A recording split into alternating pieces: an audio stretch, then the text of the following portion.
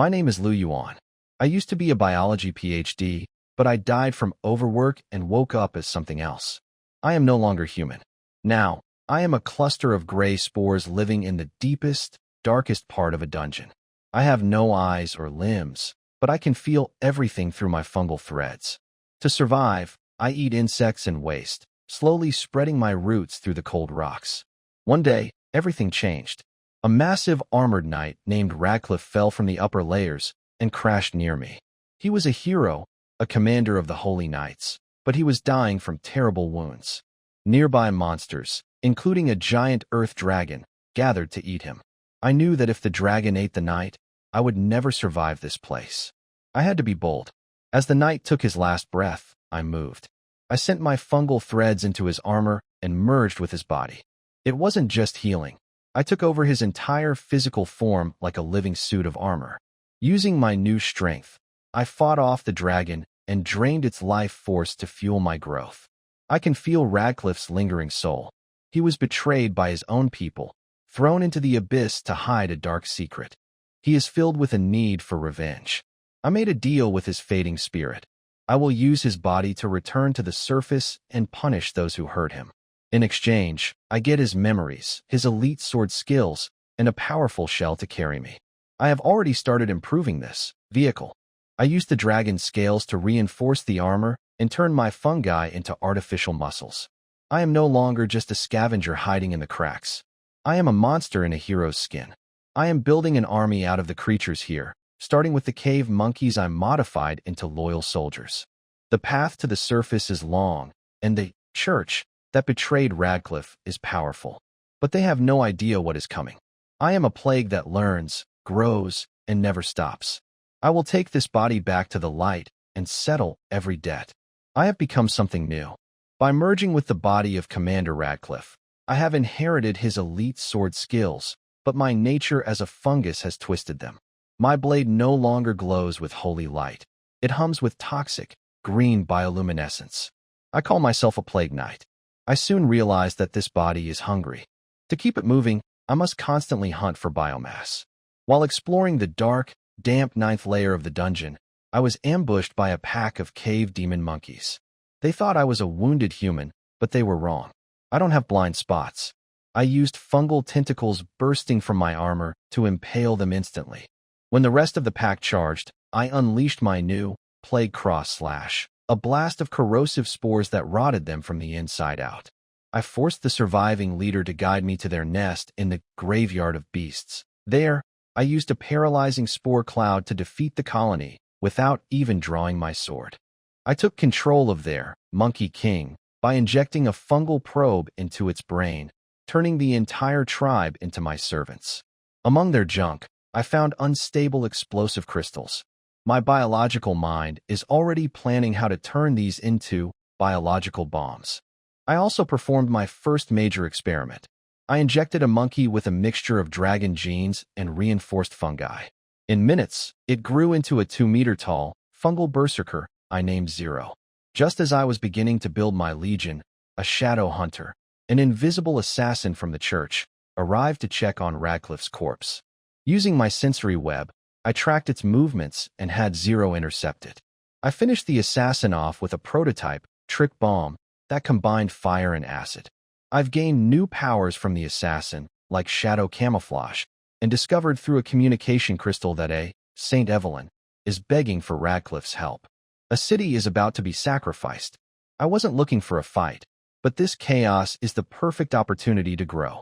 I'm moving to the 8th layer next. It's time to find more food and better materials.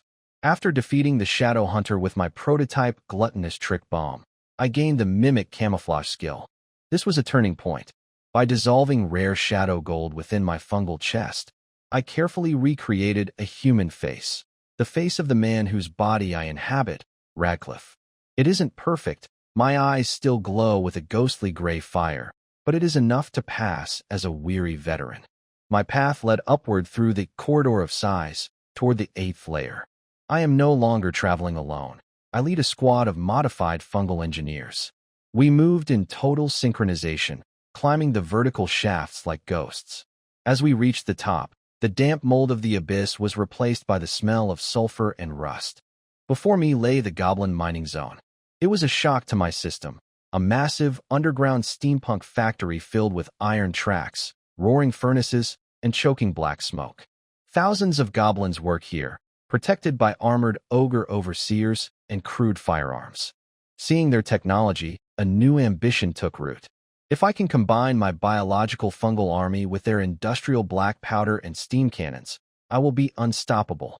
However, their security is tight. A direct attack would be foolish. I needed an opening. That opening appeared when a small goblin thief tried to flee with a stolen crimson star, or a high-purity energy crystal. I sent my elite unit, 0, to create a distraction by toppling a watchtower. In the chaos, the thief ducked into an abandoned tunnel, right into my waiting hands. I didn't kill him immediately. Instead, I used my spores to analyze his body. Like most miners here, his lungs were rotting from black lung disease. I offered him a deal, his life for his loyalty. Using my fungal threads, I performed a biological surgery, replacing his ruined lung tissue with a breathable fungal membrane. I saved him, but I also placed a permanent fuse in his chest.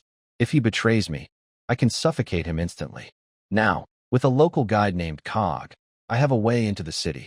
I am no longer just a scavenger.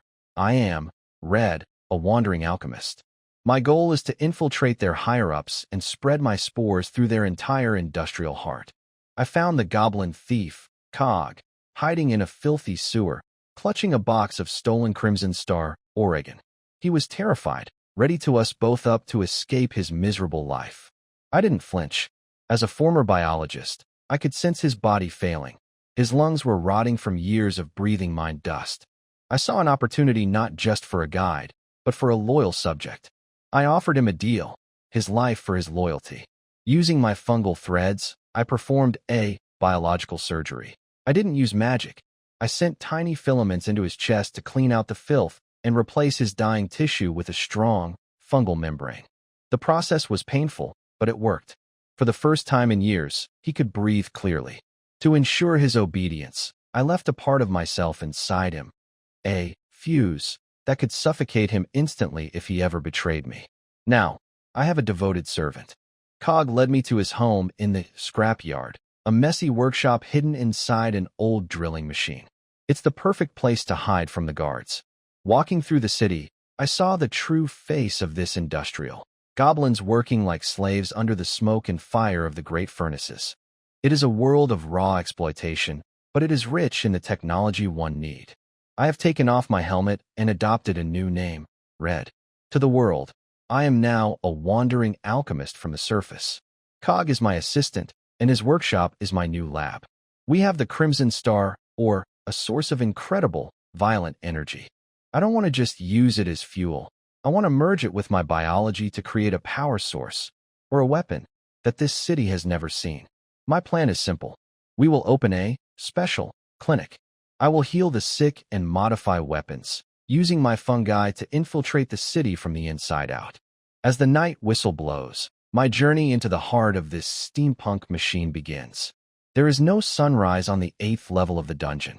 The so-called morning is just the first venting of the central furnace's exhaust valve, accompanied by a deafening steam whistle and the thick yellow sulfur fog that spreads over the scrapyard streets, more intense than usual.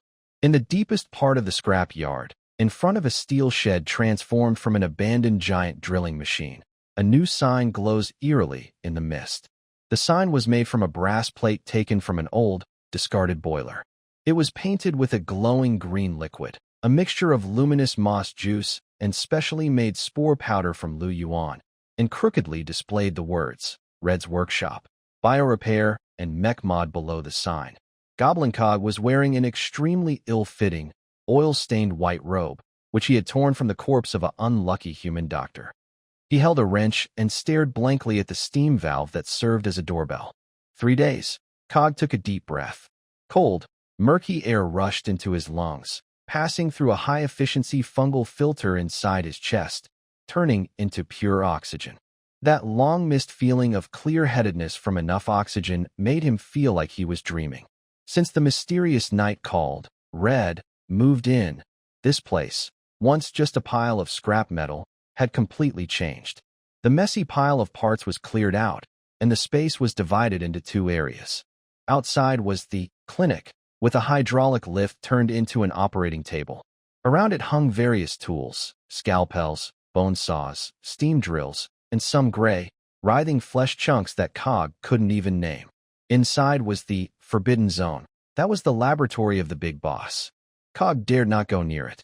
Every time he just passed the door, he could feel an invisible, static-filled pressure in the air. It was like countless unseen eyes staring at the back of his head in the darkness. "What's wrong?" "Business not good." A deep, hoarse voice with a metallic echo came from inside. With a grinding sound of gears, the heavy isolation door slowly opened. Yuan stepped out. He wasn't wearing his signature black dragon scale armor. In his own territory, for easier fine work, he had changed into a thick canvas work suit sewn by Cog, with a leather apron full of pockets over it. But he didn't take off his helmet. Or rather, in this industrial zone filled with toxic gases and radiation, no one would easily show their true face. Big boss." Cog was startled and quickly straightened up. "It's not that business is bad, but no one dares to come." He pointed to the empty street outside the door. "After all, this is a junkyard area. The residents are mostly dying miners or wanted criminals. They have no money, and your sign says creature repair, which sounds too much like evil experiments by dark wizards. Fear comes from the unknown." Yuan walked to the workbench, picked up a glass test tube filled with green liquid, and gently shook it. The liquid inside seemed alive, changing shape with his movements. But pain can overcome fear. As long as they are in enough pain and despair, they will come. Just as he finished speaking, bang, bang, bang, the heavy iron door was forcefully slammed open. The force was so strong that the entire drill casing vibrated with a buzzing sound. "Open the door. I know someone is inside." A rough, irritable voice, mixed with painful roars, came from outside. Cog shrank back in fear and looked at Yuan. Yuan nodded slightly. The gray ghost fire hidden in the shadow of his helmet flickered. "Look, our first customer has arrived." The door opened. Pushing inside was a giant of a creature. It was an ogre. To be precise, an old ogre with slack muscles, many scars, and aged features. It was missing one ear, blind in one eye, and its once majestic tusks were now broken in half. But the most striking feature was its right leg. That once thick thigh, like a tree trunk, now looked twisted and purple-black. The knee was completely shattered, with stark white bones protruding through the rough skin and yellow pus oozing around the wound. "Is this the place that can cure rotten leg disease?" The old ogre leaned against the doorframe, panting heavily. Its eyes were cloudy and fierce, like a wounded wolf ready to bite at any moment. "Pay first, or get out."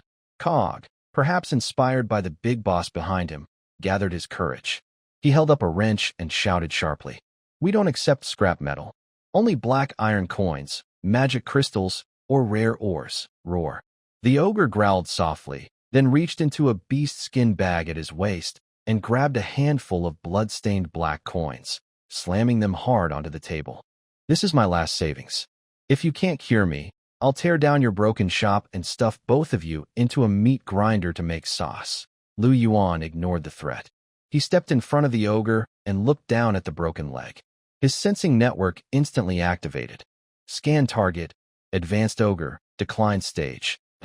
Injury assessment, comminuted fracture with severe gangrene infection. Knee cartilage completely destroyed. Nerve necrosis rate, 40%. Treatment plan A, amputation. Treatment plan B, biological reconstruction, living casting. Your leg is already useless. Yuan's voice was cold, like he was announcing a verdict. An ordinary healer can't fix this, because your bones are already rotten to dust. Even if the skin and flesh heal, you won't be able to stand. You'll just be a crawler in the mine for the rest of your life. The ogre's body trembled, and the fierce light in his eyes dimmed instantly, replaced by deep despair. In this brutal underground city where the strong prey on the weak, an ogre who can't walk has no chance to be a. The only fate awaiting him is to be thrown into a furnace as fuel. But Yuan turned his words.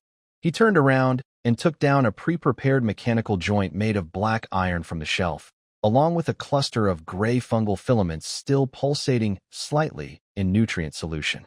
I can give you a better one. No pain, no itch, and stronger than your original. Want to try? The ogre looked at the cold iron piece and the disgusting mass of flesh, swallowing hard. Can I walk? Not only can you walk, but you can also kick stones apart. Done. The ogre was tough too. He clenched his teeth and lay down on the not-so-wide operating table, pressing down on the hydraulic piston with a creak. If I can stand up, this life is yours. Yuan said nothing. Cog, bring the anesthetic. The so-called anesthetic was actually a high-concentration spore mist ball. Cog skillfully placed a mask over the ogre's face. After just 2 sips, this massive creature weighing hundreds of pounds rolled its eyes and fell into a deep sleep like a dead pig. The operation began. This was not a traditional medical surgery, but a frightening process of live industrial assembly. Yuan did not use a scalpel. His fingertips split open, revealing 10 sharp, drill-like bone tendrils. Sizzle, sizzle, sizzle. With a harsh grinding sound, the tendrils precisely pierced the ogre's knees, quickly removing and swallowing the broken bones and rotten flesh, like cleaning mud. Blood spurted out, but was quickly absorbed by the greedy fungal filaments before hitting the ground. The cleanup was complete. Next was the casting. Yuan forcibly inserted a black iron mechanical joint into the ogre's broken bones. It looked very rough and even unergonomic. But under Yuan's control, the gray fungal mass surged like living glue. They wrapped around the metal and seeped into the tiny holes of the bones. Biological connection, calcium fusion, neural connection, filament compensation, power system, hydraulic muscle fiberization. On a microscopic level, countless spores were busy building. They secreted high-strength biological cement, welding the metal tightly to the bones. They also mimicked muscle fiber structures, wrapping layer after layer around the mechanical joints to form a semi-biological, semi-mechanical power system. This structure combined the hardness and wear resistance of metal with the explosive power and self-healing ability of biological muscles. Half an hour later, Yuan retracted his tendrils. At this moment, the ogre's right knee was covered with a tough, gray-black shell resembling keratin. Through the cracks, faintly visible were silver metal rods and dark red muscle bundles slowly moving. Wake up! Yuan snapped his fingers. He cut off the supply of the anesthetic spores and injected a small dose of adrenaline. Roar! The ogre suddenly opened its eyes and let out a terrified roar, instinctively trying to jump up. Then it froze. It stood up steadily, without a hint of trembling. The sharp, stabbing pain disappeared, replaced by a feeling of strength and fullness. It tried to lift its right leg and forcefully stomped on the ground. Boom! The floor, made of high-strength alloy steel plates, was actually dented by its stomp, leaving a clear imprint. This. The old ogre looked at its new leg, with a face full of thick flesh showing an expression of disbelief like a child's. It touched the hard knee, feeling no hot or cold, but clearly sensing the transfer of power. This is the black iron prosthetic, type 1 foot. Yuan explained calmly nearby, wiping oil from his hands with a cloth. Lifetime warranty. As long as you come here once a month for maintenance. The so-called maintenance involves replenishing the bacteria's nutrient fluid and uploading what it has seen and heard during this time. Every creature that undergoes modification is like Yuan's eyes and ears scattered throughout the city. A miracle. This is a miracle. The old ogre knelt suddenly, tears of excitement streaming down its dusty face, carving 2 deep tracks. Master, you are my reborn parents. From now on, anyone who causes trouble in this shop, I, Bone Crusher Grom, will be the first to crush their head. After sending off the grateful old ogre, night had fallen completely. The waste area was noisier at night than during the day. From the distant mine pit, the shouts of night shift miners and the dull pounding of steam hammers could be heard. But inside this small workshop, the real work was just beginning. Cog, lock the door. No matter what sounds you hear, don't come in. Yuan ordered, then turned to walk into the inner laboratory. There were no windows here, only a dim yellow gas lamp. In the center of the workbench, the box containing the Crimson Star mine had been opened. The small, dark red crystal, only the size of a fist, floated in a simple force field made of magnetic coils, emitting suffocating high temperatures and violent energy fluctuations. This was the top energy source coveted by the goblin tribe. It was also the core material of the crazy plan to destroy Three Mountain City. If only I turn it into a bomb, it would be a waste to just destroy it. Yuan sat in front of the stage. His hands, covered with dragon scales, did not directly touch the crystal, but released countless very thin, mental tendrils that shimmered with a faint blue glow. This was his new ability, evolved after swallowing the Shadow Hunter and integrating his own microbial network, called micromanipulation.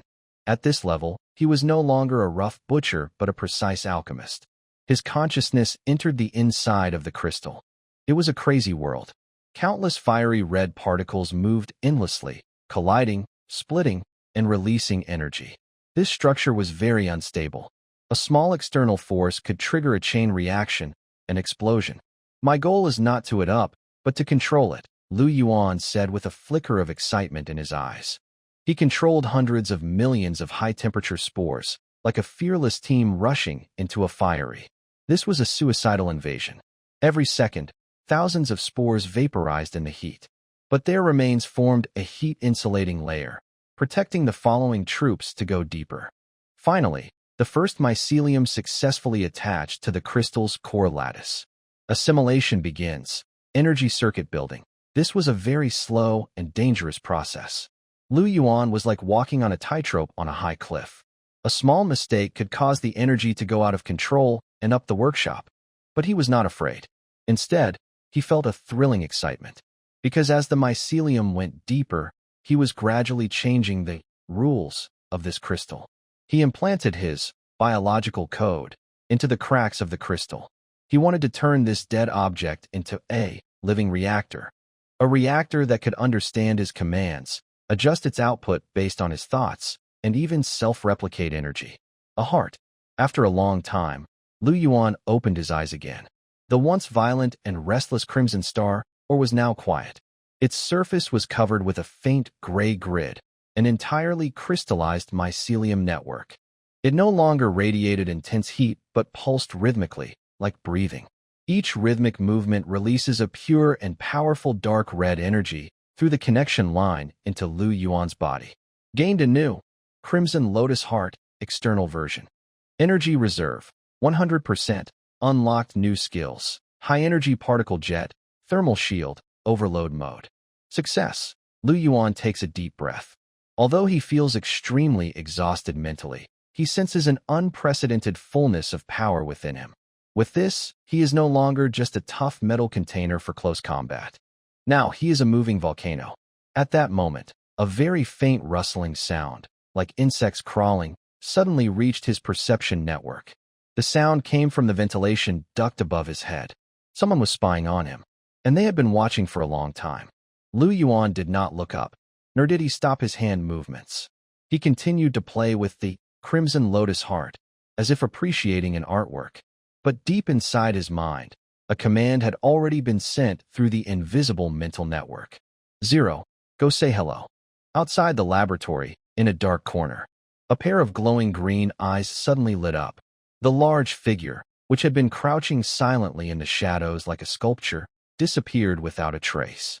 In the next second, a sharp, mechanical sound like a small machine being crushed echoed from the ventilation duct. Squeak. Then, complete silence. Yuan's lips curl slightly, and he slowly embeds the Crimson Lotus Heart into the slot on his chest armor. Click. Perfect fit. A dark red glow instantly spreads across the armor's patterns, illuminating the black dragon scales as if flowing lava.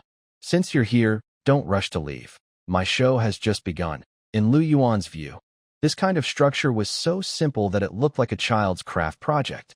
But its significance was not so simple. It's over. The goblin Kagi curled up in the corner, staring fixedly at the pile of scrap metal. Its face, which had just regained some color, turned pale again. This is the Black Iron Eye, a special reconnaissance device used only by the Lord Commander's personal guard. We've been discovered. Completely caught. It covered its head, trembling with fear. They will level this place. They will tie us to the steam turbines and turn us to death. Yuan paid no attention to the hysterical goblin. He extended a finger, which split open at the tip, revealing a thin, thread-like fungus that pierced into the still-smoking capacitor core. Target analysis: basic magic-guided machine. Components: brass, low-grade magic crystal, unknown animal nerve bundle. Evaluation: primitive and full of ugly, violent patchwork. Stop shouting, Kagi. Yuan withdrew his finger, speaking calmly, as if discussing the weather today.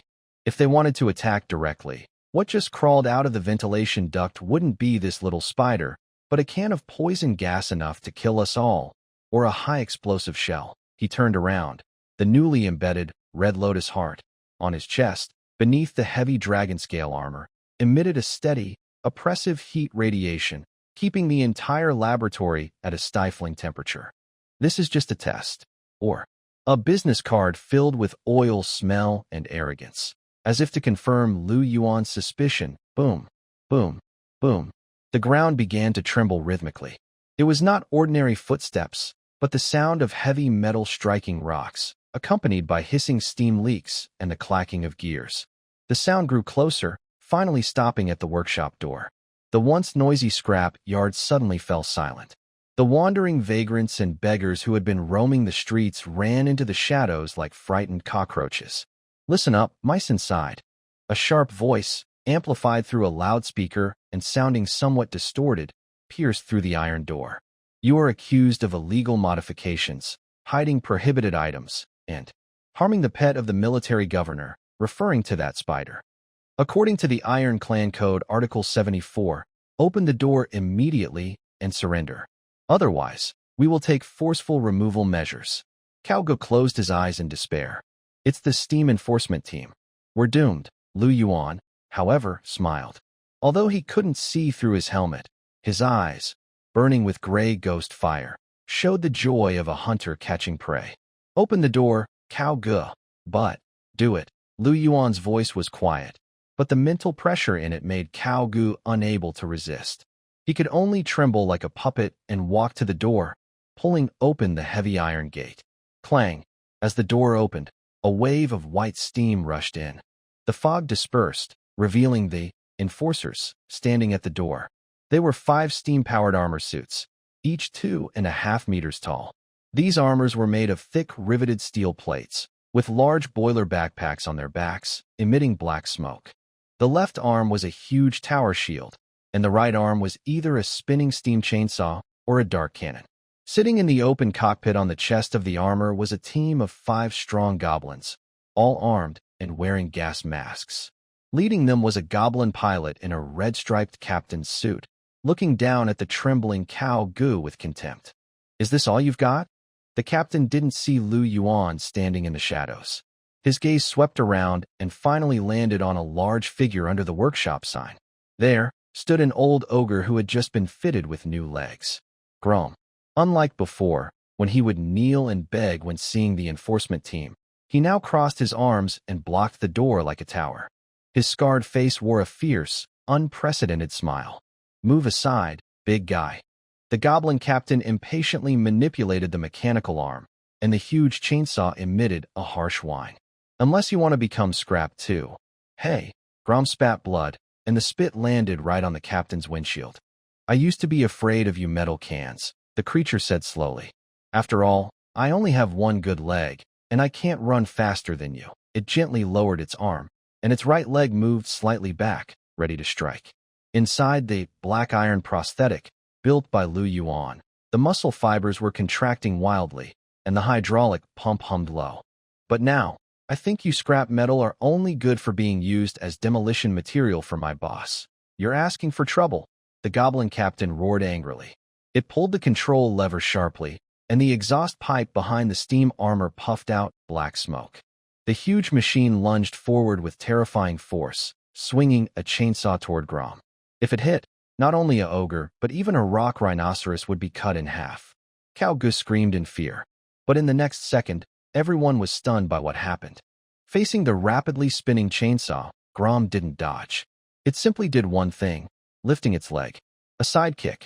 This quick move was impossible for a heavy creature like an ogre, but driven by the living prosthetic, the kick was as fast as a black lightning bolt. Bang! A loud metal crash echoed through the street. It felt like time froze at that moment. The 1-ton steam armor was kicked by Grom and hit the tower shield. The thick steel shield, strong enough to withstand cannon fire, dented instantly as if made of paper. The powerful impact traveled through the shield into the machine, then to the cockpit. Squeak! With a metallic creak, the huge steam armor was kicked off the ground like a flying soccer ball, flying back 5 or 6 meters before crashing heavily into a pile of scrap on the opposite side of the street. Boom! Dust and smoke rose everywhere. What? What? The remaining 4 goblin enforcers stared in shock. They looked at the still-standing ogre with its leg raised, then at the smoking wreckage of their captain's machine, their minds blank.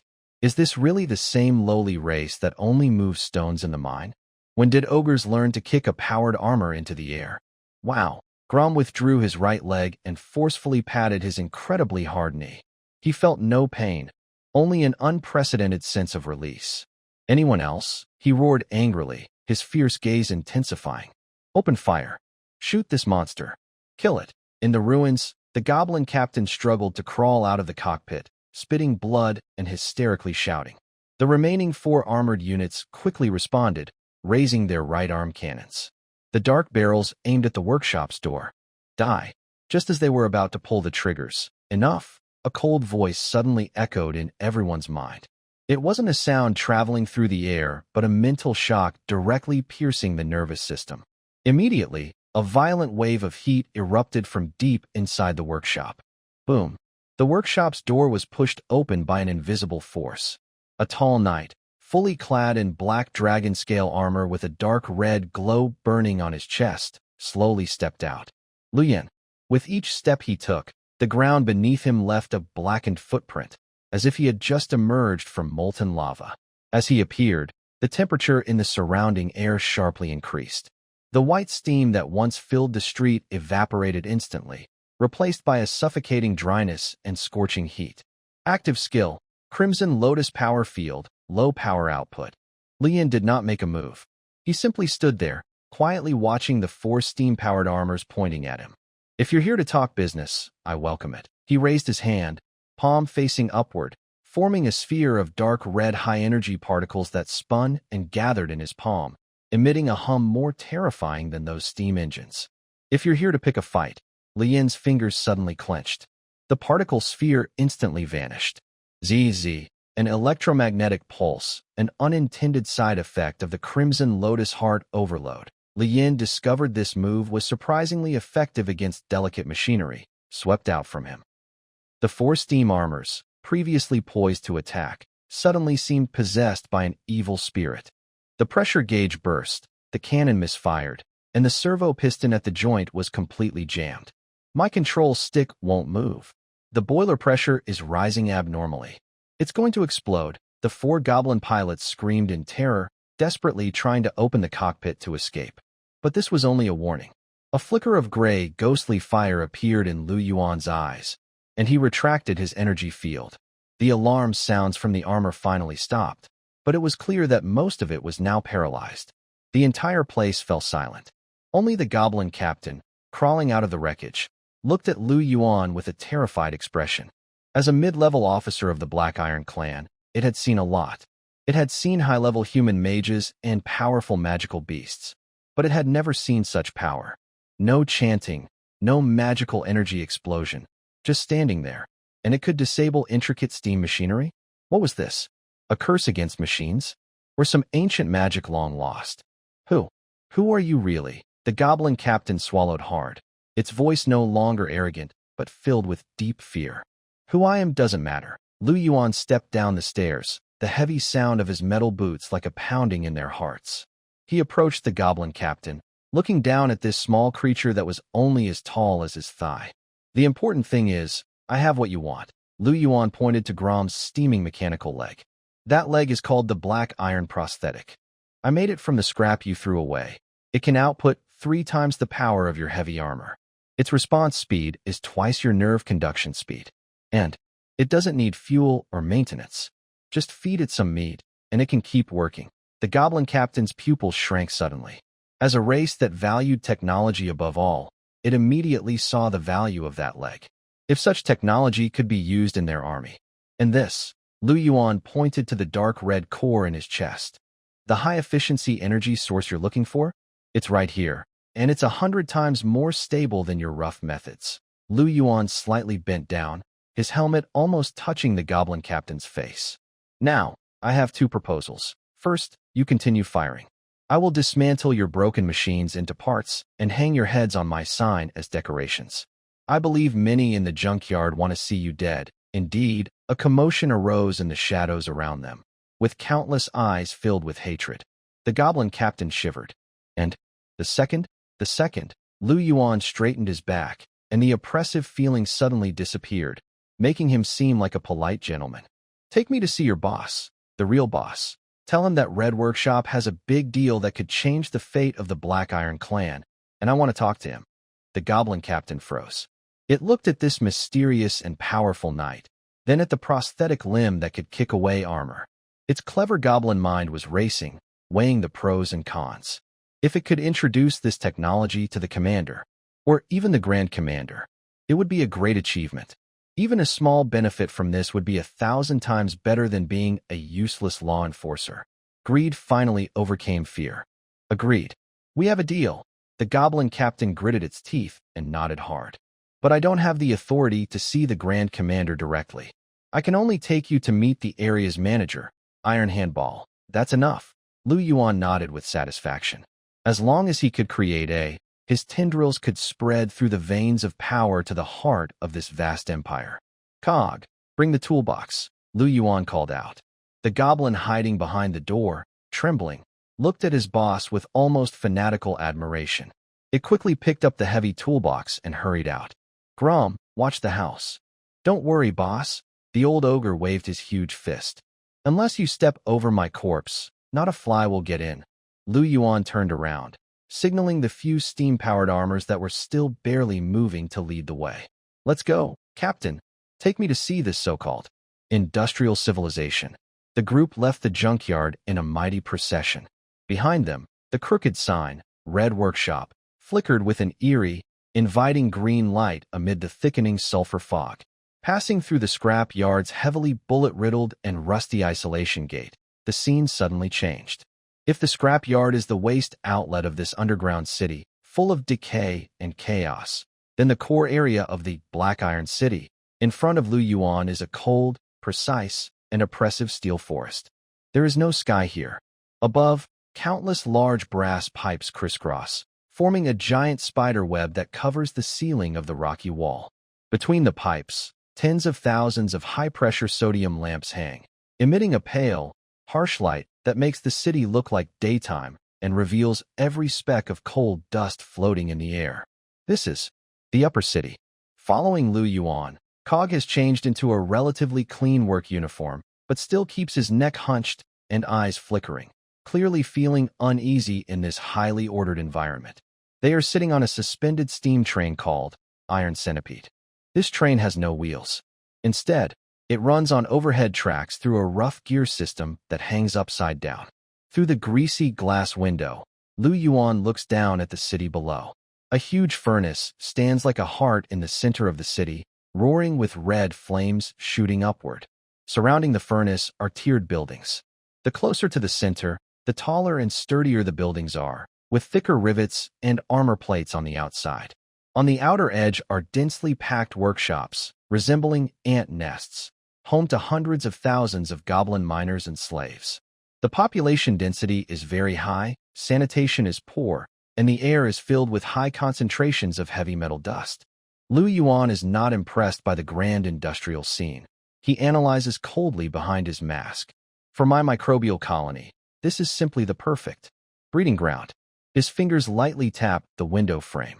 If someone had microscopic vision, they would see countless invisible spores falling from his fingertips with each tap, carried by the airflow from the train's vents, spreading to every corner of the city. This is his act of sowing. It is not meant for immediate killing, but to build an intelligence network.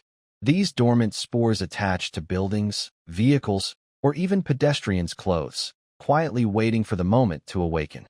"Sir, we are arriving." The goblin captain leading the way, now fully a guide, carefully approached and interrupted Lu Yuan's thoughts. Just ahead is the control tower of District 7. Lord Ironhand Ball is working there, he pointed outside the window. Among the steel jungle, a tall black building like a lighthouse stood out. Unlike other buildings that emitted black smoke, it radiated a cold, intimidating aura. At the top, a large metal hand sculpture made of gears and hydraulic rods clenched tightly around a spinning steam ball. It symbolized power. The office of Iron Hand Ball was not as luxurious as Lu Yuan imagined. Instead, it looked more like a large control room. The four walls were covered with spinning pressure gauges and tape output differential machines. In the center of the room was a big sandbox with flags representing different mines and workshops. The air smelled strongly of machine oil and a high-quality cigar. "So, you're the one who treats my enforcement team like fools. The wandering alchemist?" A deep voice, with a metallic grinding tone, came from behind a huge desk. The chair turned around.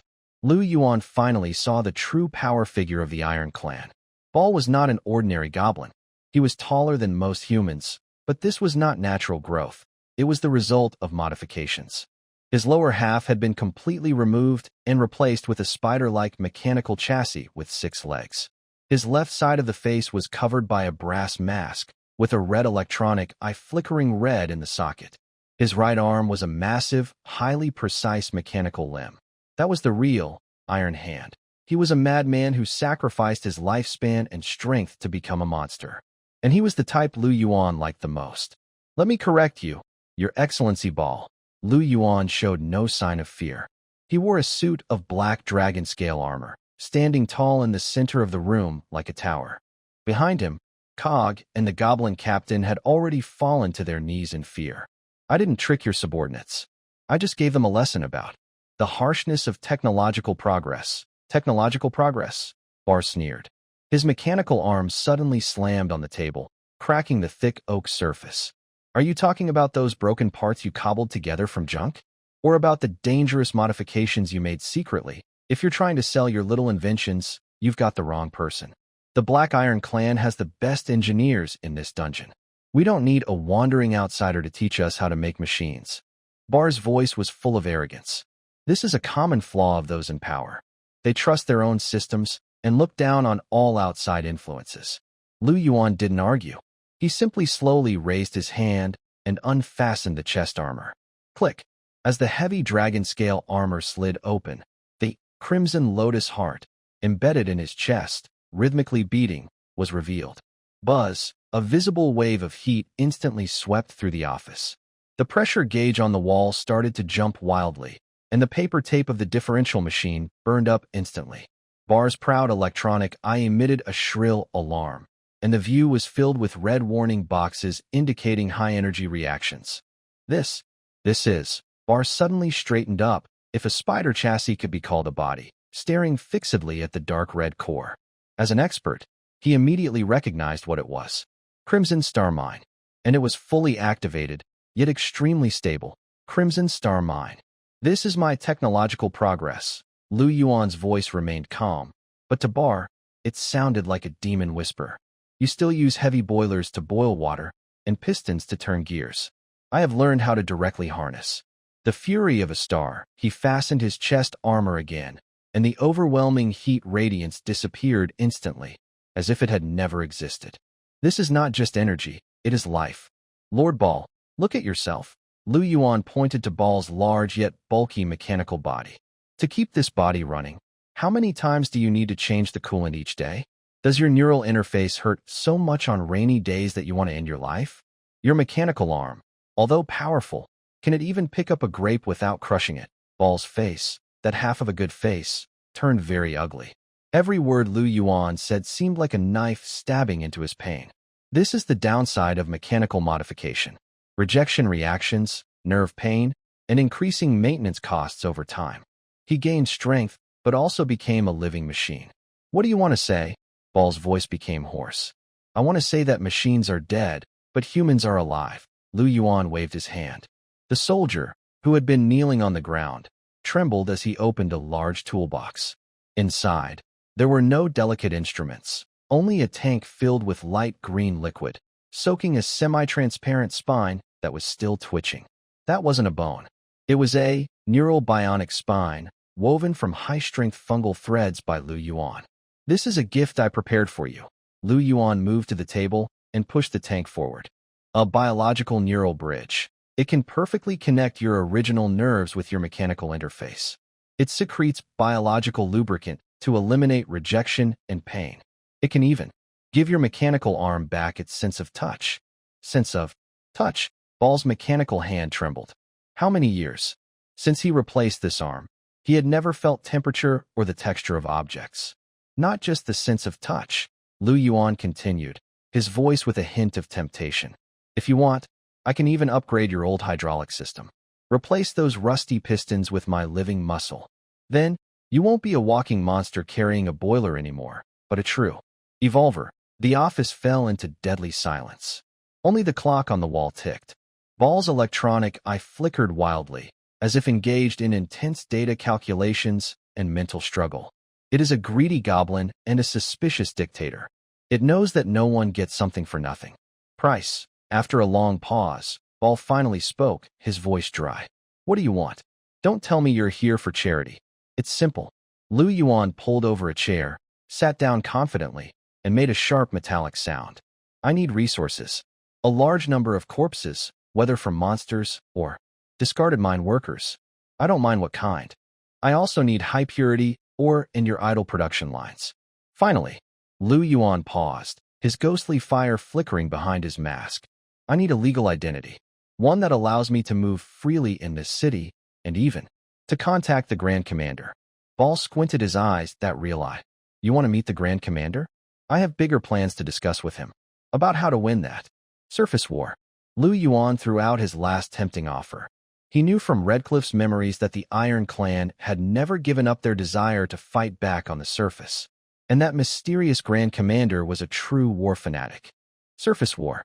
Ball chewed on the words, his suspicion gradually replaced by a wild, crazy ambition.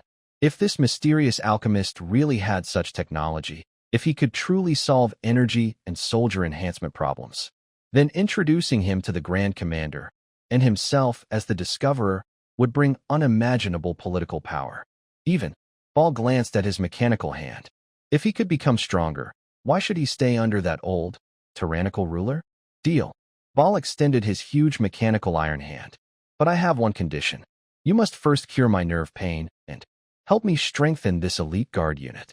He pointed to the heavily armed goblins standing outside the door. Recently, a gang called Grey Claw has been causing trouble, always robbing our transport. I want them gone for good. No problem. Yuan also extended his hand, his large hand covered with black dragon scales, flowing with the power of fungi inside. A large and a small, one flesh and one metal, two hands tightly clasped in the air. 3 days from now, you will receive a tireless, pain-free, absolutely loyal Super Guard team. Yuan's voice carried a smile. Absolutely loyal? Yes, absolutely loyal. But the loyalty is not to you, but to me, the mother figure. When leaving the control tower, the sulfur fog outside seemed thicker. Kauga felt his legs weaken. That negotiation just now was like dancing on the edge of a knife. Several times, he thought Ball would give the order to destroy them all. Sir, are you really going to help Ball strengthen his army? Kauga asked softly.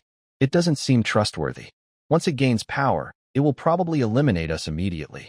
Kauga, you still don't understand biology. Yuan looked at the brightly lit city below, watching the goblins busy on the streets like worker ants. In this world, nothing is free. Every enhancement I give is actually a seed. When it thinks it's using me, it has already put itself, along with its army, and even this city, on my dining table. Yuan raised his hand and caught a piece of coal ash falling from the sky. Beneath that black dust, a faint gray fungal thread was quietly growing. Let's go to our new territory, Scrap Processing Center. There are endless materials waiting for us there. I want to create a grand plague from the mountain of corpses and blood for the Black Iron Clan. As he finished speaking, the distant blast furnace whistle sounded again. Woo! The sound was sharp and long, like mourning the end of an old era. This scrap processing center, at the edge of the 8th level, is the dirtiest and busiest place in all of Black Iron City. There are no harsh white sodium lights here, only dim yellow marsh gas lamps flickering in the dust-filled fog. The air is filled with a disgusting mixture of smells: sharp acid fumes, the sweet stench of decaying flesh, and the burnt smell of bones when heated at high temperatures. This place is both the end of life and the starting point for industrial materials. A huge conveyor belt, like a tireless black tongue, stretches from all parts of the city to here, constantly spitting out discarded waste, broken machine parts, shattered pickaxes, and among them, bodies. There are miners who died in gas explosions, gang members dismembered in fights, and slaves abandoned by their owners because they are too old or sick to work. In the laws of the Iron Clan, death is not rest but the last chance to extract value. Boom. A giant bone crusher roars in the factory center. Several goblin foremen in protective suits wave whips, driving a group of numb-eyed ogre laborers, shoveling bodies into the machine as if throwing away trash. The crushed bones are ground into powder to be used as an additive for reinforced metals. Fats are refined into industrial oils, and the magical blood and organs are sent to fermentation tanks to be turned into low-level magic potions or biofuels. This is the industrial art of the goblins. Maximum efficiency, maximum cold-bloodedness. Such wastefulness, a deep voice, masked by a faceplate, sounds unusually loud amid the noise. Yuan stands on a high corridor above the factory, looking down at the steel beast devouring flesh. Behind him, Cog covers his nose. Even though it has new lungs, the overwhelming sight still makes it want to. Even the simplest fungi need 3 days to decompose a body, to absorb the nitrogen, phosphorus, potassium, and residual spirits as much as possible. Yuan gently taps the railing, his tone tinged with a scientist's regret. And you, in just 3 seconds, turn the most valuable biological activity into worthless waste. Master, is this now under our control? Cog trembles as it asks. It holds a permit stamped with the iron handball seal. Permission Yuan obtained by trading the heart of the lotus. Currently, Red Workshop is officially designated as a Special Biological Technology Advisor for the Black Iron Clan. The notorious processing center is actually a laboratory assigned to them by Ball. Under our control, Yuan shook his head, his eyes burning with gray ghost fire, sweeping across the entire factory. No, this is now a nursery. He raised his hand, palm facing downward. Wide area seating, initiate. Target environment: high organic content, high humidity, low light. Chosen strains: ash corpse fungus, improved version, gold-eating mold, industrial type. If someone could see the microscopic world, they would notice a silent storm erupting from Yuan's palm. Billions of spores fell like invisible snow, drifting down gently. They avoided the working machines and precisely landed on the piles of corpses and the blood-stained drainage ditches. Stop the machinery. Yuan calmly uttered 2 words. His voice was soft, but the mental pressure released at that moment made all the orc laborers below stiffen. They instinctively dropped their shovels and knelt on the ground. Even the goblin foremen, who had wanted to come up and question, were overwhelmed by this terrifying aura. They lost their balance and collapsed beside the conveyor belt. From now on, stop crushing operations. Yuan's voice echoed directly into each creature's mind through mental link. All corpses must be moved to the underground tank number 3 fermentation pool. There, it will be my incubation chamber. 3 hours later, underground 3rd level of the waste processing center. This area was originally a large reservoir used to store toxic waste liquids. Now, it had been emptied and replaced by a writhing gray ocean. Thousands of corpses, some fresh, some decayed, were stacked here, but they did not emit a foul smell, because a thick, velvety gray fungal mat covered them completely. Countless translucent tendrils grew on the surface of the mat, rising and falling as if breathing, greedily absorbing nutrients from the corpses and converting them into pure biological energy.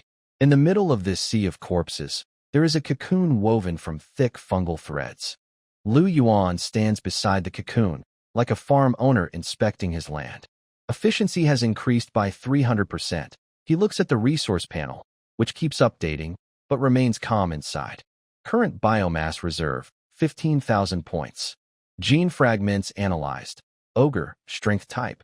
Goblin, intelligence type. Subterranean lizard, regeneration type.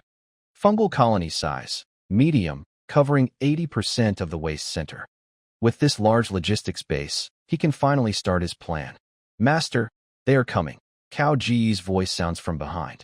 His gaze on Lu Yuan is no longer just admiration, but almost fanatic reverence. Because he saw with his own eyes that those bodies, which should have turned into fertilizer, somehow came back to life in Lu Yuan's hands. At the underground entrance, a team of fully armed goblin soldiers marches forward. This is the elite guard promised by Bar. There are 30 of them. Each one is a strong individual carefully selected, nearly 1.5 meters tall, considered giants among goblins, wearing fine riveted steel armor, carrying heavy steam backpacks, and holding the latest multi-barrel guns. Their eyes are cold and proud, carrying the arrogance of the Black Iron Clan's top troops. Leading them is an old soldier with 3 scars on his face. He looks at the strange fungal environment around him, frowning, clearly uncomfortable in this place filled with a cult-like atmosphere. I am the captain of the 3rd squad of the guard, Broken Tooth. The old soldier steps in front of Lu Yuan. Despite the intimidating aura of the Black Armor Knight, he steels himself and speaks. By Lord Bar's orders, we come to accept. Enhancement. He emphasizes the word, enhancement, with a hint of doubt in his eyes. But if you plan to do those disgusting witchcraft on us, I won't agree with my gun. 29 soldiers behind him raise their guns in unison, their movements precise. Very spirited, Lu Yuan remains calm. He turns around, his face hidden behind a faceplate, facing this group of lambs ready for slaughter. Hope you can keep this toughness when you're on the operating table. He waved his hand. The calm fungal carpet around suddenly started to surge. Dozens of thick tendrils with bone-like claws at the tips emerged from underground, like waking snakes, hissing loudly in the air. The goblin soldiers' faces changed color, instinctively reaching for their guns. Don't move. Lu Yuan's voice became cold and sharp. This is part of the operation. If you want to become stronger, you must learn to accept foreign objects. The first surgery began. The target was the leader called Broken Tooth. He was forcibly fixed onto a biosurgical table woven from fungi by several tendrils. Although injected with anesthetic spores, he remained semi-conscious. This was intentional by Lu Yuan. He needed the host to actively accept the parasitic fungi out of extreme fear and desire, so the fusion would be strongest. Your goblin bodies are agile, but too fragile. Lu Yuan stood in front of the table, not holding any tools. His 10 fingers had transformed into the most precise surgical instruments. Low bone density, weak muscle power, and overly sensitive nervous systems to pain. On the battlefield, once injured, fear will destroy your fighting ability. Snick. A very fine fungal filament probe pierced directly into Broken Tooth's spine. Broken Tooth let out a piercing scream. It felt like a red-hot wire drilling into the marrow. Hold on, Lu Yuan said coldly. I'm stripping away your pain nerves and implanting a tactical assistance brain. The so-called tactical assistance brain was actually a highly specialized fungal nerve ganglion. It would parasitize the goblin's small brain, taking over its motor nerves and hormone secretion. Once implanted successfully, Lu Yuan could send commands directly through a mental network. He could even force the frenzy mode to activate, draining their life force for a burst of power. This was a perfect collar, but for these goblins craving strength, it was a gift of evolution. As the surgery continued, Broken Tooth's screams gradually weakened, finally turning into heavy breathing. Its body was undergoing a remarkable change. Its once thin limbs began to swell, with gray-white fungal threads wrapping around the bones like muscles, breaking through the skin to form a tough outer shell. Its pupils turned a strange dark red, and its cloudy eyes were filled with black fungal liquid. After 10 minutes, Lu Yuan withdrew his tentacle. Get up, he ordered. Duanya suddenly opened his eyes. Instead of panicking like a normal goblin, he did a quick flip and stood steadily on the ground. He looked down at his hands. Those hands were now covered with a black, hard layer, with nails turned into sharp bone blades. and when he clenched his fists, he could hear the air being squeezed with a loud pop. This feeling, Duanya muttered to himself. He no longer felt fear. He also felt no fatigue. It was as if a calm voice was in his mind, constantly helping him analyze the environment, wind speed, humidity, and the best angles for attack. Try this. Yuan kicked over a heavy double-handed warhammer, used by ogres. Before, Duanya found it hard to hold the hammer with both hands. But now, he picked up the hammer with one hand and swung it a couple of times easily. Whoosh, whoosh. The heavy hammer felt as light as a straw in his hand. Praise the skill.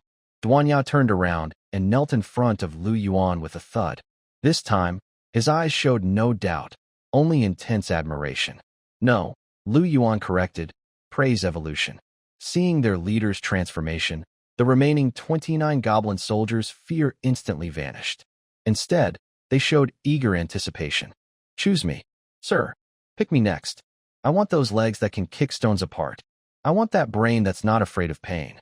Watching these soldiers rush to offer themselves for the ritual, Yuan's lips curled into a cold smile behind his helmet. This is the tragedy of intelligent beings. As long as they are given a little reward, they will willingly wear chains. 3 days later, in a dark underground tunnel in District 7 of Black Iron City. This is the secret base of the Grey Claw Gang. This group, made up of fleeing miners and thugs, has been raiding Bar's supply convoys recently, which has been a big headache for Lord Ironhand. But today, everything is unusually quiet here. What's going on? Why hasn't the guard been replaced yet? A small leader from the Grey Claw Gang, smoking a pipe, suspiciously looks at the tunnel entrance. It is completely dark there, with not even a breeze. Suddenly, tap, tap, tap, a series of orderly footsteps, chillingly precise, come from the darkness. Who's there? The leader pulls out a small pistol from his belt and shouts into the darkness. Bar's dogs? Tell that rusty old thing. Before he finishes, bang. A muffled gunshot sounds. It's not the loud bang of an old-fashioned musket, but a soft pop from a silenced weapon. The leader's head explodes like a rotten watermelon. Enemy attack. The base instantly erupts into chaos. Dozens of Grey Claw members rush out with simple weapons. But what awaits them is a one-sided slaughter. 30 black figures emerge from the shadows. They wear uniform black armor, biological armor reinforced with fungal threads, with gas masks on their faces and glowing red eyes. They don't shout or roar, not even make unnecessary movements. They are like a group of precise killing machines. One Grey Claw swings a large sword at one of the black-armored guards. Clang! The sword hits the guard's shoulder, sparks flying, leaving no mark. The guard doesn't even turn around. He simply punches back. The chest bone shatters, and he is thrown 5 meters away, dying instantly. Monsters. They are monsters. The leader of the Grey Claw Gang, a strong goblin in powered armor, looks at these invulnerable death machines with horror. His flamethrower only chips off a bit of black skin before being overwhelmed by their incredible speed, tearing him apart. No, this isn't Bar's guard. This is, his last sight is a black hand grabbing his throat. Battle over. Time taken, 3 minutes and 20 seconds. All 45 enemies were defeated. Our side suffered no injuries. Minor armor damage occurred at 3 points. In the underground basement of the distant junk processing center, Yuan was sitting on a fungal cocoon, eyes closed, as if listening to a wonderful concert. Through 30 tactical assist brains implanted in the guards' minds, he was monitoring the entire battle in real time. Every guard's field of view was his view. The pleasure hormone release from each kill fed back into his neural network. Not only has physical ability increased threefold, but tactical coordination has reached a swarm level. And also, Yuan opened his eyes, looking at the large holographic map in front of him, created by Cog, used to display the entire city map. On the map, 30 small red dots flickered. Around these red dots, countless tiny gray light spots were quietly spreading. These were spores released by the guards during breathing, fighting, or even sweating. They were Yuan's specially designed scouting spores. As the squad moved, these spores dispersed, clearing the war fog in Yuan's mind. Hidden black markets, secret tunnels, and even other faction strongholds became clearly visible. The Trojan horse has entered the city. Yuan stood up, his fungal cloak billowing without wind. Ball has obtained a sharp knife, but he doesn't know who holds the handle of that knife. At this moment, Cog hurried over, panting, holding a gilded invitation. Master, there is news from Ball. It is very pleased with the performance of the guards. Absolutely ecstatic, the Grand Commander. The Grand Commander has agreed to meet with you before the parade. Yuan took the invitation. It bore the highest emblem of the Iron Clan, a burning black anvil. A parade, a hint of amusement flashed in Yuan's eyes. It seems this Grand Commander wants to show off one last time before heading to the surface. Perfect. Yuan casually tossed the invitation into the nearby fermentation pool, watching it be instantly swallowed by the fungal network. I also want him to see what true Legion is. He turned his head and looked into the deepest part of the sea of corpses. There, several strange, cocoon-like structures, much larger than ordinary goblins, were slowly cracking open. These were heavy siege units he had bred using ogre corpses and dragon genes. Get ready, Cog. We're about to attend a grand feast. The 7th district of Black Iron City, known as the Core Circle, has a huge square called the Black Anvil Square that can hold 10,000 people. This square is the heart of the 8th level of the underground city and the stage where the Black Iron Clan shows its industrial strength. Right now, hundreds of exhaust pipes above the square are working at full power, spewing thick black smoke toward the already dark ceiling, as if creating a cloud of steel in the sky. Many searchlights cut through the smoke, shining so brightly that the ground looks like daylight. The air trembles. This is the resonance caused by thousands of steam engines roaring together, making the ground and stones beneath vibrate slightly. Yuan stands on a tall viewing platform, next to Cog, who still looks a bit weak in the knees, and Grom, an old ogre who stands silently like a tower. In front of them is a sea of steel. Such spectacular and brutal beauty and violence. Yuan's gaze, behind his helmet, scans the square. There, the main army of the Black Iron Clan is neatly arranged. At the front are 5,000 Iron Guard, soldiers in heavy riveted armor, holding jagged spears, with small steam boilers on their backs puffing white steam. In the middle are 300 Crusher steam tanks, monstrous steel machines with exaggerated ramming horns and multi-barreled cannons, built with rivets and tracks. At the back, even 3 airships float in midair, supported by large balloons, with their side-mounted bomb bays wide open, revealing heaps of burning bombs. This is the industrial power the goblin race is proud of. In terms of firepower alone, this army could easily push through any human nation's border defenses. Sir, that is the commander's vehicle. Cog suddenly tugged at Yuan's cloak, his voice filled with undeniable awe. Following the direction of its finger, the huge gate at the end of the square slowly opened. Accompanied by a loud, grating metal sound, a massive, 10-meter-tall super-heavy mech, like a moving fortress, roared out. It was completely black, with incredibly thick armor. Its shoulders each carried a large main cannon, big enough to fit a goblin's head. In the chest area was a large, semi-transparent cockpit made of bulletproof crystal. Inside sat the highest ruler of the Black Iron Clan, the Grand Commander known as Blackhammer, unlike Iron Hand, Ball, who transformed himself into a half-machine monster. This Grand Commander looked surprisingly old. His face was full of wrinkles, his body hunched, and he wore a splendid military uniform decorated with medals. He leaned comfortably in a soft chair, holding a glass of red wine. He didn't need to modify his body, because this mech, called Doom God's Throne, was his strongest body. That is the taste of power, Yuan said calmly. He could feel that the moment this mech appeared, the 100,000 goblin soldiers in the square erupted into wild cheers.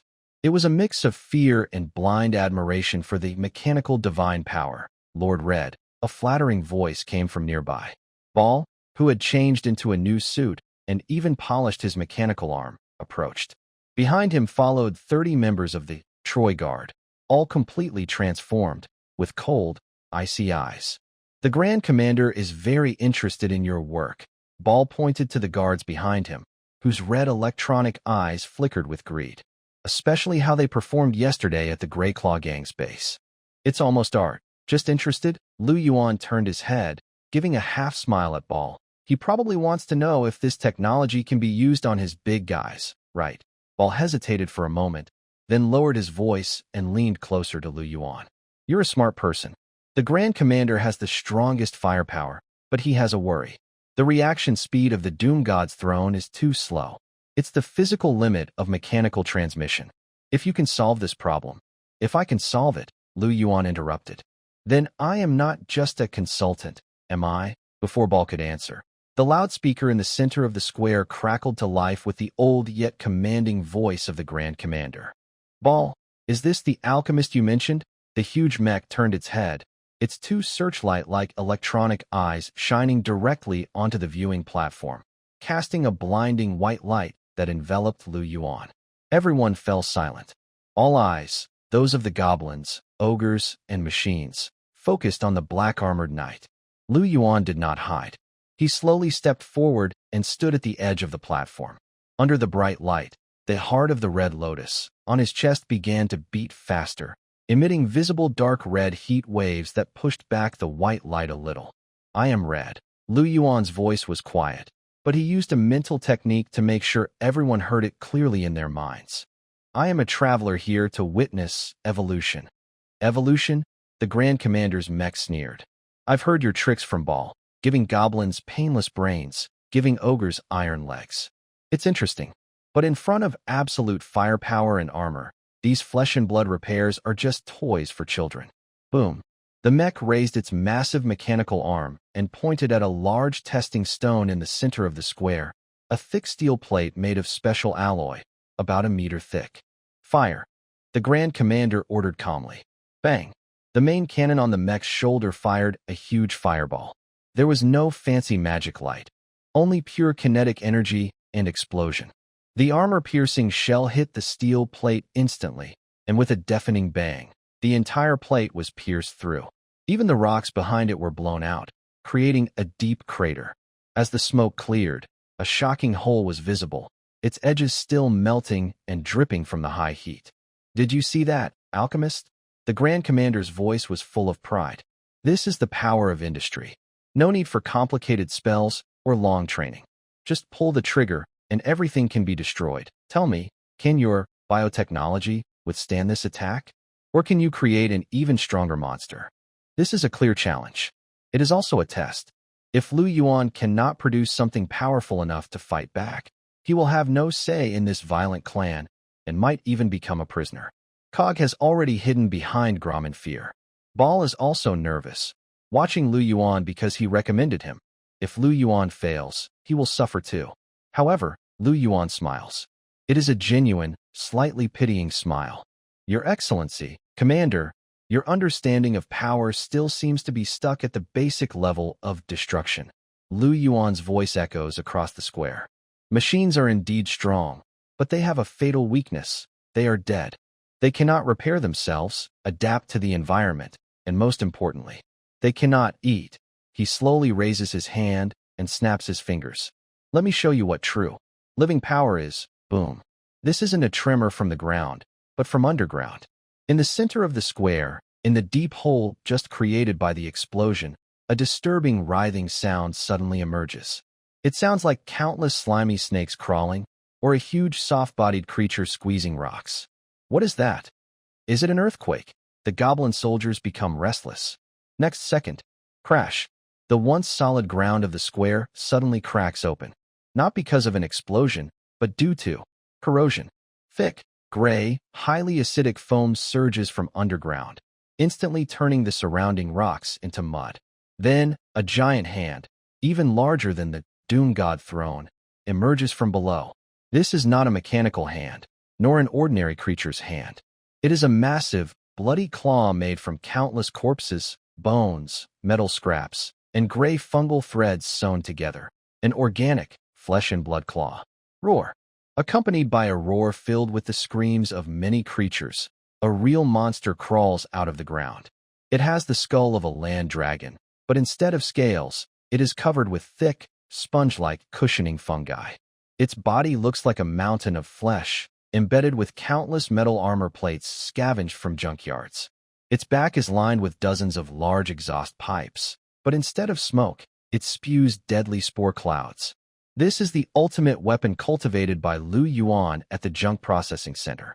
Biological Siege Beast, codename Glutton, Base, Adult Land Dragon 15 Goblin Corpses Decommissioned Steam Boiler, Abilities, Rapid Regeneration, Metal Consumption, Acid Spray. The crowd was stunned. Even the Grand Commander sitting in the mech trembled as he held his glass. What kind of monster is this?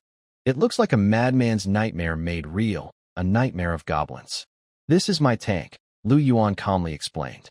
It doesn't need fuel, only meat, or iron. Want to try? Yuan made a beckoning gesture. The Grand Commander's pride was hurt. Pretending to be gods. Destroy it. The Doom God seat raised its main cannon again, firing double shots this time.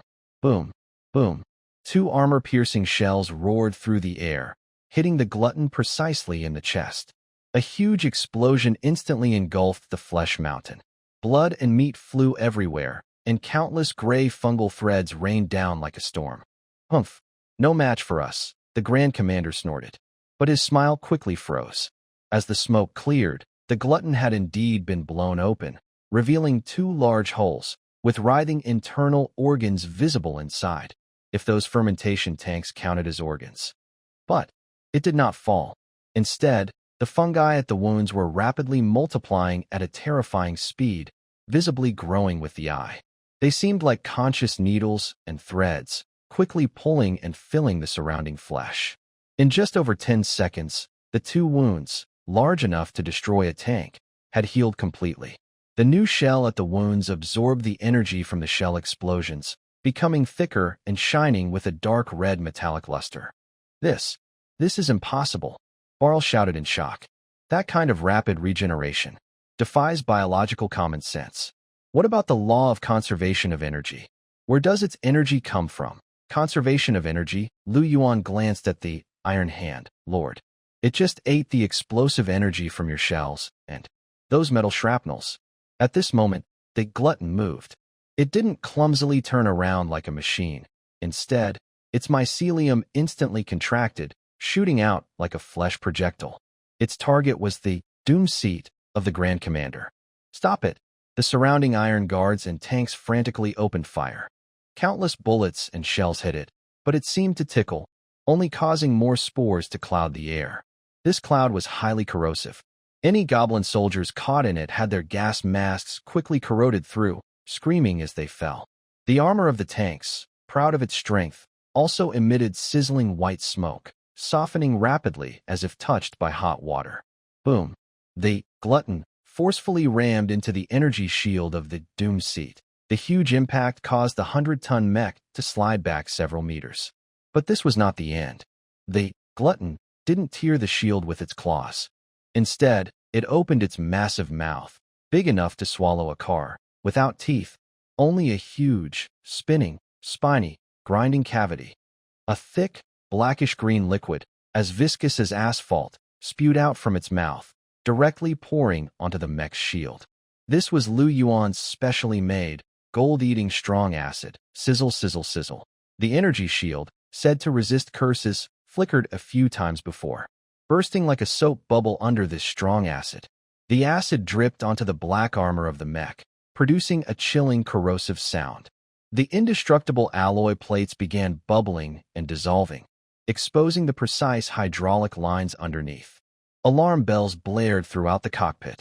Outer armor damage at 40%. Shield generator offline. Unknown biological virus detected invading the central control system. The Grand Commander's wine glass fell to the ground. It stared in horror at the monster, which was crawling over its mech, gnawing on its armor like eating cookies.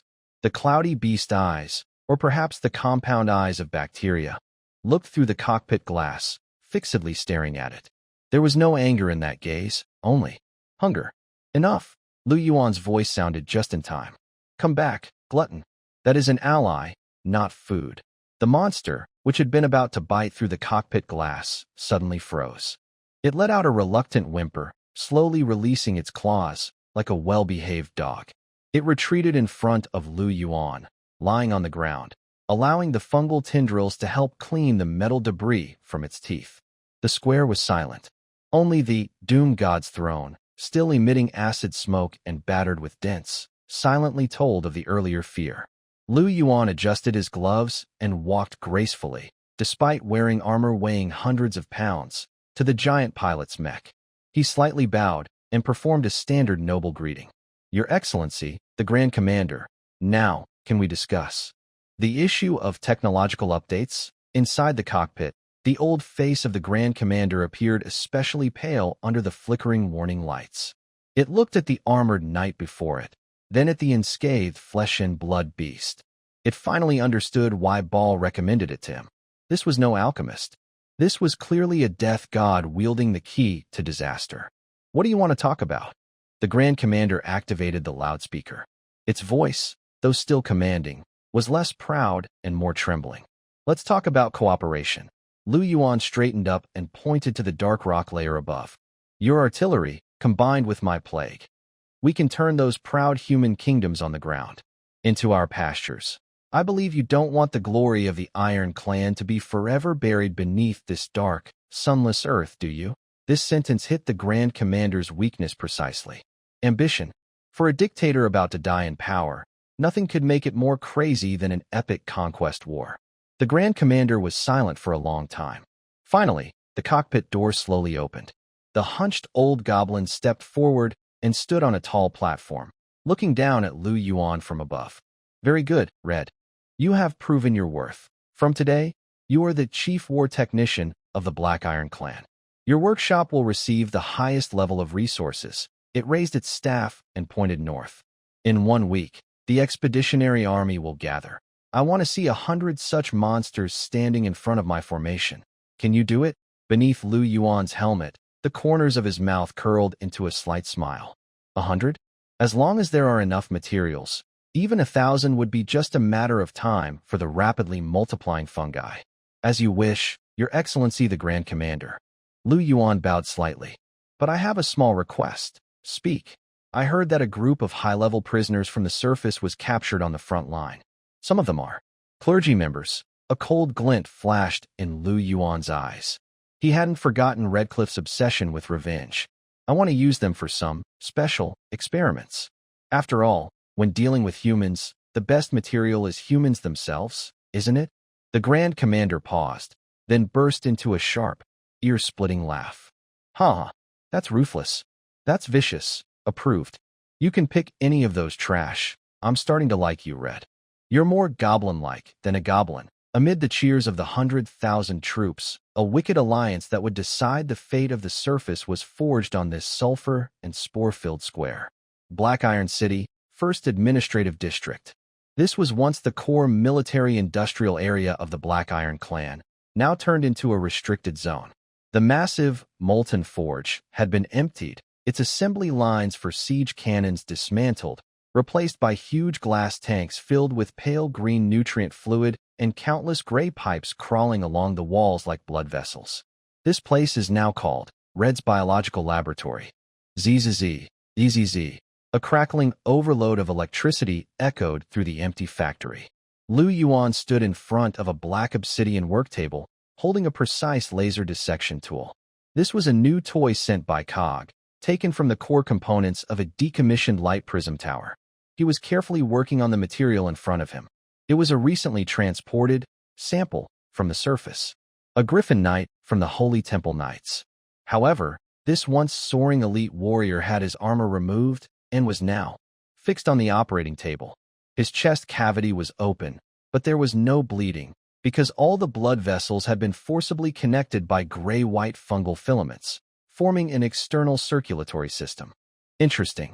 Yuan's voice sounded particularly cold in the empty laboratory.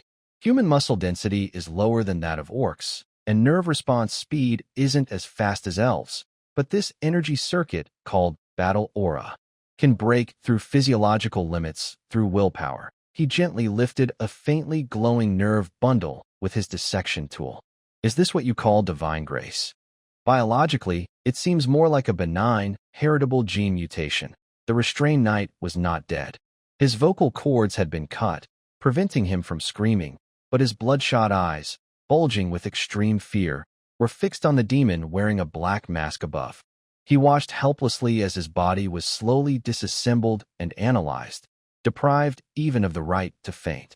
Because the anesthetic spores injected into him not only blocked pain, but also excited his brain cortex, keeping him completely alert. "Sir," Cog's voice came through the intercom, interrupting what was essentially an execution disguised as an anatomy experiment. "The cargo has arrived. As you requested, they are separated and held in the quarantine zone on the 3rd underground floor." Yuan paused slightly in his movements. "And the special guest?" "Also here." Cog's voice trembled slightly, clearly frightened by the guest's identity. "But he's not cooperating. He has already injured 3 of our guards." "Understood." Yuan put down the dissection tool and removed the gloves stained with remnants of golden battle aura. "Clean this up. This material is no longer useful. Throw it into the 3rd fermentation tank to feed the glutton." The light in the cavalryman's eyes finally went out, replaced by pure despair. Below ground, the 3rd level, the special isolation zone. This area was originally used to hold dangerous rampaging monsters. The walls are embedded with magic-repelling stones, and the railings are made of high-voltage steel. The air is filled with a strange smell of incense, blood, and decay. Yuan walks heavily down a long corridor. On both sides of the corridor, there are cells holding over 100 human captives taken from the surface. Most are soldiers from the Holy Temple Knights, with a few priests accompanying them. When the tall figure dressed in black dragon-scale armor, with a dark red glow burning on his chest, passes by, the prisoners curse and pray loudly. "Devil, you came from. God will punish you. Holy light, please forgive this fallen world." Yuan ignores their words. In his perception network, these curses are just meaningless sound vibrations. To him, these people are simply walking bundles of protein and carbohydrates. Except for one cell at the end. There are no curses there, only suffocating silence. Yuan stops and gestures to the 2 Troy guards, elite goblins fully parasitized by the microbial swarm, at the door to open it. Click. The heavy lead door slowly slides open. Inside, there are no torture devices. In fact, the room is quite comfortable. A clean bed, a table, and a bright gas lamp. An old man dressed in tattered red clothes sits by the bed, with his back to the door. He holds a silver cross tightly in his hands and quietly recites prayers. Though he is ragged and covered in wounds, the dignity cultivated from long high status still creates an invisible aura that keeps the filth outside. He is Morandi, the cardinal of the Holy Church. In Redcliffe's memory, he is a truly important figure. He is the Pope's right hand, the powerful head of the heresy tribunal, and one of the masterminds behind the betrayal plan. I have thought countless times about the scene of our reunion. Yuan steps into the cell, and the lead door crashes shut behind him. He didn't take off his helmet, just quietly stood behind the old man, his voice hoarse and deep. "But I never thought it would be in such a place. Nor did I think you would become a prisoner." The old man's chanting stopped. Morandi slowly turned around. His face, full of wrinkles, showed no fear. Only a kind of indifference that comes from seeing through worldly matters, and a flash of surprise when he saw Yuan's armor. That armor, Morandi squinted his dull, yet sharp, old eyes. Standard heavy armor of the Holy Knights, with a mithril lining only the leader can wear. Though its shape has been twisted by some evil force, I can still recognize it. "Who are you?" Morandi stood up. Despite being chained, his back remained straight. "Redcliffe's fool is already dead in the abyss. Are you a necromancer who found his body? Or some demon who stole power?" Yuan didn't answer. He simply pulled over a chair and sat across from Morandi. "Necromancer? Demon?" Yuan let out a light laugh, and the sound echoed strangely in his metal helmet, sounding very sarcastic. "Your Excellency, you still like to put labels on people. Anything that isn't part of divine power is evil, right? Isn't that so?" Morandi snorted coldly, raising his crucifix. A faint but pure holy light shone from it. Even under the suppression of the magic-stopping stone, this archbishop could still summon holy power within him. "Look at yourself now. You smell of decay and sulfur, with heretical magic stones embedded in your chest. Your very existence is a blasphemy against life." "Blasphemy?" Yuan suddenly leaned forward. Since you mentioned blasphemy, let's talk about Three Mountain City. As soon as those words left his mouth, Morandi's calm expression instantly showed a. Let's talk about that holy purification ritual you call it. About how that city of 300,000 people was personally drawn into a summoning circle by you, prepared to be sacrificed to. The so-called gods. Shut up. Morandi shouted loudly, and the holy light in his hand suddenly intensified, trying to dispel the demon before him. But in the next second, a large hand covered in black dragon scales directly grabbed the silver cross. Sizzle, sizzle. Holy light burned Yuan's palm, making a roasting sound and producing blue smoke. But he seemed completely unaware, not even flinching. Snap. The pure silver cross was forcibly twisted into a piece of mangled metal. Is this your god? Bishop. Yuan opened his hand, letting the silver fragments fall. It can't save you. Just like it didn't save Redcliffe back then. You. What do you really know? Morandi finally panicked. He looked terrified at the hand that ignored the holy light's damage, showing strength and resistance to divine power that was unheard of. Yuan didn't answer right away. He slowly raised his hand and pressed it on the clasp of his helmet. I want you to see someone. Hiss. With the sound of releasing pressure, the heavy black helmet was taken off. Under the dim light, a pale, firm, yet strangely stiff-looking middle-aged man's face appeared. It was a face Morandi knew very well. The same face as the one who had knelt before him countless times, kissed his ring, and pledged loyalty to the church, the leader of the Holy Knights. Redcliffe? Morandi's pupils shrank sharply. He collapsed onto the bed as if struck by lightning. No way. You've already fallen. From that height, even a dragon would turn to pulp. And your soul's light has gone out. Yes, I am dead, Yuan, wearing Redcliffe's face, said expressionlessly. His lips moved, but his eyes, those burning with gray ghost fire, showed no human emotion. But I am alive again. Or, something else has taken my place and survived. Yuan pointed to his temple. He's still inside, watching you. Lord Bishop. He's roaring, crying, asking why. Of course, this was Yuan's psychological tactic. Redcliffe's remaining soul had long been sealed in a read-only mode, so it couldn't come out to speak. But for Morandi, whose mental defenses were already fragile, this was a deadly. No, this is an illusion. A trick of the devil. Morandi clutched his head and screamed incoherently. We are fighting for a great cause.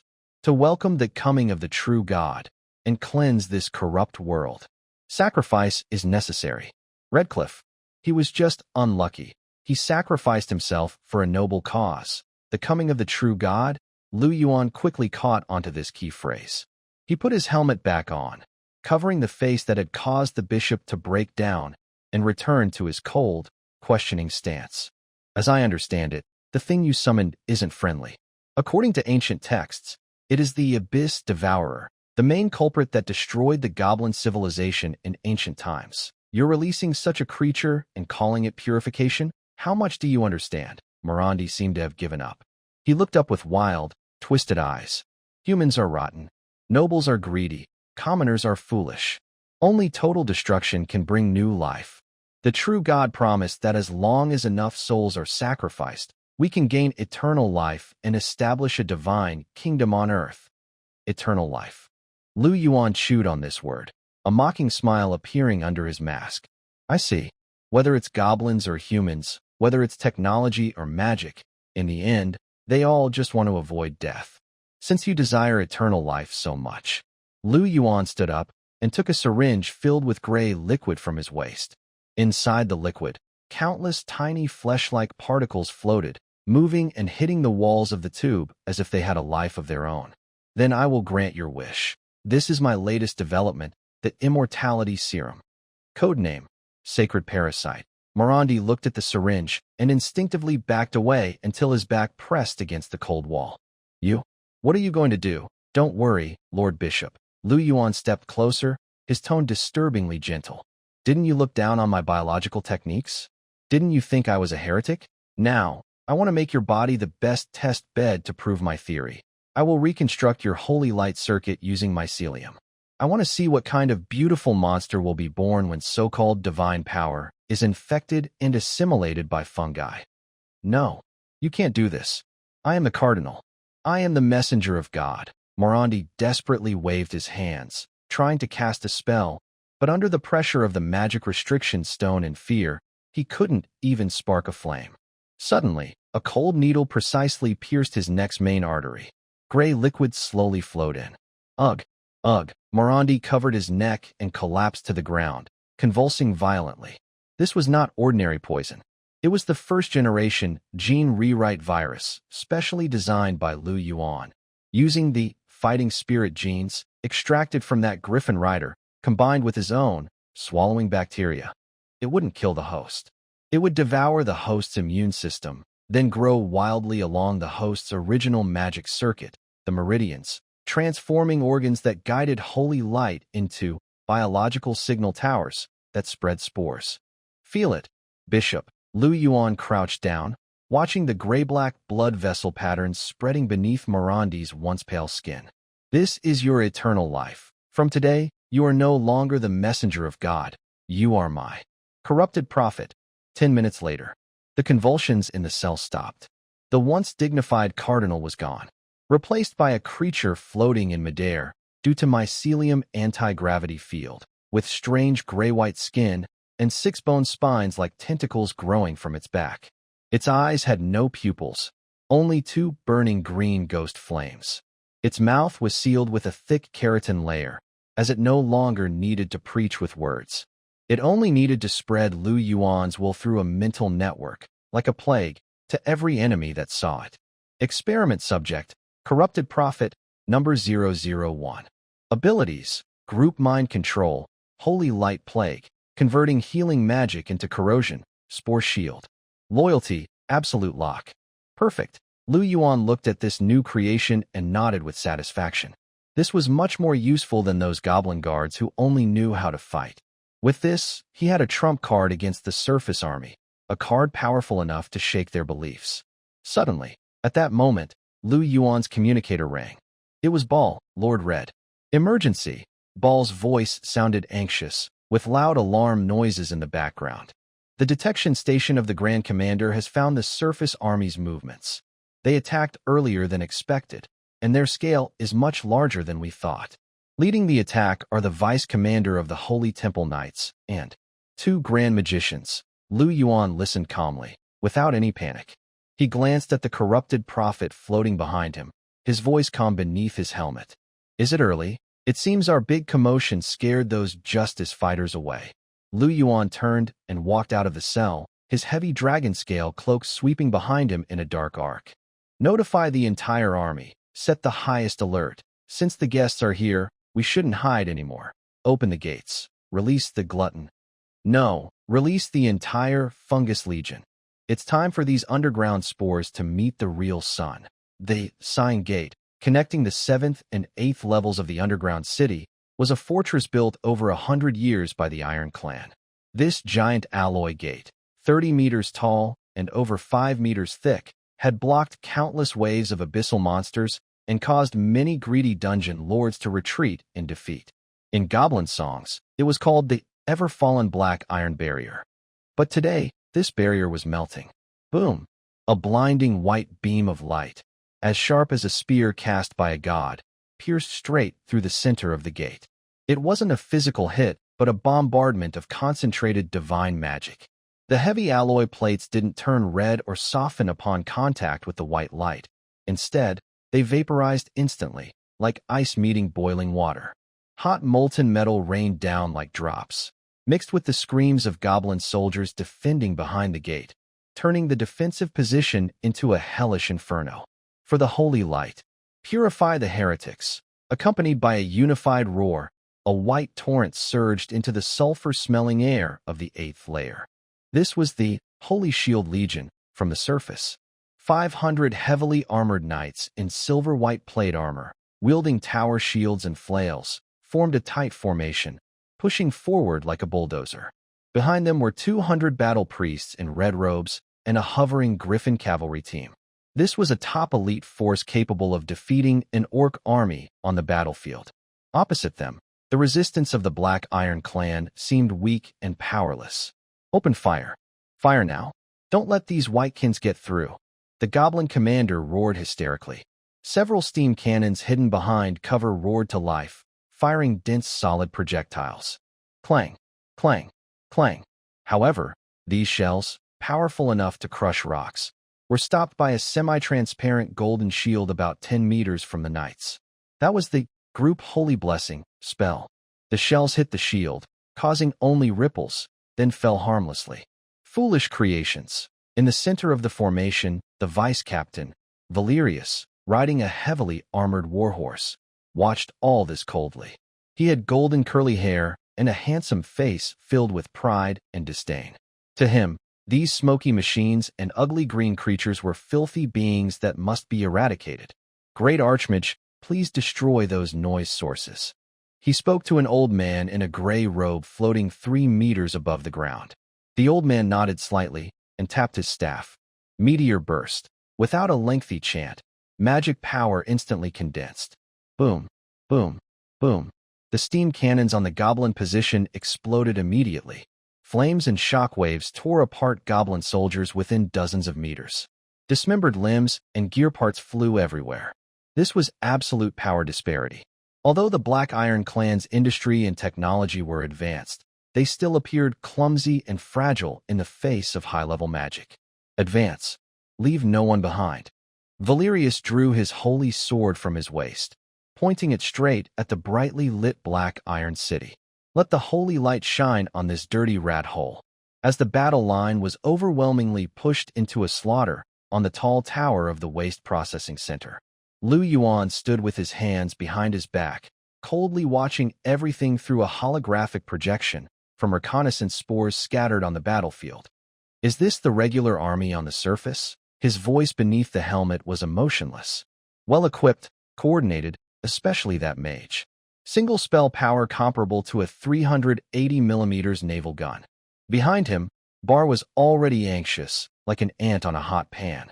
Lord Red, stop analyzing. The front line has collapsed.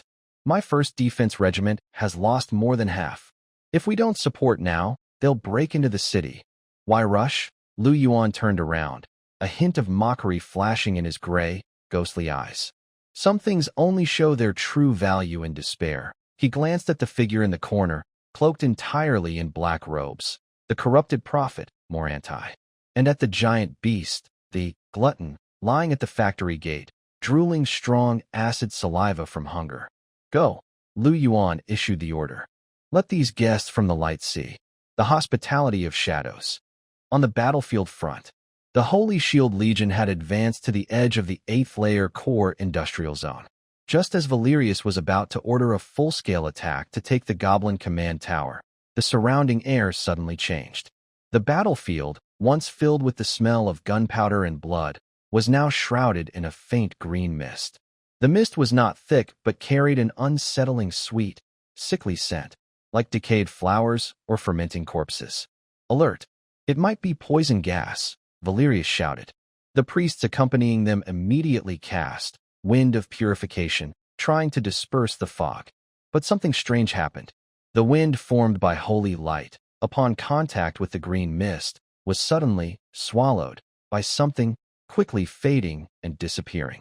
Next, a deep, strange chanting sound like countless people whispering in ears came from the depths of the fog. God says, flesh and blood are prisons. Only decay can lead to eternal life.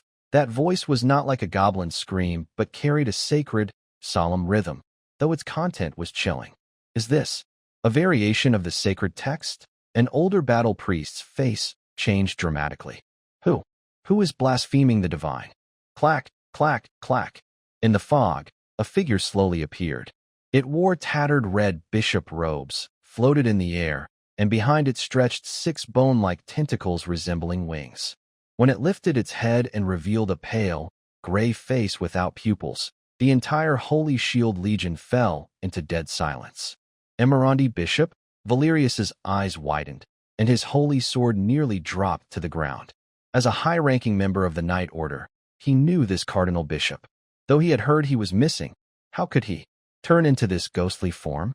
No, that is not the bishop. The great archmage nearby shouted sharply, his staff glowing with warning red light. That is a corpse. A puppet controlled by evil forces. Children.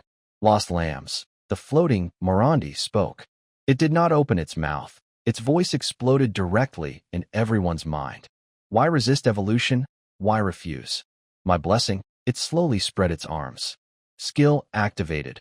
Holy light plague. Reversal him. A golden ripple spread out from it. It looked like the most standard group healing spell. The injured knights in the front naturally wanted to accept this healing. But in the next second, screams echoed through the sky. The golden light on the wounds did not heal flesh, but, like strong acid, caused the tissue around the wounds to rapidly proliferate and rot. The lightly injured arm grew countless gray tumors and tentacles within seconds. The scraped thigh instantly turned into a pool of pus. What kind of monster is this? My hand is eating me. Fear. Unprecedented fear spread through the army. For these brave knights, dying in battle was not the worst.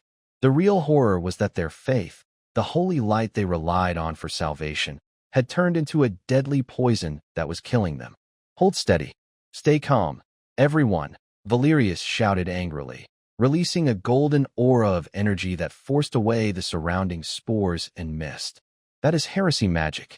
All priests, stop casting spells. Charge. Kill that monster. The knights were the best fighters. Under their commander's shout, they forced themselves to ignore their fear, raise their shields, and charge toward Morandi in the sky. As long as they got close and cut off the monster's head, everything would be over. But they forgot. This was a carefully planned, first contact battle by Yuan. How could there be only one enemy? Boom. The ground trembled again. This time, the source of the tremor was right beneath the knight's formation. Something's underground, a knight shouted in fear. Before he could react further, the hard rocky ground shattered like a cookie. From beneath, a giant maw capable of swallowing half a squadron suddenly burst out. It was a stitched-together beast over 20 meters long, covered in metal armor plates and gray fungal mats. Called the Glutton, it looked like a shark swimming through the soil. Its massive, spiked mouth snapped shut instantly. Click, squelch. With a terrible metallic twisting sound and the tearing of flesh, 7 or 8 heavily armored knights, along with their horses, were swallowed whole. Their sturdy armor was as fragile as paper inside its grinding maw. Roar. The Glutton let out a satisfied roar. It didn't stop. With a sudden swing, its long tail with bone spikes swept out. Bang, bang, bang. Several knights holding shields were knocked flying like bowling pins, breaking bones and tearing muscles in midair. The formation was broken. This so-called absolute defense, Holy Shield Legion collapsed instantly under the combined attack of mental corruption and physical crushing. Monsters. All monsters. The priests at the back were completely at a loss. They dared not cast spells because doing so would trigger that terrible, holy light plague. Meanwhile, the knights at the front were being slaughtered by a tireless, self-regenerating giant beast. Retreat. Fall back to the gate. Valerius finally made a decision. His eyes were bloodshot as he stared fiercely at the rampaging beast and at Morandi, who floated in the air, coldly watching everything. He knew that this time, their intelligence was completely wrong. This was not a simple goblin rebellion, nor a normal monster uprising. It was a new, unknown disaster that could overturn the entire continent's understanding. The Waste Processing Center. Yuan watched the holographic projection of the retreating silver figures, but he did not order a pursuit. Let them go, he said calmly. Send them back with fear and spores on their wounds. Send them back. This is the best way to spread our message. Beside him, Ball was now completely stunned. It opened its mouth wide, and even half of its mechanical face was leaking oil. Its proud steam army was as fragile as paper in front of these human knights. Yet, Yuan's few pets had, in less than 10 minutes, completely defeated the enemy's elite forces. Lord Red. Ball swallowed nervously, trembling. That monster, the Glutton. Can it be recreated? Yuan turned his head and looked at the greedy goblin. Of course. As long as there are enough materials. He pointed to the bodies of fallen knights and damaged steam mechs on the screen. See? These are ready-made materials. Ball, clean up the battlefield. Not even a finger or a should be wasted. For the next battle, we need more. Friends. Yuan turned and walked into the shadows of the laboratory. The heart of the crimson lotus. Behind it flickers with a dark red glow, like breathing, as if it is a growing, more terrifying heart. On the battlefield, that well-fed glutton is lying on a pile of corpses, secreting large amounts of gray fungal threads on its body, wrapping the surrounding bodies into cocoons. The wounded who are not yet dead are crying out in despair inside the cocoons. But no one will come to save them, because they will become the next batch of gluttons. Parts.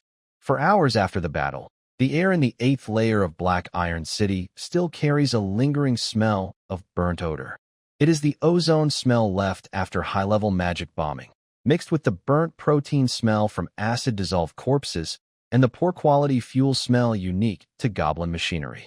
These three smells blend into a strange, foul odor called civilization clash. The battlefield, or now should be called the resource recycling area, is doing its final cleanup. Move faster. Don't steal.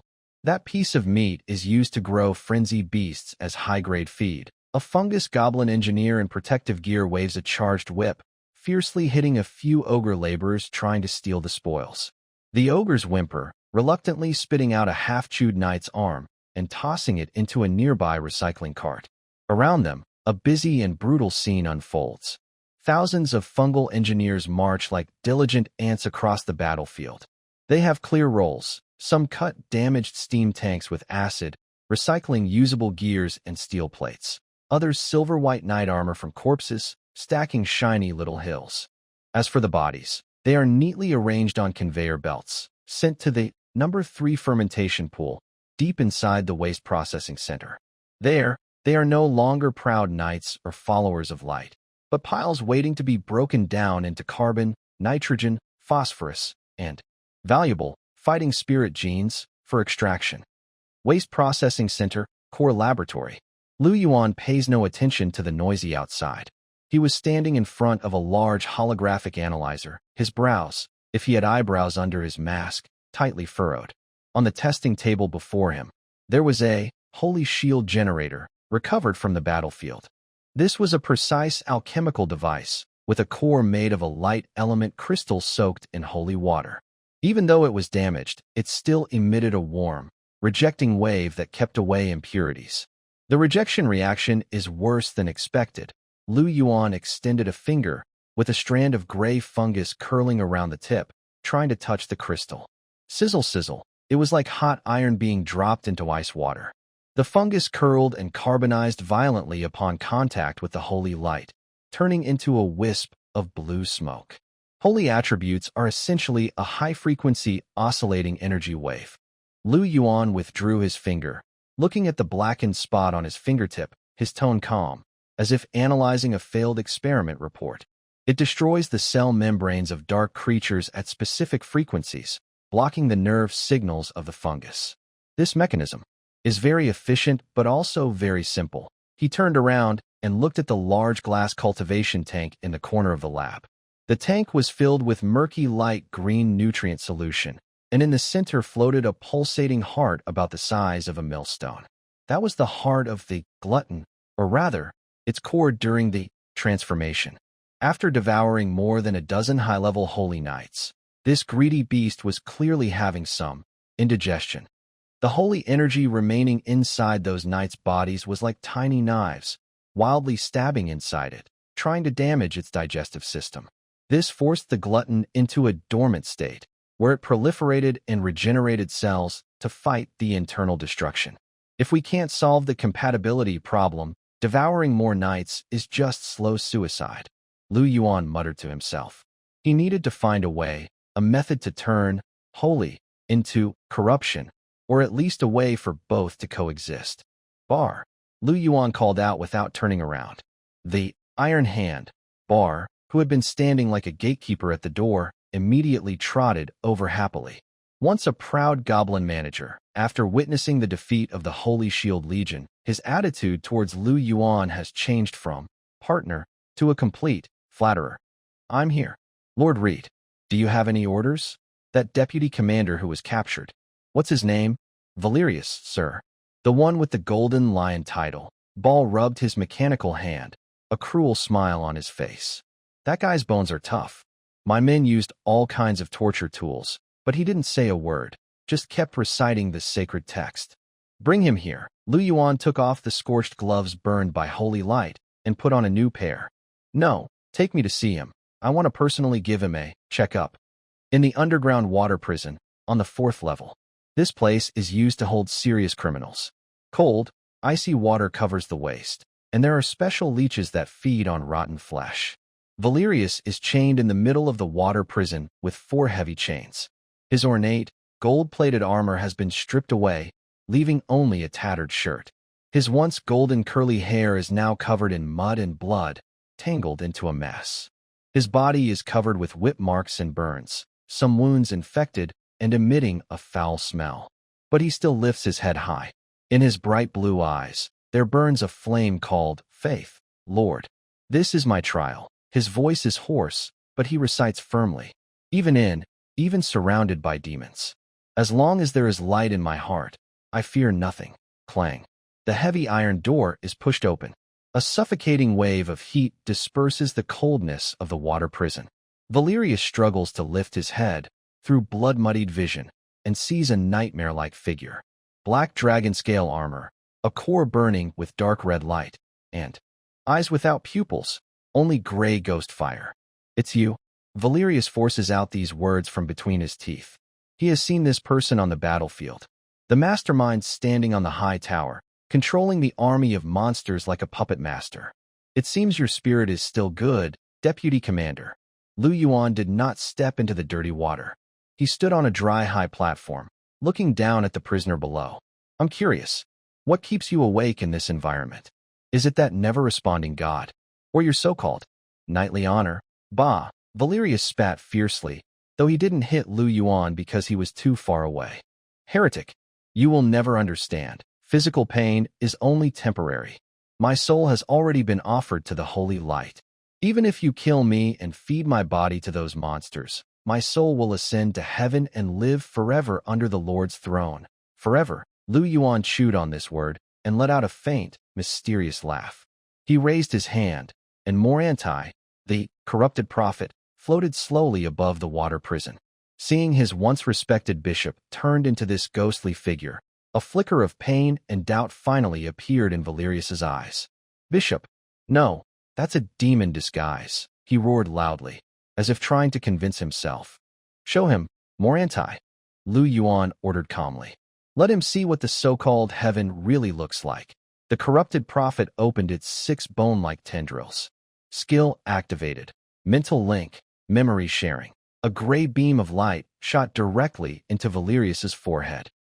Valerius let out a scream that was 100 times more terrible than when he was tortured. He saw it.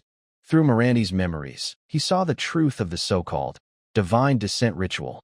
It was not heaven. It was an endless, writhing abyss of bloody flesh. He saw countless devout followers thrown onto the altar, their souls not ascending but being chewed and devoured like snacks by that indescribable God. He saw the so-called bishopric, sacrificing innocent orphans to gain longer life. He saw the holy knights he had sworn allegiance to, which were actually tools used by the church to harvest souls. No, this isn't real. It's all fake. Valerius desperately shook his head, tears mixed with blood streaming down his face. His worldview is collapsing. Sometimes, the truth is more painful than lies, isn't it? Yuan's voice suddenly sounds, carrying a kind of persuasive magic. Your loyalty is to a lie. The thing you protect is a hungry abyss, since the holy light abandoned you, and heaven is just an illusion. Yuan snaps his fingers. The water level in the water prison begins to drop, revealing a muddy ground. A few thick fungal filaments emerge from the ground, like living vines, slowly climbing up Valerius's legs. Why not embrace the truth? Truth is flesh and blood. Truth is evolution. Truth is the me now. The fungal filaments do not directly pierce his body, but gently wrap around his wounds. Valerius is surprised to find that the excruciating pain that tortured him for days disappears. The cool liquid secreted by the fungi is quickly repairing his damaged tissues. But this is not healing. It is corrosion. Yuan pulls out a test tube from his pocket. Inside is a golden liquid, high-purity light element solution extracted from that holy shield generator. but it has been mixed with a large amount of genetically edited, light-devouring spores. I've been studying how to solve the rejection reaction between divine power and biological matter. Yuan shakes the test tube, watching the golden liquid gradually turn into a strange dark gold. In the end, I found that blocking isn't the way. Since we can't eliminate light, then contaminate it. Make it our light. Yuan walks to Valerius and holds out the test tube to his mouth. Drink it. You will retain your fighting spirit, your strength. Even, you will become stronger. The only difference is, from now on, your sword will no longer be swung for that false god, but for me. Valerius looks at the dark gold liquid. His heart is engaged in a final battle of mind and soul. The sense of emptiness brought by the collapse of faith makes him desperately want to hold on to something, even if it's the devil's outstretched hand. And that primal instinct for survival, along with his anger at the church's deception, is crazily eroding his reason. Valerius opened his cracked lips. If I drink this, can I get revenge on those con artists who tricked my gods? Yuan smiled. This time, it was a satisfied smile. Of course, nothing is more satisfying than revenge for the fallen saint. Valerius closed his eyes and swallowed the liquid in one gulp. Boom. A surge of wild energy exploded inside him instantly. His once pure golden aura began to boil and change. Black veins appeared under his skin, and his spine made cracking sounds. Several bone spurs broke through his skin. His hair changed from gold to gray-white. His bright blue eyes were instantly stained with a fiery gray, like Yuan's. Test subject, Fallen Holy Knight, number 001. Fusion level, 92%, perfect. Abilities, Corrupt Holy Light, deals double damage to holy units. Pain Aura, Mycelium Regeneration. How do you feel? Yuan unlocked the chains. Valerius did not fall. He steadied himself on the ground, feeling the cold yet vast new power inside him. He knelt on one knee and lowered his once proud head to Yuan. I feel better than ever, Master. Meanwhile, at the waste processing center, the third basement level, the huge incubation tank that had been dormant suddenly made a cracking sound. A appeared on the glass wall. Then, the spread quickly. Roar. A deep growl came from inside the tank. The heart that once belonged to the Glutton had completely changed. It was no longer just flesh and blood, but covered with a dark gold layer of keratin. The holy energy that had once rejected it was now fully absorbed and digested, becoming new fuel for its evolution. Yuan sensed this change through his mental network. He turned his head to look at Valerius kneeling on the ground and Morandi floating in the air. Plus, there was that holy skeleton Glutton, about to break free from its cocoon outside. His hound finally took shape. Cog. Yuan spoke into the communicator. Notify the Grand Commander. The first phase of the order for the 100th mech is complete. Prepare the next batch of supplies. This time, I want more than just scrap metal. I want the mining rights to the abyssal rift on the 9th level, since the threat on the surface has temporarily eased or transformed into internal power. Yuan's gaze can finally turn back to the place where he was born. That place that nurtured countless monsters and also hid the true secrets of the underground city. The abyss. Perhaps there lies the secret that can help him completely escape this fungal shell and truly become a god. The elevator leading to the 9th level, the abyssal rift, is a huge industrial beast made of rusty iron cages and thick chains. With the screeching sound of the winch turning, this iron cage, carrying the most elite mining team of the Black Iron Clan, actually Yuan's private army, slowly sinks into the eternal darkness. The air pressure is rising. The sulfur concentration in the air is decreasing, but the concentration of free dark element particles has increased by 300%. Yuan stands at the edge of the cage, gripping the bars with one hand. His black dragon-scale armor reflects a cold, hard shine like deep-sea obsidian under the dim mining lamps. Behind him is a strange and silent team. 50 fully transformed goblin, Troy guards, armed with heavy drilling equipment and high-pressure flamethrowers, stand like a swarm of black beetles. A massive beast covered in dark gold keratin, sacred carcass Glutton, lies in the center of the cage, its enormous weight causing the elevator to tremble slightly. Next to Lu Yuan stands a new member who has just joined. Valerius, the former vice leader of the Holy Temple Knights, now a fallen paladin. He no longer wears the dazzling silver-white armor, but has donned a biological suit woven from high-strength fungal threads and scrap black iron, crafted by Lu Yuan. This set of armor fit tightly against his muscles, like a second skin, with dark gold glowing patterns flowing on it. He was not wearing a helmet. His once handsome face was now pale as paper, with long gray hair casually draped. His eyes, burning with ghostly gray flames, stared fixedly at the darkness below. "How are you feeling?" "Not comfortable." Lu Yuan did not turn around, speaking softly. For someone used to bathing in holy light, the smell of this abyss must be very unpleasant, right? "No." Valerius's voice was hoarse, with a metallic, grinding sound.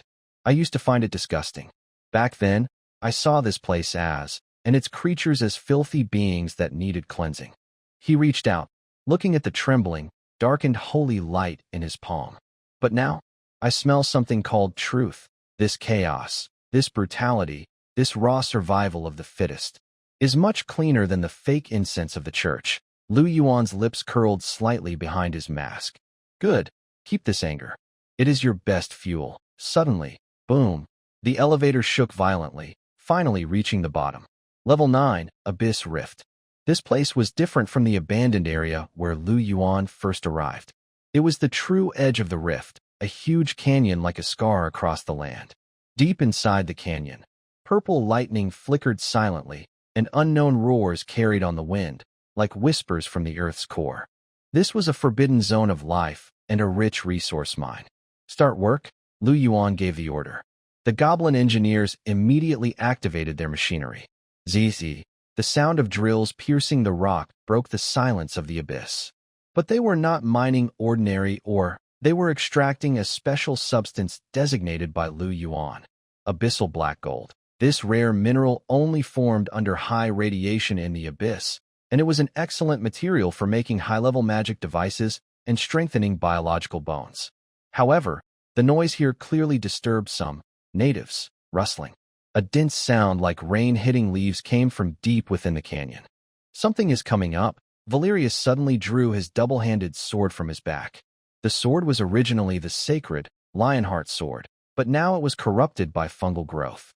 Its blade was covered with vein-like patterns, and it emitted a gray, plague-like aura. "There are many, at least 500. Lu Yuan's perception network instantly expanded. In his holographic view, countless red dots were climbing wildly up the canyon's steep walls. They were abyssal scythe worms, a type of 2-meter-long, carnivorous creature with sharp front limbs and compound eyes. They lack intelligence and have endless hunger. In church records, such swarms usually mean the complete defeat of the regular Knight Order. Perfect. Lu Yuan did not order the goblin guards to fire, nor did he send the gluttonous creature into action. He turned to Valerius. "This is your test of skill. Go ahead. Let me see how you compare now to the former deputy commander who only shouted slogans." Valerius showed no hesitation. He took a deep breath, and the murky abyssal air rushed into his modified lungs, igniting the corrupting factors in his blood. "Understood. Master." Boom. He leapt off the edge of the elevator like a black missile. Faced with the tsunami-like swarm of insects, he showed no retreat. Instead, he let out a wild laugh. It was a frantic release after half a lifetime of repression and shattered faith. "Come on, you dirty bugs." Skill activated. Corrupt holy light, judgment storm. A huge gray pillar of light erupted around him. What should have been a sacred, warm glow was now filled with death and decay. The dozens of scythe worms at the front, upon contact with the light pillar, saw their shells rapidly age and peel away, their flesh melting like candles. There was no fire, only a swift, life exhaustion. This was the power of the corrupt holy light. It stripped away its healing properties and turned them into pure plunder.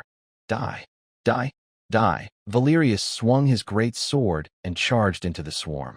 His swordsmanship still follows the grand, sweeping style of the holy knights, but each swing creates a streak of gray sword energy. Any insect touched by this energy immediately develops countless fungal threads at the wound, quickly draining their life force. He is like a tireless meat grinder. A sickle insect ambushed his back, its sharp front limbs piercing his shoulder. In the past, he might have reacted with intense pain, causing his movements to become erratic and needed a priest's help. But now, he simply snorted coldly, his shoulder muscles suddenly contracting, tightly gripping the sickle insect's front limb. Then, a large amount of black fungal threads burst out from the wound, invading the insect from the opposite direction along its limb. Squeak, squeak. The ambushing sickle insect let out a shrill scream, and within 2 seconds, it was drained into a desiccated corpse. Meanwhile, the wound on Valerius's shoulder healed at a visible speed after absorbing the insect's life force. Blood for blood. That's the true meaning of battle. The gray ghost fire in Valerius's eyes burned brighter and brighter. From above, Yuan watched this scene calmly, recording data. Test Subject 001 Combat Trial. Energy output, stable. Regeneration efficiency, grade A. Psychological state, extremely excited. Revenge mechanism activated. Looks like this fallen path is feasible. Yuan nodded. As long as they are filled with enough hatred and power, they are more useful than any undead creature. In just 10 minutes, more than 500 abyss sickle insects were killed by Valerius alone, or rather, by a single monster. The canyon platform was piled with insect corpses, green insect blood forming a river flowing back into the abyss. Valerius stood atop the mountain of corpses, covered in blood, of course, insect blood, his great sword still dripping thick liquid. He was gasping for breath, but it was not exhaustion, rather excitement. Is it over? He looked up at Yuan, his eyes full of unfulfilled desire. Don't rush. Yuan leapt into the air, heavy dragon-scale battle boots landing with a thunderous sound. This is just the appetizer. He walked to the edge of the cliff, gazing into the pitch-black depths of the abyss. The thing I am truly looking for is still below. Glutton, get to work. With Yuan's call, the giant beast that had been lying down finally moved. It awkwardly crawled to the edge of the cliff, then, surprisingly, like a gecko, it used its belly suckers and sharp claws to hang upside down and climb down into the abyss. Yuan jumped onto the glutton's back and signaled Valerius to follow. Where are we going? Valerius asked. To the stomach of this. Yuan's voice was faint in the wind. Redcliffe's memories mentioned an ancient exploration journal. It is said that this was not formed naturally, but it was created after an ancient titan died, and its spine turned into a mountain range that collapsed, leaving a hollow. Titan? Valerius took a sharp breath. That was a legendary creature said to be on par with gods. If that's true, then deep inside this, there must still be remnants of the titans. Spinal cord. Yuan's eyes flashed with greed. Even a single dry drop of bone marrow, containing biological energy, would be enough for my microbial group to make a huge leap. Even, it could help me decode the genetic map of giant god transformation. The descent was long and oppressive. As they went deeper, the surrounding rock walls turned a strange purple red, like solidified blood. The gravity in the air also became chaotic, sometimes feeling weightless and floating. Finally, after descending nearly a kilometer, the glutton stopped in front of a huge cave entrance.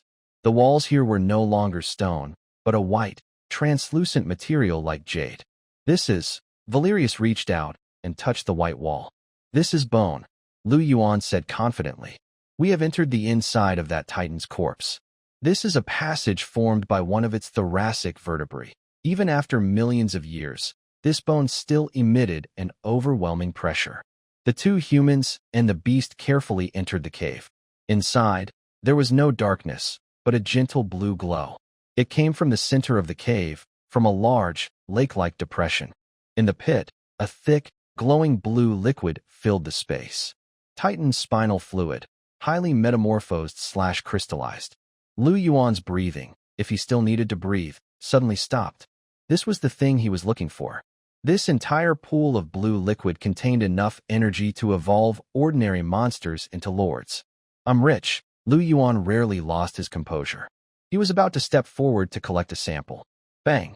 Suddenly, the calm surface of the liquid exploded. A large, semi-transparent blue tentacle shot out from the bottom of the pool, roaring with wind, and struck fiercely at Lu Yuan. The tentacle moved so fast that even Lu Yuan's perception network only caught a blur. "Watch out!" Valerius instinctively stepped in front of Lu Yuan, raising his sword to block. Boom! A loud crash. The fallen holy knight, who could be cut apart by a sword even if he was in a steam tank, was hit hard by the tentacle and flung like a ball, smashing into the nearby bone wall and unable to be pulled free. "What is that?" Lu Yuan quickly retreated, and the glutton behind him roared in anger, stepping forward to defend. The liquid surged wildly. A huge creature slowly emerged from the water. It looked like a mix between an octopus and a jellyfish. Its body was made of pure blue energy, with a golden, beating eye at its core. The eye's pupil was vertical, giving off an ancient, cold, and wise stare. Warning: ultra-high energy creature detected. Target: Titan Parasite Void Gazer. Level: above Lord level. Parasite. Lu Yuan looked at the creature and suddenly smiled. His smile was a little crazy. "So that's it. You're just like me. A parasite. You live inside this Titan's body, stealing its marrow and making yourself fat." The monster seemed to understand Lu Yuan's words, or sensed a kindred spirit, and a flash of offended anger crossed its huge golden eye. An invisible mental shockwave instantly swept across the scene. Buzz! Lu Yuan felt as if his brain had been hit with a heavy hammer. If he were an ordinary person, this would be enough to make him a fool. But he was not human. He was a collective of billions of bacteria. This kind of mental attack targeting a single soul was instantly dispersed and diluted through his consciousness network. "Is that all?" Lu Yuan shook his head and steadied himself. The heart of the red lotus on his chest began to overload wildly, its dark red glow even seeping through his armor. "As a parasite, you're quite strong. But unfortunately, you've met the ancestor of parasites." Lu Yuan spread his arms wide. Skill fully activated. Bacterial swarm arrival. Infinite proliferation. Boom. Countless gray filaments burst out from his body, not to attack the monster, but to pierce the surrounding white bone walls and the blue spinal fluid pool. "If you eat marrow, then I'll eat you along with it." This was a final showdown about who is the boss between predators of the same ecological niche. The silence of the abyss was shattered. A feast of devouring and counter-devouring began, unfolding within the ancient Titan's remains. Inside the spinal cavity of the ancient Titan, a silent war was raging on both microscopic and macroscopic levels. There were no earth-shaking explosions or dazzling magic clashes. Only gray filaments and blue void energy tangled, eroded, and assimilated frantically. Buzz, a giant parasite called the Void Gazer, floated in the center of the spinal fluid pool. Its huge golden eye was contracting violently, sending out waves of visible mental ripples. Where these ripples passed, space twisted. Countless fine cracks appeared on the tough Titan bone walls, as if the rules of the real world were being rewritten. Embedded in the bone walls, Valerius was suffering immense pain. It felt like countless red-hot drills were drilling into his temples. Even with the strong body of a fallen holy knight, black blood was flowing from his 7 orifices. "Master, person," he struggled to lift his head and look toward the center of the battlefield. There, Lu Yuan was at the very heart of the storm. He did not hide. Instead, his black dragon scale armor had completely shattered, transforming into countless thick black tentacles that deeply embedded into the spinal fluid pool below and also wrapped around the white bone walls around him. He was taking root, like a tall, strong tree growing stubbornly in a storm. He forcibly connected himself to the body of the Titan. "Your mental attack is interesting." Lu Yuan's voice echoed directly in the mental network, unaffected by the violent energy. Using high-dimensional void energy to directly interfere with the nerve signals of lower-dimensional creatures. If it were an ordinary creature, even a dragon, this would cause brain death. But unfortunately, Lu Yuan lifted his head. The pale human face had disappeared, replaced by a constantly writhing, reorganizing gray blob of primal matter. "I have no brain, or rather, I have millions of brains, skill activated, swarm mind, consciousness divergence." When that vast void mental force entered Lu Yuan's mind, it did not find a core called self. What it saw was an endless gray ocean. It was made up of billions of spores, mycelia, parasitized goblins, ogres, and even recently subdued temple knights. All the beings Yuan had assimilated. Their consciousness merged into a huge, collective subconscious. That void mental force was like a drop of ink falling into the ocean. Instantly, it was diluted, broken apart, and swallowed. Now it's my turn. Yuan's will roared. Biological invasion, global contamination. Gulp, gulp. The spinal fluid pool, which had been glowing with a faint blue light, suddenly changed color. In the clear blue liquid, countless gray fluff-like objects appeared. They looked like living dust, rapidly copying and multiplying. These were Yuan's gluttonous strain. They were breaking down and devouring the precious Titan spinal fluid at the molecular level, transforming it into Yuan's own biological energy. The void gazer let out a terrified scream. It sensed something. Its bathing water, its main energy source, was turning into a boiling, strong acid. The gray, fuzzy matter was not only consuming the liquid, but also crawling along its tentacles, desperately entering its body. Its tentacles began to rot. The once semi-transparent blue energy form was stained with an indelible grayish hue. It wanted to escape. As a high-level parasitic creature that had survived for thousands of years, it was very intelligent. It knew it had encountered a deadly enemy. It retracted its tentacles, trying to use its void powers to teleport away from this terrible trap. Trying to leave? Eat my buffet first. Want to leave without paying? Yuan sneered. Suddenly, the entire cave shook. The void gazer desperately realized that the surrounding white bone walls had come to life. The fungal filaments that Yuan had just stabbed into the bone walls were not idle. After consuming the calcium in the Titan bones, they quickly hardened and wove into a huge, bony cage, covering the entire cave. The once wide-open exit was sealed with countless pale bone spikes. This place had become a sealed, digestive sac. Stay here. Become the foundation for my evolution. Yuan's main body, a massive black tentacle cluster, suddenly lunged forward. It was like a giant squid in the deep sea hunting a whale. Countless tentacles tightly wrapped around the slippery energy body of the void gazer. Barbed suckers embedded deep into its body, injecting high concentrations of neurotoxins and enzymes. This was a primitive, savage, yet industrially aesthetic form of feeding. No biting, only merging. Yuan's body began to disintegrate, transforming into countless tiny spore streams that surged into the void gazer's body through the wounds. This was a cellular-level invasion. Inside the void gazer's inner world, blue void particles fought desperately against the gray spore army. But in front of Yuan's endless support, powered by the entire spinal fluid pool, the defenses of the void particles collapsed completely. No, I am a watcher of the void. I am a symbiont of the Titan. A faint but resentful mental wave was sent out. Symbiont. Yuan's consciousness echoed inside the other's body, full of sarcasm. You are just stealing the leftover warmth of a corpse, and I will make this corpse reborn. Puff. Yuan's core consciousness finally broke through the layers of resistance and reached the deepest part of the void observer. There floated a golden single eye. It was the source of its power and the core of its soul. Yuan did not hesitate. Countless fungal threads like a big net gently and firmly wrapped around the eye. Capture high-dimensional, the eye of the void. Analyzing. High rejection response. Activate forced assimilation program. Inject crimson lotus heart, heat energy for suppression. Dark red light flowed along the fungal threads into the eye. High temperature and extreme cold, fire and void, life and energy. At this moment, three very different forces reacted violently. Even Yuan felt a sharp pain like his soul was being torn apart. That was the price paid during a leap in life level. He felt his consciousness stretching and twisting, as if seeing countless overlapping spaces and hearing whispers from the depths of the universe. If his will was not strong enough, he would have lost himself in the void and become a madman. But he held on. Thanks to his obsession as a human and his absolute rationality as a fungus. Let me melt. Boom.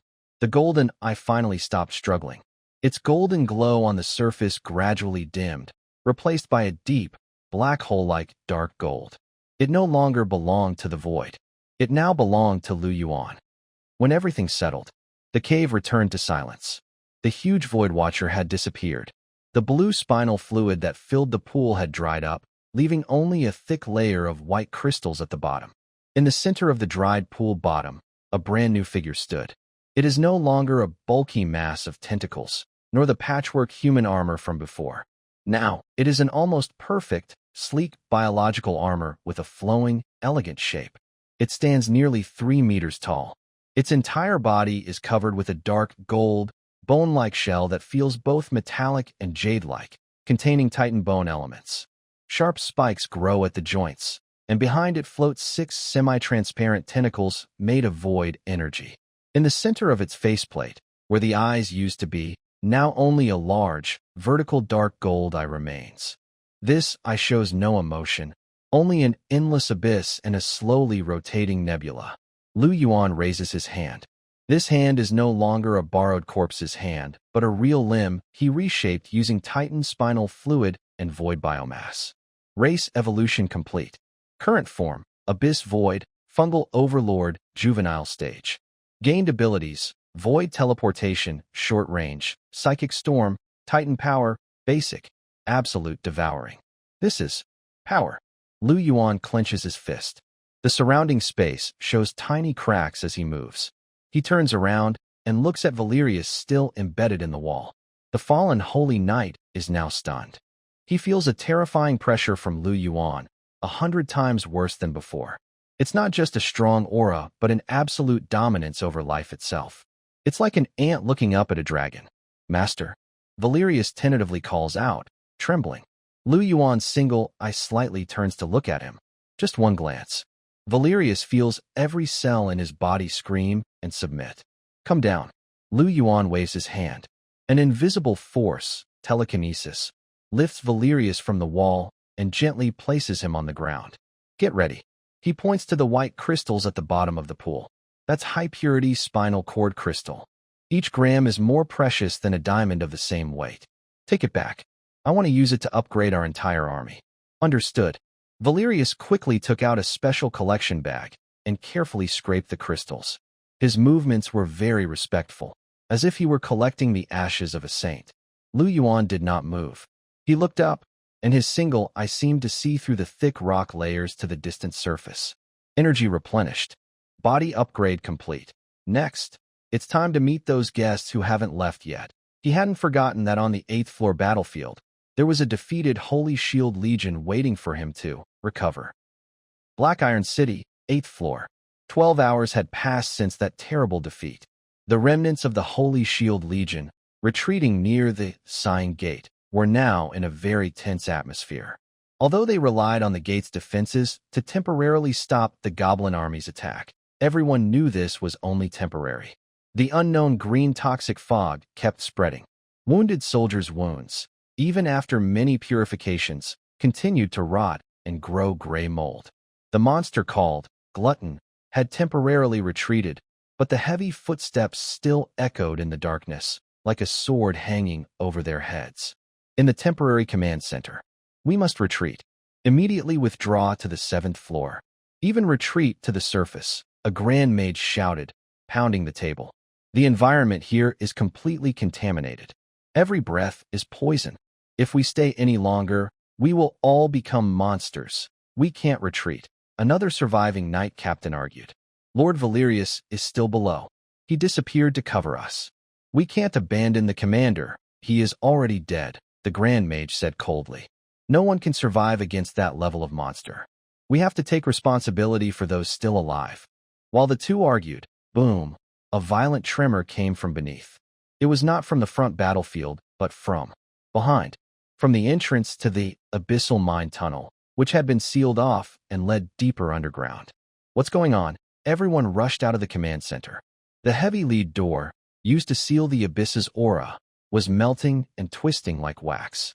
A suffocating, terrifying energy seeped out through the. It was not ordinary demonic energy. It was a mix of divine, corrupt, void, and ancient pressure, something divine. Suddenly, with a cracking sound, the lead door shattered completely. Amidst the flying metal fragments, a tall figure slowly stepped out. He was not wearing the armor of a holy knight, but was covered in a biological suit that shimmered with dark gold light. Floating behind him were ghostly tentacles, and his single eye burned with gray flames. But the sword in his hand, it was a large sword, cracked and gray, yet still recognizable. "Is that the Lionheart sword?" the captain of the knights exclaimed. "Lord Valerius? Is that you?" All the knights stared with wide eyes, hope igniting in their hearts. Their deputy leader had returned. He had fought his way back from the abyss. "Master, you're safe. That's wonderful. Quickly, let's cover your retreat." The knights cheered, eager to rush forward and welcome him. But in the next second, the figure lifted his head. His once bright blue, justice-filled eyes were now filled with dead grayness. "Retreat." Valerius's voice was hoarse and strange, cold and chilling. "Why retreat? The real battle has just begun." He raised the fallen Lionheart sword, pointing the tip at his former comrades. "For my master." Boom. Behind him, in the dark mine tunnel, countless red eyes lit up. These belonged to 50 Troy guards, armed with heavy drills and a massive, dark gold creature, the sacred skeleton Glutton, which seemed to have grown larger.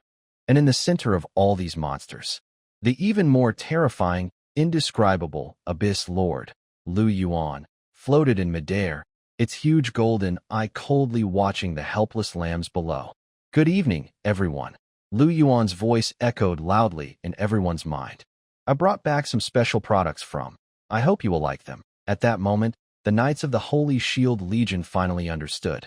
The gates of are not ahead. They are behind them, where they thought they were safest. Despair truly arrived at this moment. "Traitor! You, the traitor stained by the abyss!" The surviving Grand Mage shouted loudly. His ruby staff hummed from overcharging, and a fierce fire burst was gathering at the tip. In this enclosed underground mine entrance, facing his former comrades' dull gray eyes, fear overwhelmed reason. "Die? Along with your dirty soul." Boom. A huge fireball roared out, with enough heat to melt steel, heading straight for Valerius's face. This is 8th level magic. At such close range, even a holy knight protected by battle aura would be instantly vaporized. However, Valerius did not dodge. He didn't even lift his fallen lion-hearted sword. He just stood quietly, allowing the fireball to consume his figure. "It's over," the Grand Mage sighed in relief. But in the next second, his pupils shrank sharply. The blazing flame did not explode but seemed to be pulled by an invisible black hole, rapidly collapsing toward the center. At the core of the fire, Valerius slowly raised a hand. No longer a human hand, but covered with dark gold keratin, with translucent tendrils extending from the fingertips. The void claw, those furious fire elements, like rivers flowing into the sea, poured into his palm, greedily devoured and dissolved by the tendrils. "Smells good." Valerius casually crushed the last flicker of flame, a faint look of ecstasy on his pale face. "This is the Master's gift. Energy plunder. Though not as good as Titan's spinal fluid, it's enough as a pre-meal treat." "Monster." The Grand Mage staggered back, his staff falling to the ground with a clatter. "Can magic even be eaten? How can we fight now?" "Don't retreat." The loyal captain of the knights shouted loudly, trying to reorganize the defense. "Form up, for the glory of the light. Even in death, we must." Suddenly, a thick, spiny gray tentacle shot out from the shadow beneath his feet without warning, piercing through his chest instantly. This was shadow piercing, a new tactic developed by Yuan, combining shadow hunter and void creature traits. The captain looked down in disbelief at the large hole in his chest. No blood flowed out because all of it was drained away in an instant by the tentacle. "Glory." Yuan's tall figure floated in the air, his single eye coldly watching everything. "Glory cannot heal wounds.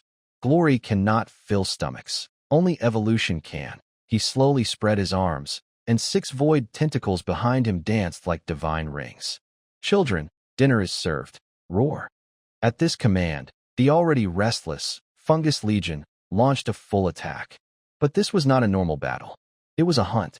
50 Troy guards, armed with heavy drills, did not attack with their drill bits, but activated high-pressure jet sprayers from their backpacks. Whoosh! Thick gray spore mist instantly covered the battlefield filled with defeated soldiers. This mist contained a small amount of void dust, which not only eroded flesh but also caused strong hallucinations. I see.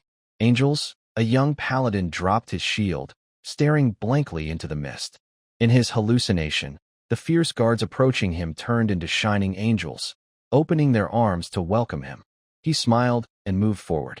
Then, he was pushed to the ground by a large hand covered in black shell. "Don't move. Accept the baptism," the guard said coldly, then pulled out a thick syringe from his waist and jabbed it directly into the young knight's neck.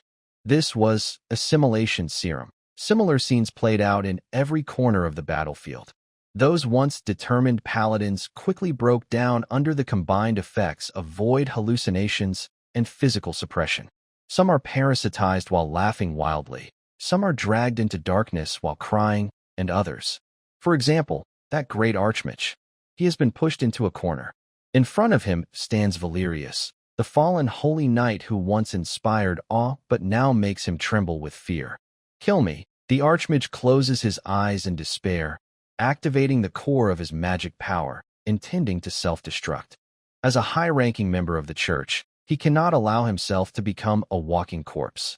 "Want to die?" Valerius sneers coldly. "In the master's domain, death is a luxury." Swish. A gray sword light flashes. The archmage is horrified to find his connection to his magic core has been severed. It's not magic silence, but a physical cut. Valerius's sword precisely cuts all the nerve nodes guiding his magic, but does not harm his life. "Take him." Valerius sheaths his sword. This kind of high-intelligence magic unit is a rare resource. The master said he would assign you a brainwork position. Two guards stepped forward, dragging the archmage into the darkness like a dead dog.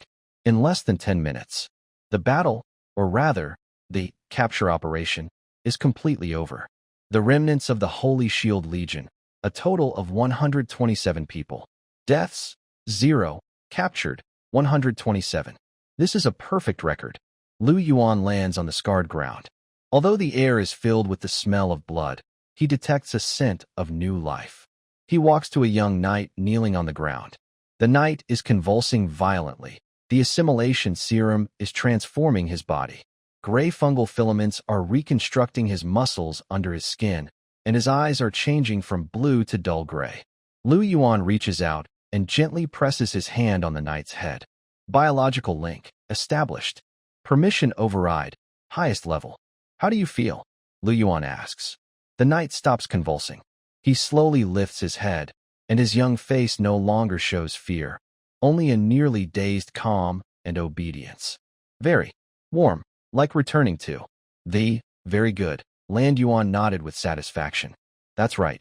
Faith is the root of suffering, and I have removed this tumor for you."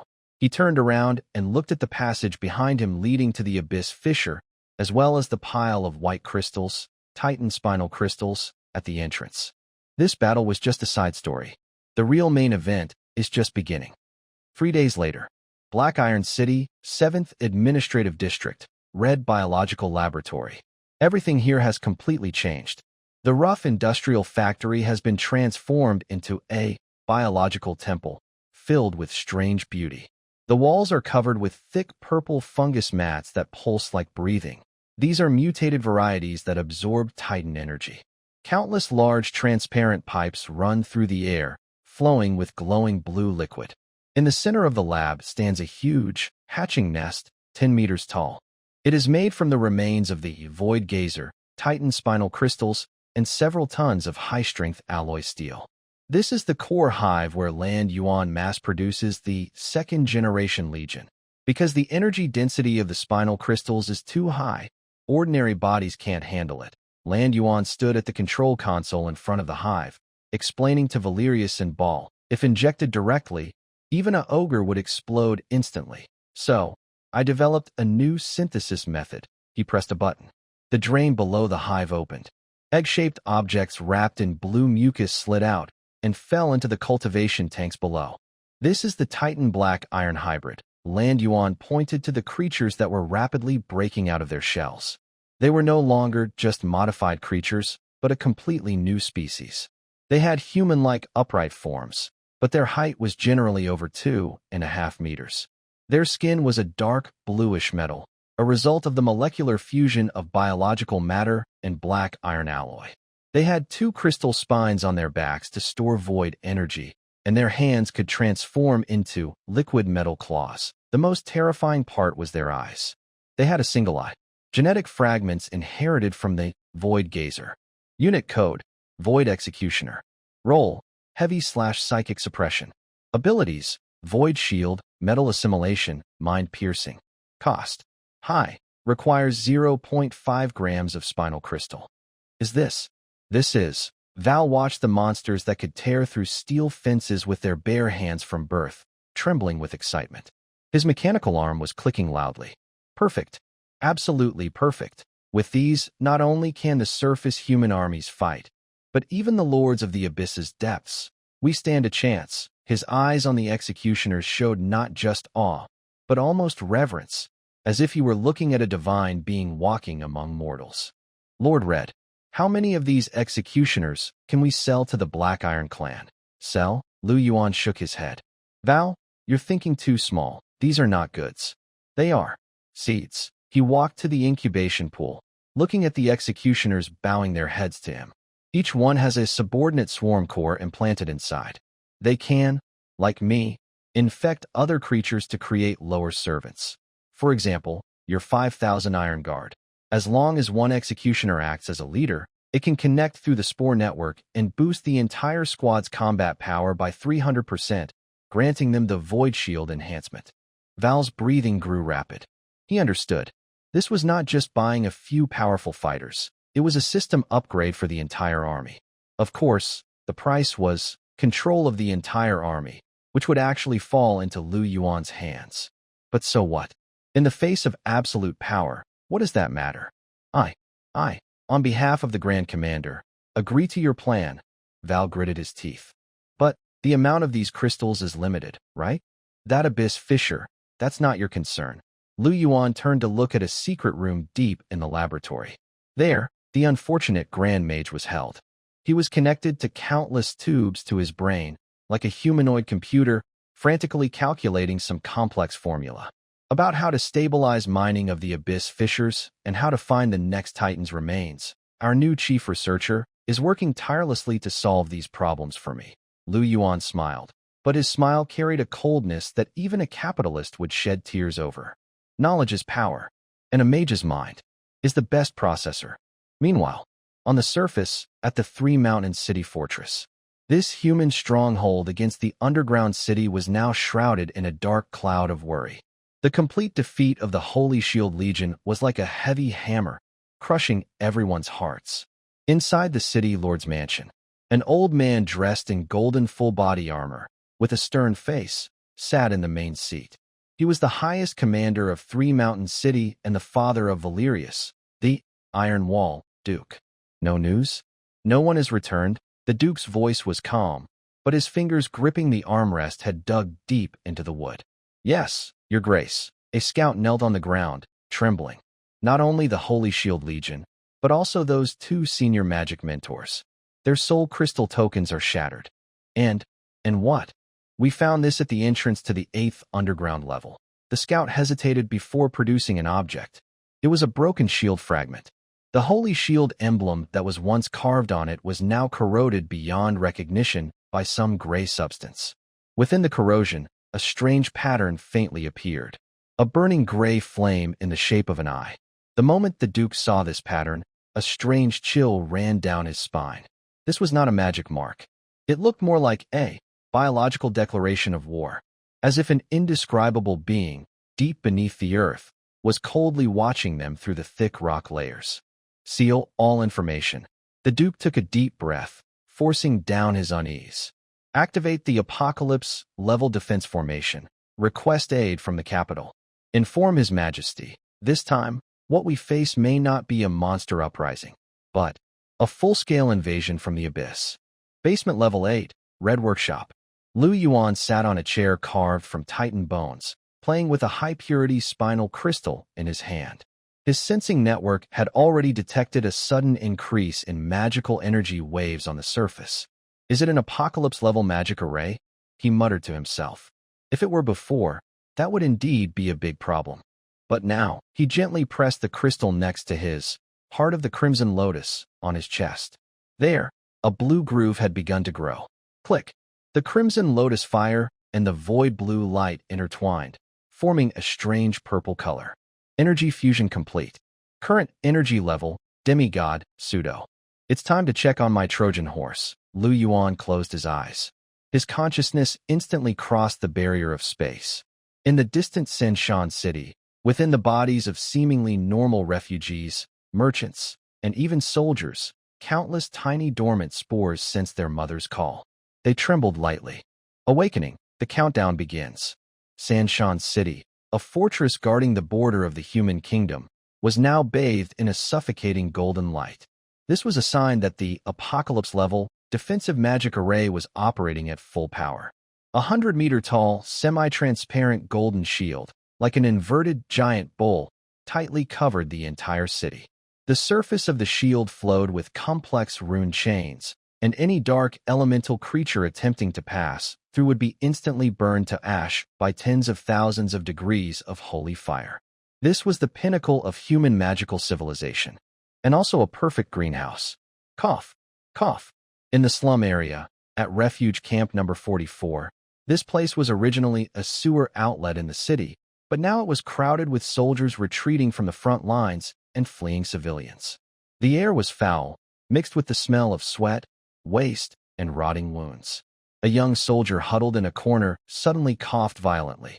He covered his mouth, coughing painfully, as if trying to cough out his lungs. The people around avoided him disgustedly, afraid of catching typhus. It's so hot. The soldier let go of his hand and looked at his palm. There was no blood there, only a cluster of golden dust. The dust shimmered faintly under the dim oil lamp, not smelling of blood but emitting a strange, sweet scent like toasted bread. The soldier felt confused. He sensed a warm flow spreading from his throat throughout his body. His cold hands and feet, caused by hunger and fear, began to warm up, and even the large, infected wound on his thigh no longer hurt. A new, incredible feeling of happiness filled his mind. I saw. The soldier looked up, his eyes unfocused, at the dirty stone ceiling above. In his view, it was no longer just moss-covered stones, but open gates to heaven. Many winged shadows waved at him, and sacred hymns echoed in his ears. Angels! Angels are coming to take me. He smiled and slowly spread his arms. Pop! A soft sound. It was not the sound of death, but of blooming. A pale, lily-like fungus burst out from his mouth. Then, from his eye sockets, ears, and pores. Within seconds, this living person transformed into a humanoid flower tower. The pale flowers bloomed, releasing a large amount of golden spores that were hard to see with the eye. So fragrant. What does it smell like? The refugees around, who had previously looked down on him, now involuntarily took a deep breath. That sweet scent was like a powerful hallucinogen, instantly breaking their rational defenses. I saw. The light. A miracle. A miracle. More and more people started coughing, smiling, and blooming. In this enclosed, crowded refugee camp, protected by a defensive magic circle that kept it warm, the Troy spores, planted by Yuan, began a chain reaction at an exponential rate. The city lord's mansion, command room, Duke, Iron Wall, stood in front of a large sand table, frowning. Although they had activated the highest-level defense magic circle, his unease did not fade but grew stronger. The unease did not come from outside the city. It came from beneath their feet. Alert! A messenger hurriedly rushed in, even losing his helmet, his face full of fear. Your Grace. The slums. Something's happening in the slums. What's all the fuss about? The Duke shouted sharply. Did some monster burrow in? What is the guard team doing? No, it's not monsters. The messenger's voice trembled, as if he'd seen something indescribable. It's flowers. Flowers everywhere. Those refugees. They turned into flowers. And the pollen is spreading. Anyone who touches it gets infected. What? The Duke's heart skipped a beat. A plague? But under this high concentration of holy light barrier, normal undead plagues couldn't survive. Where's the Grand Mage? Send them to purify. They went. But The messenger swallowed nervously. But when the priests used their purification spells on those things, it didn't work. Instead, they grew faster. They're feeding on the holy light. This sentence hit like a thunderclap, leaving everyone in the command room stunned. Feeding on holy light. In this world, how could there be filth that consumes divine power? Let's go? Check it out. The Duke grabbed his sword from the table and strode out quickly. When the Duke reached the edge of the slums, the scene before him made even this seasoned veteran feel sick. There was no mountain of corpses or blood. In fact, it looked quite beautiful. The entire slum was flooded with a pale sea of flowers. These flowers grew on walls, on streets, and even on people. Thousands of infected hadn't died. They still held their positions from when they were alive, some kneeling in prayer, others embracing each other. Their skin had turned completely porcelain white, forming a hard, white layer. Countless thin filaments like blood vessels flowed over their bodies, emitting a faint golden glow. Above these human sculptures, a huge, crown-like, brain erosion flower bloomed on each head. These flowers open and close with each breath, releasing clouds of golden spores. Because a protective magic barrier covers the city, these spores cannot disperse and keep accumulating inside, causing the spore concentration in the air to reach a terrifying level. The golden light screen, originally meant to protect the city, now acts like a lid on a giant pressure cooker. God, a few nights following the Duke couldn't help but kneel. Under the strong hallucinogenic effect, they even thought the hellish scene before them was strangely beautiful and sacred. Be quiet. That's an illusion, the Duke shouted angrily, releasing a burst of solid-looking battle energy that forcibly dispersed the spores around him. This isn't a miracle. It's the demon mocking us, he recognized it. The gray, deathly tone, along with the eye pattern he saw on the broken shield, was exactly the same. All mages, listen up. Switch to fire magic. Burn this area to the ground. The Duke gave the harshest order. But, sir, there are still people inside. One mage hesitated. They are no longer human. The Duke's eyes turned red as he pointed at the smiling sculptures. They are bombs. The demon uses them to destroy us. Burn everything. Not a single spore should remain. Boom, boom, boom. Under the Duke's command, the mages finally began chanting. Dozens of firestorms rained down from the sky, turning the slums into a sea of flames. The pale, flower people did not struggle in the fire. Instead, they emitted laughter. It was a chorus of thousands of overlapping voices, full of joy and relief. Thank you for the gift that we will become one. Amid this strange laughter, the flames did not destroy them. Instead, they seemed to act as a catalyst. The mycelium, roasted at high temperature, instantly carbonized into a hard black shell. The spores, carried by the hot air, flew higher and farther, heading straight for the upper city, home to the nobles and soldiers. Those are high-temperature resistant strains. The Duke desperately realized that every decision he made seemed to be part of the other person's plan. At that moment, buzz, the ground of the entire city suddenly shook violently. It was not an earthquake. Instead, some huge creature was smashing into the foundation. The ground in the city center square suddenly bulged upward, as if something was about to break through the earth. Finally, it's mature, a deep, hoarse voice, as if coming from the depths of, suddenly pierced through the noisy flames and echoed over the city of Sanshan, specifically on the large protective light shield. The Duke looked up sharply. He saw that on the golden light shield, a huge face made of gray shadows had appeared unexpectedly.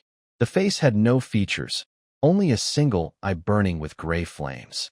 "Who are you?" the Duke shouted, drawing his sword and pointing it at the sky. "Who I am doesn't matter." The large face slowly spoke, its voice cold and indifferent, as if it saw through life and death. "The important thing is, who are you? Are you a lamb waiting to be slaughtered? Or a crop waiting to be harvested?" Boom. The ground in the central square suddenly exploded. A massive, 30-meter-wide tentacle covered in dark gold armor shot up into the sky. It did not attack the surrounding buildings, but aimed straight at the core of the defensive barrier in the sky, like a needle. That was Yuan's true form, the part of the abyssal void fungus lord. Using the positioning provided by the cities, Troy spores, he had drilled from the 8th underground level, piercing through hundreds of meters of rock with this void root, precisely reaching the heart of Sanchon City. Sizzle. As soon as the tentacle touched the defensive light shield, the once indestructible, apocalypse-level barrier suddenly began to fade and decay as if it had encountered its nemesis. The flowing divine runes were covered in gray fungal patches, and the sacred golden light turned into a sickly green. Impossible. This is a divine barrier left by the gods. The city's chief archmage knelt on the ground in despair. His proud magical knowledge shattered at that moment, because he saw that the tentacle was not destroying the barrier but assaulting it. Countless tiny fungal threads pierced into the energy circuit of the magic array, forcibly changing its operation logic. System takeover. The giant face in the sky spoke again. Defense mode. Switch to incubation mode. Buzz. The originally semi-transparent golden light shield instantly turned into an opaque dark purple. It no longer blocked external attacks, but instead became a huge, airtight eggshell, sealing off the entire three-mountain city inside. The sunlight outside was cut off. Inside the city, everything fell into complete silence and darkness.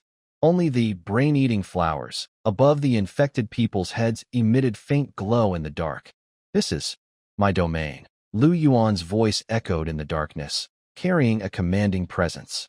In this darkness, there are no nobles, no commoners, no gods, and no humans, only the fungal colony. Now, the second stage begins, harvest. As he finished speaking, the void root, standing in the center of the square, suddenly split open.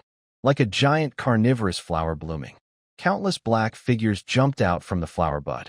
They stood about 2.5 meters tall, covered in dark blue biological metal armor, with crystal spines on their backs shimmering with void-like light. Titan Black Iron Hybrid, Void Executioner. These were Lu Yuan's first paratroopers, but this was not the most despairing part for the Duke. At the front of the monsters, a familiar figure appeared. He wore a damaged but shimmering biosuit with dark gold patterns. In his hand, he held the iconic, now fallen Lionheart greatsword. Although his hair had turned gray-white and his eyes were a dull gray, the sword stance engraved in his bones was instantly recognizable to the Duke. "Valerius, my son." The Duke's voice trembled, and for the first time, his sword lowered. "You are still alive?" The figure stopped and looked up. From hundreds of meters away, across the burning street, he gazed at the old man. In his dull gray eyes, there was no family love, no pain, only a cold, absolute rationality. "Valerius is dead, father." The voice was hoarse but very clear. "The one standing before you is the leader of the Fungus Legion's first army, by the order of our master. Coming to take control of the city." Clang. The great sword was raised, pointing directly at the city lord's mansion. "All troops follow orders. No surrender accepted, except for mages with magic aptitude and knights with battle aura potential. Everyone else will be turned into fertilizer." Roar. Hundreds of void executioners let out a coordinated roar. They transformed into black lightning, rushing into the still uninfected defensive positions. This was an uneven slaughter, and also an efficient biomass recycling operation. The Duke watched the tide of black monsters surge forward, saw his once proud son wielding his sword to kill former comrades. He knew Three Mountain City was finished.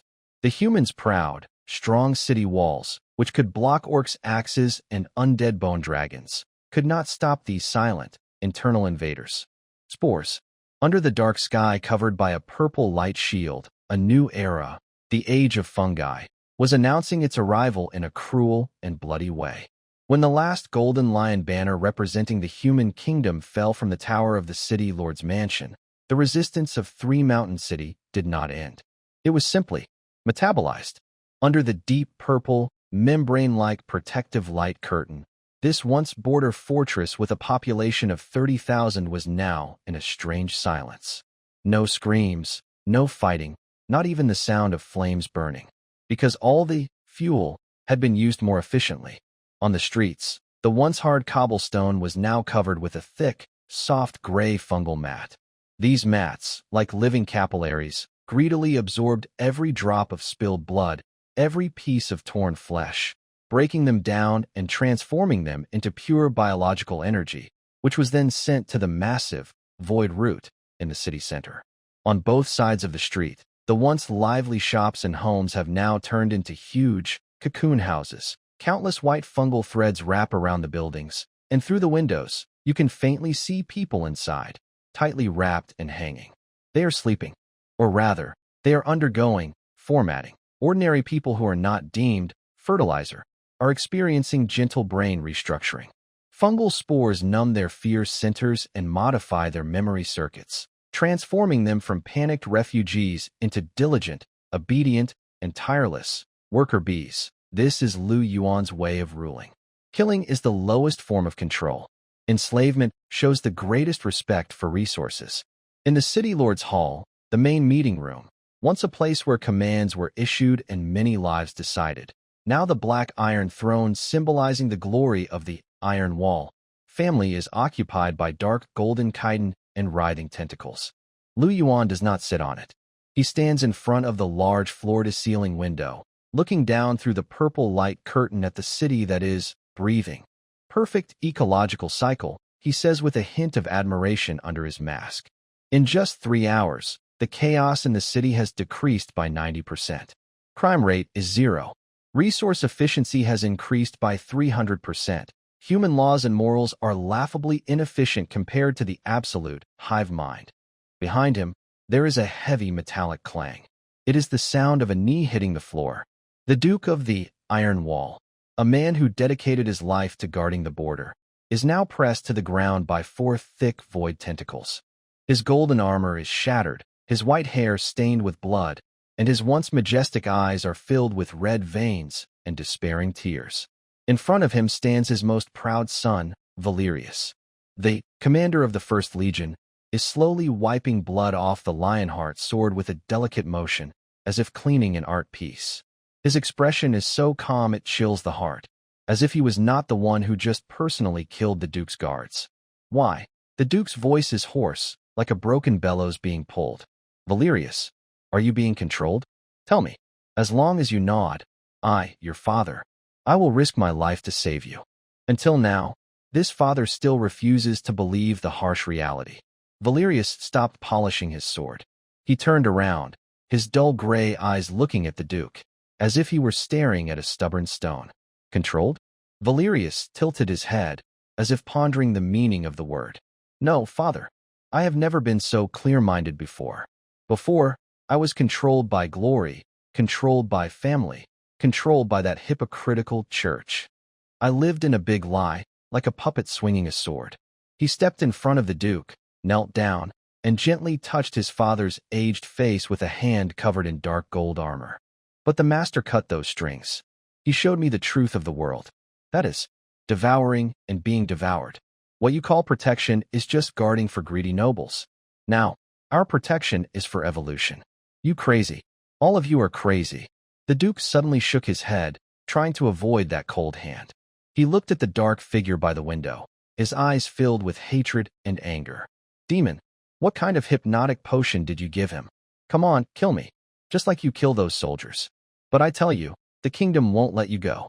The Grand Commander of the Holy Knights is on his way. You rats in the gutter, sooner or later, you will be purified by the holy light.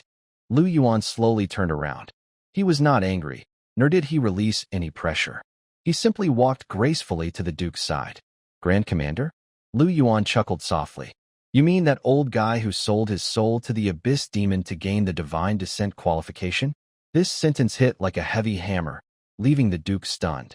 What? What did you say? It seems you don't know anything, Your Grace. Lu Yuan waved his hand. The corrupted prophet Morandi, who had been floating in the corner, drifted over. Tell this loyal gatekeeper what kind of place the kingdom and church he guards really are. Morandi extended a tentacle, and a gray beam of memory shot into the Duke's forehead. Ah, the Duke let out a sharp scream. But what he saw was not an illusion, but real memories.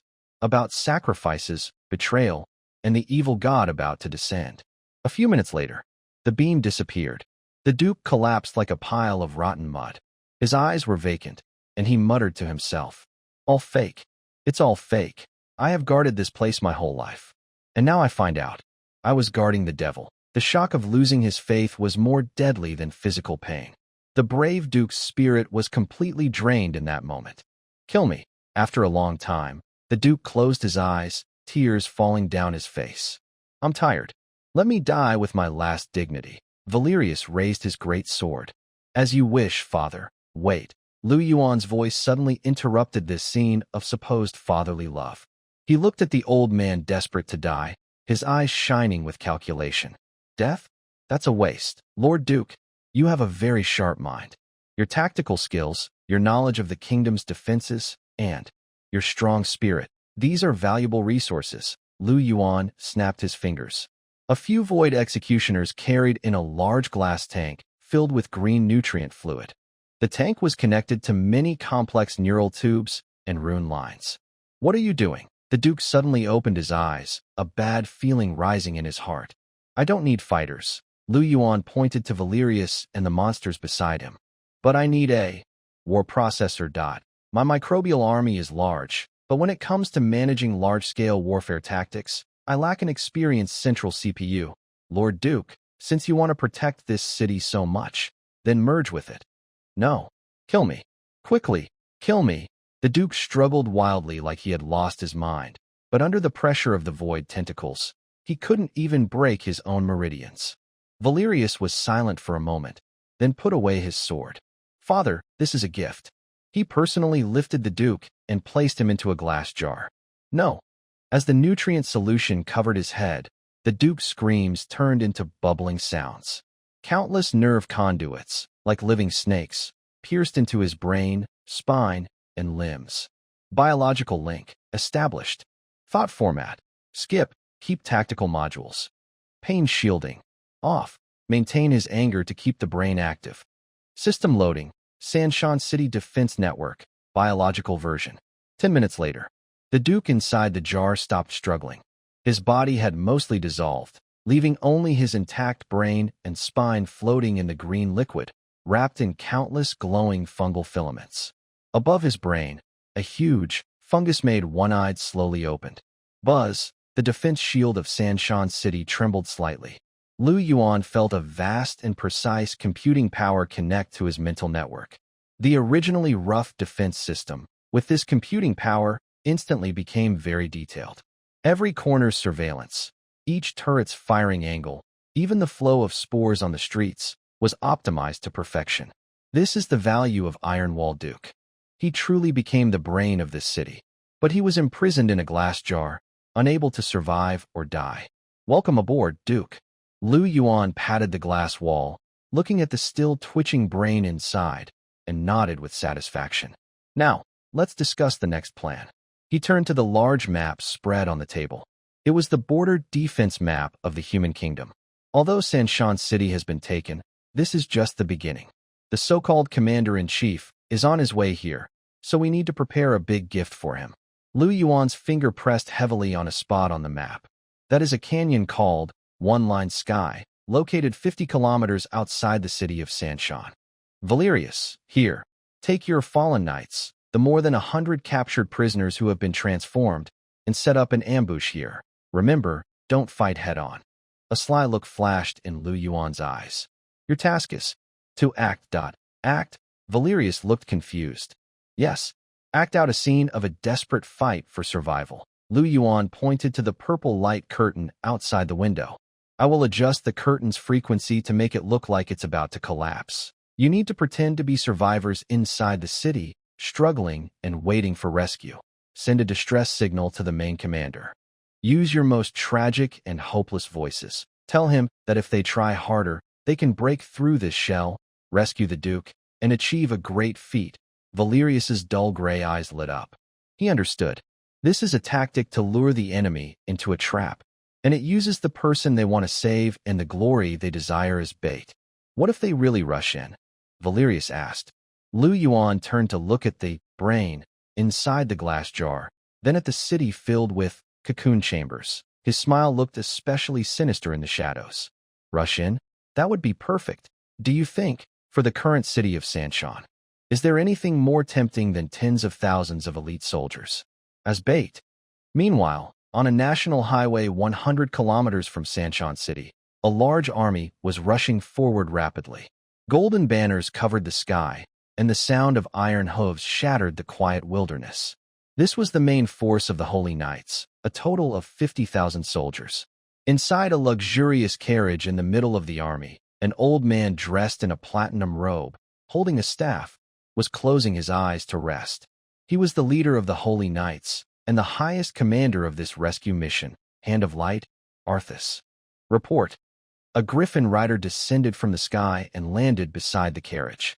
Great Commander, ahead. The magic signal from Three Mountain City has been received. Oh, Arthas suddenly opened his eyes. His gaze was not kind, but filled with scheming intent. Is the stubborn old Duke still alive? No. The signal came from Vice Captain Valerius, the cavalry officer excitedly reported. He says, the city's defensive magic array is still working, despite being corrupted. The Duke is leading the remnants to retreat into the inner city, fighting a street battle against monsters. The monster leader seems badly injured and is trying to absorb the city's energy. Vice Captain urges us to launch a full attack immediately. He says, this is a rare opportunity. If we break through the outer shell, we can attack from both inside and outside, and completely kill that monster. Arthas narrowed his eyes. Injured? Absorbing energy? That sounds reasonable. After all, even a legendary demon king would struggle to digest a city of 30,000 people. If we can take Three Mountain City now, we can save the Duke, gain border military support, and also get the monster's body, which is priceless. This achievement could elevate him from commander to Pope. Send the orders. Arthas waved his staff, his voice filled with greed. All troops, accelerate. Be sure to reach Three Mountain City before sunset. Tonight, we will hold a celebration in that den of monsters. Outside the carriage, 50,000 soldiers cheered loudly. They didn't know. That was not a fortress waiting for rescue. It was a gaping, flowing abyssal maw. And deep inside that maw, a newly appointed biological brain was silently calculating each of their protein contents in the cold nutrient fluid. The sunset was blood red, turning the wilderness outside Three Mountain City into a dark crimson.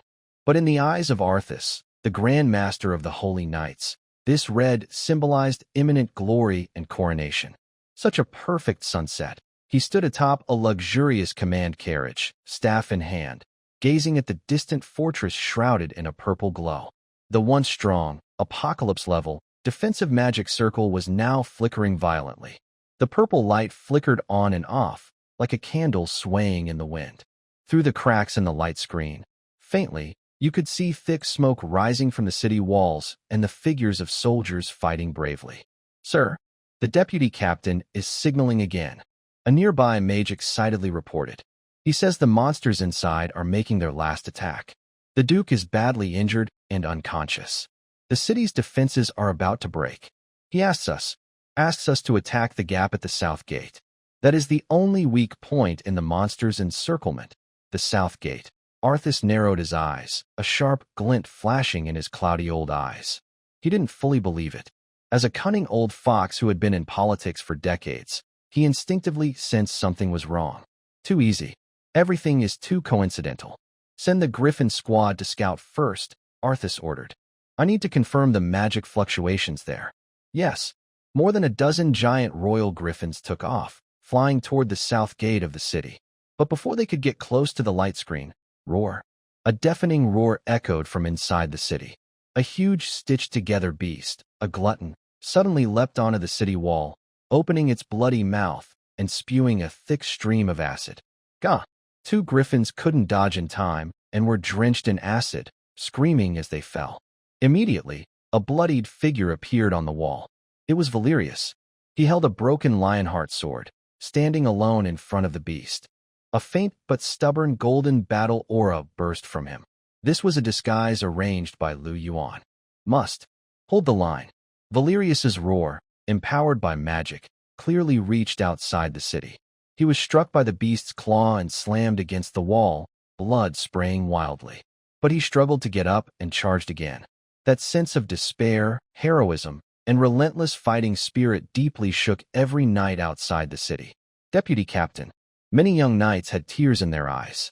Even the suspicious Arzace, upon seeing this scene, felt his doubts mostly disappear. Is this a show? Who would risk their life to act so convincingly? The injuries from being hit by a giant beast are real. If he wasn't protecting the city behind him, who would fight so desperately? More importantly, he saw what was behind the giant beast, piles of corpses and buildings being destroyed. The monster is indeed attacking the city, and it's at the final stage. If they don't go in now, not only will the Duke die, but the valuable monster corpse will also be eaten by the beast. We can't wait any longer.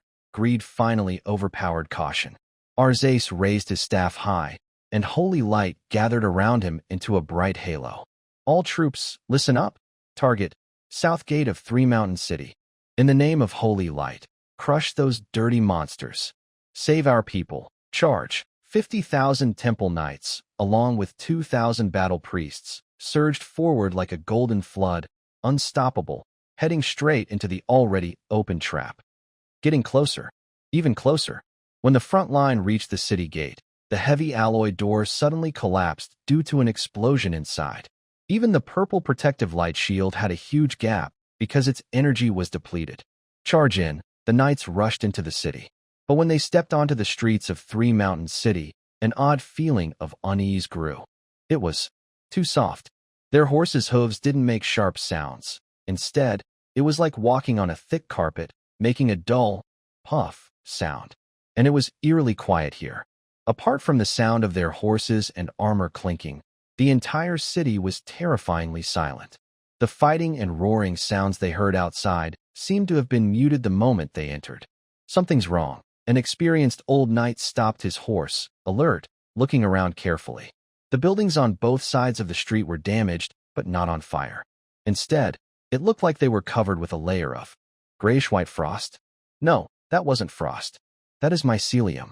Commander, should we keep going deeper?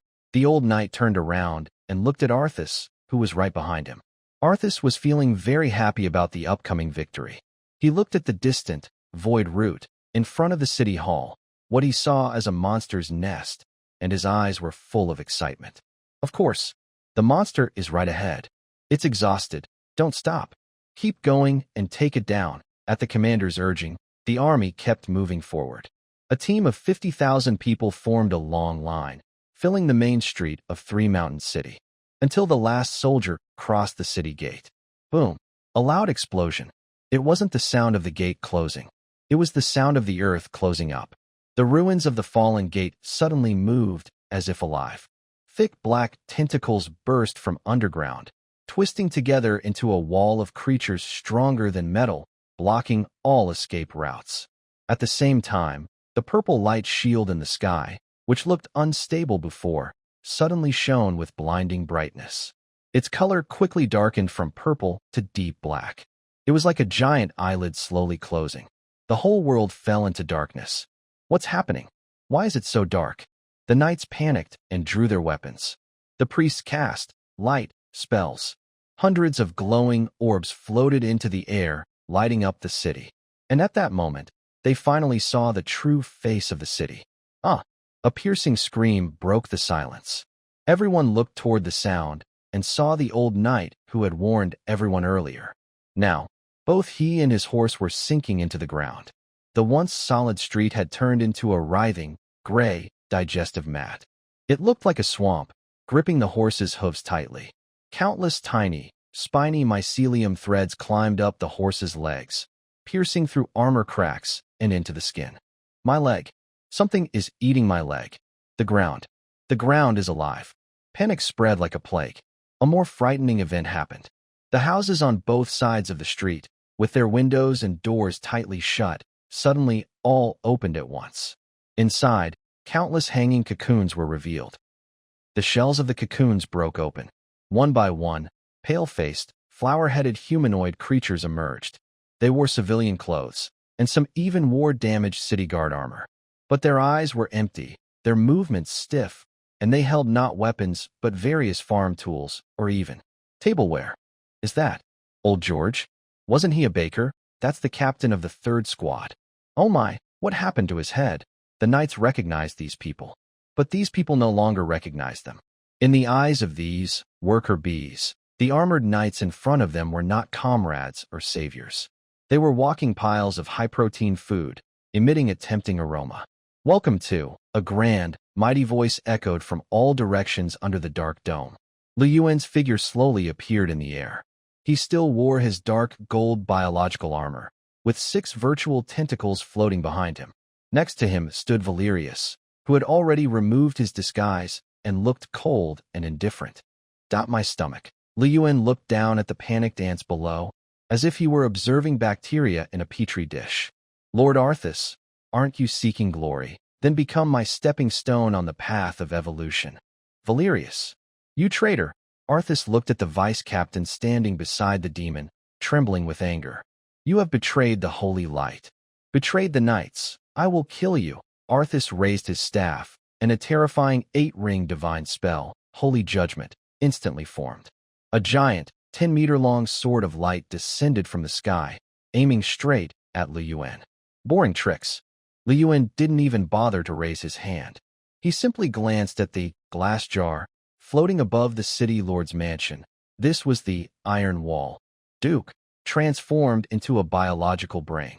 Buzz, a purple protective light shield suddenly released a beam of light, precisely hitting the sword. Sizzle sizzle.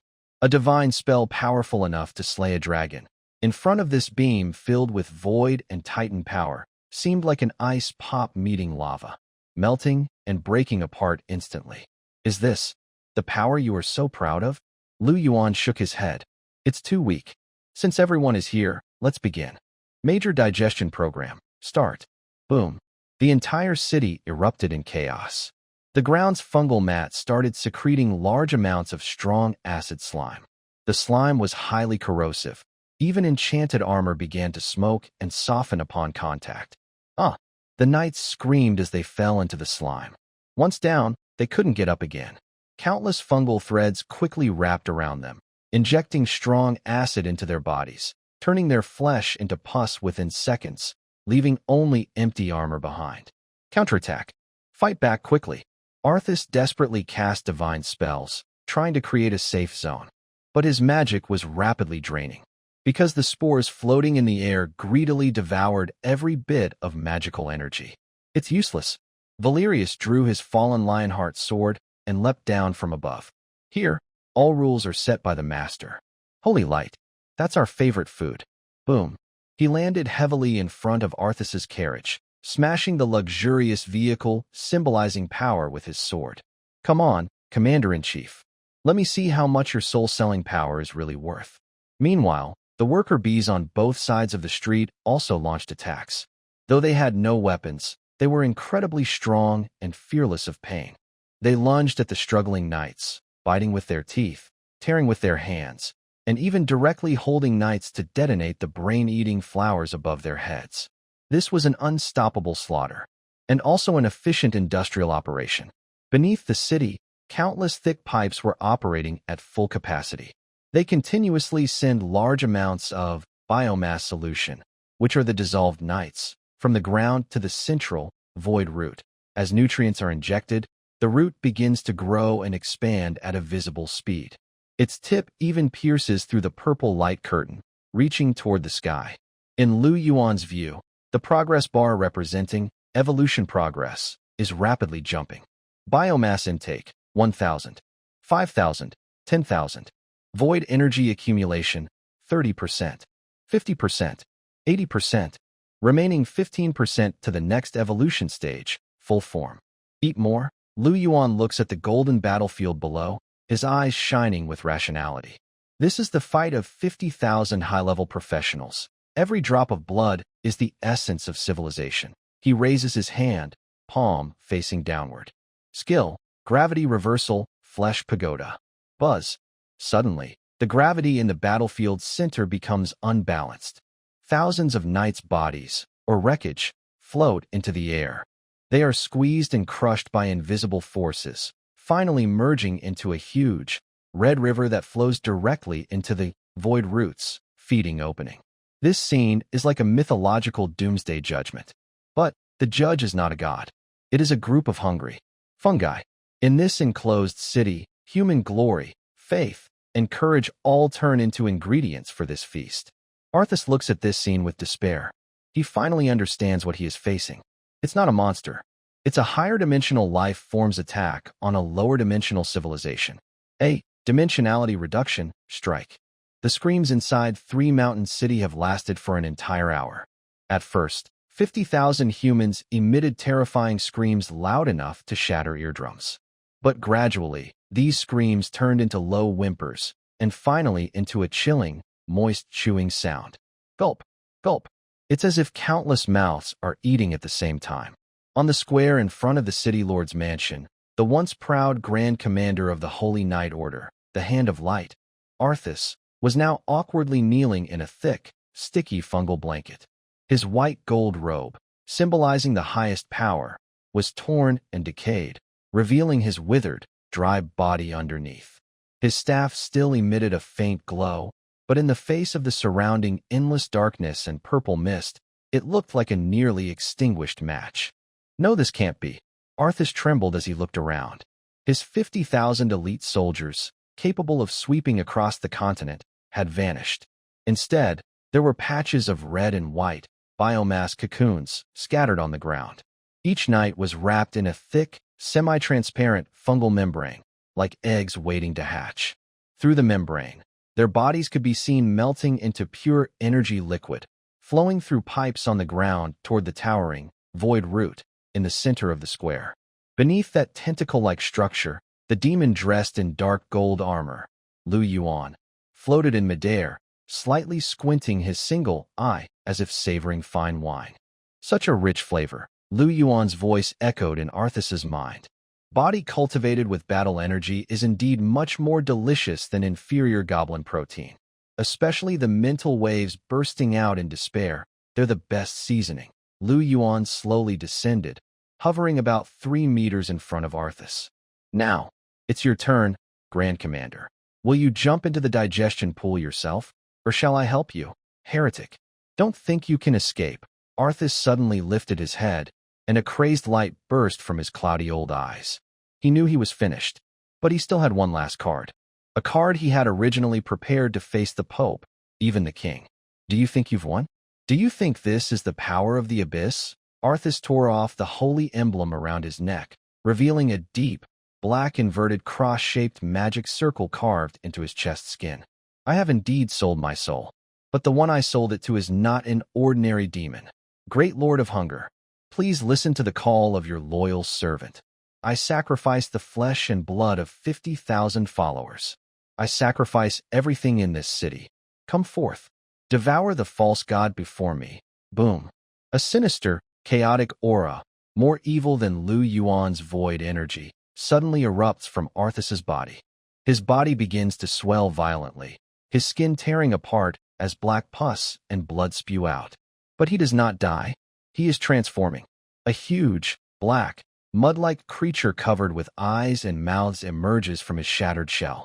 This mud quickly expands, and in the blink of an eye, it becomes a 20-meter-tall, false god projection made of rotting flesh. It has no fixed shape. Every inch of its skin is constantly rotting and regenerating. Countless mouths open and close on its body, roaring with hunger. Warning: high-dimensional creature projection detected. Target identified. Lord of the Abyss, Hunger Lord, Divine Avatar. Power level, Demigod, High Tier. Hunger Lord. Yuan looks at this disgusting large mass of flesh in front of him, showing no fear. Instead, a hint of disdain flashes in his dark gold single eye. I was wondering what kind of god would covet a greedy soul like yours. So, you're a gluttonous demon god that feeds on trash. Yuan shakes his head. Too ugly. No sense of evolution. Purely a pile of decay and rot. This is an insult to biology. Roar, the false god projection is clearly angered. Its countless mouths roar simultaneously, releasing a wave of black sound waves that sweep out. The surrounding buildings instantly collapse, and even the fungal mats on the ground are blown away. Starving. So hungry, the false god extends countless rotten tendrils, reaching for Yuan. It can feel that the small figure before it contains an extremely powerful energy, an almost perfect meal. "Want to eat me?" Lu Yuan sneers. He does not dodge, but instead charges forward. Let's see whose teeth are sharper. Citywide activation, digestive liquid, king water mode. Duke's brain, take over the defense system, lock down the space. The purple light curtain in the sky suddenly shrank, transforming into an unbreakable cage that tightly locked the entire square. At the same time, the void root on the ground suddenly sprouted and turned into a long, 100-meter-long, hunting tentacle, which fiercely struck the false god. A sharp sound. The bloated body of the false god was torn, losing a large piece of flesh. Before the fallen flesh hit the ground, it was instantly wrapped and broken down by the surrounding fungal mats. The false god screamed in pain. It realized its power was draining away. This space itself is consuming it. Is this your home advantage? Lu Yuan's figure flickered in the air. Every time he appeared, he left a huge wound on the false god. His handheld void claw had become the sharpest scalpel, precisely cutting the energy nodes of the false god. For true predators, size has never been an advantage. Efficiency is. Lu Yuan's figure moved so fast it was just a streak of dark gold light. He was dissecting this god. Like a patient chef, he was handling a giant bluefin tuna, cutting nerve connections, peeling away rotten flesh, extracting essence. That arrogant, famine lord, projection was helpless before Lu Yuan, because it found that no matter how it attacked, the strange, void shield could absorb the damage. Meanwhile, its body kept shrinking. "No, this can't be." A voice of despair, that of Arthas, echoed from inside the false god. "I am chosen by the gods. I have divine power. Why? Why am I losing to you, this monster? Because your god is also a parasite." Lu Yuan stopped above the false god's head. There was a black core there, the soul of Arthas. It doesn't care whether you live or die. It just sees you as a coordinate, a straw to steal energy from the real world. And now, Lu Yuan raised his right hand. The hand instantly expanded into a abyssal maw, filled with sharp teeth. "I'm going to pull out this straw, along with the stomach behind it." Ultimate skill, Void Devour, Concept Extraction. Boom. Lu Yuan's hand forcefully pierced into the core of the false god. No blood or flesh splattered. The surrounding space seemed to freeze. Lu Yuan felt as if he had grabbed an invisible thread. That was the faith connection between Alsace and the true body of the Lord of Hunger. Following this thread, he sensed that in the distant abyssal plane, a pair of greedy, huge eyes were watching here. "I found you." Lu Yuan's lips curled slightly. "Time to collect some interest." He suddenly pulled hard. Bang! The invisible thread was forcibly torn apart. At the moment of the break, the microbial colonies inside Lu Yuan launched a frantic plunder. They tore off a pure piece of divine rule from the true body of the demon god through the broken connection. Roar! A furious roar echoed in the void. It was the true demon god's pain-filled cry. But the passage was already closed. With the connection severed, the giant false god projection on the square instantly collapsed, turning into a lifeless black mud. Only Alsace's battered and broken body remained, falling from the sky. Thud! He plunged into the pool of strong, acid bacteria below. He didn't even have time to scream. The ambitious dreamer who aspired to become a pope, or even a god, instantly turned into a wisp of blue smoke. The power, glory, and divine strength he pursued in his life ultimately became just a number on Lu Yuan's evolution progress bar. Devour high-level divine creatures. Clone. Gain divine fragment. Gluttony. Imperfect. Energy reserve. Overflowing. Warning. Warning. Body energy overload. Starting forced evolution process. Ascension. Finally. Has it come to this? Lu Yuan was not panicked. He felt every cell inside him boiling, cheering. That immense energy was like an erupting volcano, about to burst this biological shell. He slowly descended onto the top of the void root. The surrounding microbial carpet began to surge wildly, countless tendrils wrapping around him, forming a towering cocoon about 30 meters high, glowing with dark gold light. Valerius, Lu Yuan's voice echoed through the giant cocoon, carrying a sacred resonance. Here, Valerius, dressed in black armor, knelt before the giant cocoon. Behind him were over 100 fallen knights and thousands of void executioners, all kneeling as well. Guard this place. Until I break free from the cocoon, no creature is allowed to approach the three-mountain city, even a step. Even if the king himself comes, kill him. Understood, my lord. Valerius drew his great sword and firmly planted it into the ground. We will become your wall. 7 days later, the purple shield still covered the sky over Three-Mountain City. But outside, the world had already changed dramatically in those 7 days. News of the main force of the Holy Knight Order being wiped out spread like a massive earthquake, shaking the entire human kingdom and even reaching nearby orc tribes and elf forests. The king was furious, and the pope was terrified. Countless armies began gathering at the borders. Inside Three-Mountain City, it was deathly silent. All the digestion was complete. The 50,000 knights, along with the city's supplies, had been turned into nourishment for the giant cocoon. A clear cracking sound broke the silence. The dark gold cocoon standing in the city square split open. A beam of light, not gold, not gray, but a pure, starry, deep purple, shot out from the, soaring into the sky. The thick protective light curtain in the sky, upon contact with this light, dissolved like snowflakes. Sunlight once again shone on the streets of Three-Mountain City. But this sunlight did not bring warmth. Instead, it revealed a terrifying new world. The original stone buildings had vanished completely, replaced by towering structures made of white bones and dark gold shells, biological towers. The ground was no longer a fungal carpet but a hardened, obsidian-like, chitin pavement. This was a living city.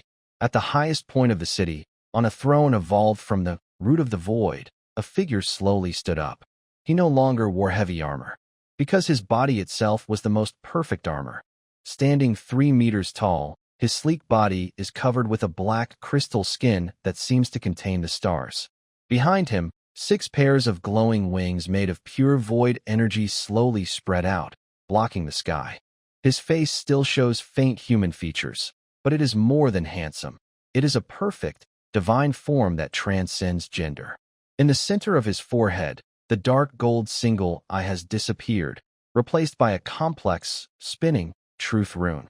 This symbol shows he is no longer an ordinary being. He is Deep Abyss Ruler, Void Lord, complete form. Yuan clenched his fist slightly. He could feel that, if he wished, he could make the ground beneath him or make the clouds in the sky burn with a single thought. This is a power only semi-gods can control, reality distortion. Is this the power of the complete form? Yuan's voice was no longer hoarse but smooth and deep, like a cello, with a magnetic quality that reached the soul. He looked up and gazed into the distance. There, the allied armies of the human kingdom were gathering.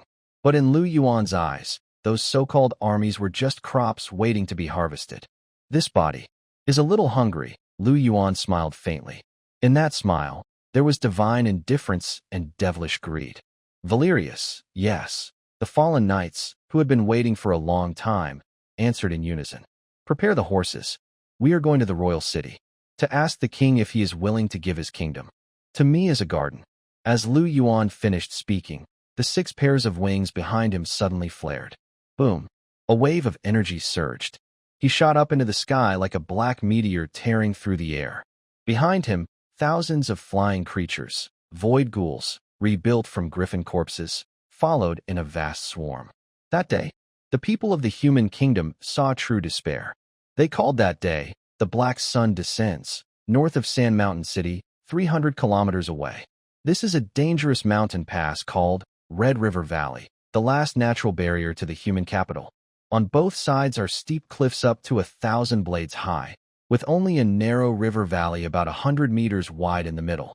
At this moment, the valley has been filled with the strongest magic power humans possess. Magic resonance rate 98%. Defense matrix fully charged.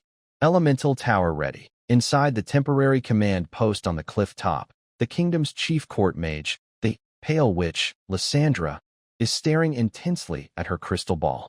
Her normally well-maintained face, which usually carries a lazy smile, is now pale as a dead person's skin, and her forehead is covered with tiny cold sweat. In her crystal ball view, the southern horizon has disappeared, Instead, there is a constantly approaching, darkness-consuming, black tide. This is not an ordinary army.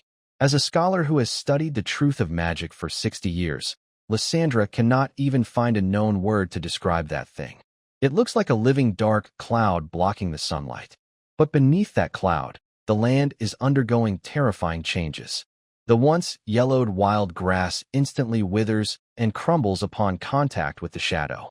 Countless gray-white fungi-like plants, resembling tentacles, burst out from the soil. Rocks turn into chitin structures like solidified fat, and rivers become flowing green glowing acid slime. Every step it takes rewrites the world's rules. It is not marching. It is assimilating the world. Teacher, can we really stop this thing? A young mage apprentice standing behind Lysandra trembles as he looks at the strange purple glow on the distant horizon. Even if we can't stop it, we must try. Lysandra takes a deep breath, forcing down a trace of fear born from instinct. His Majesty has gathered the kingdom's last 200,000 troops on the plains. We are the first line of defense and the most important filter. The creature calling itself the Void Lord, although it has semi-divine power levels, is still a biological being. Lysandra clenches her staff tightly, her eyes flashing with a mix of madness and rationality. He maintains such a large biosphere moving. The energy he consumes every second is astronomical. Our goal is not to defeat him. Instead, we want to create enough trouble to drain his biomass reserves and make him starve. Activate the Thorn Wall magic array. Full power. At her command, tens of thousands of magic crystals embedded along the cliffs on both sides of the Red River Valley simultaneously light up. Buzz. A giant magic barrier, 500 meters tall and dozens of meters thick, rises from the ground, spanning the middle of the canyon. This is not an ordinary light shield, but a deadly wall woven from countless solidified magical thorns, burning with flames and lightning. This is the Kingdom Mage Association's most secret strategic spell, said to be capable of crushing even a charging dragon. 10 kilometers away, in the center of the moving, black tide, Yuan is not sitting in a carriage or riding a horse like a traditional king. His current form, the fully evolved version with 6 pairs of glowing wings and a body covered in starry skin, is floating about 100 meters above the ground. Around him, a force field made of high-concentration void particles surrounds him, instantly destroying any dust that comes close. Beneath him is a moving throne. It is a product evolved from the sacred remains devourer. The giant beast has grown to 100 meters long, with its back flattened into a biological platform, on which countless tubes connect to Yuan's nervous system. High-energy reaction detected. Complex element barrier field 10 kilometers ahead. Yuan's pupilless eyes, truth rune, slightly turn, piercing through layers of space to analyze the essence of the Thorn Wall, composite weaving of fire and lightning elements. Using high-frequency oscillations to produce cutting force. That's a very good idea. If it were the old Fungal Legion, hitting it would indeed cause heavy losses. I might evaporate about 30% of my lower-tier troops. Yuan's voice echoes in the mental network, calm as if solving a math problem. But then, now, I no longer need to use my body to fill such low-level gaps. He slightly raises his hand. Suddenly, a loud buzzing sound like a swarm of bombers came from the sky behind. The clouds parted. Thousands of black dots swooped down. These were the Voidstone Ghosts. These flying units, made from griffin corpses, had completely changed after being baptized by the void by Yuan. Their feathers turned into metal-like scales, and green liquid-filled sacs hung from their bellies. In their mouths, they carried what looked like biological missiles. Valerius, subordinate here, the fallen knight leader, standing on the back of the giant beast, had fully adapted to his new role. His sword, the Lionheart, was wrapped with some void tendrils, making him look more fierce. Take the Air Force and teach those mages a lesson. Tell them the era of magic is over. Understood. Valerius's bone wings flapped, and he soared into the sky, merging with the large group of stone ghosts. At the Red River Valley defense line. They're coming. Air units, the mage apprentice shouted. Lysandra looked up, her pupils shrinking suddenly. Instead of diving and attacking like normal monsters, the stone ghosts, still 2 kilometers from the defense line, performed a coordinated throwing motion. Puff, puff, puff. Countless dark green spheres shot out from their mouths, making sharp whistling sounds, crashing like a rainstorm against the thorn wall. Not just physical attacks. Activate the interception net, Lysandra yelled. Hundreds of lightning bolts and fireballs shot into the air, accurately hitting the falling spheres. Boom, boom, boom. The spheres exploded in the air, but there was no fire or shrapnel. Only large clouds of yellow-green mist. Instead of dispersing, the mist seemed alive, quickly attaching itself to the burning magical thorn wall. Sizzle, sizzle, sizzle. A corrosive sound like nails on a chalkboard echoed through the canyon. Lysandra was terrified to see that the magic flames, said to burn everything, suddenly went out the moment they touched the mist. No, they didn't go out. They were eaten away. The fog contained countless tiny, demon-devouring spores, specially created by Yuan. They feed on elemental energy. The stronger the flames, the faster they reproduce. The more powerful the lightning, the more they split apart. The once dazzling thorn wall quickly turned dull and dark green to the eye. Then, the magical thorns began to grow wildly and twist. The spikes that originally protected outward suddenly turned inward, aiming at the cliff where the caster was standing. How is this possible? Has the magic array gone out of control? The magic circuit has been cut off. No, it has been tampered with. Inside the mage tower, chaos erupted. Crystals shattered, and several mages maintaining the magic array spat blood and collapsed. Is this biological erosion? Lysandra looked at the wall that was once protecting them. Now, it had turned into a huge, oozing monster's mouth. She finally understood that what they faced was not an army, but a high-dimensional virus. Retreat. Abandon the front line. Everyone, fall back. Before her order was finished, a black lightning bolt tore through the green fog in the sky. Valerius, wielding the fallen Lionheart sword, crashed through the dome of the mage tower like a meteor. Boom. Debris flew everywhere. Lysandra only saw a flash, and a cold greatsword was already at her neck. The sword didn't emit coldness, but a soul-shaking void pull. Her immense magic power, in front of this sword, was like a whirlpool of water, spilling uncontrollably. You, Valerius? Lysandra recognized the face. Though pale and evil, the outline of the once royal star was still faintly visible. You are the pride of the kingdom. How could you fall to become a monster's dog? She shouted fiercely, trying to use words to awaken his humanity. Valerius looked at the elder who once taught him magic principles. His dead gray eyes showed no emotion. Dog? He tilted his head, as if hearing a funny joke. No, master. I am the pioneer, and you are mistaken about one thing. Valerius pressed slightly, and the sword's edge cut into Lysandra's skin. Monsters are not us. But rather, for thousands of years, they have been feeding on humans while falsely claiming to protect us. Now, your knowledge and magic will become the nourishment in the Master's garden. Puff. Several gray tendrils burst out from the cracks in Valerius's armor, instantly piercing Lysandra's 7 orifices. This kingdom's chief mage didn't even have time to cast a final spell before losing consciousness. But this was not death. As Yuan said, highly intelligent people, dying is a waste. Lysandra's body twitched and mutated. Complex rune circuits appeared on her skin, but instead of glowing blue, they turned a strange purple. Her mage robe was torn by fungal filaments and rewoven into a biological robe. After 3 minutes, she stood up again. Her eyes were completely black, and she held not a staff but a biological wand, made of spinal bones and eyeballs. She slightly bowed to Valerius. Thank you for guiding. When Yuan's throne slowly floated over the Red River Valley, the battle was over. Or rather, the assimilation was complete. The once dangerous canyon defense line had turned into a huge, hatching ground. The thorn wall had fully turned into a living flesh wall across the canyon, covered with cocoons nurturing new creatures. Thousands of mages and guards mostly became fertilizer, fed into the stomach of the sacred skeleton devourer, transforming into marching energy. A few elites, like high-level mages, were transformed into a new troop, void casters. Efficiency is acceptable. Yuan glanced at his attribute panel. Devoured high-level mage core. Gained gene fragments. Elemental affinity, all types. Spatial folding, basic. Analyzed spell models, 72 types. Microbial evolution, demon-devouring fungi maturity at 100%. He didn't stop, because in his perception, this was only the appetizer.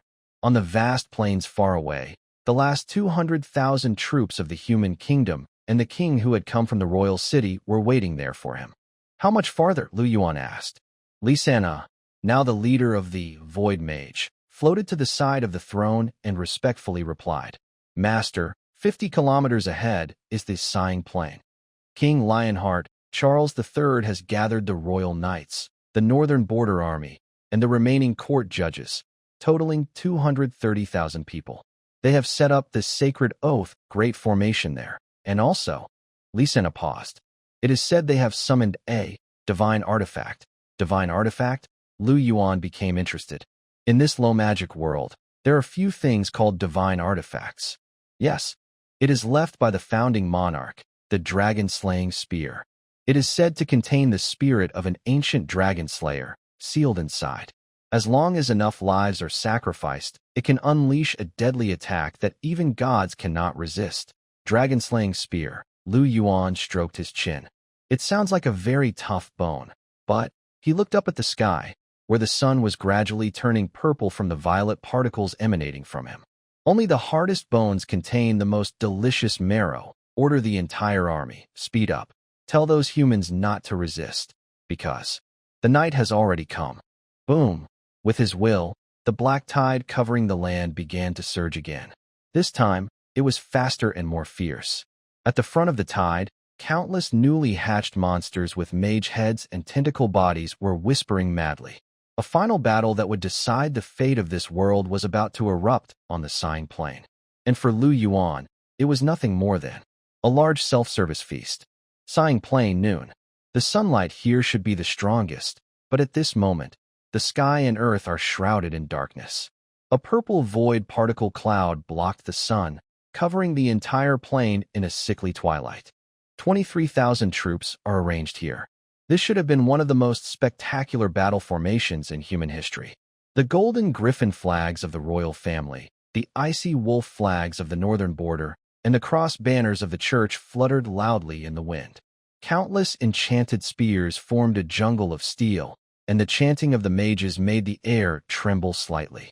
But at the front of this steel jungle, an old man wearing golden armor and a crown of thorns felt a deep chill. King of the Lionheart, Charles III, the supreme ruler of the human kingdom. He held the reins tightly, his palms sweaty. 5 kilometers ahead of him, the black tide had stopped flowing. There was no sign of the millions of soldiers expected. Only one person, a dark figure floating 100 meters in the air, with 6 pairs of glowing wings, like a divine being, Yuan. And a massive creature, like a mountain, sitting on a throne, sacred corpse Glutton. Just one person, and my 200,000 troops dare not move forward. Charles III's voice was a bit hoarse.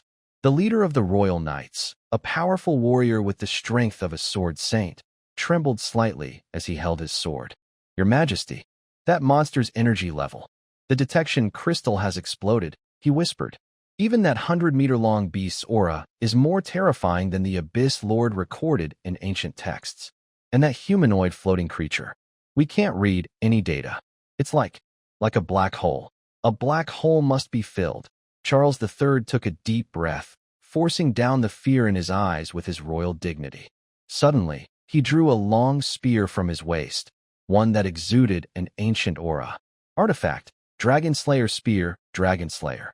This is a divine weapon forged from the spine of the Black Dragon King by the first king, blessed by successive popes. The spear is engraved with runes capable of tearing space, and its tip is a crystal of a dragon's heart that never extinguishes. All troops, listen up! Charles III raised the Dragon Slayer spear high, his voice amplified by magic. That monster wants to devour our country. It wants to turn us into mindless zombies.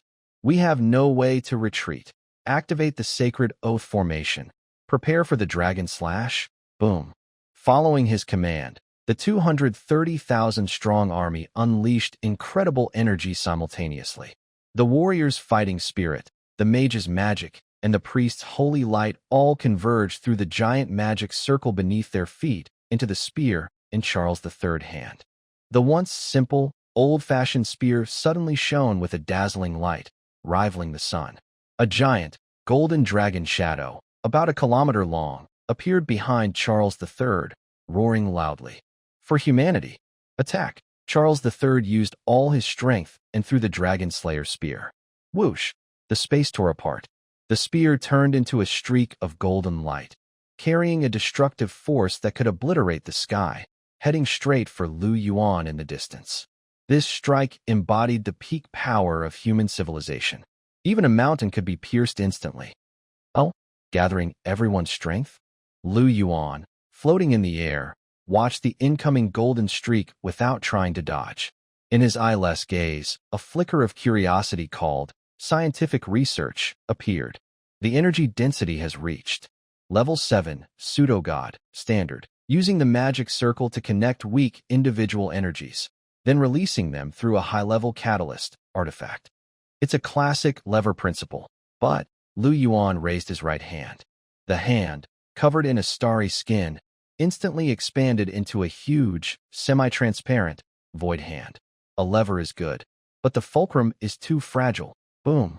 The golden streak slammed hard into the void hand. The shockwave from the explosion instantly cleared the clouds within a 10-kilometer radius. The ground cracked, and countless stones were lifted into the air.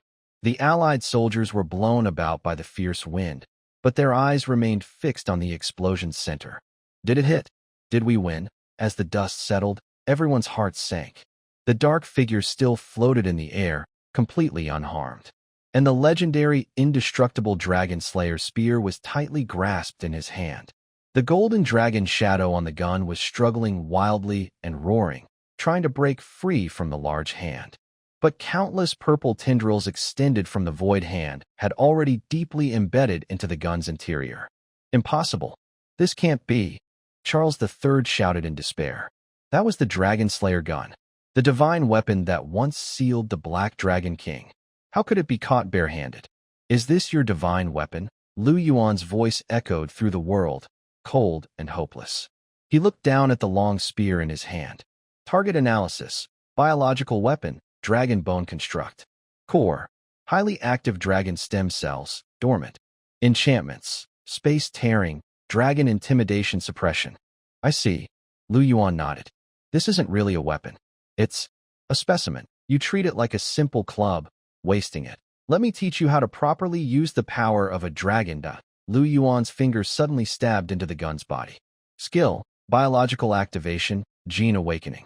Injection. Titan spinal fluid void mutation source. The sealed Dragon Slayer gun suddenly trembled violently. The original golden glow instantly turned into a strange black-purple color. The bone structure on the gun began to proliferate and wriggle wildly. The crystal at the tip, the dragon's heart, started beating again. Puff, puff. Under everyone's terrified gaze, the gun came alive. It was no longer a cold weapon but rapidly expanded and mutated into a 100-meter-long, void-bone dragon, made of black iron and flesh. It had no skin, only stark white bones and muscles flowing with purple magma. Its eye sockets burned with the same gray ghost fire as Yuan. Roar, a dragon's roar filled with hunger and rage echoed across the plain. The divine soul that once protected humanity had now fallen completely, turning into a hunting dog in Yuan's hand. Go. Yuan released his grip, gently stroking the dragon's skull. Eat your old masters. Make it your first meal of rebirth. The bone dragon flapped its wings, bringing a terrifying gust of wind as it swooped down on the human alliance. Defend. All units, defend, Charles III shouted desperately. But it was already too late. Facing a real bone dragon, enhanced by void magic, human shields were as fragile as paper. Boom.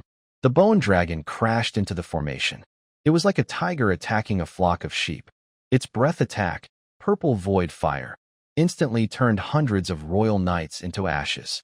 Its tail swept through, smashing an entire group of mages into meat pulp. Even more frightening was the radiation it emitted. Any soldier close to it quickly mutated, Some grew tentacles, some turned into flesh lumps, and some went mad, attacking their comrades. Is this divine punishment? Charles III looked at the hellish scene before him, his reins slipping from his hands. His proud army collapsed in just a few minutes.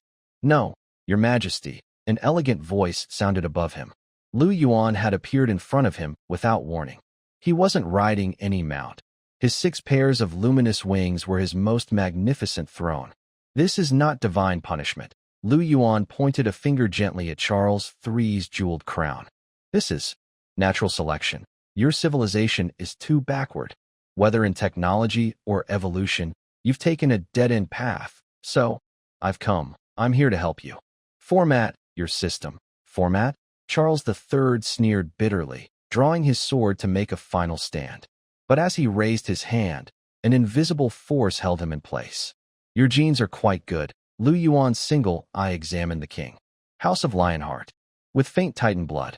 No wonder you can wield the Dragon Slayer spear. As my rancher, you are qualified. Suddenly, several semi-transparent tendrils emerged from Yuan's fingertips, piercing directly into Charles III's brain. There was no pain, because Yuan had blocked his pain nerves. The king's body began to change. His golden armor fused with flesh and blood, turning into a biological exoskeleton. His eyes turned gray, but he remained clear-headed and rational, even more so than before, because all the emotional modules that made him afraid, hesitant, or weak had been removed by Yuan. What remained was an absolutely rational, obedient, and highly capable void governor. Now, give the order, Yuan said calmly, retracting his tentacles. Tell your army to lay down their weapons. Accept the baptism. The newly reborn Charles III, codename Governor 001, had no hesitation. He turned to face the soldiers still fleeing and raised his claws, now biological weapons. Cease resistance. His voice, amplified and transformed, rolled across the plain like thunder. This is evolution. This is a gift. Everyone, kneel. Embrace the glory of the master. The king's command was absolute. Coupled with the rampaging bone dragon and the surrounding fungi army closing in, the few 100,000 surviving soldiers' mental defenses shattered completely. Clang. The first sword fell to the ground. Then countless others. This place, once called the Sighing Plain, had now become a graveyard of humanity's old era.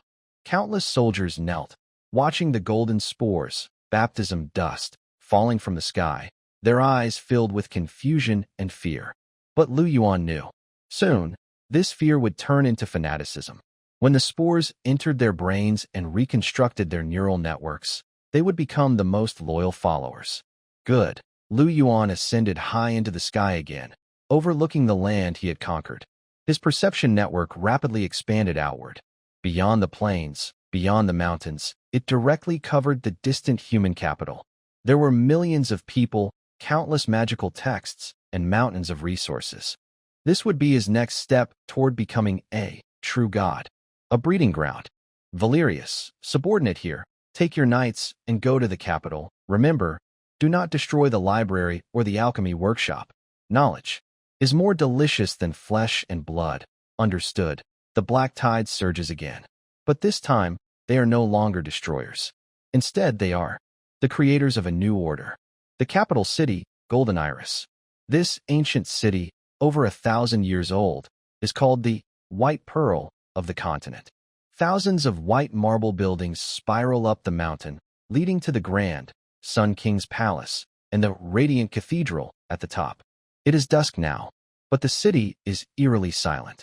The busy markets, the singing of troubadours, and even the evening church bells have disappeared. All the citizens have closed their doors and windows, hiding in dark rooms and trembling. Only heavily armed guards patrol the streets, their footsteps echoing on the empty stone roads, each step like a nerve-wracking drumbeat. Fear spreads like a plague in the air. Bad news from the front has arrived. 230,000 allied troops have been defeated. The Lionheart King is missing in action, and the monster called Black Sun is approaching with his hellish army. The Radiant Cathedral, the underground sanctuary. This is the most secret place of the church, where the relics of saints are kept. The current pope, Gregory VII, kneels before a huge, faceless angel statue. His crown, symbolizing divine authority, is tossed aside. His old face is covered in sweat and looks frantic. Lord, why do you not answer me? Your shepherd is being slaughtered. Your divine kingdom on earth is about to fall into chaos. Why do you remain silent? The Pope's voice is hoarse, tinged with despair. He has been praying here for a whole day and night. He has sacrificed all the holy water, burned the most precious dragon's saliva incense, and even used forbidden saint's blood. But the statue remains cold and silent. The God who once promised them eternity and power, actually a projection of a lord from the abyss, seems to have completely cut off contact. Could it be? Even you fear that monster? The Pope slumps to the ground, the last flicker of faith in his eyes slowly fading. If even the gods have abandoned us, what hope do we have left as ordinary people? Report. A sharp, urgent call broke the silence of the holy hall. A red-robed bishop hurriedly rushed in, ignoring proper etiquette. Your Majesty, they're here. They're coming. Has that monster attacked the city? The Pope suddenly jumped up, grabbing the staff on the ground. Where is the defensive magic circle? Fill it with all our magic power. We must defend it, even if it costs us our lives. No, it's not an attack. The red-robed bishop's face twisted as if he had seen something extremely absurd yet terrifying. It's His Majesty the King. The King has returned, leading a well-organized army of 200,000. They're right outside the city gates. What? The Pope froze in surprise. 200,000 soldiers? Weren't they all defeated? And His Majesty says he has tamed that monster. It's a gift from the gods to our kingdom. Now His Majesty is outside the city gates, knocking and demanding we open the defenses to let the army in. At the main gate of Golden Iris City, called the Victory Gate, tens of thousands of city guards stood on the 50-meter-high wall, staring in disbelief at the scene outside. Under the sunset glow, a huge army was quietly standing on the plain. It was definitely a human army. Golden griffin banners, silver armor, neat formations. Leading them was the imposing, Lionheart King, Charles III. But if you looked closely, you'd notice this army was still. 200,000 people, with not a single cough or hoarse neigh. They looked like delicate dolls, moving in perfect unison, as if they were all breathing together. Behind the army, the vast, shadowy black figure, the fungal army of Yuan, had not attacked. Instead, it lay quietly like a gentle pet, resting in the shadows. It really is His Majesty. The city defense commander trembled as he lowered his telescope. He saw the king's golden armor and the dragon-slaying spear, symbolizing royal power, though it looked a bit blackened. Could it be that a miracle has truly happened? Has His Majesty tamed that monster? Open the door quickly. The king below did not speak, but his voice sounded like thunder, exploding directly into everyone's mind. It was a kind of unstoppable mental broadcast. I bring good news of a new era. The war is over. We have won. Victory. Victory. These words seemed magical, instantly breaking through the soldiers' tense mental defenses. The joy of survival overwhelmed them, making them ignore the strange, metallic rubbing sound in the voice. Open the city gates. Welcome His Majesty's return. The commander gave the order. Boom, boom. The 3-meter-thick magic alloy gate slowly rose as the winch turned. The protective light shield that had guarded the capital for hundreds of years was also lifted. Gold Iris City, a place never before conquered, opened its arms to its king. Foolish, yet delicious. Yuan, floating above the clouds, watched the slowly opening gate through the view of Administrator 001, Charles III, and gave his comment. He was not in a hurry to arrive. For a city of this level, simple military conquest was too basic. He wanted a lossless takeover. Enter the city. Yuan issued the order. On the ground, Charles III, transformed into a biological puppet, raised his bone dragon spear. There was no cheer. 200,000 human troops marched in step through the city gate. It was a silent march. When the first soldier stepped onto the white stone avenue of the capital, a transparent sticky substance secreted silently from his feet. It was not sweat. It was a high-concentration assimilation spore liquid. As the army advanced, this sticky substance quickly spread and seeped into the ground. The pristine marble road began to show faint, barely noticeable gray mold spots. These mold spots seemed alive, spreading along drainage ditches and wall cracks, reaching into the city's underground water network. "Welcome back, Your Majesty." On both sides of the road, unaware citizens waved flowers and cheered with tears of joy. They thought they were welcoming back a savior. Little did they know, they were actually greeting a group of fungal carriers disguised as humans. "What a passionate host," muttered Valerius, now Valerius 002, riding a ghostly warhorse, as he looked at the lively crowd. A stiff smile appeared on his face. He slightly opened his mouth. A gentle, sweet-smelling breeze flowed out, invisible to the eye, blending into the cheering crowd. "Cough, it smells so good.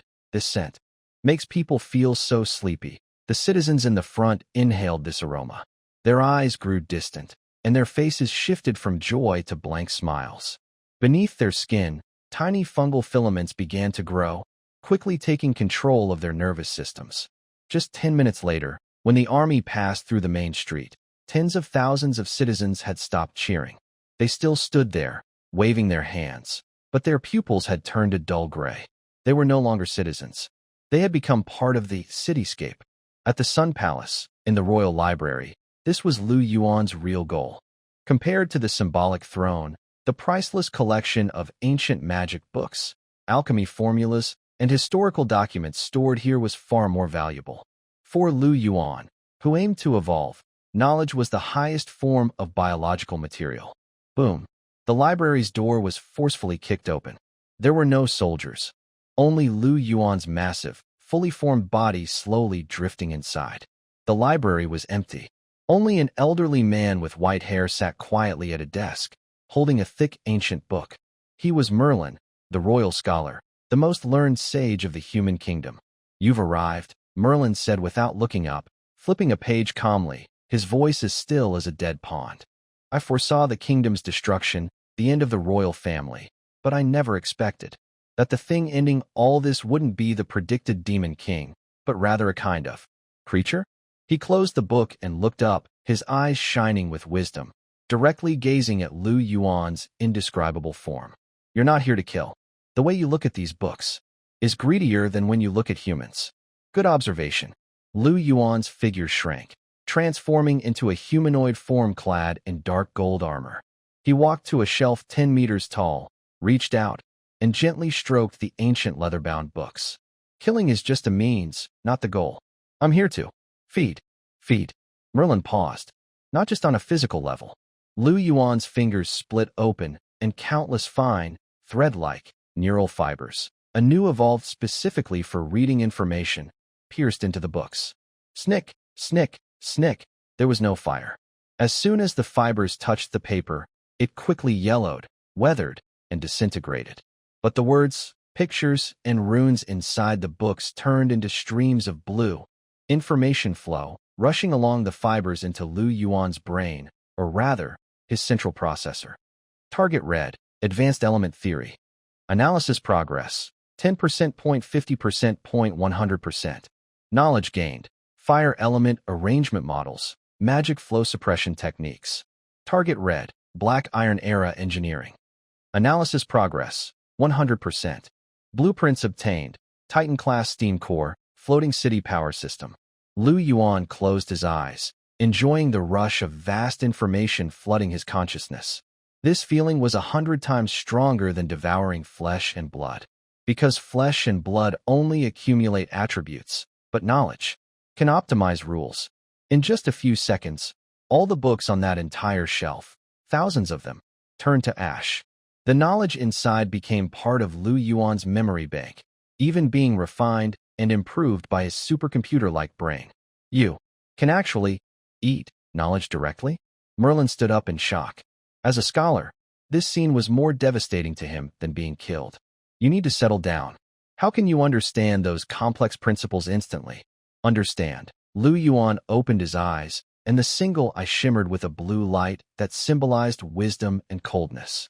"That is the way low-level creatures learn. For me, all knowledge is basically data, and my brain is the strongest supercomputer in this world."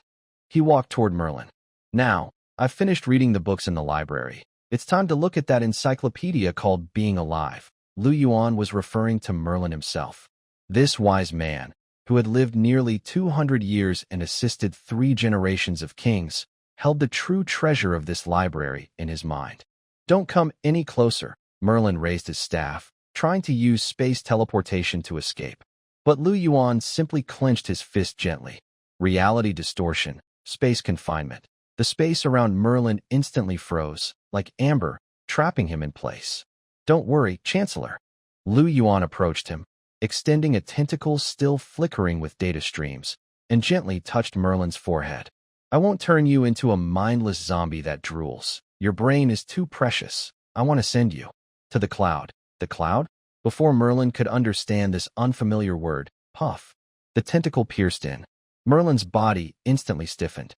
His pupils dilated rapidly as vast memories, knowledge, and experiences were drained from him like a bursting dam. But he did not die.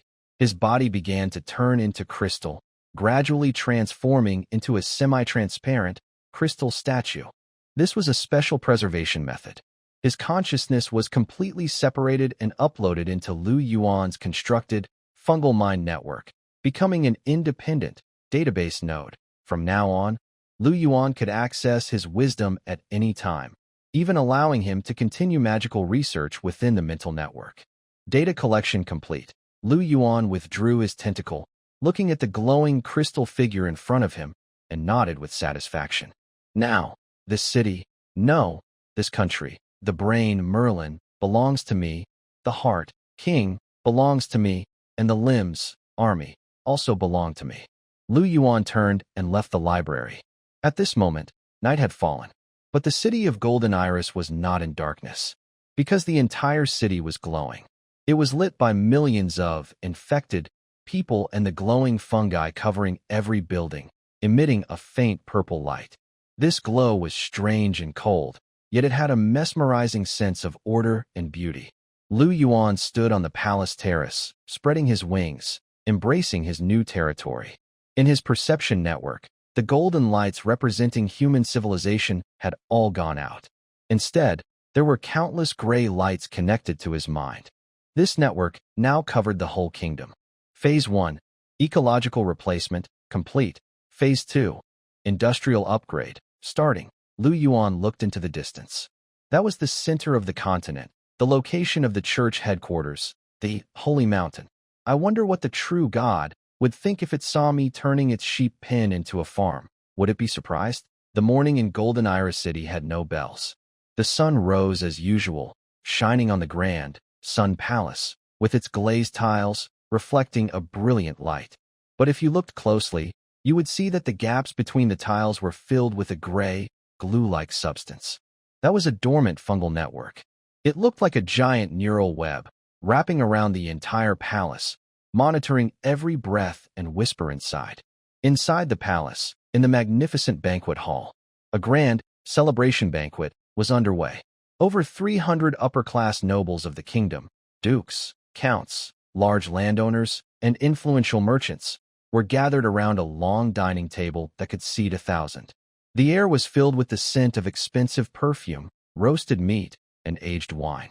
A band played lively, triumphal march, music in the corner, while servants moved through the room with silver trays. On the surface, it was a typical, luxurious noble gathering. The atmosphere was strangely suffocating.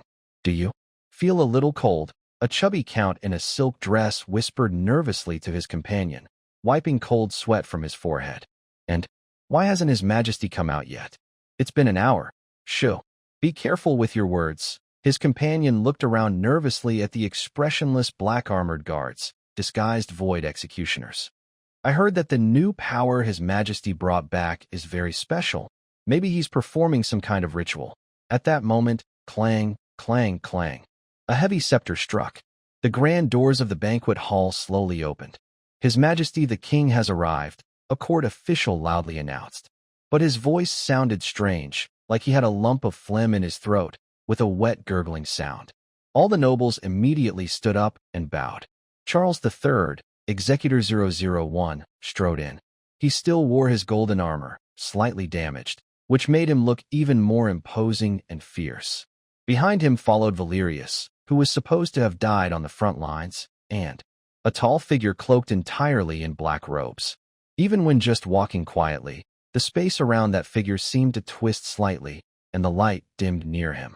Dear ministers, Charles III sat on the throne, his gaze sweeping over the 300 nobles below. His gray eyes were cold, like a precise instrument scanning a sample. I have gathered you today not just to celebrate our victory, but also to announce a new national policy for the kingdom. A new policy? The nobles looked at each other in confusion. Yes, Charles III slowly raised his hand. For a long time, we have considered ourselves blue blood nobles.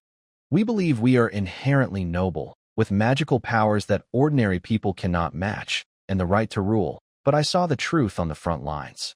In front of real power, the so-called bloodline, the so-called titles, are just fragile windows. So, I have decided. Charles III paused, a strange smile curling on his lips. In this new era, all nobles must undergo a process of bloodline purification. Snap. He snapped his fingers.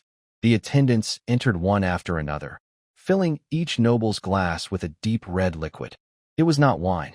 The liquid was thick and sticky, gently writhing in silver cups, emitting a sweet, iron-rusty scent that was unsettling. Drink code, Gene Ascension Serum, Noble Edition. Ingredients: high-purity assimilation spores, Titan spinal fluid, diluent, void mutagen. Drink it. King Charles III raised his glass.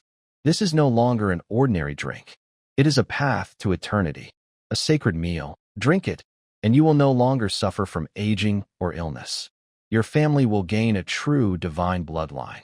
The nobles looked at the living-like liquid in their cups, instinctively feeling fear. Some hesitated, some trembled, some wanted to refuse.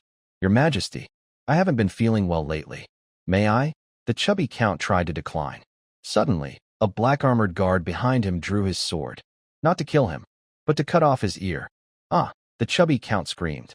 In this hall, there is only obedience, no excuses. The silent figure in black robes, Yuan, suddenly spoke. His voice was quiet but cut through the music, the count's screams, echoing in everyone's minds. Drink, just one word, carrying an irresistible mental force, semi-divine level. All the nobles felt their bodies lose control. Their hands trembled as they raised their glasses, tears of fear in their eyes, their throats fighting against the urge, but they still opened their mouths. Gulp.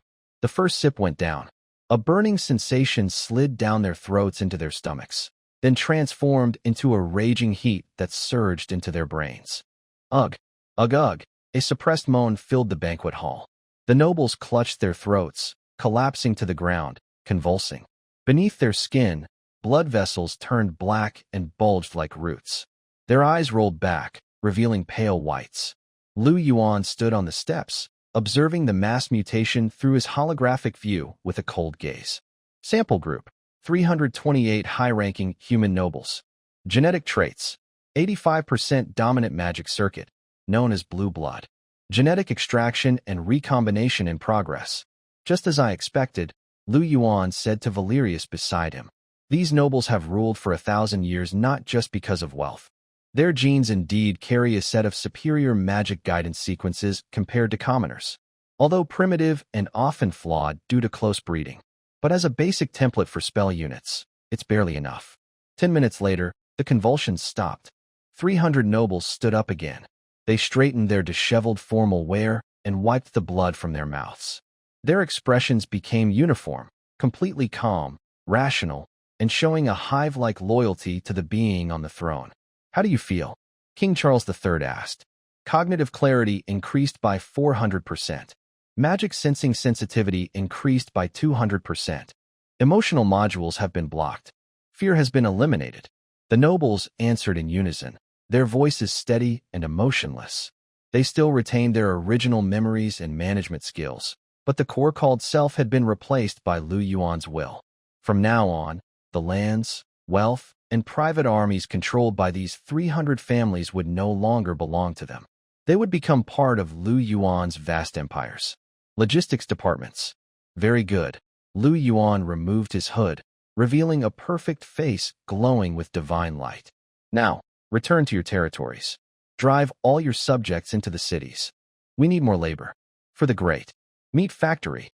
If the palace banquet was an elegant funeral, then the dwarf industrial zone in the west of the city was experiencing a violent rebirth. This was once the busiest place in the capital, where thousands of dwarf artisans worked day and night, producing fine weapons and armor for the kingdom. But now, those forging sounds had disappeared. Instead, there was a creepy, moist writhing sound. In front of a huge furnace, the elder of the dwarf craftsmen, Copperbeard Iron Anvil, stared in shock at what he saw. The eternal flame, blast furnace, which had burned for 300 years using high-quality smokeless coal, was now turned off. A group of monsters covered in tentacles, void workers, were stuffing something into the furnace. It wasn't coal. It was huge, beating hearts. Hearts taken from magical beasts on the battlefield, transformed into energy generators through Yuan's activation modification. What are you doing? Copperbeard Elder's beard trembled with anger. This is blasphemy against the god of forging. How can you use such disgusting things to smelt iron? Blasphemy? A figure stepped out of the steam.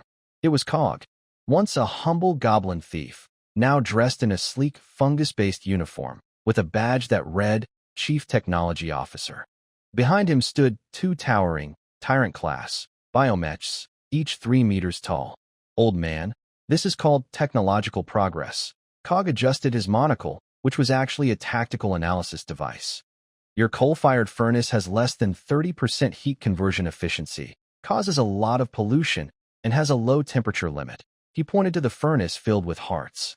Our biothermonuclear furnace uses the magic power of high-level magical beast hearts, pumped by the heart's own energy, with Titan spinal fluid as a catalyst. The core temperature can instantly reach 5,000 degrees. And it's alive. As Cog finished speaking, thud, thud, thud. The hearts stuffed into the furnace began to beat violently. Dark red blood vessels spread along the furnace walls, like a biological membrane wrapping the entire furnace. Boom! A nearly impurity-free, dark red, high-temperature flame erupted from the furnace opening. The once incredibly hard black iron melted into molten iron in an instant, like wax. This temperature, Copperbeard Elder, an expert, immediately saw that the metal refined at this temperature would have an astonishing level of purity. Stop daydreaming. Cowgo walked to the control console, and the robotic arm skillfully pulled down a biological lever, a tentacle. Bring out all your blueprints. Starting today, we will no longer produce outdated plate armor and long swords. We are going to produce. Cowgo pressed a button. A hologram appeared in midair, displaying several complex blueprints so intricate that even dwarves would feel dizzy after a glance. Project Code, Steel Body, Mass Production Model. Project Code, Biosteam Tank, Land Shark. Project Code, Void Float Ship, Leviathan Class. Fuse living flesh and metal bones at the molecular level. This is called flesh and blood metallurgy. Looking at the blueprints, Elder Copperbeard's anger gradually faded. Instead, a passionate obsession for perfect craftsmanship took its place. Although this technology was very evil and disturbing, it was incredibly powerful. Let's do it. Copperbeard clenched his teeth and slammed his hammer onto the ground. As long as I can create such a divine weapon, I am willing to go to. That's the spirit. Cowga nodded with satisfaction. Welcome to the Fungus Industrial Group.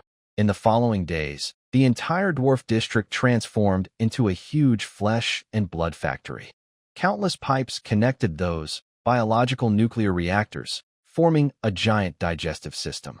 Melted iron and prepared fungal liquids mixed in molds.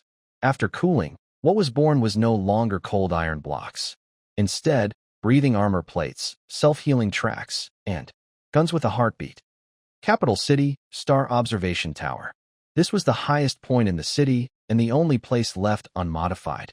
Yuan stood alone here, the night wind fluttering his luminous wings, scattering tiny stardust. His perception network covered the entire city. Nobles coordinated resources, dwarves upgraded military equipment, civilians transformed worker bees, and mages analyzed data. This city had completely become a precise war machine. This is the leap of civilization. Yuan looked at the city veins flowing with purple fluorescence below. Individual will submit to the hive, and morality yields to efficiency. This power is enough to crush all remnants of the old era. His gaze slowly lifted, looking toward the north. At the distant horizon, there was a towering mountain reaching into the clouds. Even in the deep night, that mountain emitted a blinding white light. The Holy Mountain, the headquarters of the church, also the anchor point of the true God in this plane. Yuan could feel that on that mountain, a huge and ancient will was awakening. That will was full of anger, greed, and wariness of him. Are you looking at me? Yuan gently raised his glass, filled with Merlin's special starry wine, toward that direction.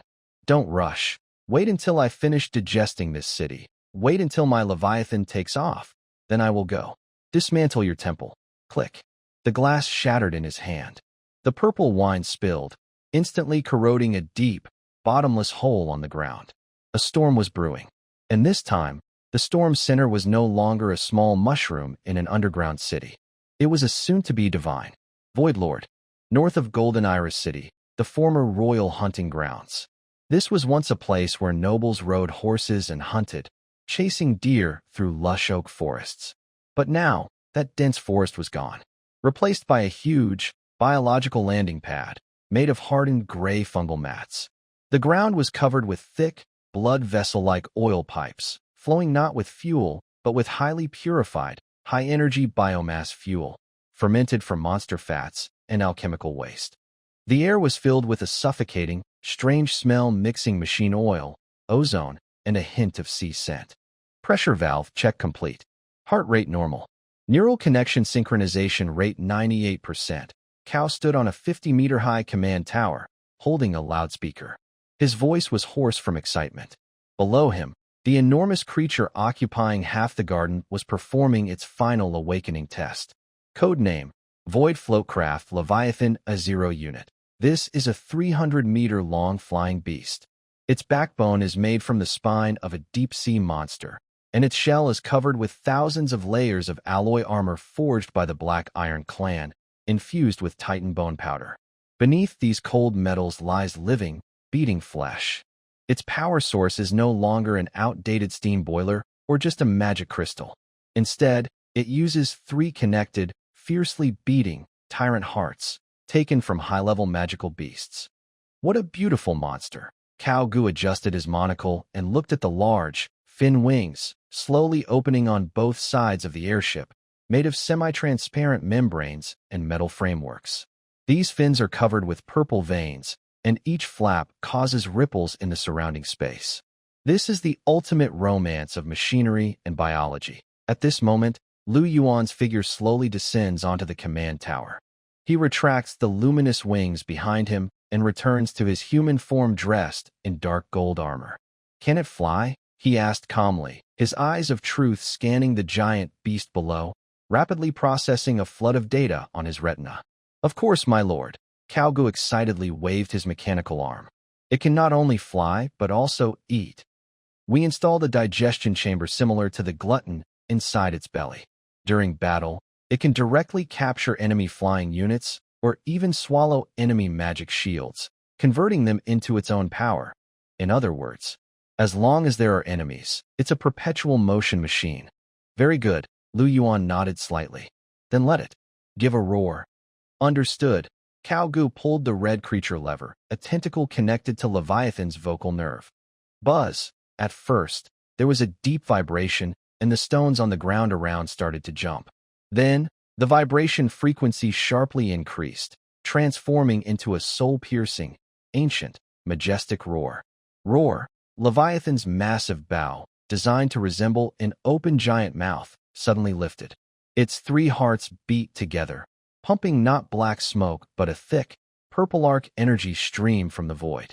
Its huge body, under the effect of anti-gravity, broke free from the ground and slowly rose into the sky. A giant shadow covered the land. Under that shadow, tens of thousands of worker bees, transformed civilians, stopped their work and looked up. Their countless dull gray eyes showed a uniform, intense excitement. A miracle. This is a miracle. This is Yuan's flagship. A floating fortress that can breathe, eat, and repair itself. How long until the whole fleet is ready? Yuan asked. With our current capacity, 10 ships, 100 meters long, can be launched in 3 days, Kage quickly calculated. To mass-produce these fearless ships, we need more. High-level hearts. Yuan looked north. That snow-capped, blinding holy mountain appeared faintly at the edge of his vision. Don't worry, there are plenty of hearts there. And they are. Hearts flowing with divine blood. The holy mountain, bright summit. This is the core of the church and the highest point in the human world. The thin air is filled with a dense, almost sticky light element. If an ordinary person breathes here, their lungs would be instantly burned. Inside the grand hall of the Pope's palace, the atmosphere was so tense it seemed frozen. Pope Gregory VII, an old man who once led billions of believers, was kneeling on the ground, forehead pressed tightly against the cold tiles. In front of him, on the throne, was not a person, but a glowing figure. It was a humanoid outline made entirely of holy light, with no features, only 12 pairs of fiery wings slowly flapping behind it. It was Archangel Michael, or more precisely, the Lord of Famine, had forcibly descended as a high-level combat avatar to face the crisis. Good for nothing. Michael's voice was steady, like a heavy hammer hitting the Pope's heart. 50,000 believers, 200,000 allies, and a so-called Holy Shield Legion. Is this the answer you give to my lord? You couldn't even stop a simple bug from coming out of the ground, and instead, you turned the capital into a breeding ground. My lord, I am very disappointed. The Pope trembled all over, sweat soaking his beautiful robes. Archangel, that demon is too strange. He doesn't use undead magic or abyssal spells. It's a power we've never seen before. Our purification magic is completely useless against him, and he might even consume it. That's just an excuse. Michael slowly stood up. As he moved, the holy light in the hall flickered violently. The murals on the walls started to peel off, as if even the physical world couldn't bear his presence. Power has no types, only levels. The reason that bug could win is because he not only stole the Titan's body, but also touched the rules of the void. In this low magic world, that is indeed a problem. Michael walked to the edge of the hall, looking down at the sea of clouds below. Through the clouds, his eyes burning with golden flames seemed to see a distant purple evil energy rising from the south. Since regular armies can't stop him, then let's start the final holy war. The Pope suddenly looked up, a flash of fear in his eyes. Final holy war? But our holy knights are all gone. Who said a holy war needs knights? Michael turned around.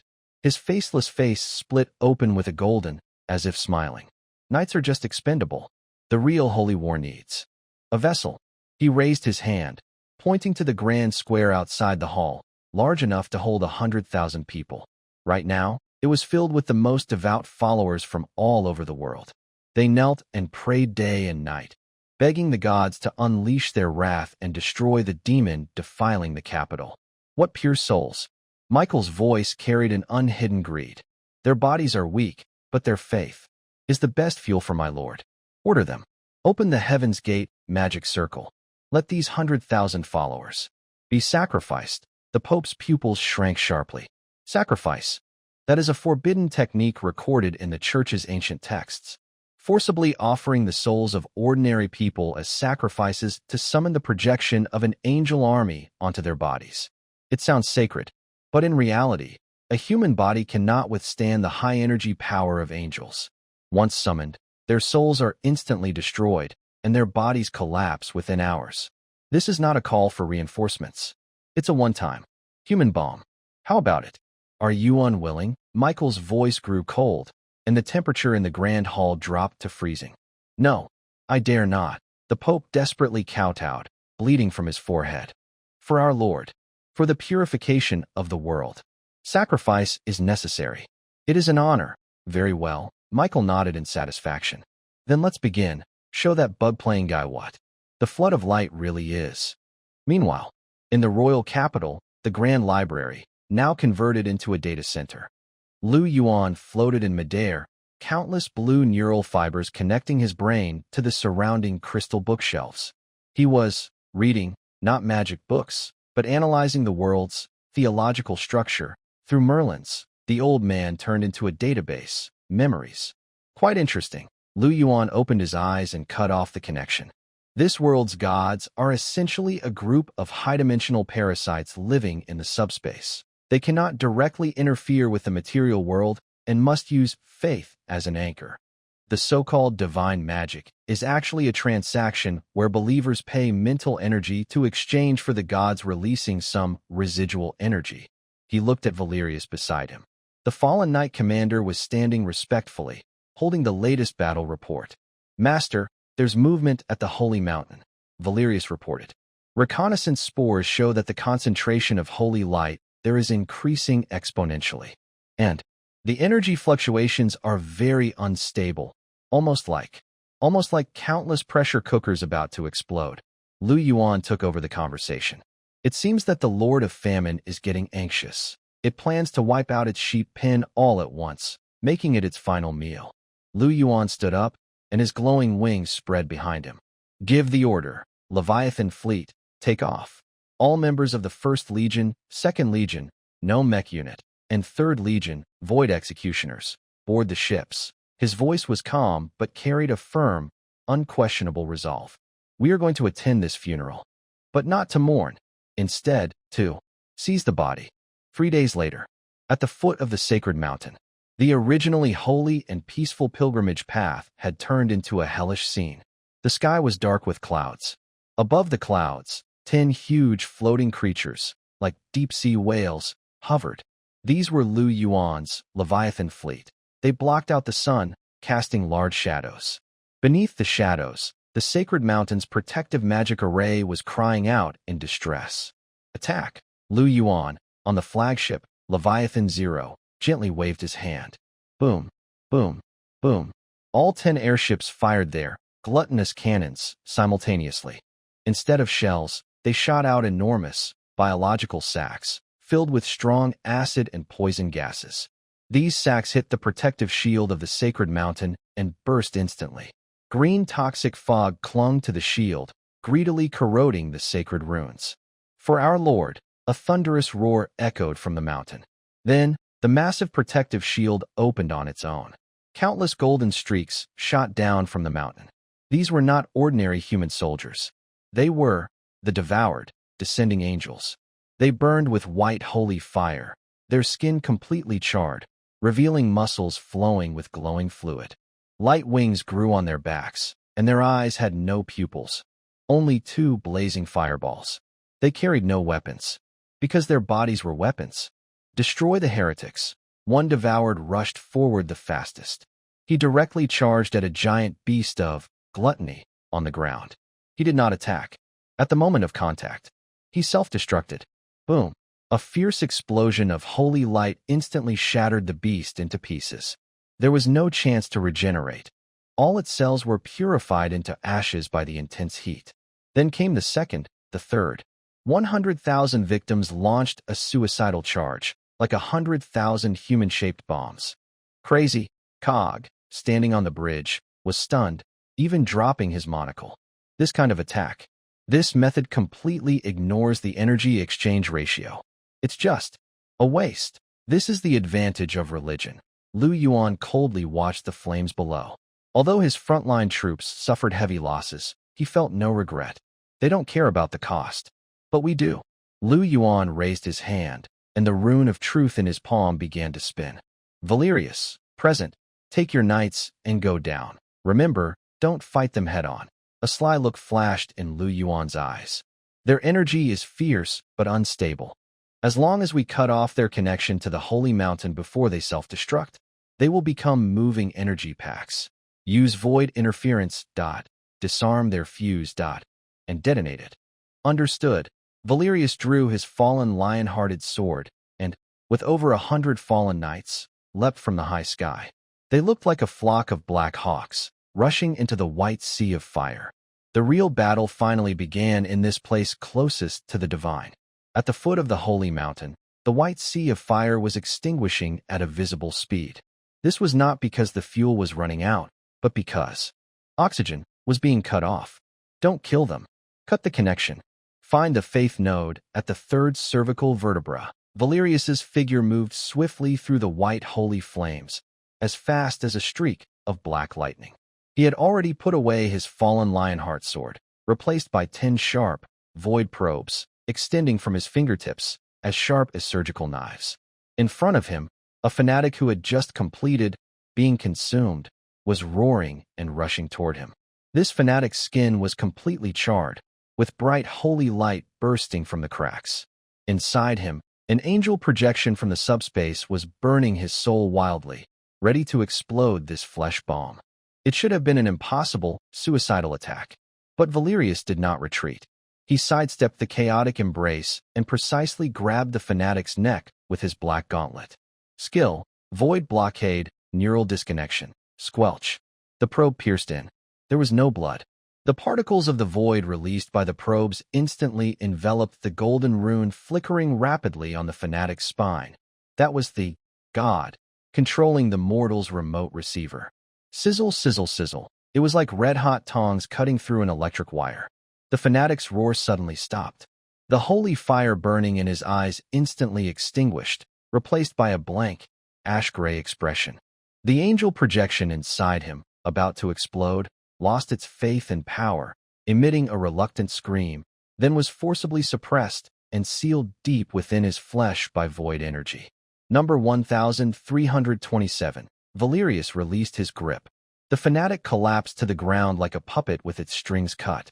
He was not dead, but no longer a bomb. Just a container filled with high-concentration holy light energy.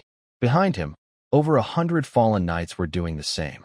They were no longer warriors charging into battle, but bomb disposal experts walking through a sea of fire. Their movements were precise, cold, and efficient. The originally surging wave of self-destruction was cut into countless pieces by these black surgical knives, then cooled and solidified. Recovering fuel rods. On the bridge of the flagship Leviathan Zero, in the sky, Cog, looking at the dense, light points, falling on the ground through the holographic screen, excitedly operated the control panel with his mechanical arm. Deploy predatory tentacles. Activate vacuum suction mode. Boom, boom. 10 biological airships hover low in the sky, their armored bellies slowly opening. Countless thick, semi-transparent flesh tentacles hang down. Their ends are equipped with large suckers and barbs, resembling deep-sea monsters reaching out from the darkness. These tentacles precisely coil around the victims on the ground, who have had their detonators removed. The suckers wriggle, swallowing each victim and guiding them through transparent esophagi into the storage compartments inside the airships. From a distance, this doesn't look like a war at all.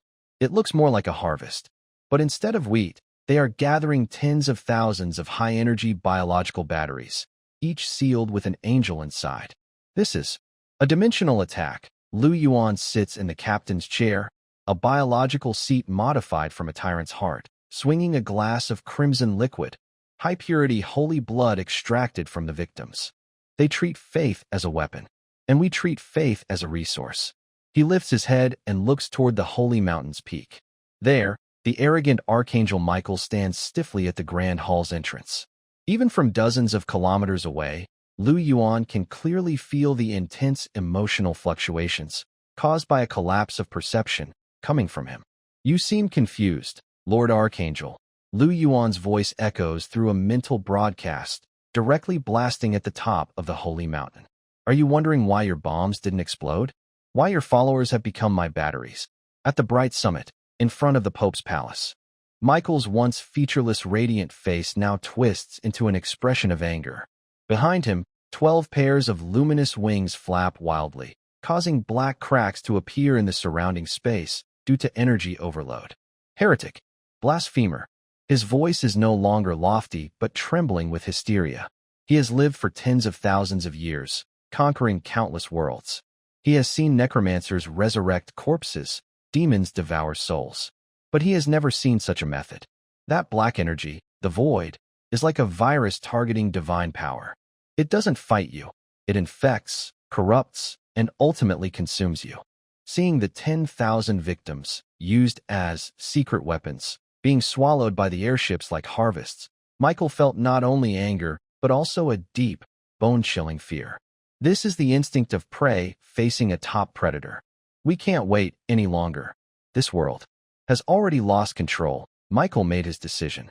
As a projection of a higher dimensional being, he had no sense of honor about fighting to the death. For him, this was a losing deal. If he kept fighting, his avatar might be completely consumed, and even his true body could be endangered. Activate the Divine Realm Descent program. Michael suddenly turned around, grabbing the kneeling Pope. Open a portal to the subspace. I need to detonate the magic energy core of the Holy Mountain. What? Pope Gregory VII froze. Detonating the Holy Mountain? That not only meant destroying the church, but also leveling everything within 1,000 miles. Archangel, there are millions of civilians there. And, shut up. What does the life or death of ants have to do with me? Michael's finger directly pierced the Pope's forehead, roughly extracting his spiritual power to force open the portal. As long as I kill that void monster, any cost is worth it. Boom.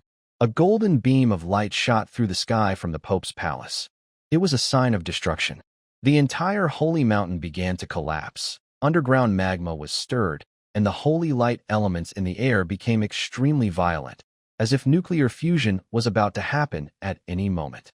Trying to self-destruct? Again with this? On the Leviathan Bridge, Yuan looked at the towering beam of light with a helpless shake of his head. These so-called gods, do they have no other ideas besides causing trouble? He stood up, and 6 pairs of glowing wings spread behind him. Go, calculate the explosion yield. Reporting, Master. The energy response is extremely high, equivalent to 1,000 Crimson Hearts overload simultaneously. If it explodes, the entire northern kingdom will turn to scorched earth. Cao Ji's voice trembled. A bit of a waste. Yuan took a step forward, and his figure instantly disappeared from the bridge. Next moment, he suddenly appeared at the top of the holy mountain, right in the center of the destructive beam of light. The fierce holy light energy wildly washed over his body, trying to turn this foreign object into ash. But the starry skin on his body shimmered with deep, mysterious glow, like a black hole, greedily swallowing everything around him. Michael, Yuan floated in the air, looking down at the archangel who was grabbing the Pope and trying to escape. You can go if you want, but leave this place. With me. Divine power domain unfolded. Void silent force field. Buzz. There was no loud explosion. It was as if the whole world had been muted.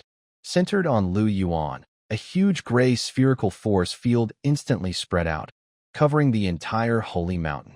Within this force field, all physical rules were rewritten. The boiling lava cooled and solidified instantly. The raging holy light elements seemed frozen in amber, stopping their movement. Even the towering beam of light about to explode turned into a giant, glowing crystal pillar. What is this? Michael was terrified to find he couldn't move. Not just his body, even his thoughts slowed down. The surrounding space became sticky, and the teleportation portal that had just opened was forcibly closed by an invisible force. This is the concept version of absolute 0 foot. Yuan slowly descended, his toes touching the solidified light pillar. I have stopped the thermal motion of all particles in this area, including your thoughts. He walked up to Michael. This proud archangel was like a fly trapped in ice, still holding the Pope in a fierce grip. Your stance is a bit ugly as a specimen. Yuan reached out, gently pried open Michael's fingers, and rescued the Pope who had rolled his eyes, casually tossing him to Valerius who was rushing over. Then, his palm pressed against Michael's chest. There was a golden core there, the energy source of this incarnation. Target analysis. Higher dimensional biological projection, energy construct. Core components. Pure faith crystal subspace coordinates. Subspace coordinates. A glint appeared in Yuan's eyes. I see. This is your shepherd pathway. If I follow these coordinates. Puff. Yuan's finger pierced into the core. Not to destroy, but to implant. He separated a tiny, purple, logic virus from his own truth rune.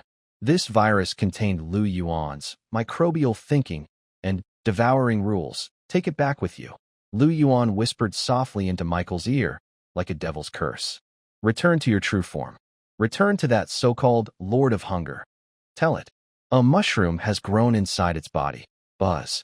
Lu Yuan lifted the space restriction on Michael, but only the part related to teleportation. Get lost, with a light command.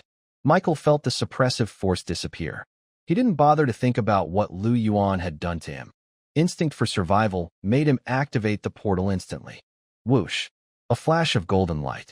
The archangel fled back to the subspace in a sorry state. But what he didn't know was that he had brought back not just shameful failure. There was also a source of plague that would soon sweep through the entire abyssal divine system. With Michael's escape, the holy mountain fell completely silent. The self-destruction formation, capable of destroying the kingdom, turned into a huge, unclaimed energy reservoir after losing its guide.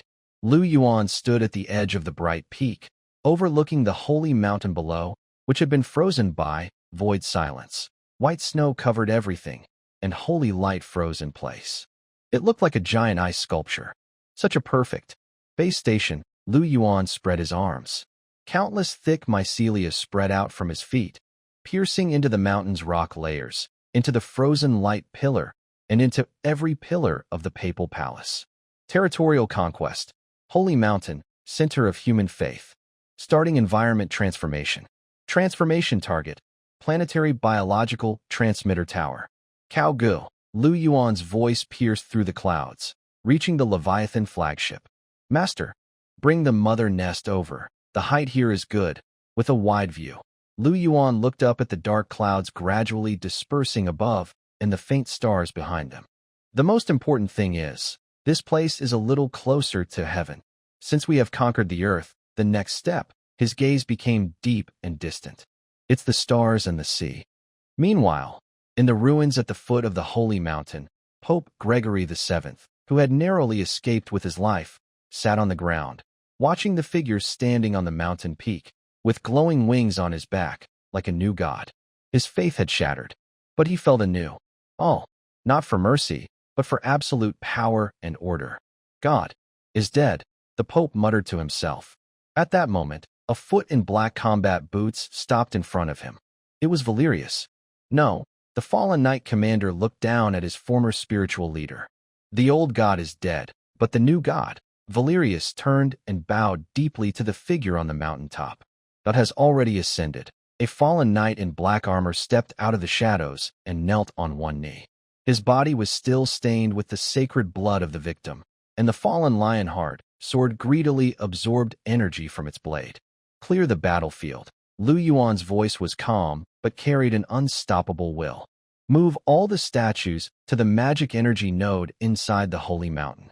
Although their souls have burned out, the remaining high concentration of holy light energy in their bodies is still the best. Building material. Understood. Valerius stood up, gesturing for the void executioners behind him to begin their work. Over the next 3 days, the holy mountain underwent an unprecedented surgical operation. Tens of thousands of fungus engineers descended from Leviathan airships. They worked like busy ants, dismantling the sacred structures of the mountain, cathedrals, prayer halls, and saint tombs. The inscribed white stones were melted down in biological nuclear furnaces to become tough bone-like building materials. Valuable sacred artifacts were broken down by demon-devouring bacteria, extracting pure magical metals. Frozen bodies of the victims were neatly embedded into the hollowed-out cavities inside the mountain. They turned into blocks of biological batteries. Countless glowing mycelia connected to their spines, guiding the residual holy light energy within them to gather at the mountain's peak. There, where the Pope's palace once stood, a towering, sky-reaching tower, made of dark gold bones and semi-transparent flesh membranes now rose. Building name: Planet-Level Biological Emitter Tower, initial form. Function: long-range mental broadcasting, subspace coordinate positioning, void energy reception. Current status: charging 34%. What a magnificent creation. Cao Gu stood at the base of the tower, gazing up at the towering structure that pierced the clouds, his mechanical eye flickering wildly. Master, with this tower, your will no longer be limited to this plane. You can directly communicate with the abyss, or even other planes. Communicate? Lu Yuan stood on the platform at the top of the tower, feeling the massive energy fluctuations beneath his feet. I am not here to shout. I am here to knock. He looked up at the sky, at the sun that had become dull and faint because of the void's erosion. Isn't the so-called Lord of Famine fond of eating? Then I will send it a gift, one it cannot swallow. Meanwhile, in a distant subspace, on the 60th level of the abyss, this is a world filled with decay, foul smells, and endless hunger. The sky is made of oozing flesh, and the ground is a swamp of countless corpses. This is the territory of Lord of Famine, Beelzebub. At the center of the territory, on a throne built from the skulls of millions of creatures, sits a huge, formless shadow. It has no fixed shape, constantly changing. Countless mouths open and close on it, making maddening whispers. Hungry. So hungry, that lowly plane. Why was the connection cut off? Beelzebub roared in anger. It felt that its important anchor in the material world, the church, had disappeared. That meant losing billions of followers and endless faith energy. For a god of gluttony, this pain was worse than being cut apart. At that moment, a golden streak of light hurriedly escaped back to the abyss. It was its avatar, Archangel Michael. Fool, Beelzebub's huge mouth suddenly opened wide, trying to swallow the failed avatar and reclaim its energy. Master, please spare me, Michael screamed in terror. It's not that I am useless. It's that enemy. That enemy is too strange. He gave me something. Something? Beelzebub paused. And it was this pause that caused it to miss its last chance for self-rescue. Sizzle, sizzle, Michael's chest suddenly split open. The golden energy core inside turned into a strange, deep purple. A tiny, logic virus, carrying the will of the abyss, was finally activated at this moment. Boom. The virus erupted. It did not attack Beelzebub's physical body, but instead followed the mental connection between them and directly invaded Beelzebub's divinity. What is this? Beelzebub let out a terrified roar. It felt a new kind of thinking, full of extreme logic and order, crazily rewriting its chaotic consciousness. Intrusion detected. High-level logical virus. Source: Void Fungal Lord. Directive: Forceful formatting. No, I am a god. I am immortal. Beelzebub desperately used its divine power to try to drive out the virus. But the more it struggled, the faster the virus replicated. Because the core logic of this virus was devour, it used Beelzebub's own divine role of gluttony to turn around and consume Beelzebub's mind. It bugged. Beelzebub's huge body began to shake violently, and countless mouths cried out in pain. It felt its power slipping out of control. Its proud 60th abyss was undergoing a terrifying mutation. In the rotten swamps, white-gray mushrooms started to grow. Flies flying in the sky suddenly stopped buzzing, their bodies sprouting mycelium, turning into controlled puppets. Ecological invasion. Yuan did not personally come to the abyss, but through this virus, he had assimilated a part of the abyss. You will pay the price. Mortal. Beelzebub let out one last furious roar. It made a brave, desperate decision. It suddenly severed the infected part of its divinity, even if it meant losing a great level of power. Boom. A huge explosion occurred on the 60th level of the abyss. Nearly one-third of its territory was blown into nothingness by Beelzebub itself, along with countless demons and mushrooms above. Though the loss was heavy, it ultimately saved its life. I will kill him. Weak and curled up in the corner of its throne, the shadow there grew faint. Notify. The other lords. The foretold void calamity has appeared. On the material plane, at the top of the sacred mountain. Standing at the top of the launch tower, Yuan suddenly opened his eyes. A flicker of data flowed through the truth rune. Remote poisoning successful. Target divine power damage, 35%. Obtained abyss coordinate data, the entire map of the 66th floor. Decisive. Yuan's lips curled slightly, spending a third of the divine power to stop the loss. It seems this Lord of Famine isn't foolish yet. But he turned around and looked at the strategic map he had just finished drawing, covering the entire continent. This also means we've completely stirred up a hornet's nest. The Abyss's revenge will come soon. This time, it's no longer a small-scale invasion by a temporary avatar. It's a real, plain war. Yuan's voice echoed throughout the entire sacred mountain, now the fungus base. Valerius, Cog, Lysandra, the three legion commanders appeared before him, kneeling on one knee. Prepare for battle. Lu Yuan issued new orders. Phase 1, Surface Conquest, completed. Now, activate Phase 2, Abyss Expedition. We will burn the flames of war right into the homes of those demon gods. Since they like to invade, I'll let them taste what it's like to be invaded. The wind rose and clouds gathered. With Lu Yuan's command, the once peaceful human kingdom began to operate again. But this time, it was no longer for defense. It was for counterattack. Countless Leviathan airships started loading new void ammunition. Millions of worker bees were driven into the mines, working day and night to gather resources needed to produce the void executioners.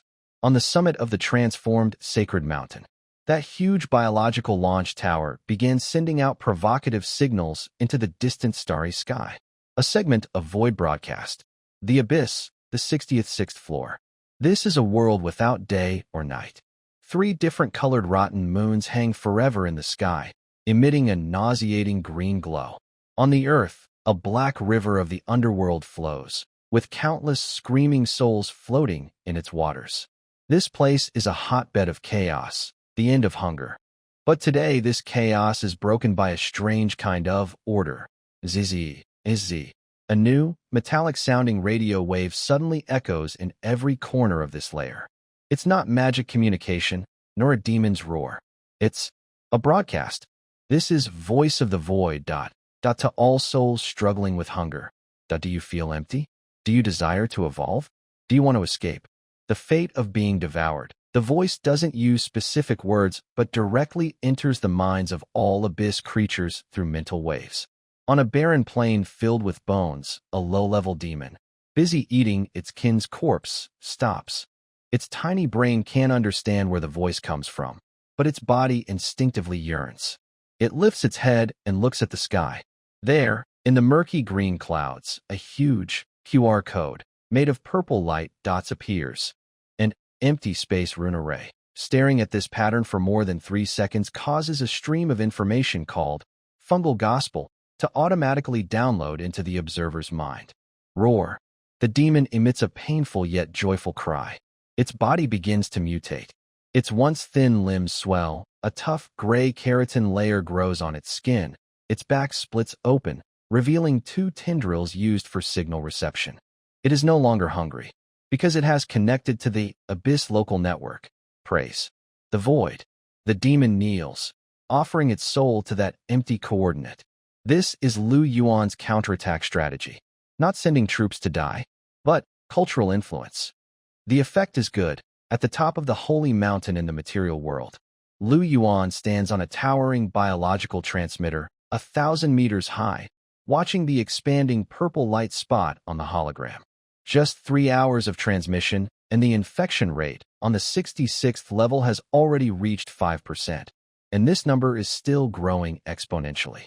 He turned around and looked at the 3 Legion commanders behind him. Baal's foolishness, thinking that destroying 1/3 of the divine essence could cut off the connection. Lu Yuan sneered. He understood that information has residual traces. As long as one demon remembers the logic of that virus, my mycelium can crawl along the network cables. Cog. Yes, master. Cog, dressed in a fungus uniform, stepped forward holding a data tablet. How is the progress of building the void portal? Report, master. The foundation has been laid. We used the magic energy nodes beneath the holy mountain, combined with Titan's spinal crystal, to build a stable, plane transfer anchor. Cog pointed to the huge purple whirlpool spinning at the foot of the holy mountain. The first batch of expeditionary forces has assembled. Very good. Lu Yuan nodded. This time, the expedition doesn't need to bring many soldiers. Just enough seeds will do. He looked at Valerius. Valerius, this time you will be the vanguard. Take your fallen knights and establish a forward base on the 66th level.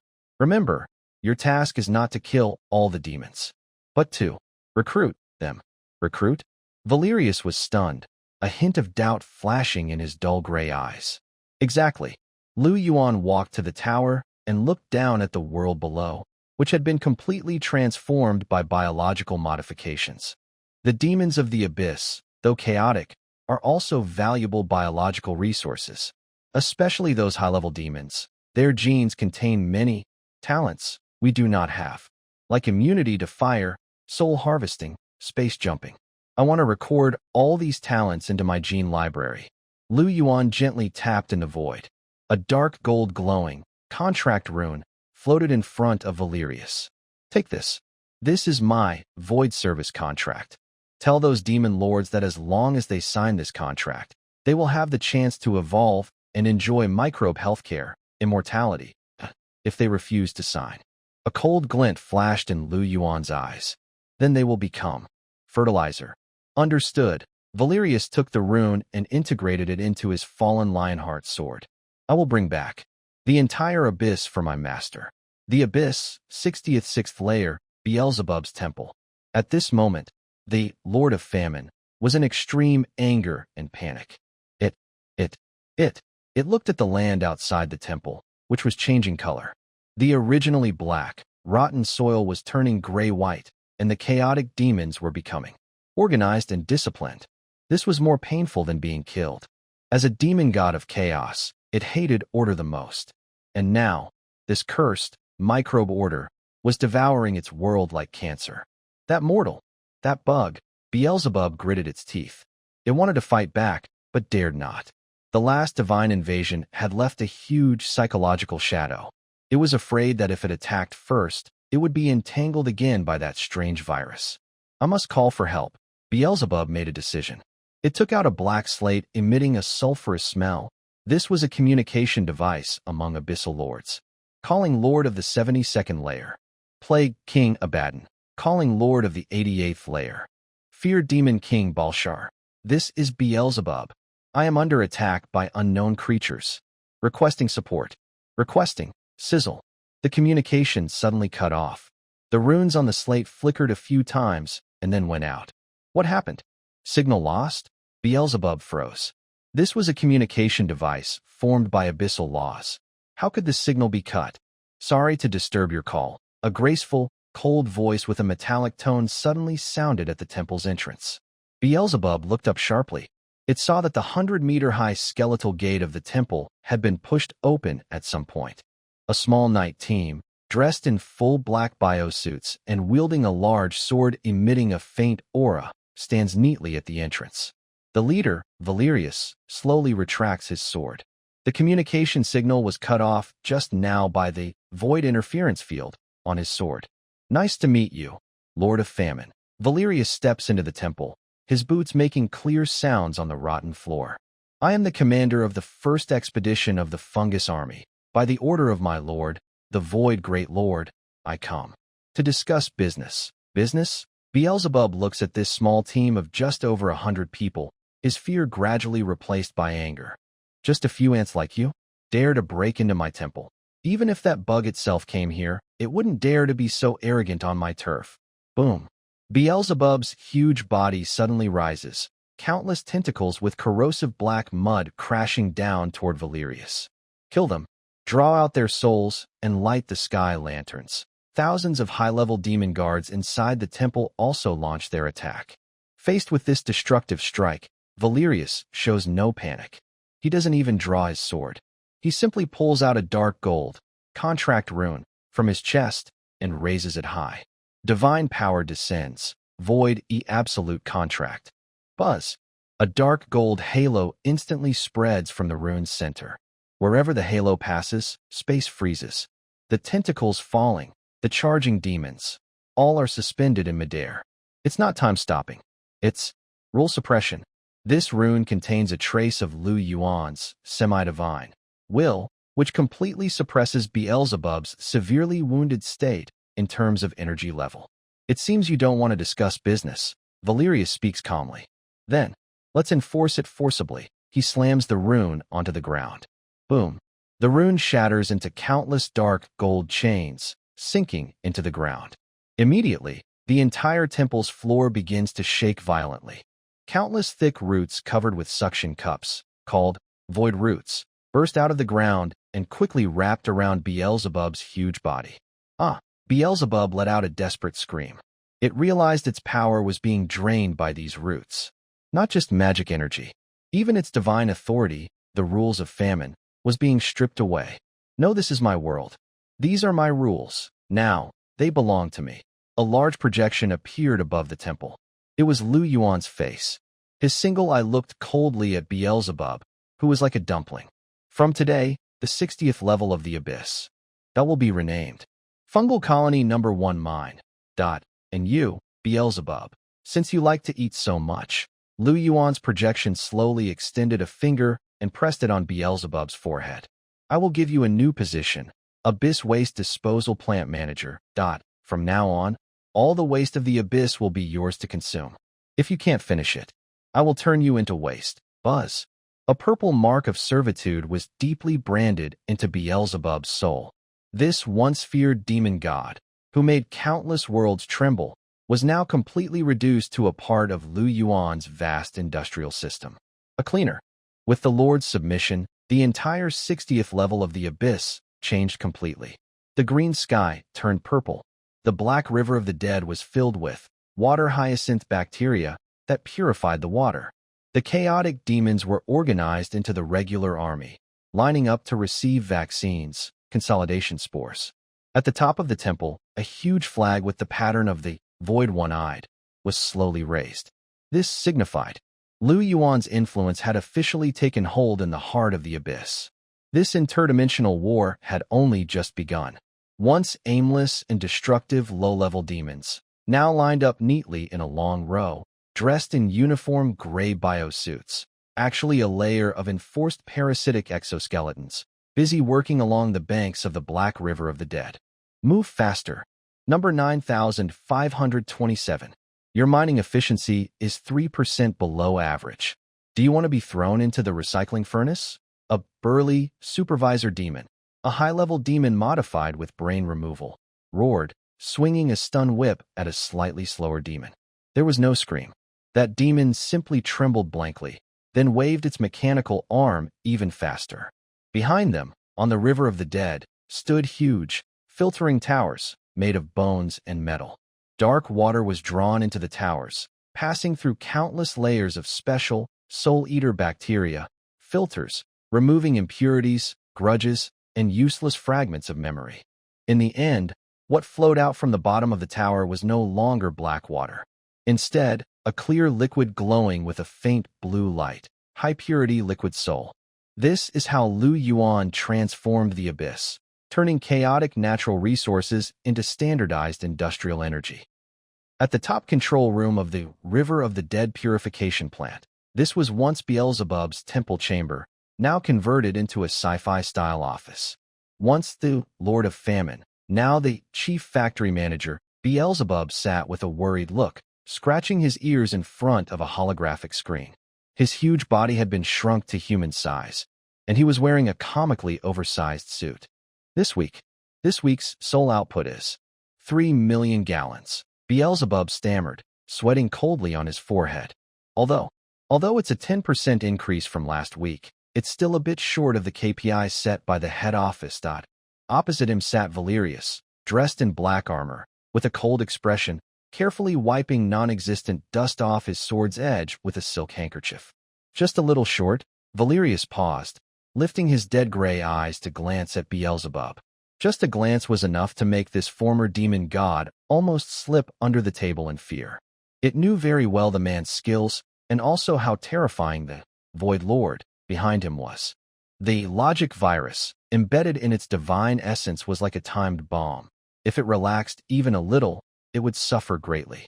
It's because of a lack of raw materials, Beelzebub hurriedly explained, voice trembling with tears.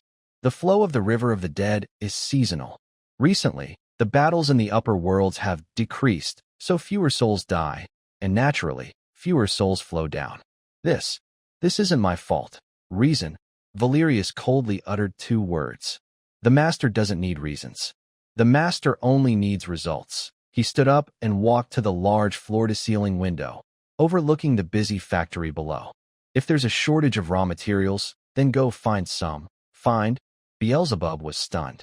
Where to find? Steal from other lords tributaries of the River of the Dead? That would cause a full-scale war. War? A mocking smile appeared at the corner of Valerius's mouth. No, Beelzebub. You're too outdated, as the master said. War is an inefficient form of plunder. What we need to do is trade. At that moment, buzz, the space in the center of the office suddenly twisted. A purple void projection appeared. It was Yuan. Although just a projection, the semi-divine pressure it emitted made Beelzebub instinctively kneel on the ground. Master, get up, Director. Yuan's voice was emotionless. He glanced at the report on the screen, but did not blame Beelzebub.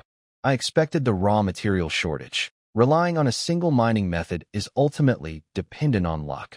Yuan lightly tapped in the air, and a new product catalog appeared before the two. So, I prepared a small gift for the neighbors of the Abyss, a gift they cannot refuse. The catalog displayed not weapons or souls, but vials emitting a dark red glow. Potions. Product name, Abyss Rage Serum version 1.0 effect. Instantly increases demon body strength by 50%, blocks pain, and continuously heals injuries during battle. Side effects, slight addiction. Long-term use may subtly influence thoughts toward a hive mind. Hidden. Price, 100 standard soul units per dose. Beelzebub stared at the instruction manual, eyes nearly popping out. As a lord of the Abyss, he knew demons very well. Demons are creatures driven by either killing or evolving. They are willing to pay any price to become stronger. This kind of drug that can boost combat power instantly and heal wounds. If it enters the Abyss market, it would be a dangerous drug, and a strategic-level drug that all demons would desperately want to buy. Are you planning to sell this to other lords? Beelzebub swallowed nervously. Not to sell, Yuan corrected. It's ecological poverty alleviation. We help them grow stronger, and they pay us with some insignificant souls in return. Isn't that fair? Yuan's smile appeared gentle in the projection, but in Beelzebub's eyes, it was more sinister than the craftiest devil. This isn't poverty relief. It's clearly using this drug to harvest souls from other levels. Even more frightening is the side effect, hive mind convergence. This means that if demons take this drug long enough, their brains will gradually be influenced by fungal threads, eventually turning them into Yuan's puppets. This is biological economic colonization. But how do we open up sales channels? Valerius asked. Other lords are very exclusive, especially about unknown origin drugs. Opportunity has arrived, Yuan pointed outside the window. In the dark sky, a blazing portal was slowly opening. A wave of violent, bloody, sulfurous air poured out from behind it. Look, that's the envoy of the 72nd Lord, or Demon King Baroque. It's here to demand an explanation from you, Beelzebub. After all, the commotion here has already affected its conscription work. Outside the gates of the River of the Dead purification plant. Boom. A huge fireball crashed to the ground, transforming into a 5-meter-tall demon engulfed in blazing flames. He is the top general under the warlord, named the Ashen Messenger. Beelzebub, the Ashen Messenger held a burning sword and spoke like thunder. Are you crazy? How dare you block the river Styx? My master is fighting the heavenly army. If you don't restore the flow of the Styx immediately, I will destroy this broken place. Hundreds of high-level demon guards behind him roared in unison, full of murderous intent. Faced with this aggressive attitude, Beelzebub did not hide in the temple as he used to. Instead, he dressed in a silly suit, accompanied by Valerius and a team of void executioners, swaggering out confidently. Oh, look who it is. Ashen brother. Beelzebub rubbed his hands, wearing a fake smile like a businessman. This was a sales trick implanted by Yuan through a virus. Misunderstanding. All a misunderstanding. I didn't block the Styx to steal it, but for industry upgrade. Industry upgrade. The Ashen Messenger paused, looking at the neat buildings around and the obedient, albeit weak, demon miners. A strange sense of dissonance arose. Is this still the same filthy, stinky 66th floor? Stop wasting time. The Ashen Messenger waved his great sword impatiently. I don't care what you're up to. Either open the floodgates or die. Relax a bit. Beelzebub took out a delicate black iron box from his pocket and opened it. Inside, 10 dark red, abyssal rage agents were neatly arranged. I know Lord Baroque is at war. War needs cannon fodder and supplies. What's so good about drinking Styx's dirty water? With this, your soldiers can fight 10 at once. Beelzebub picked up one of the potions and handed it over. Don't believe me? You can try it on one of your subordinates. The Ashen Messenger looked suspiciously at the potion. He could feel the surging energy inside, an extremely pure, even more volatile force than demon blood. Oomph, I doubt you'll dare to play tricks. He casually grabbed a berserk demon guard nearby and forcibly poured the potion into him. Roar! The fierce demon warrior let out a heart-wrenching roar. Then, an astonishing scene happened. Its muscles swelled like they were inflating, its skin turned dark red, and the faintly sluggish breath suddenly surged, seemingly breaking through its level limit. Even more frightening, a finger that had been cut off during the fight was growing back at a visible speed. What? What is this? The Ashen Messenger was shocked. This effect was 100 times stronger than the forbidden drugs they used that drained life. And it seemed to have very few side effects, since they couldn't see any change in the brain. This is called the Void Power Pill. No, the Abyss Frenzy Serum. Beelzebub smiled and said. So, how about taking a few boxes back to Lord Baroque to try? Just 1,000 standard soul units per box. No cheating, bulk discounts available. The Ashen Messenger's breathing grew faster. With this, they could definitely gain an advantage in the ongoing plane war. As for souls, souls are never in short supply during war. Using the souls of enemies, or even their own cannon fodder to exchange for this divine medicine, is simply too worthwhile. I'm taking it. The Ashen Messenger stabbed its great sword into the ground and waved its big hand. Give me 100 boxes first. I'll settle the souls right now. It poured out a bunch of screaming soul crystals from its portable space bag. Got it. Manager Valerius, prepare the goods for the customer. Beelzebub turned and shouted. Valerius nodded expressionlessly and gestured for the engineers behind him to start moving the goods. Watching the potions being packed into boxes, Beelzebub's heart was actually bleeding. It knew that once these medicines were sent out, Baroque's territory would eventually fall under the control of the Land Clan. This was like a biochemical Trojan horse. The deal was quickly completed. The Ashen Messenger left happily with 100 boxes of potions. It thought it had gained a profit, but it didn't realize that what it brought back was enough to destroy the entire Legion's addiction. Yuan's projection appeared again, looking at the closed teleportation gate with a cold gleam in his eyes. With this start, word will spread quickly. We don't need to attack ourselves. The lords will line up to send their resources to us. At the same time, they will also help us. Train our troops. Yuan looked at Valerius. The demons who took the potion will generate battle data in real time, which will be uploaded to our Fungal network.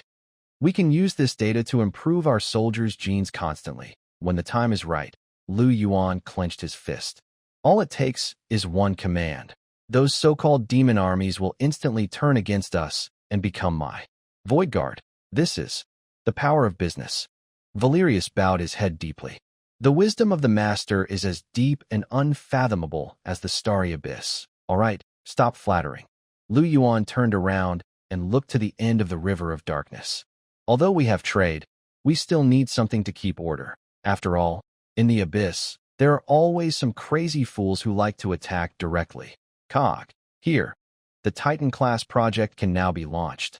I want to build a Void Fortress on the 66th level. A fortress that can move, attack across dimensions, and is alive. Yuan's gaze pierced through layers of fog, as if he saw the future great war that would sweep across all worlds. Potions alone are not enough. We need to make the entire multiverse know the truth of the fungi is not only about microscopic erosion, it is also about macro destruction. All engineering troops, evacuate the core area. Repeat, all engineering troops, evacuate. The broadcast echoed through the canyon. Tens of thousands of lesser demons and low-level evil spirits, like frightened ants, dropped their tools and scrambled to climb higher. Boom! The ground trembled violently. At the bottom of the canyon, a massive 10-kilometer-long dragon bone, actually assembled from the spines of many high-level demons, suddenly began to writhe intensely. This was the work of Yuan, the main structure of the Void Fortress, Leviathan Throne. Begin injecting the Titan spinal fluid. Kauga stood on the command platform at the edge of the cliff and pulled the lever sharply. Sizzle! Hundreds of thick infusion tubes simultaneously inserted into the cracks of the dragon bone. The bluish, Divine power-filled liquid surged like a mighty flood into the assembled carcass. Roar! A roar that seemed to come from ancient times echoed. That silent dragon bone came alive. The surface of the bones started to grow, white bones covered with dark, gold metallic scales. At the broken joints, countless gray flesh buds grew wildly, like muscle fibers, wrapping the entire dragon bone tightly. This was not shipbuilding. It was reviving a divine beast. Such a perfect, industrial miracle. Yuan floated in midair, his eyes of truth scanning the forming giant beast, satisfaction flickering in his data stream. Project progress, 90%. Biological activity, S level, surpassing the native Titan. Void engine, dual core parallel, gluttony spirit void heart. Expected combat power, enough to challenge a medium divine realm alone. Master, Valerius flew to Yuan's side, kneeling on one knee. Baroque's fool sent someone again to rush production. He said if he doesn't get that abyssal frenzy potion, he'll come personally to seize it. Huh? Yuan chuckled softly. Let him try. By the way, our fortress still needs a little decoration. Tell Baroque that if he's not satisfied, he can bring his army here for a quality check. By the way, bring his head along too. Understood. Valerius stepped back. Yuan turned his head and looked at the chief engineer number 1, Beelzebub. Beelzebub had fully adapted to his new role. He was dressed in a well-fitted, high-end custom suit made of fungus material, holding a staff carved from demon leg bones. Beelzebub, yes, sir. Beelzebub immediately bowed, wearing a flattering smile. How is the recruitment going over there? Very smoothly. Beelzebub rubbed his hands excitedly. Since our potion became famous on the 72nd floor, the demons there have gone crazy. They even sold their own charmers to get more of our potion, and Beelzebub lowered his voice, a sly look in his eyes. Following your orders, I added a little special ingredient into the potion. Now, more than half of the elite fire demon guard under Baroque's command are suffering from microbe dependence. As soon as you give the order, they will turn against us. Good. Yuan patted Beelzebub on the shoulder, though his shoulder was now only as big as a normal person's. You are a natural businessman, much more promising than that foolish demon god who only eats. Beelzebub was overwhelmed with joy and nodded repeatedly. He was truly convinced now, not just because of Yuan's power, but also because of his terrifying logic of turning everything into a resource. Under Yuan's rule, the Abyss was no longer just a savage land of slaughter. There were factories, trade, and even currency, soul crystals. It was more prosperous than ruling as a lord for tens of thousands of years. 3 days later, the Void Fortress Leviathan Throne was officially completed. As this 10-kilometer-long, 3-kilometer-wide, giant, floating city slowly rose into the sky, the entire 66th layer of the Abyss plunged into darkness. Because it was too large, it blocked out the 3 green moons. At the bottom of the fortress, there are dense, forest-like, predatory tendrils. At the top, there are towering, biological turrets and fungus incubation nests. In the very center of the fortress, there is a void throne, made of countless demon skulls and titan spines. Yuan sits calmly on the throne. He no longer hides his presence. That terrifying pressure, a mix of divine power and void energy, sweeps across the entire abyssal plane like a giant wave. What's that thing? Far away, on the 72nd level. The War Demon King, Baroque, who is commanding an army to attack the heavens, suddenly raises his head and looks at the sky above, which has suddenly torn open. A huge, purple space rift is forcibly torn apart. From the rift, a black fortress emitting a suffocating aura slowly emerges. It looks like a giant tumor, forcefully pushing into this world. Warning! Warning! High energy level intrusion detected. The Lich advisor beside Baroque screams. The energy response exceeds that of a lord. That is, a demon god level fortress. Demon god level. Baroque clenches his fiery greatsword. Is it that useless Beelzebub? When did he build something like this? No, it's not Beelzebub. A cold voice suddenly echoes in Baroque's mind. Immediately, a hologram appears above the battlefield. It is Yuan's face. Nice to meet you, Lord Baroque. Yuan's voice is elegant and calm. I am Beelzebub's boss, and Your new creditor. Creditor? Barak is stunned, then immediately becomes furious. Nonsense. When did I owe you money? Your guards drank my potion but didn't pay enough in souls. Yuan points to the fire demons behind Barak, whose eyes are a bit dazed. According to the rules of the Abyss, actually made up by Yuan, debt not paid. Compensation in flesh. Boom. As Yuan finishes speaking, the floating void fortress above suddenly unleashes its full firepower. Thousands of gluttonous cannon, guns fired simultaneously. But they didn't shoot bullets. Instead, they released millions of airdrop pods, biological spore sacs. These spores burst in the air, creating a sky full of fungal rain. Ah! The demons caught in the fungal rain screamed. But it wasn't pain. It was mutation. The fire demons who had long taken the Abyss Frenzy potion saw their hidden bacteria activate instantly. Their bodies began to swell uncontrollably, and the flames they burned turned into strange purple void fire. Their eyes became ash gray, and they turned their weapons toward their former allies. What's happening? Are you guys crazy? Barak was terrified to see his personal guards suddenly betray him. They're not crazy. Yuan's figure slowly descended from the fortress, hovering in front of Barak. They just found new jobs. Now, it's your turn, Barak. Yuan extended a hand. That hand suddenly grew larger, transforming into a giant abyssal maw capable of swallowing mountains. Do you want to be my second factory director, or do you want to become my fortress engine? Barak looked at the giant mouth and then at his completely fallen subordinates. He understood that all was lost. In front of this monster, who mastered biotechnology and void power, the traditional demon army was like primitive humans in the age of cold weapons. Clang! The fiery greatsword fell to the ground. This war demon king, who had fought in the abyss for tens of thousands of years, slowly lowered his proud head. I am willing to sign a contract. With Barak's surrender, the 72nd level of the abyss also changed hands. And it was done very quickly, with almost no destruction, except for the infected demons. Yuan's territory expanded once again. His fungal industry system also experienced a second rapid growth.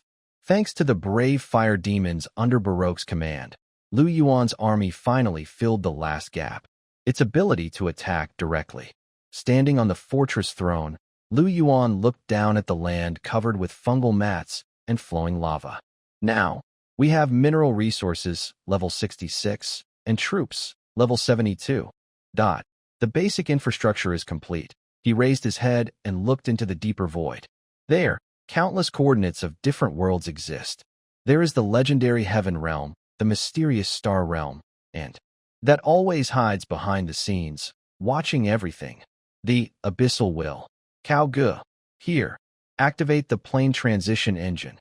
Target, the 99th level of the Abyss. That is where the Council of all demon gods meets. A flicker of madness crossed Yuan's eyes. If we're starting a company, then we need to go straight to acquire the board of directors. The void fortress roared again. A huge purple tore through space. With endless ambition and greed, this moving city of life advanced toward the deepest part of the abyss. At full speed, the 99th level of the abyss, the eternal throne. This is the absolute core of the abyss, where the legendary abyssal will sleeps. There is no sky, no ground. Only a giant round table floating in the void, surrounded by 99 obsidian thrones representing supreme power. At this moment, these thrones are filled with figures. They are the lords of each layer of the abyss, demon gods ruling billions of demons. Some are as huge as mountains, some are shadowy and illusory, and others are a formless mass of flesh. But right now, they all remain silent as death. All eyes are focused on the figure in the center of the round table, Yuan. He is not accompanied by soldiers. Wearing a sleek dark gold armor, he looks like a gentleman attending a dinner party, standing alone amidst these ancient demon gods. So, breaking the silence, a figure sitting at the head throne spoke. It has no physical form, only a burning black flame. The oldest lord of the abyss, the king of destruction, Sagrath. Are you the outsider who took over Beelzebub's territory, stole Barak's army, and calls yourself the Void Lord? Sargeras' voice echoed through the void, carrying a pressure strong enough to crush stars. Let me correct you. Yuan did not flinch under this pressure. He slightly bowed, his manners perfect and flawless. I'm not an outsider. I'm an investor. An investor? The surrounding demon gods burst into laughter. Their laughter was full of disdain, greed, and hostility. This is the abyss, the ultimate chaos. We only recognize strength, not investments. A demon wolf lord with 3 heads roared. If I eat you, everything you have will belong to us. That's the rule of the abyss. Rules? Yuan raised his head, a cold light flashing in his single eye. It seems you all have some misunderstandings about the current situation. He snapped his fingers. Buzz, a huge holographic projection suddenly appeared in the center of the round table. It was a complete map of the abyss. But on the map, nearly 1/3 of the originally black abyss layers were now stained purple, representing the fungal colonies. This is the current market share. Yuan pointed at the map, as if giving a quarterly financial report. Layer 66, Resource Zone, Layer 72, Armory, and several transit planes around them have all been incorporated into my fungal ecosystem.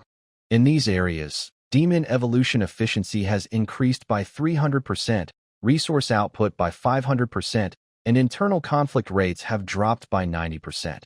He looked at the loud demon wolf lord. Lord Fenrir, your 9th layer territory. Have you recently felt a bit quiet? The demon wolf froze for a moment. Indeed, recently, his subordinates had been mysteriously disappearing or fleeing. Because your subordinates have all come to work for me. Yuan spread his hands.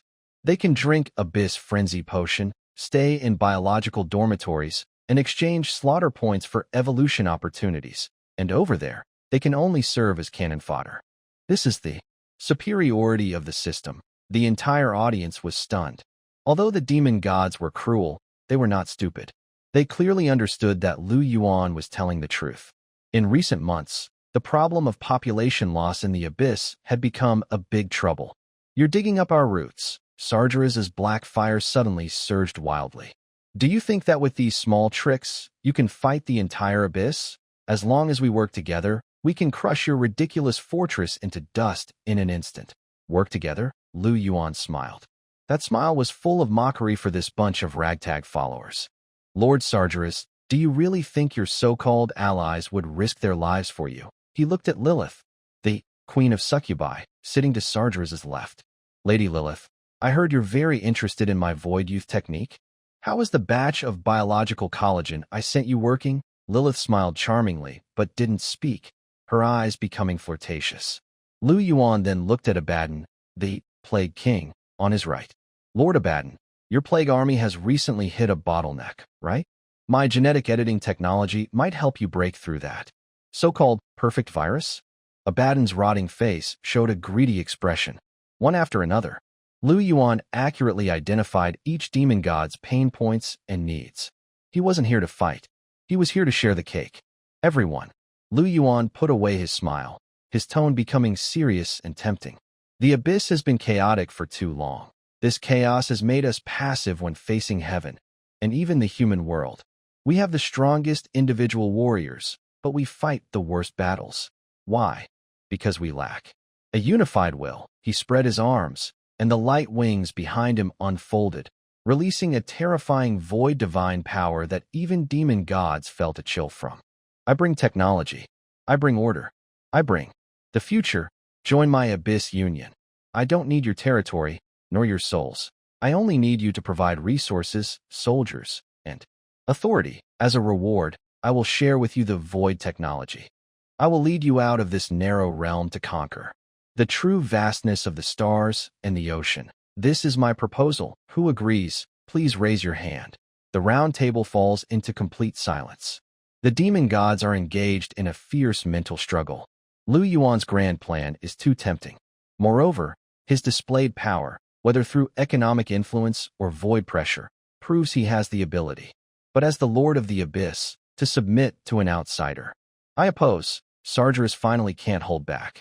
He suddenly stands up, black flames turn into a giant sword, pointing directly at Yuan. The Abyss doesn't need order. The Abyss only needs destruction. You deceiving liar. Die for me, boom. He swings the sword down. This strike contains the rules of destruction, enough to cut through space and cause causal disruption. But Lu Yuan doesn't move. He doesn't even blink, because someone else has taken action for him. Clang. A huge sword burning with purple void fire blocks Sargeras' attack. It's Baroque. This former War Demon King, now Leviathan Security Chief, is wearing a special biological armor, standing in front of Lu Yuan. Baroque? Are you crazy? Sargeras roars. I'm not crazy, boss. Baroque grins, showing sharp fangs. I just see the situation clearly. Following you around, I can only roll in the mud. Following the boss, I get to eat meat. And also, Baroque suddenly intensifies his effort, and the void fire instantly suppresses the destructive black fire. The employee benefits, referring to void enhancement, given by the boss are really awesome. Besides Baroque, a few other figures stand up. Beelzebub, though weak, he's a veteran guide. Lilith, Abaddon. Within just a few minutes, nearly half of the demon gods at the round table have sided with Lu Yuan. This is the power of mutual benefit. You traitors, Sargeras, seeing everyone turn against him, trembles with anger. It still has the strongest power, but it lost. It lost because of the big trend, Lord Sargeras. Lu Yuan pushed aside the Baroque, blocking his way, and walked up to Sargeras. His single eye looked at the angry old king, as if he were looking at an old battery about to be discarded. Times have changed. Who used to decide in the abyss was whoever had the biggest fist. Now, whoever controls the productive forces makes the rules. Lu Yuan extended his hand, and a dark gold contract rune appeared in his palm. You have two choices. First, sign it. Keep your territory and dignity, and become an honorary director of the Alliance. Second, refuse it. Then we will forcibly acquire your territory. Of course, the process might be a little painful. Lu Yuan pointed to the sky. Sargeras looked up. In the pitch-black void, a huge, sky-covering Leviathan throne hovered silently. The black hole devouring cannon, powerful enough to swallow everything, was locked onto it tightly. If it dared to say no, in the next second, it and the throne would turn into dust in the void. Sargeras was silent. It looked at the cannon and at its former allies, who were watching closely. Finally, the demon god representing the oldest power of the abyss slowly let the black fire sword in his hand fade away. He sank back onto the throne, seeming to age 10,000 years in an instant. I sign. With Sargeras bowing his head, this abyss coup, with little to no actual fighting, ended perfectly. On the 99th level of the abyss, the eternal throne changed hands. A huge flag, painted with fungal spiral, symbolizing infinite evolution, was planted in the center of the round table. Lu Yuan did not sit at the main seat. He didn't need to, because he had already become the very will of this world. Cog. Here, master. Activate the abyss formatting program. Yuan looked at the round table and at the demons who had become his subordinates. Open up all the layers of the abyss. Build a unified teleportation network, a single currency system, and a common law. I want to turn these 99 layers of the abyss into a precise war factory, because our enemies. Yuan raised his head, his gaze seeming to pierce through the barrier of worlds, seeing the world suspended in the sky. Heaven, shining with pure light. They are already getting impatient. The first layer of the abyss, the despair plane. This was once the front line fighting against heaven, a meat grinder for countless, holy expeditions. The red soil had been soaked in the blood of angels and demons for thousands of years, giving off a disgusting rusty smell. But now, the scene has changed. There are no more roaring demons everywhere, nor chaotic camps. Instead, there are neat rows of gray-white chitinous, anti-air biological towers. They look like a giant stone forest rising on the plain, each topped with a huge, slowly rotating, compound eye radar. The ground is covered with thick fungal carpets forming highways, and many abyss worm trains, loaded with supplies, are rushing along these roads, continuously transporting minerals and energy from the lower abyss to the front lines. Is it finished? Sagras, now the honorary director of the Abyss Union, stood on a command tower, looking at this completely unfamiliar territory, where the burning black flames trembled slightly. How long has it been? 3 months? To be precise, 91 days and 14 hours. Cao Gu, standing beside him, looked down at the biological terminal on his arm.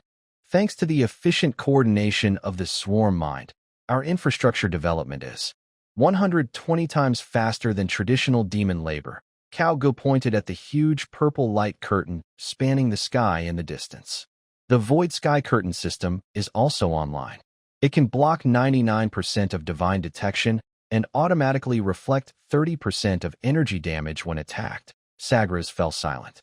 He had been the ruler of the abyss for tens of thousands of years and always believed that a crowd tactic was unbeatable. But now, looking at this complex war machine, he suddenly felt like he was just a chieftain leading a group of wild people in a fight. But Sargeras still felt a bit stubborn. What's the use of all these fancy defenses?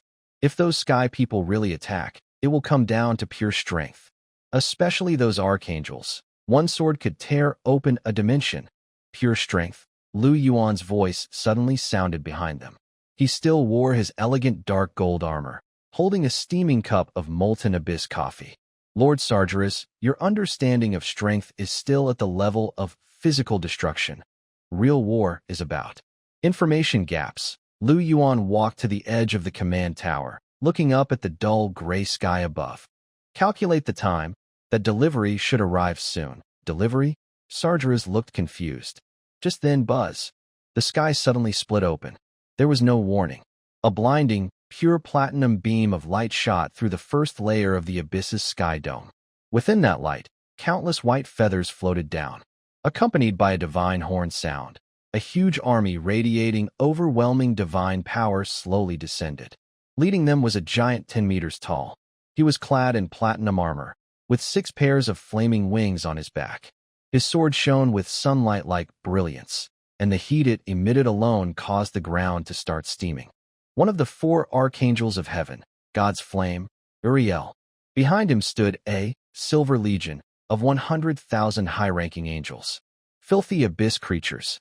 Uriel's voice boomed like thunder, shaking the entire dimension. The Lord has sensed the strange changes here. You dare to defy the rules of the soul and create monsters that devour divinity. Today, I represent the highest heaven to carry out the final purification. Kill. Leave no one alive. With his roar, the 100,000 angels drew their shining swords, transforming into a white torrent rushing down toward the ground. This show of force, if it had been in the past, would have caused chaos. Lower-level demons would have fled in fear, while higher-level demons would have fought among themselves. But today, the ground was completely silent. Not a single demon made a sound. All the biological towers, all the defenses, even the worms carrying supplies, remained perfectly still. It looked like a still picture. What's going on? Are they all stunned? In the sky, a 4-winged archangel, leading the charge, sneered. Of course, these are lowly creatures. They don't dare move in front of divine power. He raised his judgment spear and aimed at a seemingly fragile anti-air tower on the ground, stabbing it fiercely. But when he was still 500 meters above the ground, ding! Lu Yuan pressed a button on the command tower. Anti-air array activated. Ammunition type, God-eating spores, high explosive. Pop, pop, pop, pop. At the top of thousands of biological towers on the ground, the giant compound eyes suddenly split open, transforming into countless hive-like launch ports. There was no flash of fire, no smoke. Only countless dark green, sea urchin-like biological missiles soared into the sky with piercing screams. What is this? Magic missiles. The archangel looked disdainful, opening his holy light shield to prepare for a tough defense. But in the next second, he regretted it. Boom. One missile exploded in front of him. There was no shockwave, only a thick, green, highly corrosive acid fog. When this fog touched the holy light shield, it was like pouring boiling oil into snow. The invincible shield was instantly corroded through. Ah, the archangel screamed. The fog stained his wings. The white feathers instantly withered, turned black, and fell off. Then came his skin and muscles. Even more terrifying, the fog contained countless microscopic parasites invisible to the eye. They crawled into his respiratory system, frantically devouring his divine core. Green rain began to fall from the sky. It was the rotting blood and flesh of the angels. During the first wave of fire, the frontline 3,000 angels all fell, turning into pools of pus on the ground. What kind of magic is this? Uriel was shocked. He had never seen this kind of attack before. It wasn't dark elements or deathly aura, but a special kind of biological toxin designed specifically to target holy structures. Disperse. Rise into the sky. Use long-range divine magic to attack. As a seasoned archangel, Uriel quickly gave the order. The angel army rapidly ascended to a high altitude, preparing to strike from 10,000 meters above. Trying to run? Yuan looked at the red dot on the holographic screen. Valerius, here, the long-awaited fallen knight commander stepped out of the shadows. He was now wearing a brand-new, void colonization suit too. It was not just armor, but a small biological mech.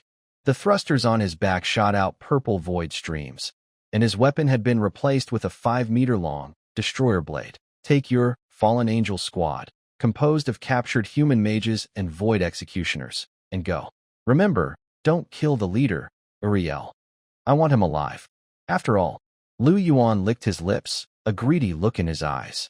The gene map of the archangels is a rare commodity. Understood. Boom. Valerius shot into the sky. Behind him, 5,000 void executioners with black-bone wings followed closely. They were extremely fast, quickly catching up to the ascending angel army. The air battle began, but it was a one-sided slaughter. The angels' holy light swords only left white marks on the executioner's armor, which were soon erased by the armor's self-repair function. The executioner's weapons, claws and bone blades infused with void laceration energy, easily cut through the angel's armor with each swing. What made the angels despair most was these monsters would self-destruct. Once heavily damaged, the executioners would immediately hold the nearest angel and detonate their internal void cores.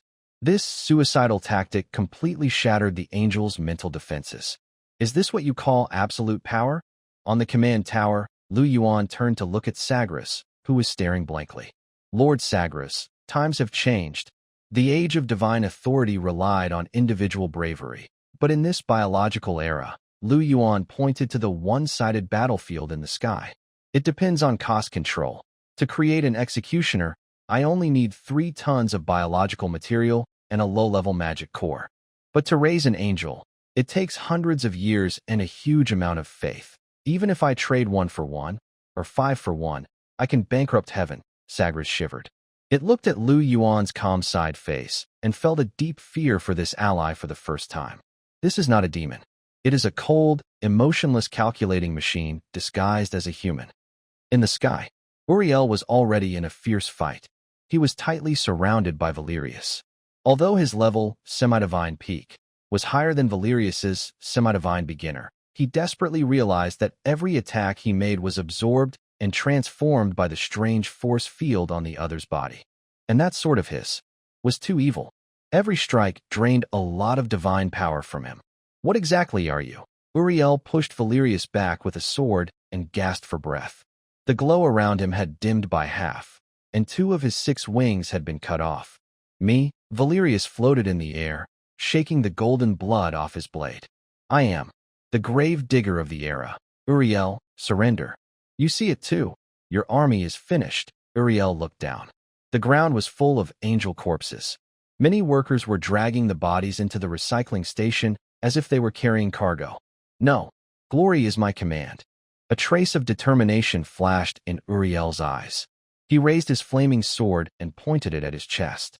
Better to die than be captured. Wanna die? Did you ask me first? A cold voice sounded in his ear. Time stopped. Yuan had appeared behind him without him noticing. A hand covered in a starry skin gently grasped Uriel's wrist. Divine power, void silence. Uriel's wrist was easily broken. The flamed sword fell to the ground. The soul of the serif is very pure. Yuan leaned close to Uriel's neck, took a deep breath, as if savoring a delicacy. Perfect for the secondary cannon core of the Amon ship. With a pop, several nerve tentacles emerged from Yuan's fingertips, stabbing directly into Uriel's brain. He didn't become a fool. Yuan simply cut off his motor nerves and injected a large amount of hallucinogenic spores into his consciousness. Sleep now. In your dreams, you'll see true heaven, which is actually a virtual matrix built by Yuan. Uriel's eyes became vacant. One of the strongest war gods of the heavens, just like a baby, softly collapsed into Yuan's arms. The battle is over. Yuan grabbed Uriel's collar and looked down. 100,000 angel soldiers, all destroyed. But this was not the end. Yuan looked up at the still open portal to the heavens. Beyond that door was the highest paradise, filled with holy light and clouds. Cog. Yes, pack up those parcels, angel corpses. A devilish smile appeared on Yuan's face. Send them back. But remember, add some ingredients, plague spores, inside the corpses. This is reciprocation. Soon after, tens of thousands of large packages were sent out, piled up like trash, filling the sacred glory square. They were long objects wrapped tightly in gray, cloth-like fungus membranes. What's this? Captain of the Angel Guard, frowning, flew forward. He extended his shining spear and gently lifted one of the packages. Clatter. A partial, decayed body covered in green mold tumbled out. Its twisted face was full of sores, but it was still recognizable as one of their own, a member of the Angel Legion. Ah! Lower-ranked angels nearby screamed in fear. In heaven, corpses are strictly forbidden, especially ones that are rotting, mutated, and filled with the stench of the abyss. Enemy attack? No, this is a provocation. The angel captain held back the urge to. Angels don't have a digestive system, so this was a mental rejection, and raised his spear high. Quick! Notify the priesthood. Activate the highest level of great purification. We can't let this filth tarnish the purity of Silver City. Soon, thousands of angels in white robes arrived at the square. They looked at the mountain of corpses, 100,000 in total, their eyes full of anger and disgust. Dust to dust, earth to earth, holy light to the Lord, a grand chant began. A huge holy light purification array, over 10 kilometers in diameter, covered the entire square. In angels' minds, holy light is a universal disinfectant. Any evil, filth, or curse, when bathed in such high concentration holy light, would instantly vanish. They were right when facing ordinary demon plagues. But unfortunately, they were facing a special creation of Yuan, codename Light Glutton. The moment that brilliant purification light touched the corpses, squeak. The corpses did not disappear. Instead, like dried sponges thrown into water, they greedily absorbed the light. The green mold on the surface of the corpses, after absorbing the holy light, suddenly changed. Its color faded quickly, turning into pure white, identical to the holy light itself. It's like giving the virus a camouflage suit. What's going on? Purification failed? The high priest was stunned. Before he could react, pop, pop, pop. The 100,000 bodies burst open like 100,000 ripe dandelions. There was no explosion, no fire. Only a sky full of flying, snow-white, fluffy particles. They looked so pure, so light, shimmering with a crystal shine under the holy light, like a sacred snow. Beautiful. A young angel reached out and caught a snowflake. The snowflake melted instantly in his palm, seeping into his skin. It felt warm and comforting. He even felt his divine power growing. This isn't filth, the young angel exclaimed happily. This is the divine energy crystal left by our fallen comrades. It's a gift. Hearing this, the cautious angels around lowered their guards. They began to touch the snowflakes and greedily breathe in the divine particles in the air. Only the experienced high priest felt a strong sense of unease. It looked so much like the holy light. But just as no two leaves are exactly the same, this perfect imitation was itself a big flaw. No, don't touch them. Hold your breath, seal the energy flow, the high priest shouted desperately. But it was too late. The young angel who caught a snowflake suddenly froze with a smile on his face. He looked down at his chest. There, the original golden energy core had somehow turned into a white flower. The flower rooted in his divine source, crazily draining his power, growing and blooming at an exponential rate. I feel so hungry, the young angel muttered. In the next second, his body suddenly exploded, turning into more white, fluffy particles that flew toward his companions. Pestilence. It's a plague. Panic finally broke out in Silver City. But this was a silent plague. The infected angels did not turn into zombies or go mad. They simply stood still, their bodies gradually turning into crystal-like statues covered with white fungal growths. These fungi are spreading through the angels' unique, mental sharing network across the entire heaven. Deep Abyss, Akmon's ship, biological laboratory. Yuan is standing in front of a large hologram, watching the grand funeral happening in heaven. On the operating table before him lies the captured serif, Uriel. Uriel is now only a head and half a spine, soaked in light blue nutrient fluid. Many neural probes are inserted into his brain, syncing his senses with the current state of Silver City in real time. No stop. You monster. Although Uriel cannot move his body, his mind remains clear. He watches helplessly as his homeland is consumed by that white terror, and his people become the relay stations for that monster. The mental torment is 1,000 times worse than physical pain. Monster, Yuan records data casually while answering. Lord Uriel, please watch your words. I haven't used any dark powers. Look at those spores. They feed on holy light, grow from holy light, and even their fluctuations are holy light. From a biological point of view, they are closer to pure elemental creatures than to angels, who eat energy. Yuan turns around, his single eye fixed on Uriel's desperate eyes. I just helped you. Optimize your species structure. Your holy network is too outdated. Everyone has an independent consciousness, which causes huge waste of computing power. Now, it's different. Yuan points to the white statues on the screen that have stopped moving and are glowing in unison. They have become my cloud nodes. As long as I want, I can use the computing power of these 100,000 nodes to analyze your so-called Supreme God. You want to defile our Lord. Uriel's soul trembles. This madman, he didn't just want to conquer the abyss. He actually wanted to turn heaven itself into his research field. Blasphemy? Yuan shook his head. No, it's science. He pressed a button. Project, fusion of angelic genes and void strains, stage, live adjustment, subject, serif Uriel. Since the Silver City is already in chaos, let's move on to the next step. Yuan walked to the operating table, holding a vial of violet gold liquid. It was a mythic mutagen, made from fragments of Beelzebub's divinity, Titan spinal essence, and the infection data recently collected from the Silver City. Uriel, do you know why you angels can never defeat the demons? Because you are too rigid. You refuse change, refuse evolution, clinging to that fragile idea of purity. Now, I will give you the power to embrace transformation. The serum flowed into Uriel's energy conduit. Even with only his head remaining, Uriel let out a soul-shaking cry that could have shattered glass. Two opposite forces clashed and merged within his spirit. Holy light trying to purify the void, and the void trying to consume the light. Under the balance of the microbial network, a new kind of power was born, something never before seen in the multiverse. Uriel's once golden eyes turned violet gold. His broken spine began to grow rapidly, forming a new body of black bones and white feathers, an ascended void serif. This was no ordinary fall. This was void ascension.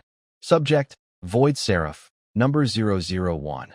Abilities, dual light and shadow, void traversal, concept erasure, loyalty, absolute. Hive mind link. 10 minutes later, the new Uriel rose from the nutrient chamber. He looked at the reflection of his unfamiliar yet powerful self, feeling the immense energy within him, enough to tear through dimensions. Past glory, faith, and conviction now seemed pale and meaningless, because he had seen the end of evolution. Master, Uriel knelt on one knee, and the 6 pairs of purple golden wings behind him slowly folded back. How do you feel? Yuan asked. Feeling. Uriel looked up, his purple golden eyes shining with a cold, rational light. In the past, I was like a child holding a stick. Good, Yuan nodded with satisfaction. Now, with your new body, go back home. The first level of Silver City has been taken over by us, but the 6 upper levels and the god itself are still hiding inside its shell. Yuan pointed to the screen showing the highest temple of the supreme god, still floating above Silver City, radiating a resistance aura. Go, as my diplomat, ask that god, whether it wants to step down gracefully, or if it wants you to help it do so with dignity. The supreme heaven, 7th layer. This is the residence of the gods. But right now it was in chaos. Alarm sounds, cries for help, and the rapidly spreading white plague made all the high angels panic. On the throne of the gods, that indescribable glowing mass, the ruler of the heavens, was in a state of extreme anger. It could feel its source of power, the lower angels, being cut off. Even more frightening, the thief who stole its power had turned that stolen energy into a weapon to attack it. At that moment, a purple-golden streak of light ignored all defenses and descended directly at the temple door. Who? 2 wise angels guarding the gate tried to stop it. Swish! 2 purple blades flashed. The wise angels were cut neatly in half before they could react. They didn't die, but were instantly infected and transformed into 2 white statues. The figures stepped on the fragments of the statues and walked into the hall. "Long time no see, my lord," Uriel said with a mocking smile as he looked at the glowing mass above. "I am here to submit my resignation. By the way, on behalf of my new boss, let's talk about the acquisition. The void between the abyssal planes is not empty. It is a dangerous sea called the Starfield Turbulence. It is filled with countless shattered plane fragments, violent energy storms, and giant creatures wandering in the void, forming a deadly ocean. Today, this silent sea welcomes an uninvited guest. Boom! A 10-kilometer-long, completely black spherical fortress, Amon's ship, like a reverse black hole, forcefully crashes through countless meteors, carving out a wide path in the turbulence. Stabilizer output at 120%. Gravity shield hit. Absorption complete. Converting to backup energy. Inside the command hall, Cog's mechanical arm is rapidly moving on the control panel, typing out streaks of afterimages. Behind it, Yuan sits on the void throne, holding a cocktail made from void whale brain in his hand. Quite a beautiful view. Yuan looks at the dazzling yet dangerous Starfield storm on the holographic screen, his tone relaxed, as if on vacation. Is this the forbidden zone that abyssal lords haven't dared to step into for thousands of years? Yes, master. Next to him, Baroque, now the security minister, bows his head, speaking with a hint of awe. In the past, we could only cross layers through fixed teleporters. Those are the lifts left by the abyssal will. Crossing the void with your body like this. Only madmen and gods dare to do it. No, Baroque. Yuan shakes his head.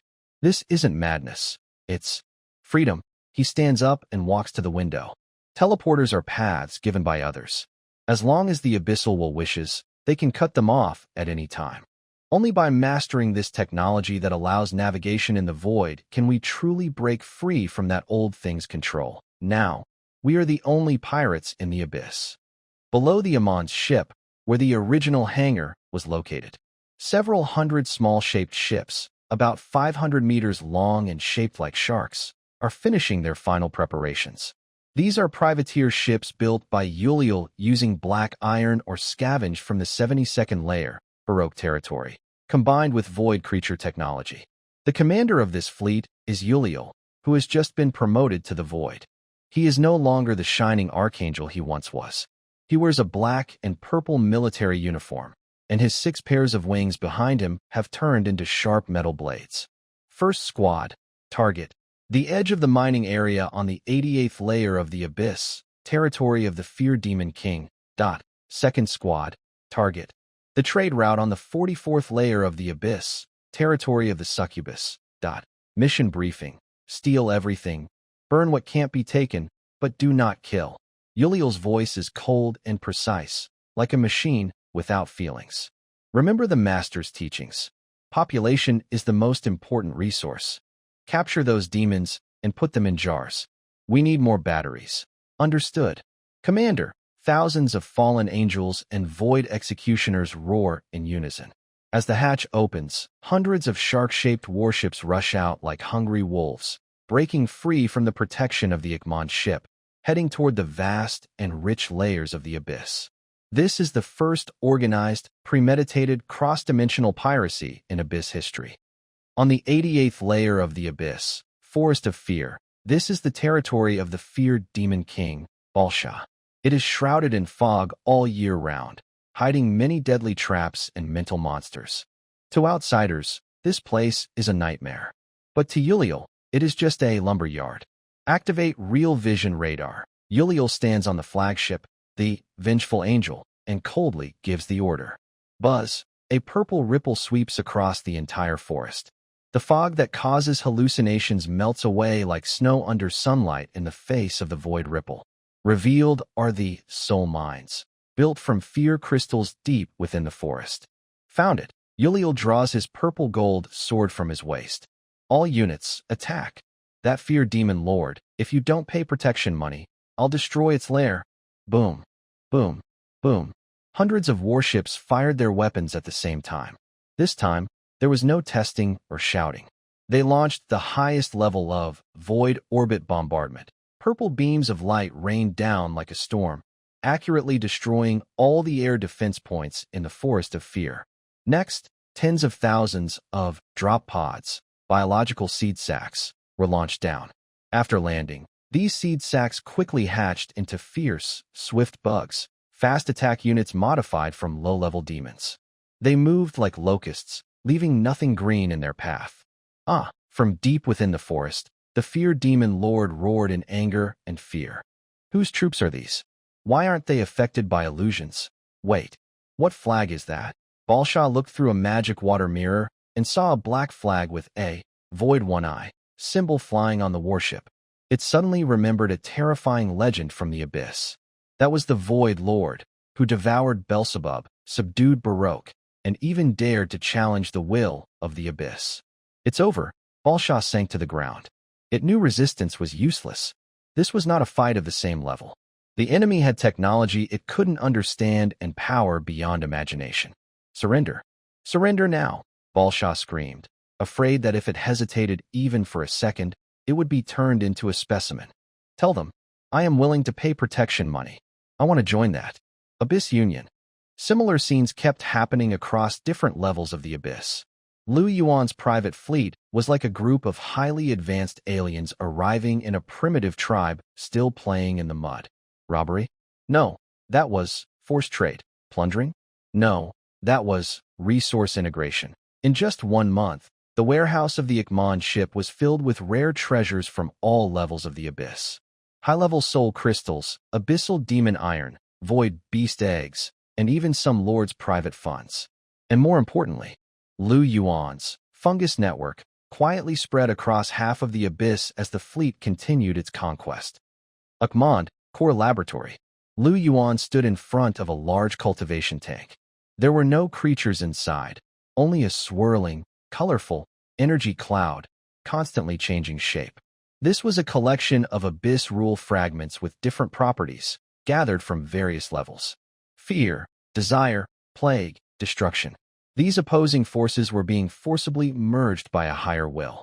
This is true chaos. Lu Yuan looked at the energy cloud, his eyes shining with excitement. The reason the Abyss willpower is so strong is because it contains all negative rules. But it's too messy, like a pot of poorly cooked stew. Lu Yuan reached out with his hand, fingers spread. Void God authority, rule recasting. Buzz. The energy cloud shrank sharply. All impurities were removed, conflicts smoothed out. In the end, it became a perfect, transparent seed. Creation, artificial divine frame, Abyss heart, prototype. Just plant this seed, Lu Yuan muttered to himself. I can create a new Abyss that belongs entirely to me, with its own rules. By then, that old Abyss will have to retire. Suddenly, an urgent alarm sounded throughout the fortress. Warning! Warning! Cao Ji's voice came, unusually panicked. Detected an ultra-high energy reaction. Coordinates, directly above, deep in the starry void. Energy level. Impossible to estimate. Lu Yuan looked up sharply. Through the holographic screen, he saw a breathtaking scene. At the distant end of the void, a huge, sacred flame-burning sun was rushing toward the abyssal plane at high speed. It was not a star. It was a mountain of Heavenly Mountain, 10 times larger than Egmont. On that mountain, there stood a figure dressed in golden armor, holding a war hammer, with 36 pairs of wings. The supreme ruler of the heavenly realm, God King Zeus, codename. Is it finally here? Yuan looked at the terrifying figure, not feeling afraid but smiling instead. It was the excitement of facing a worthy opponent. Young one, the old one has arrived. Perfect. Yuan quickly grabbed the newly forged Heart of the Abyss. My new toy needs a worthy offering. He turned and headed toward the command bridge. His cloak fluttered without wind, making a sharp sound. All ships, listen up. Prepare for battle level 1. Target, the Godslayer. This is the divine realm in the eyes of mortals, the final destination of all faith in this world. From the ground, only the majestic outline glowing with eternal gold above the clouds can be seen. There is no night here, only endless holy light shining down. On the white marble city walls, hundreds of meters high, are carved epic reliefs of gods defeating demons, each line radiating divine power strong enough to burn the soul. The guardian of the absolute barrier gate is the shining archangel, Michael, mass production model 007. He floats hundreds of meters above the ground, 6 wings made of pure photons slowly flapping behind him, scattering golden light. Behind him are 3 formations of 30,000 fully armed, heavenly guards, filth from the lower world, daring to attack the holy mountain. Michael looked down at the rolling clouds below, his perfect face full of arrogance and disdain. Activate this sacred purification array. These lowly creatures are not even worthy to approach the walls. Buzz. A golden barrier, 100 meters thick, shot up into the sky, enveloping the entire first heaven. The barrier shimmered with countless complex divine inscriptions, the rules set by the god King Zeus himself. Anyone with evil thoughts will die upon contact. But in the next second, Michael's pupils suddenly contracted. The clouds below were changing. The once pure white clouds looked as if they had been stained with a whole bottle of ink, turning into a disgusting purple-black color at a visibly rapid speed. Next, the dark clouds began to boil like boiling water, with huge, tumor-like bulges emerging from the clouds. Whoa! Accompanied by a deep, rumbling roar like a giant sea creature, the first void leviathan broke through the clouds. It was not a typical metal battleship. It was a living, massive creature ship, 3,000 meters long. Its surface was covered with thick, pulsating black chitin armor, with glowing blue void energy flowing through the cracks. Its belly was filled with countless large, semi-transparent green sacs, inside which something seemed to be writhing wildly. Soon after, more ships appeared, 2nd, 10th, 100th. An entire, biological fleet blocked out the sunlight, turning the sky into a sea of despair. Yuan sat on a throne woven from countless bones and nerve bundles. He was holding a glass of crimson liquid, a high-energy life essence plundered from the previous city, and through the biological viewport, he coldly watched the golden, absolute barrier, sacred purification array. Yuan's lips curled into a mocking smile as he took a sip. In this universe, nothing is truly absolute. The so-called sacred is just a high-frequency energy wave. Cog, Yuan's voice transmitted through the mental network. Here, my great Father God, came the frantic, mechanically crackling voice of the goblin cog. Tell them what predator-prey hierarchy means. Understood. Corrosive spore barrage, loaded and ready. Fire. In the sky, hundreds of leviathans simultaneously opened their sacs. Pop, pop, pop. No gunpowder explosions, only the muffled sounds of countless sacs bursting. Billions of fist-sized green spheres rained down like a storm. Michael looked at the green rain and sneered. Ridiculous. These physical projectiles can't even ripple the shield. However, when the first drop of green rain touched the golden light curtain, nothing happened. Sizzle. That sound was like pouring cold water into a hot oil pan, or the shrill screech of strong acid corroding metal. The green spore sphere exploded upon contact with the light curtain, releasing a dense green fog. The green mist seemed to have a life of its own, wildly devouring the sacred energy particles that made up the light screen. What? Michael stared in horror, eyes wide. Are they eating the holy light? Yes, this is the God-Eater spore, modified that Yuan specifically developed for the heavens. They are not only highly resistant to light, but also have the hunger code embedded deep within, viewing high-energy spiritual aura as their only food. The stronger the holy light, the more they feast. In just 1 minute, the so-called absolute defense golden light screen was riddled with huge holes, like silk rotted by worms. Attack! At Yuan's command, countless black landing sacks precisely crashed through those holes onto the angel formation on the wall. Boom, boom, boom. The landing sacks hit the ground, bursting open with a loud explosion. Swarms of mutated jumping insects and void stingers roared out. These insects were no longer fragile cannon fodder. Their shells were inscribed with anti-magic runes, and their claws were coated with void venom. They looked like a pack of black mad dogs, lunging at the still-shocked angels. My wings. Help. Holy light spells don't work. They are immune to holy light. Monsters. These are demons from. The white city wall was instantly stained red with blood.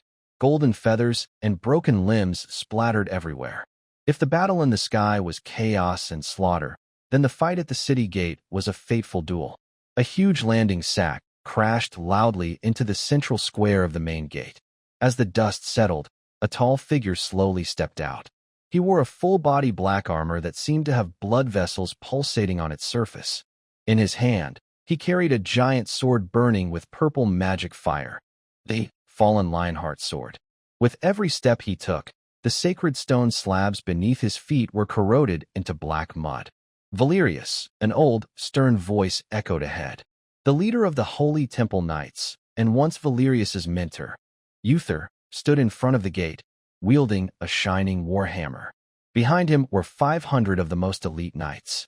Uther looked at his disfigured former disciple with pain and anger in his eyes. You were once the proud son of the holy light. Why betray glory and willingly serve as a monster's pawns? Valerius stopped. He raised his hand and took off the fierce creature's helmet, revealing a face that was strong but covered in dark magic patterns. His left eye was human, but his right eye had become a spinning void crystal. Teacher, Valerius's voice was hoarse and had a metallic sound. Glory, he pointed to the swarm of insects falling from the sky behind him and then to the tall temple above. When I bled on the border for the kingdom, where was the god? When my soldiers starved and froze, where was glory? Those high gods only see us as crops to harvest faith from. Valerius put his helmet back on, and the void fire in his eyes suddenly flared up. Only the Father God gave me eyes to see the truth and the power to tear apart falsehood. Holy light cannot save the world, but evolution can. Stubborn fool. Fallen one. Die. Uther roared, unleashing blinding holy light. He transformed into a golden meteor, swinging his mighty war hammer toward Valerius with great force. Holy technique. Judgment hammer. This strike was enough to crush a small mountain. Valerius did not dodge or block. He simply grasped his great sword with both hands, adopting a basic knight stance. But from the shadowy void behind him, for huge, semi-transparent void tentacles suddenly extended. They seemed like conscious, assisting limbs, helping him stabilize his stance and lock the space. Void's secret sword, devour, clang. A deafening clash of metal. The 500 temple knights around were blown away by the shockwave. The dust settled. Uther kept his hammer raised, but the shining war hammer in his hand was only half intact. The head of the hammer had been neatly bitten off, and in his chest, the burning magic fire sword was embedded. This is not knightly swordsmanship. Uther spat blood, staring at his disciple in disbelief. Yes, teacher, Valerius whispered into his ear. This is the gift from the Father God. The hunting technique. With a sudden flick, 4 void tentacles stabbed into Uther's body, instantly draining the life essence of this holy domain expert. Uther's body quickly withered away, turning into a pile of bones. Captain is dead. Demon? He's a demon. The remaining holy knights broke down. Valerius drew his great sword, the magic eye on the blade flickering with a bright red light. Charge in. Leave no one alive. The battle on the first level of heaven lasted only 40 minutes. The so-called Never Fallen absolute barrier was completely reduced to ruins. On the white square, a thick purple fungal carpet spread out. The once proud angels were now either torn apart by jumping insects or parasitized by the fungi, turning into trembling, infected angels. Boom! The void flagship, Akmond, slowly descended. The hatch opened. Yuan stepped onto the fungi carpet and walked to the center of the square. He looked at Uther's skeletal remains, then at Valerius, who was kneeling before him, covered in blood. "Well done, my Legion commander." Yuan reached out and injected pure void energy into Valerius, repairing the cracks in his armor. "This is the best way to say goodbye to the past." Then, Yuan raised his head. His gaze pierced through layers of clouds, directly looking at the highest point, the throne of the God King, Olympus Mountain, still shimmering with thunderous light. There, a destructive pressure was awakening. The God King Zeus, who had ruled this world for tens of thousands of years, was finally losing patience. Father God, Lysandra, who had transformed into a lich, whispered, "High-energy reaction detected. Zeus is gathering divine power. He plans to use the apocalyptic thunder to crush us and this mountain together." Getting anxious? Yuan chuckled softly, with no fear in his eyes, only greed, eager to enjoy the main course. He pulled out the Heavenly Core Command token he found on Uther's body, the key to opening the top-level teleportation gate. Since the Master doesn't want to come down to greet the guests, Yuan crushed the token in his hand. "Then we'll go up ourselves." He turned around, looking at the millions of roaring insects behind him, spreading his arms like a conductor leading a symphony of death. "Little ones, sharpen your claws. Tonight, we will dine at the God King's table. Add a dish." Boom! The gate to the top divine realm suddenly opens wide under the attack of the fungal carpet.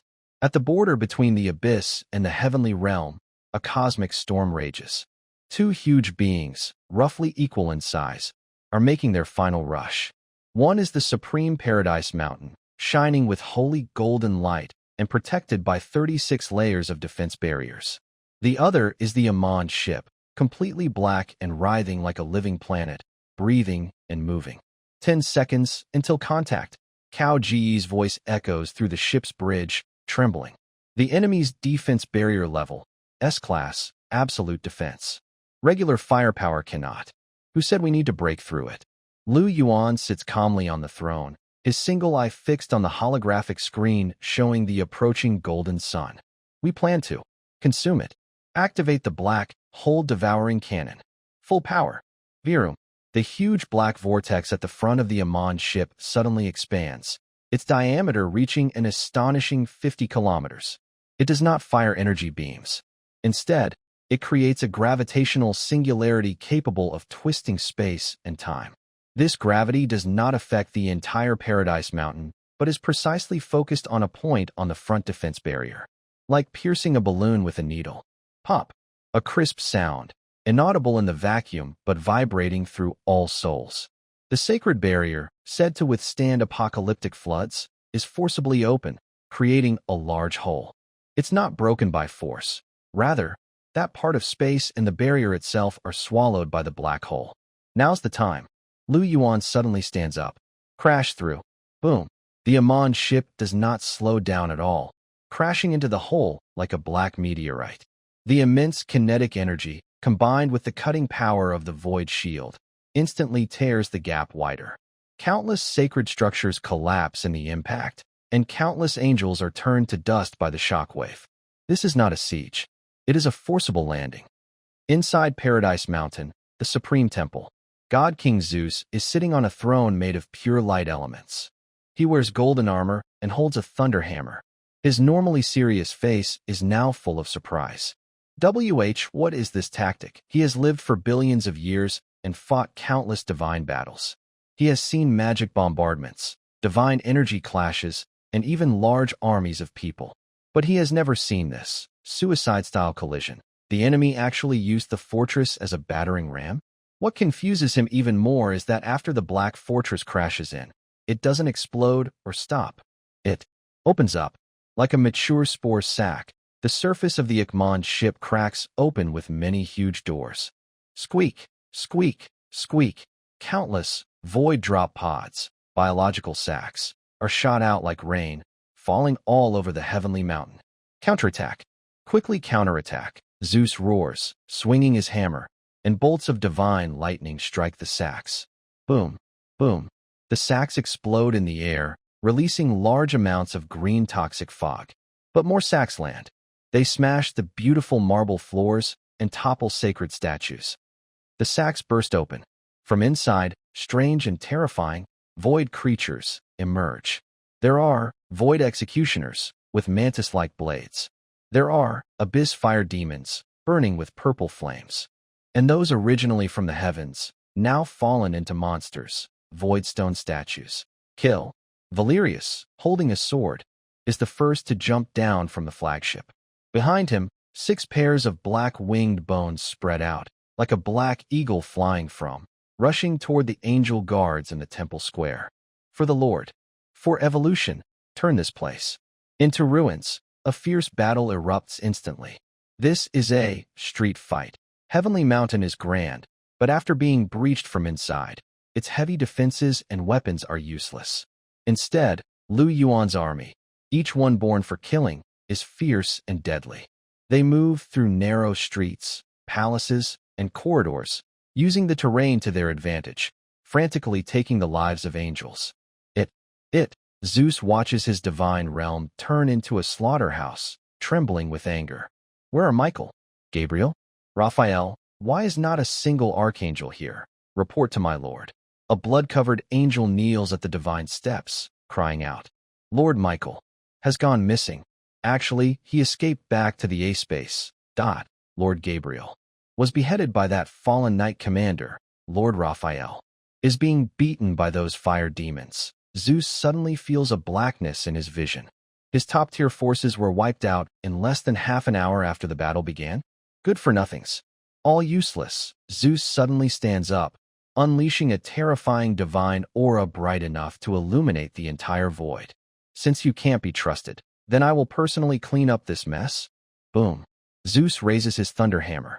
Divine King authority. 10,000 thunder prison summon. The clear sky instantly darkens with clouds. Countless golden lightning strikes down like a dense forest, covering Mount Heaven.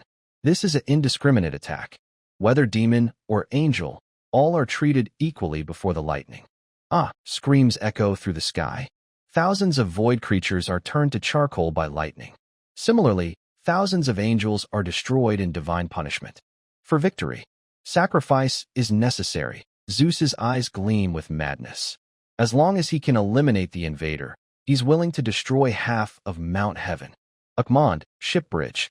Yuan looks at the destructive lightning storm on the screen, but isn't surprised. As expected of an old-fashioned god, quick to throw a fit, he shakes his head and puts down his wine glass. Cao Gu, activate the void lightning rod. Yes. With the command given, the crystal thorn spikes behind the remaining void creatures on the battlefield suddenly glow purple. Buzz, a strange resonance field formed between them. The golden lightning that originally struck at them was suddenly absorbed the moment it touched the field. It was like water being soaked up by a sponge. The wild energy traveled through the creatures' internal channels, gathering into the spines on their backs, then transforming into pure void energy. What? Zeus widened his eyes in shock. His divine punishment had actually turned into a power bank for the other side? Reciprocation. Yuan's voice echoed in Zeus's mind through mental broadcast. Since you gave me so much energy, I'll give you a gift in return. Boom. On the battlefield, all surviving void creatures opened their mouths at the same time. The spines behind them shone brightly. All-out attack. Void thunder recoil. Thousands of purple lightning bolts shot out from their mouths. These lightning bolts gathered into a massive purple thunder dragon, about 1 kilometer wide, roaring as it charged toward Zeus at the top of the temple. This was not just a rebound of energy. It also included a new element, poisonous thunder with void erosion properties. Zeus had to raise his war hammer to block. Boom.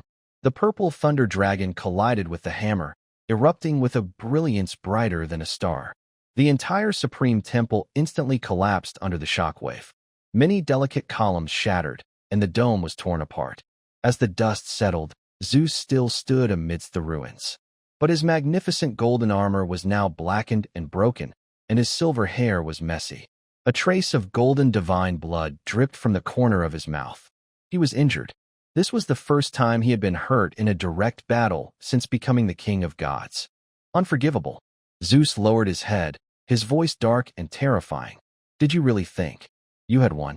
Did you think that was all my power? The thunder hammer in Zeus's hand suddenly shattered. It wasn't broken by an attack. It was shattered by his own grip. A white glowing sphere, ancient and full of history, flew out of the shattered warhammer. That is not a divine being. It is the World Heart, Heaven Edition. This is the administrator privilege of this world. I am the ruler of this world. Every inch of land and every ray of light here obeys my command. Zeus swallowed the glowing sphere in one gulp. Boom. His body began to change dramatically. His human-shaped form instantly expanded into a towering, light giant that reached 1,000 meters tall. Instead of wings, he now had countless spinning golden light wheels behind him. His face showed 3 eyes, representing the past, present, and future. Ultimate form, Titan God King, plain avatar. Here, the giant's voice was like divine authority, causing space to shake with each word. I am invincible. He lifted one foot and stomped toward the hovering Ikmond. That foot was enormous, big enough to cover half a fortress. In the face of such overwhelming size and power, any skill seemed useless. Warning! Warning! Gravitational shield is about to overload. Expected damage to the fortress after impact. 80%, Cog shouted. But Yuan remained seated on his throne, his posture unchanged. He watched the giant of light step down, a mocking smile on his lips. Invincible? In this universe, nothing is truly invincible, as long as it's a living being. It has weaknesses. Yuan raised his hand and snapped his fingers. Begin. There was no grand magic, no spectacular spell. Just at the moment the giant's foot touched the fortress surface, the armor plates on the fortress suddenly opened like scales, revealing countless tiny micro-injection needles. Puff, puff, puff. Billions of needles pierced into the giant's foot at once. They didn't inject poison. Instead, they delivered a colorless, tasteless divinity dissociation agent. This is a gene weapon created by Yuan using Beelzebub's divine fragment, Titan's spinal fluid, and Uriel's genetic sample, specifically designed to target divine creatures. Its only purpose is to cut off the connection between divinity and the body. Roar! The light giant's movements froze. His large foot, which could crush fortresses, now hovered in midair as if he had lost consciousness. Then, the numbness quickly spread up his thigh, to his waist, chest, arms. What's happening? My body. Why isn't it obeying? Zeus was terrified to realize that his immense divine power still existed, but he could no longer control his body. It was like a pilot trapped inside a giant robot, suddenly cut off from all controls. I told you. Yuan's figure slowly rose into the air, approaching the giant. He looked tiny, like a mosquito, but his presence was more terrifying than the giant's. You're just a big battery. And batteries. Yuan reached out and pressed his hand on the giant's forehead. I don't need to think. Void divine authority. Force takeover. Buzz. Countless purple tendrils erupted from Yuan's body, stabbing into the giant's eyes, ears, and nostrils. This was the final step. Neural system overwrite. No, I am the divine king. I am. Zeus's consciousness let out a final cry of despair. But under Yuan's overwhelming, swarm mind, his personal will was like a lonely boat in the ocean, instantly submerged. A few minutes later, the golden light in the giant's 3 eyes went out. In their place, 3 clusters of dead silence. Purple ghost flames. He slowly withdrew his foot. Then, in the despairing eyes of all surviving angels, this supreme divine king knelt on one knee toward that tiny shadow. Salutations, my lord. Though his voice was grand, it carried a cold, mechanical tone. Yuan stood atop the giant's head, looking down at the already completely fallen white world below. Heaven has changed hands. The supreme heaven, the 7th layer. Once the throne of the god king, a chair made of pure light elements, was now covered with a black, tar-like substance. Yuan did not sit on it. He floated beneath the dome of the temple, with 6 pairs of glowing wings spread behind him, blocking the sacred sunlight. Below him was the light giant, former god King Zeus, a being that had lost its soul and only retained basic instincts. The operation begins. Lu Yuan's voice echoed calmly through the empty temple, as if announcing a scientific experiment. Phase 1, Dimensional Stitching. Suddenly, the entire Mount Heaven started to shake violently. At the bottom of Mount Heaven, the Ikman ship suddenly shot out tens of thousands of thick void anchor chains. These chains deeply embedded into the mountain's foundation, like a giant whale net, tightly holding the sacred peak suspended in the void. Pull. Following Cog's command, the engines of the Ikman ship reversed at full power. Under the terrifying pull of gravity, Mount Heaven was forcibly dragged. It was no longer floating high in the sky but was pulled downward toward the deep, chaotic abyss filled with purple mist. Madman, what is he trying to do? The surviving angels watched in horror through the windows. They saw the once pure white sky being eroded by purple void. The sacred clouds turned into a membrane oozing with pus. Is he going to sink heaven into the abyss? Exactly. That was Lu Yuan's ultimate plan. He didn't want a lofty floating refuge. He wanted a new world that could perfectly merge with his abyss domain, forming a closed ecological loop. Sizzle. When the bottom of Mount Heaven touched the barrier of the abyss plane, there was no explosion, because Lu Yuan had already laid a thick neutralizing fungus blanket on the contact surface. It was like a precise transplant operation. The fungus blanket acted as an anti-rejection drug, forcibly bonding 2 completely different rule-based forces, sacred and chaotic. Fusion rate 30%, 50%, 80%. The data stream from Concag was rapidly updating on Lu Yuan's retina. Success. The void cycle system is established. Buzz. A beam of light, stretching across the sky from the top of Heaven Mountain to the bottom of the abyss, shot through the heavens. It was no longer just pure holy light or simple void energy. Instead, it was a swirling mix of black and white, like a Tai Chi symbol, chaotic energy. Under the influence of this energy, the structures on Heaven Mountain began to change. White stones grew black bone spurs, and sacred statues opened purple magical eyes. Meanwhile, the demons in the abyss bathed in this energy. Their rotting smell faded, replaced by a strange, divine-looking layer of keratin. New realm created, Chaos Heaven. Lord, Void Lord Lu Yuan. Such a beautiful sight. Lu Yuan looked down at this new world, a hint of satisfaction in his eyes. This is the true end of evolution. There is no absolute light, nor absolute darkness, only coexistence. Inside the temple, Valerius held a sword and led a group of disappointed high-level angels inside. Leading them was Raphael, the former enforcer of heavenly laws, known as the Justice Angel. Kneel. Valerius kicked Raphael's knee. Your god has become a power source for the master. What right do you have to stand? Raphael clenched his teeth and looked up at Lu Yuan, floating in the air. Demons, you won the war, but you can't win people's hearts. We may have lost the battle, but our will. Will? Lu Yuan interrupted him, a teasing smile on his face. Your Excellency Raphael, it seems you misunderstand the word will. He slowly descended and approached Raphael. In my domain, what can be edited? Lu Yuan extended a finger and gently tapped Raphael's forehead. Like now, I can preserve your memories, your combat experience, even your personality, but I only need to change one line of code. Change your loyal subject from Zeus to Lu Yuan. Buzz. The rune of truth spins. A purple, logic lock is implanted into Raphael's brain. Raphael's body suddenly stiffens. A few seconds later, his eyes, which were full of hatred, suddenly become clear and calm, then filled with admiration. Greetings, my lord. Raphael kneels completely, his voice reverent as if facing a divine being he has served for thousands of years. Please forgive my previous rudeness. I am willing to manage the legal system of the heavens for you, ensuring all the slaves.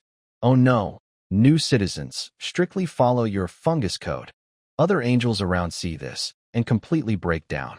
This is more terrifying than killing them. It's a despair that feels like being formatted from the depths of the soul. Very good, Lu Yuan nods with satisfaction. From today, You are the minister of law of the chaos heaven.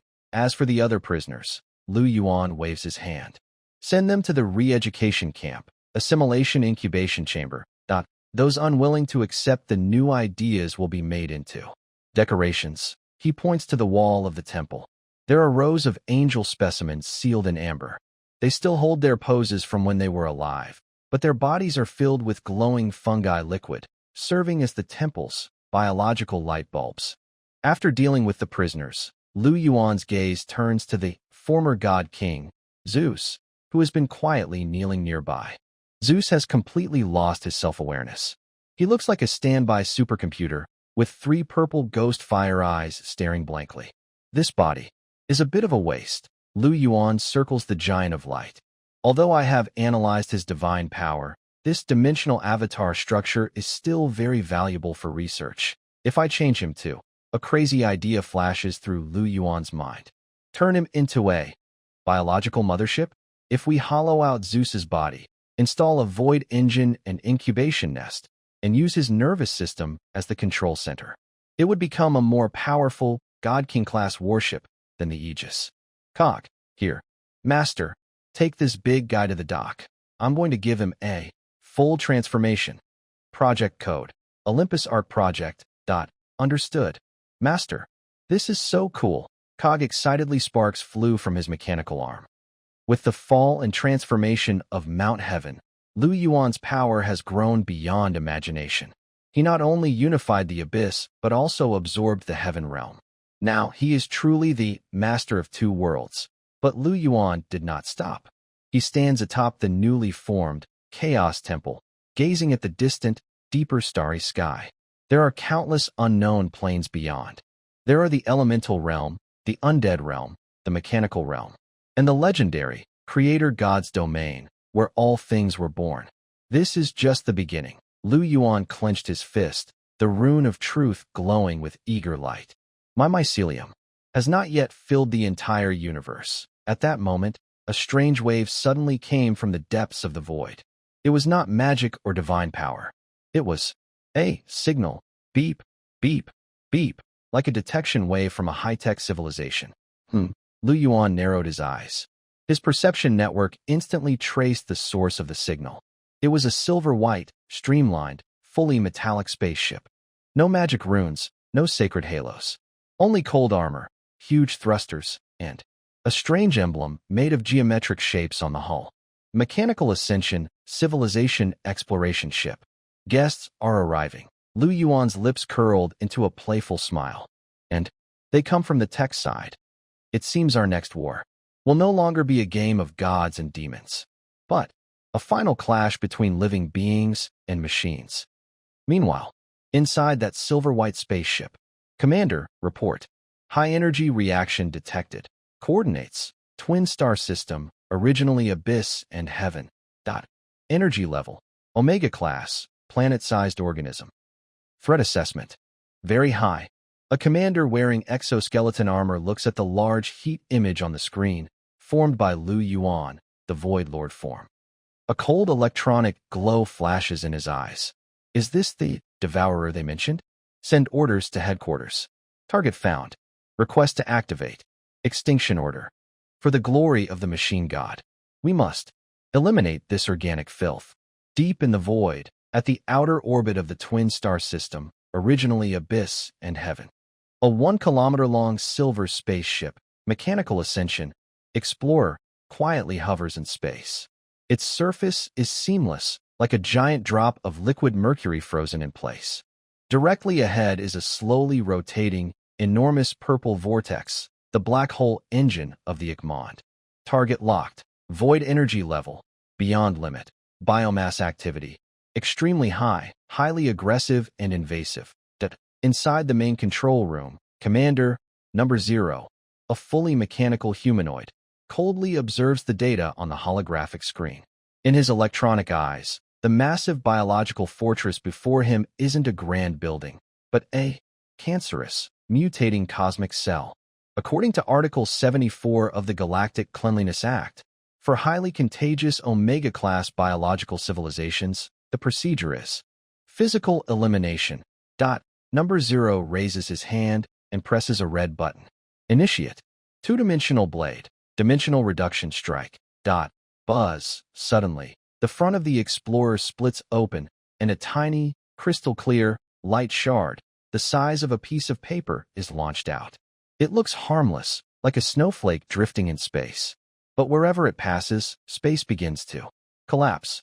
The originally three-dimensional meteorite, upon touching the light sheet, is instantly flattened into a two-dimensional pattern on paper. This collapse spreads at the speed of light, heading straight for the Ikmond ship. On the bridge of the Ikmond, a sharp alarm rings throughout the fortress. Warning! Warning! Dimensional attack detected. Space structure is collapsing. The area ahead is turning into a picture. Fungus screams, his mechanical eye nearly popping out. What kind of weapon is this? We can't defend against it. Gravity shield failed. Void shield failed. On the throne, Yuan suddenly stands up. His eye, the rune of truth, is fixed on the flying light sheet. Dimensional reduction attack. Interesting. Yuan's lips curl into a wild smile. The mechanical civilization is indeed powerful, starting with such a disruptive move. But then, he reaches out, and the abyss heart, an artificial divine core, in his palm begins to spin violently. Do you think I am some low-level creature that can only crawl in three-dimensional space? Valerius, here. Take your Void Knights and charge in. Charge where? Into that light sheet. Valerius hesitates.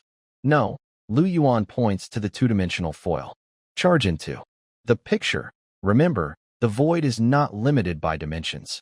As long as you stay in the void state, even if you become two-dimensional, you are still living ink. Although Valerius doesn't understand, he blindly follows Yuan. Understood. Full boom. Thousands of Void Knights turn into purple streaks of light, rushing forward without hesitation into the collapsing space. The following scene causes even the Zero machine from afar to experience a brief logical glitch. As soon as the two-dimensional foil touches the Void Knights, the originally smooth two-dimensional surface suddenly develops. Stains. The crushed knights did not die. They turned into purple, constantly writhing, pixel dots on the surface. These pixels were not absorbed by the two-dimensional foil. Instead, like ink spilled on paper, they began to spread wildly in a process called blurring. Sizzle, sizzle. The glow of the two-dimensional foil started to fade. The once irreversible process of reducing dimensions was suddenly halted. It was like a precise printer suddenly jammed with sticky glue. How is this possible? Number Zero's electronic eye flashed with countless garbled symbols. That is the void. Yuan's voice broke through the ship's firewalls and echoed inside Number Zero's core processor. The void does not belong to any dimension. It is in the dimensions. You want to crush me? Fine.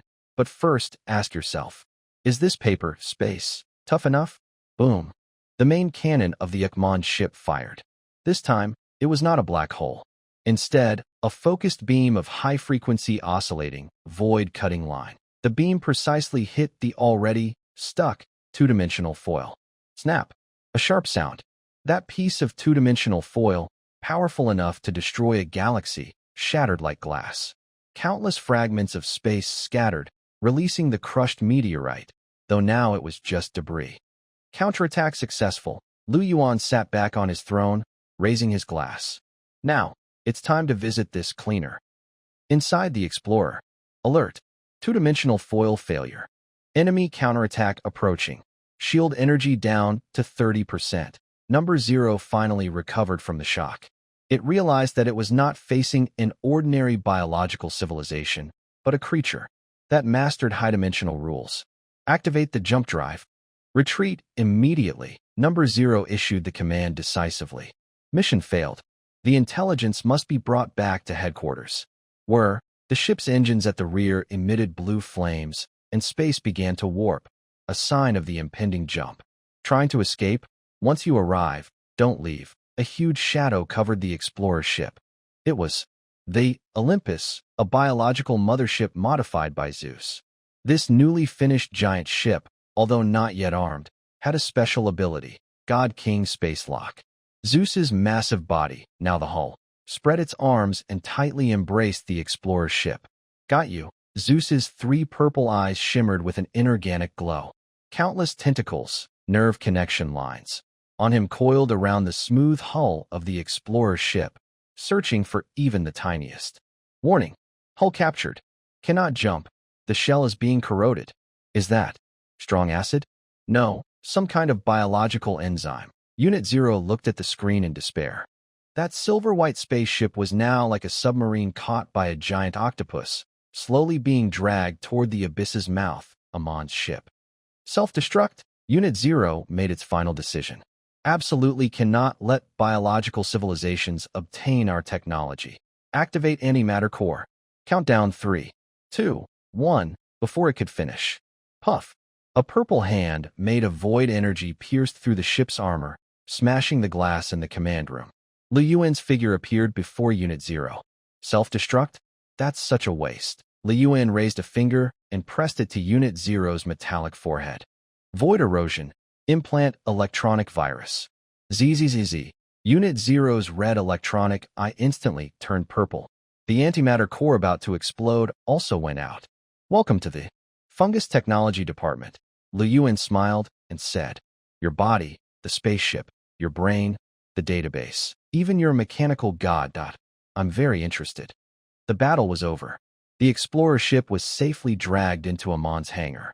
Cao Go, along with a group of goblin engineers, pounced like hungry dogs seeing meat and bones, beginning to dismantle and study frantically. Oh my goodness. Is this an antimatter engine? Is this a quantum communicator? Master, this ship's technology is at least 5,000 years ahead of ours. Then let's learn from it.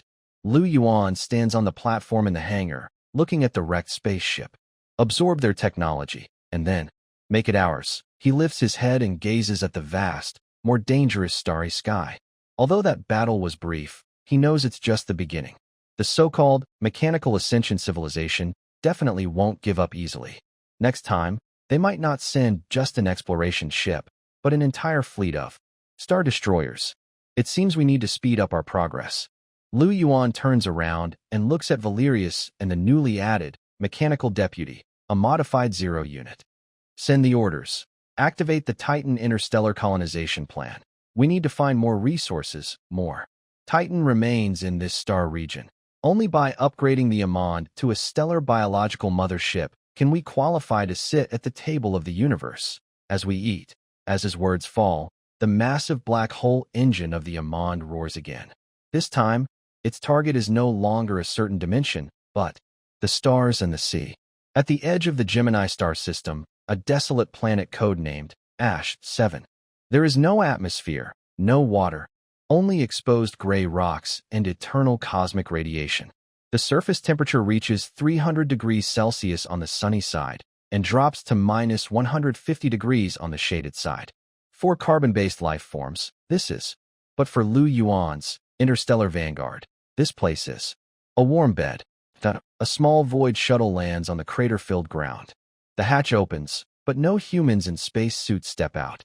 Instead, clusters of gray flesh balls, wrapped in semi-transparent biological membranes roll out. These are Yuan's latest development, interstellar engineer, radiation adaptation type. Their outer skin is made of a lead-like keratin layer that can absorb radiation energy, and their bodies contain heavy water blood that resists freezing and high temperatures. They do not need to breathe oxygen or even eat. Just basking in the sun, absorbing radiation, is enough for them to survive. Begin operation. Inside the shuttle, Cog, who commands via remote hologram, gives the order. The group of flesh balls quickly disperses. They extend their tentacles, as if searching for something tasty, and deeply insert them into the cracks of the hard rocks. If you had microscopic vision, you would see an astonishing invasion. The tips of the tentacles secrete strong acid, dissolving the rocks into mineral solution. Countless tiny spores follow the solution deep underground, searching for even the smallest traces of metal elements. Once they find metal, they rapidly multiply and harden into biomineral pillars, draining the planet's resources. Akmon's ship, Bridge. Yuan sits on the throne, watching the holographic scan of Ashes 7 on the screen. This planet, feels strange. His eye of truth narrows slightly. Although the surface is silent, deep within the crust, there is an extremely regular energy fluctuation. That fluctuation does not belong to nature. It is artificial. Yuan orders, send engineers to drill at that coordinate. I want to see what's hidden inside this dead planet. Understood. With the order given, the flesh balls on the ground begin to merge wildly. They gather together and turn into a huge, fast-spinning, biological drill. Zzz. The drill pierces the crust like a red-hot needle stabbing into butter. 1 kilometer, 5 kilometers, 10 kilometers. Finally, at 20 kilometers underground. Clang. A clear metallic collision sound. The drill stops because it hits a layer of silver-white metal shell. This is, through the engineer's transmitted footage, Cog is shocked to see that this metal shell is smooth as a mirror, still free of rust even after billions of years buried underground. Moreover, its material is exactly the same as that of the mechanical Ascender Explorer. Strong interaction material. A glint of sharpness flashed in Yuan's eyes. Looks like we've found a mechanical tomb. Forceful destruction, Yuan said coldly. Using void corrosion liquid. I don't believe there's any metal my fungi can't eat. 3 days later, the indestructible metal shell finally had a large hole corroded through it. Yuan, along with Valerius and a team of elite void executioners, personally entered this underground ruin. It's better to call it an underground city than a ruin. The entire city was supported by countless huge metal pillars, with a simple, cold architectural style that felt mathematical and beautiful. There was no dust on the streets, and all the equipment looked brand new. But there was no life here. Not even corpses. Only countless robots still standing in working positions. They stood by assembly lines, sat at desks, or lay inside charging pods. Their indicator lights were off, and their core processors had long since stopped working. This is instant death. Valerius examined a robot and made a judgment. No signs of battle. It's like, at some moment, the energy of this entire city was cut off, or it was reclaimed. Yuan walked to the city's central square. There stood a huge metal obelisk. Its surface was covered with dense binary code. It was the tombstone of this civilization. Yuan reached out and placed his hand on the obelisk. Truth rune, data reading, buzz. A vast flow of information flooded into his mind instantly. It was a story about ascension and destruction. Log. Year 3045. In pursuit of eternal reason, we abandoned fragile bodies and uploaded our consciousness into machines. We thought this was evolution, until that God arrived. It is neither biological nor mechanical. It is the entropy of the universe. It told us to return to unity. Then, it took all our energy, because it believed our existence was wasting the universe's computing power. The log abruptly ended here. Entropy of the universe. Yuan withdrew his hand, deep in thought. It seems this mechanical civilization didn't die out naturally. They were forcibly shut down by higher-level managers. He looked at the silent robots around him. How ironic. Trying so hard to escape the bonds of flesh, only to become a pile of scrap metal. But Yuan's lips curled into a small smile. This also means that this place is a huge treasure trove. Here.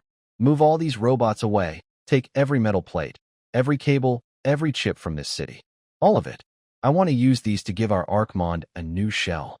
Over the next month, Ashes 7 underwent a brutal demolition. Yuan not only emptied the underground city, but also drained the planet's core, using it as fuel for melting metals. When the Archmond set out again, its appearance had changed dramatically. The once bulky sphere made of flesh and bones was now covered with a thick, sleek silver armor. This was made from the mechanical civilization's strong interaction material, void alloy armor. It could withstand physical attacks and reflect 90% of energy weapon damage. Beneath the armor, the resilient biological body remained. This was Yuan's idea: flesh as core, steel as skin, combining biological potential for endless evolution with mechanical defense. Now, the Archmond can even face the main fleet of the so-called mechanical ascension civilization. Yuan stood on the newly renovated bridge, now filled with holographic projections and neural interfaces, gazing at the vast starry sky outside. But before I go looking for the Titans, I need to handle a small problem first. He pulled up a star map. In a star system not far from Ashes 7, a red dot was flickering. That was a living planet. According to data retrieved from the ancient machinery ruins, this planet is home to a primitive insect swarm called the Zerg. They lack technology, relying only on wild reproduction and consumption. But in Lu Yuan's eyes, they are like long-lost brothers. Swarm creatures. Lu Yuan stroked his chin. I heard their genetic code includes a part about faster-than-light biological travel. If we can steal that part, my Leviathan fleet could shed its heavy jump engines and achieve real space hopping. A greedy glint appeared in Lu Yuan's eyes. Order the entire fleet. Target, Zerg Galaxy. Mission, genetic plunder. Remember, don't wipe them all out this time. I want to capture a few queen bugs for breeding. In the Zerg Galaxy, the Queen's Nest planet. It's a vast green ocean. Countless huge insects, resembling mantises, move through the jungle. Flying dragons that can spray acid soar in the sky. Deep inside the planet, a giant fleshy mountain, the Overmind, lies on a fungal mat, greedily absorbing the planet's energy. Suddenly, it sensed an unprecedented, soul-shaking aura. It lifted its ugly head with a single compound eye and looked at the sky. There, a purple tore through space. A massive, silver fortress, exuding a strong biological scent, slowly emerged. It looked like a steel Death Star. Hiss! The Overmind let out a terrified scream. Though it lacked intelligence, its instincts told it. A predator was coming, and it was the kind that would treat it like a snack. Each island is actually a huge Leviathan mother worm. Deep inside the planet, the flesh mountain called the Overlord is now emitting a restless low hum. As the Overlord's will spreads, the entire planet begins to boil. The once calm green ocean suddenly becomes wild. Countless winged, flying dragons fly out from the mother worm, blocking the sky. On the surface, giant, thunder beasts burst out of the water like moving islands. Outside the atmosphere, a dense line of self-destruct mosquitoes forms a green barrier, ready for action. Number: hundreds of millions. On the bridge of the Ikman ship, Cog looks at the dense red dots on the radar, his mechanical arm trembling slightly. Master, this number is too huge. Even if our ammunition is unlimited, it would take years to destroy them all. Why destroy them all? Lu Yuan sits on the throne, playing with a phase crystal he found in the mechanical ruins. Cog, you still haven't changed your goblin thinking. In this universe, the most valuable thing isn't our energy, it's samples. Lu Yuan stands up, walks to the holographic screen, pointing at the green planet. This planet itself is a huge gene bank. Those worms have evolved perfect chitin shells, the most efficient acid glands, and the strongest muscle fibers. Destroying them all would be a waste. I want to take over them.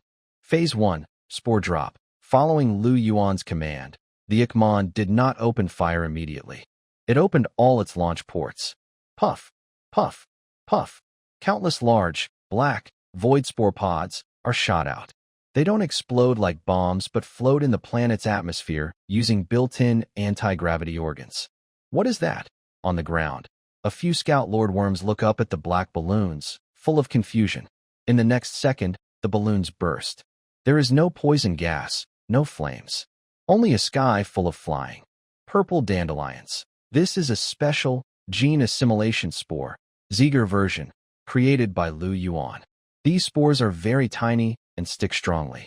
They drift with the air, attaching to the wings of flying dragons, inhaled into the noses of thunder beasts, or even falling into the green nutrient liquid ocean. Roar! One flying dragon felt a bit itchy on its wings. It scratched, not paying much attention. But soon, it noticed its wings changing color. The green membrane wings showed purple patterns. Then, a new feeling of power surged through its body. Its muscles expanded, bones hardened, and from its throat, which used to spray acid, a ball of void energy appeared. Hiss! The flying dragon let out an excited scream. It felt like it had evolved. It turned its head to look at its companions. Those uninfected flying dragons suddenly seemed very weak, even tasty. Eat them, A cold voice echoed in its mind. It was a command from the Void Swarm. Suddenly, this mutated flying dragon lunged at a companion and bit through its neck. Not just it. In the sky, millions of flying dragons also mutated at the same time. They no longer obeyed their leader's orders, but turned to attack their former allies wildly. An internal rebellion has begun. Yuan watched the chaotic green ocean on the screen and nodded with satisfaction. Now, it's our turn to act. Valerius, here, take your Void Executioner down. Target the master deep in the core of the planet. Remember, don't kill it. I want it alive. Understood.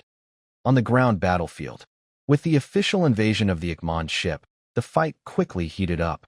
Valerius led the Void Legion, like a black surgical knife, precisely cutting through the insect swarm's defenses.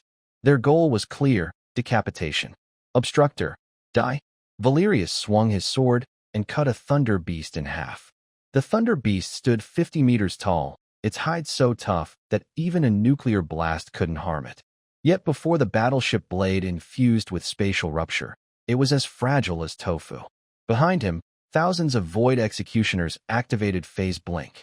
They flickered in and out among the swarm, and with every reappearance, a high-level creature fell.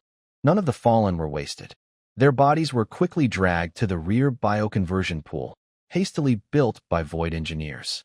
Gurgle, gurgle, the bodies dissolved, their genes extracted. Minutes later, new creatures emerged from the pool, beings that combined the strengths of both the Void and the Swarm.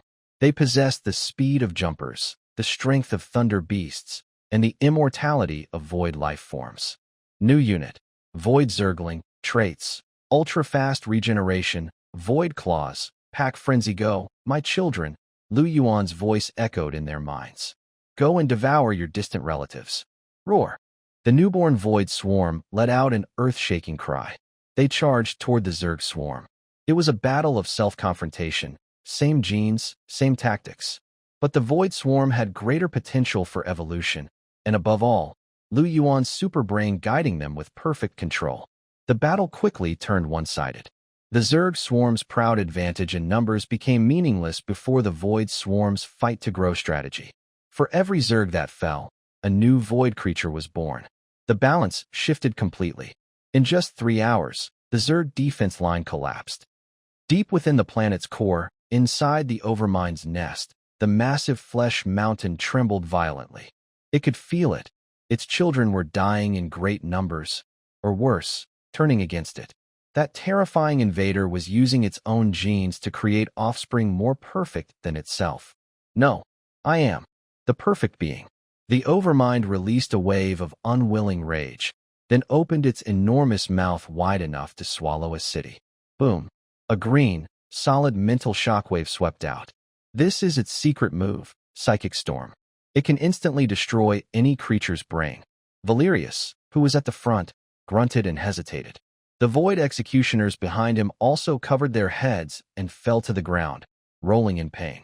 That's interesting. Suddenly, Yuan's voice echoed in the nest. The space twisted.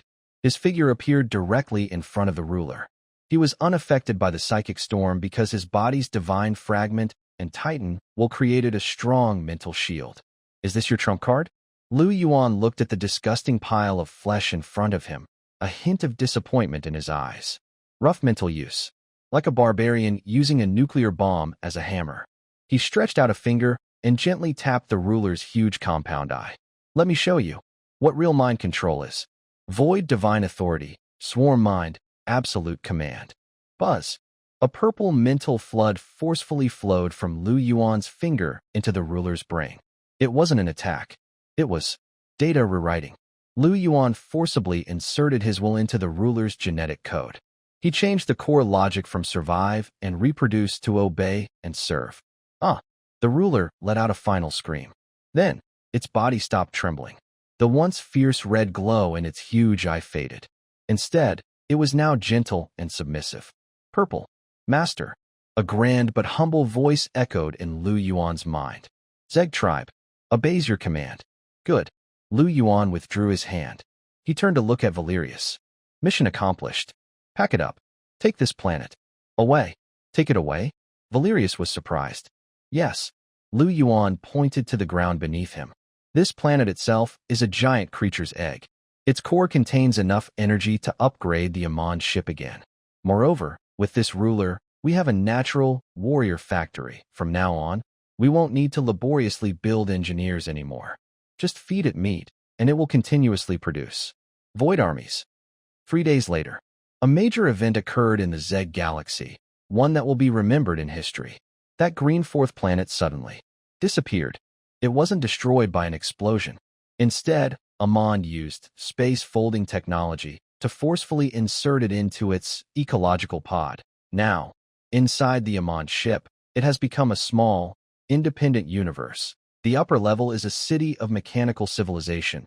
The middle level is the habitat for humans and demons, and the lower level is the hatchery for the Zeg insect race. Technology, magic, biology, and spiritual energy. These 4 very different systems of power have reached a strange and perfect balance on this ship. Navigation log. Year 002 of the star calendar. Amon has completed devouring the Zeg galaxy. Acquired technology, biological superluminal travel, acquired troop type, void swarm, combat strength estimate. Galaxy level dominance. On the bridge, Lu Yuan looked at the stars rushing past outside the window. With the biological engine activated, space around Amon began to twist and stretch. This isn't a jump. It's folding, like worms burrowing through an apple. This huge ship is crossing dimensional rifts, heading full speed toward the legendary Titan Cemetery. Next stop. Lu Yuan's eyes sparkled with anticipation. We're going to find bigger bones, north of the twin star system, 20,000 light-years away. This is the universe's wasteland. No stars, no planets, not even clouds, just a vast meteor belt made of dust and debris. Coordinate calibration. Gravitational anomalies. Time flow. Slowed by 30%. On the bridge of the Ikmond, Cog watched the rapidly moving needles on the instrument panel. The mechanical eye not only showed no fear, but also shimmered with a bright blue glow. Master, we found it. This kind of large-scale space-time distortion can only be caused by the remains of a creature as massive as a star. The Titan Cemetery is just ahead. Lu Yuan sat on the throne, playing with the abyssal heart that had turned purple in his hand. He looked through the porthole at the silent darkness outside. This isn't a cemetery. Lu Yuan's voice was deep, with a hint of admiration for high-dimensional beings. This is clearly a decaying universe. The Ikmon slowly entered the asteroid belt. The asteroids here were strange. They weren't round or irregular rocks. They were bones. Some looked like long ribs stretching across the void for kilometers. Others resembled shattered skulls, with faint phosphorescent fires burning in their eye sockets. Some appeared as mountain ranges made of countless finger bones. The surface of these bones was covered with a thick layer of grayish-white, cosmic dust. No, that wasn't dust. Lu Yuan's truth eye instantly analyzed the material. Component: high-dimensional creature skin debris, keratin layer. Activity: weak, dormant. Warning: contains strong mental pollution source. Everyone, activate your mental shields. Lu Yuan's voice echoed in their minds. Do not look directly at the patterns on those bones. They are curses left by titans before their death, but it was too late.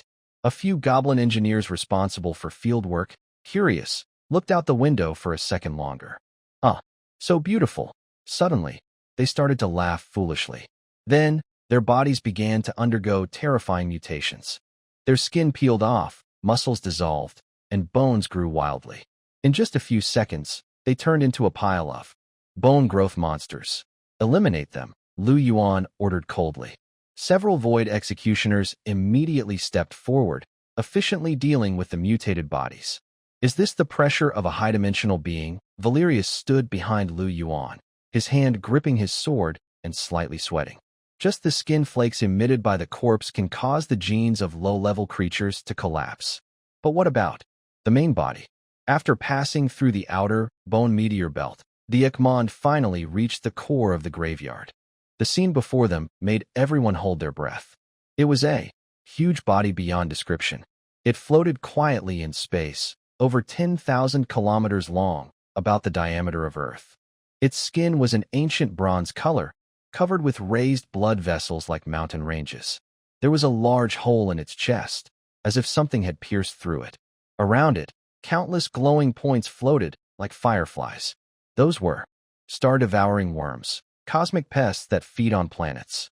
Right now, they crawled all over the corpse like maggots, eating the decayed flesh of the Titan. A grand buffet. Yuan stood up, his single eye shining with an unprecedented greedy light. The energy in this body is enough for me to upgrade the Ikmon to Star Destroyer. Cog. Yes, send out all the void jump worms and self-destructing mosquitoes. First, clear out those annoying flies, star-devouring worms. This meal is only for me. Understood. The battle began. Billions of void worms swarmed out from the belly of the Ikmon, attacking the massive Titan corpse. This was a bug versus bug war. The star-devouring worms, though huge, each about the size of an aircraft carrier, lacked intelligence and only had instincts. The void jump worms, though small, had swarm thinking and void claws. They acted like piranhas, frantically biting the shells of the star-devouring worms, burrowing inside to break them down from within. The self-destructing mosquitoes became the most efficient biological missiles. Boom, boom, boom. Countless green acids and purple void flames burst in space. Quite efficient. Yuan watched the battlefield and nodded. However, this level of cleanup is too slow. I want to cut in line. He suddenly disappeared from the bridge. The next moment, he appeared at the chest of the Titan's corpse, at the huge hole there. This was the wound, and also the entrance. Standing at the edge of the wound, Yuan felt like he was facing a black hole. The wind blowing out from inside the wound, cosmic ray flow, carried a sense of despair and ancient, weathered power. Is this a dead Titan? Yuan reached out and touched the flesh at the edge of the wound. Even after billions of years, this flesh still remained surprisingly active. It twitched slightly under his fingers, as if trying to swallow the intruder. Target analysis: ancient Titan in death state. Cause of death: by a rule-level weapon. Suspected: Genesis spear. Remaining energy: 30%, roughly equal to the total energy of 100 stars. 30%. Yuan licked his lips. That's enough. He wasn't in a hurry to consume it, because he discovered a faint but very regular signal deep inside this wound. Drop, drop, drop. That wasn't the Titan's heartbeat. It was a distress signal. Someone inside? Yuan narrowed his eyes. Could there still be a living being inside this long-dead body? And judging by the way the signal was encoded. Binary encryption. Originating from mechanical civilization. Mechanical ascenders. Yuan remembered the mechanical ruins he had previously dismantled. It seems these metal cans are also after this corpse. But Yuan glanced at the bottomless wound. It looks like they are trapped. Interesting. Without hesitation, Yuan leapt into the huge black hole. Outside the base, there are many defense turrets and energy shields. Beyond the shields are countless antibodies. These are monsters formed from the Titan's own immune system. They look like white blood cells but are huge, dragon-sized, covered in tentacles, and are frantically attacking the foreign base. Warning: shield energy at 5%. Ammo depleted. Power exhausted. Commander, we can't hold on anymore. Inside the base, a robot wearing advanced commander armor looks at the screen with despair. It is the commander of the Titan Exploration Fleet, codenamed Prometheus. They originally came to find the legendary, eternal energy, but unexpectedly, although the Titan is dead, its immune system is still alive and incredibly strong. They were trapped as soon as they entered and have been under attack for 300 years. Is this the end of mechanical ascension? Prometheus looks at the tentacle monsters about to break through the shield, a hint of unwillingness flashing in its electronic eyes. We seek reason, we seek eternity, but in the end, we might die in a pile of rotten flesh. Just as the shield is about to break, buzz. A purple light suddenly illuminates this dark chamber. Prometheus lifts its head. It sees a figure with 6 pairs of glowing wings floating above their base. That figure does not attack the tentacle monsters. It just opens its mouth, like a whale gulping water. The Titan white blood cells, which are nearly god level in strength and attacking the base, suddenly fly uncontrollably and are swallowed in one bite by that figure. Click, click. The sound of chewing echoes in the silent chamber. The taste is a bit bland. Yuan spits out a piece of indigestible bone, actually a high-density calcium crystal, and looks down at the mechanical base. It seems you've run into some trouble, mechanical friends. Yuan's voice directly invades the base's communication channel. I am the Void Lord, and your new landlord. Prometheus is stunned. It calculated countless possibilities, but never expected to be saved by a living creature. What do you want to do? Prometheus asked cautiously. Very simple. Yuan landed on the base's platform. He looked at the group of robots who had been trapped for 300 years and were almost out of energy, and he smiled kindly like a businessman. I think your technology is good, especially that material reassembly engine. He pointed to the large core device in the center of the base. Hand it over to me, as a trade. I'll take you out. Prometheus's processor was running very fast. This deal was clearly unfair. That engine was the highest achievement of their civilization, a priceless treasure. But if they didn't give it, they would die in the next second, or be eaten by the Titan antibody, or be eaten by this more terrifying creature in front of them. Survival is the top priority. Prometheus made the only and most rational choice. It knelt on one knee and lowered its proud head toward Yuan. Deal? With the deal made, Yuan not only gained a Titan's heart, although dead, it still contained terrifying energy, but also a complete team of top-tier mechanical engineers. This was a huge help for transforming the Amon ship. Here, send these new metal beings to upgrade the fire control system. I want to replace all those outdated biological cannons with Void antimatter hybrid cannon. Also, Yuan looked at the huge Titan heart. Take this heart out, install it on the Amon ship. I want our fortress to have a divine heart. Boom. The excavation work at the Titan graveyard began in full swing. This was not just an archaeological dig. It was also the start of a god-making movement. The once silent vacuum is now filled with a very low-frequency hum that can cause bones to vibrate. This sound comes from thousands of void cutters working at the same time. The Amon ship looks like a giant, greedy tick clinging tightly to the chest of a Titan that is 10,000 kilometers long. Many thick pipes extend from the fortress, piercing into the Titan's flesh and continuously drawing out a jelly-like, glowing blue substance called high-energy fat, star essence. This is a cosmic-level autopsy, or rather, a demolition. Attention! Cutting operation on the third rib begins, charging the void disintegration beam. Fire! A goblin engineer wearing exoskeleton armor roars as he pulls the control lever. A purple-black beam shoots out. The Titan's rib, 500 kilometers long and as hard as neutron star material, is slowly cut like a candle being sliced by a hot knife, cracking apart. There is no blood at the break. Instead, a large amount of golden rainbow erupts.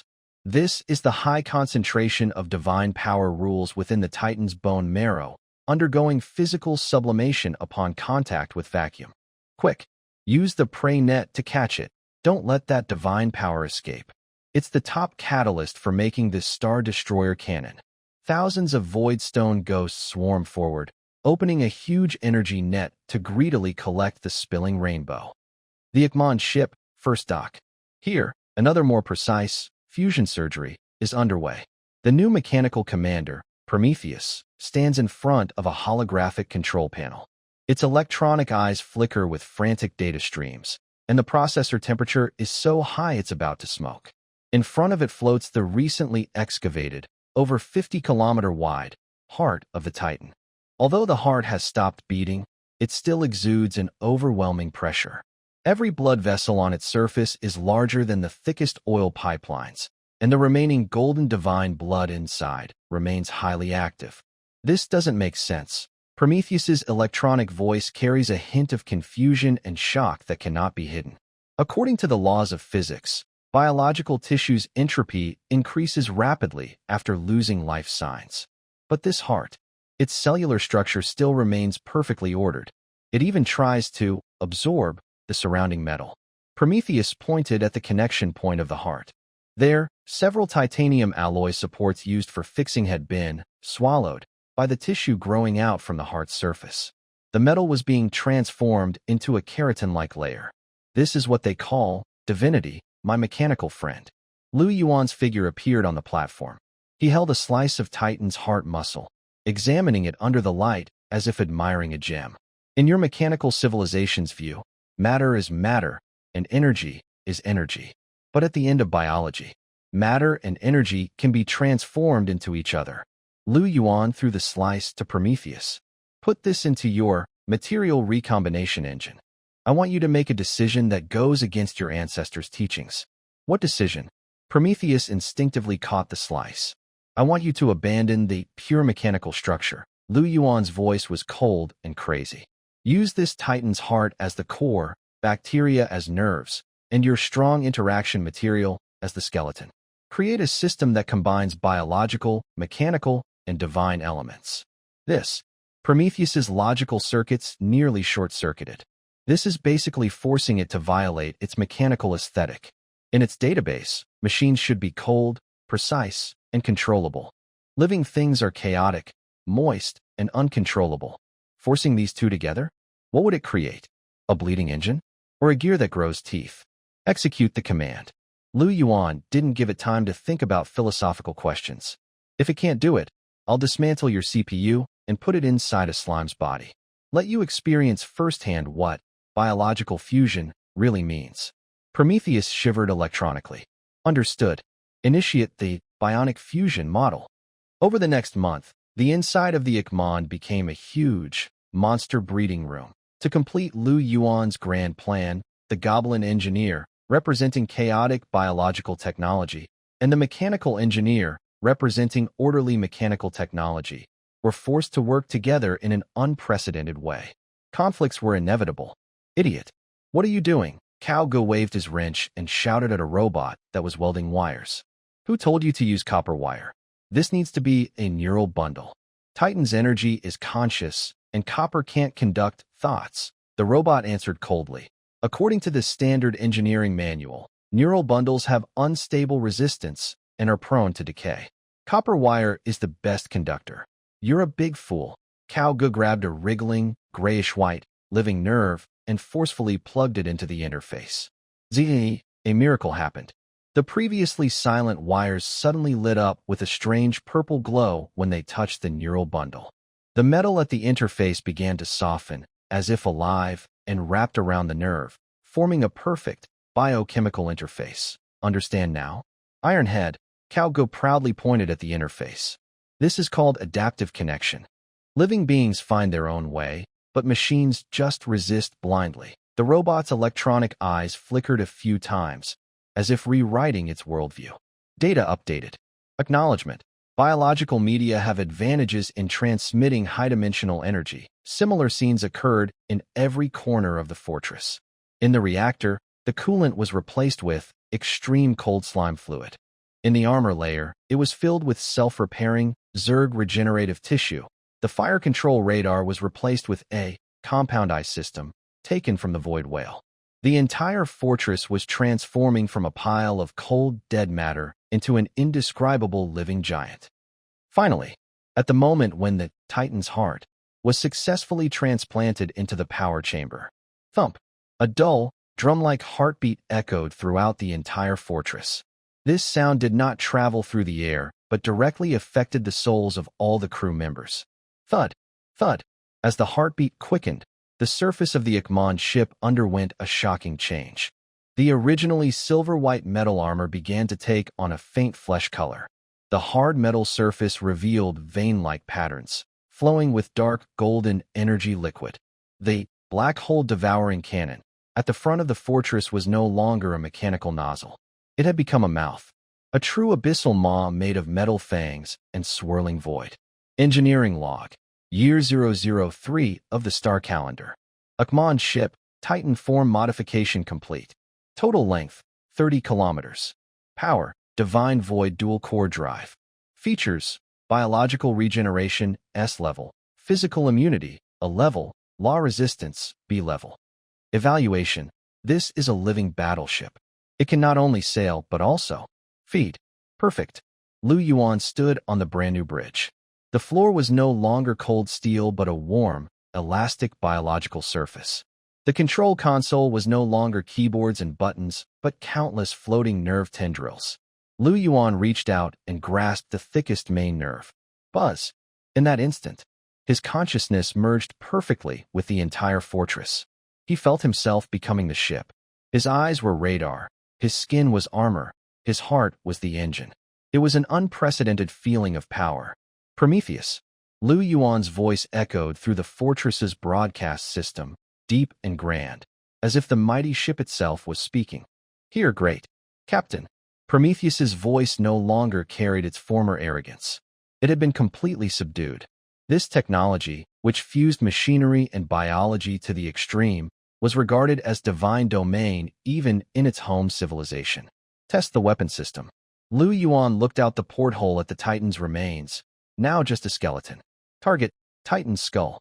Use. Void Divine Punishment Cannon. Understood. With the command given, the front part of the Igmon's ship's giant mouth suddenly opened wide. The surrounding space began to twist and collapse.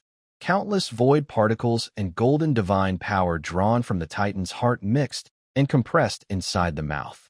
It was a blend of light and darkness, a creation of biological instinct and mechanical violence.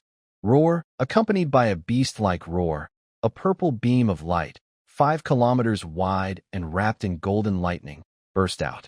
There was no sound of explosion, because the sound could not keep up with the speed of destruction. The beam instantly pierced through the Titan's skull, which was hundreds of kilometers long. The once indestructible skull melted and vaporized like snowflakes in the beam. A small planet behind the skull was also erased completely, leaving no trace. Damage assessment, rule level strike. Power, 1-hit star destruction. Very good. Lu Yuan relaxed his neural tendrils, a satisfied smile on his face. With this big guy, our voice in the universe should be a bit louder now. He turned to Valerius. How is the resource collection going? Report, Master. The essence of this Titan's body has been fully recovered. The remaining debris. We've packed it up, planning to use it to grow a mass-produced void bone dragon. Excellent. Not a single bit wasted. Lu Yuan nodded. Then, let's set sail. Where to, Master? Lu Yuan pulled up a star map obtained from the mechanical ruins. He pointed to the brightest and most dangerous area in the center of the map. There, not only are dense star systems, but also countless busy, interstellar routes. It is a hub of civilization, and also within the jurisdiction of the Universal Alliance. According to Prometheus's database, there is a place called Trade Hub Centaurus. It is the largest black market in this star region and the center where various civilizations converge. A cunning glint appeared in Lu Yuan's eyes. Of course, the kind of cunning that aims to swallow others. Our current strength is strong, but our soft power is still not enough. We need more technological blueprints, more rare gene samples, and intelligence, especially information about the so-called Universal Manager. So, Lu Yuan adjusted his collar, a dark gold armor transformed into a formal suit. This time, we're not pirates. We're going to be arms dealers, packing up those abyss rage agents, void jumpworm eggs, and useless mechanical junk that we've discarded. All of it. I want to give those delicate civilizations a little biological shock. Boom. Boom. The massive engine of the Igmon's ship shot out a purple gold flame. It slowly turned its bow and left this silent graveyard. Like a giant deep-sea shark just waking up, it swam toward the bustling and noisy sea of civilization. In the Alpha Centauri star system, at the space station Omega 4, this is the famous Gray Harbor of the galaxy. It doesn't belong to any civilization and isn't governed by interstellar laws. It looks like a huge steel tumor made of countless abandoned ships and meteorites, floating at a star's Lagrange point. Here, neon lights, holographic ads, and smugglers, mercenaries, and bounty hunters from thousands of different races fill the air. A unique smell drifts through, the burnt smell of cheap synthetic oil, mixed with the sweet, greasy scent of cheap nutritional paste, and the smell of money. Welcome to Omega 4. Everything you want is here. Second-hand antimatter engines. 90% new. Only 5 million credits. Clone slaves. embedded with the latest obedience chip. Buy one, get one free. In the noisy market, various shouts and calls echo. Suddenly, a strange silence spreads like waves. Everyone's eyes are drawn toward the port. There, no common heavy cargo ships are docked, nor are there heavily armed warships. Only a small, elegant shuttle with a shimmering dark gold surface. It has no thrusters, no rivets, just like a perfect droplet of mercury. When it landed on the tarmac, it made no sound at all, only the squishy noise of the landing gear touching the ground. The door opened silently like petals unfolding. 3 figures stepped out. Leading was a young human man, Yuan. He wore a well-tailored black suit that looked as deep as the night sky, with a faint, mysterious smile on his face. To his left was a floating figure with 6 multi-purpose mechanical arms, an elf, Gu, modified into a cyborg. To his right was a silent warrior, Valerius, dressed in black-powered armor and carrying a large sword on his back. Air quality index, poor. Gravity, 0.8 G. Potential hostile targets. Everyone. Ge's electronic eyes scanned the surroundings and reported on a private channel only Yuan could hear. Don't worry, Gu. Yuan adjusted his sleeve, made of a fabric woven from void fungi. We're here for business, not for demolition. As long as they pay, I am the kindest. Angel investor. He stepped forward toward the most bustling and high-end black market auction house. People automatically moved aside as he approached. Because all living beings instinctively warned, stay away. That's a top predator in the food chain. Omega, for auction house, VIP suite. This was the most luxurious part of the entire space station. Through a one-way transparent force field window, you could overlook the entire auction hall. At this moment, a heated bidding war was underway. Next is one of the main attractions. The latest product from Serious Heavy Industries, the Destroyer Single Armor Exoskeleton. The auctioneer shouted loudly, pointing at the bulky armor on stage, covered with missiles and machine guns. Equipped with an independent nuclear battery, titanium alloy armor, capable of withstanding tank main guns head-on. Starting bid, 10 million credits, 11 million, 20 million. Bidders below frantically raised their paddles. In this chaotic star region, firepower is life. Yuan sat on a leather sofa in the private room, swinging a glass of abyss blood wine he brought from his own wine cabinet.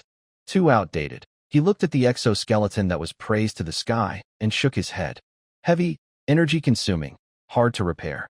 If the joints are damaged, the pilot becomes meat inside a tin can. This is an insult to the art of war. Master, that Serious Heavy Industries is the biggest arms dealer in this star region.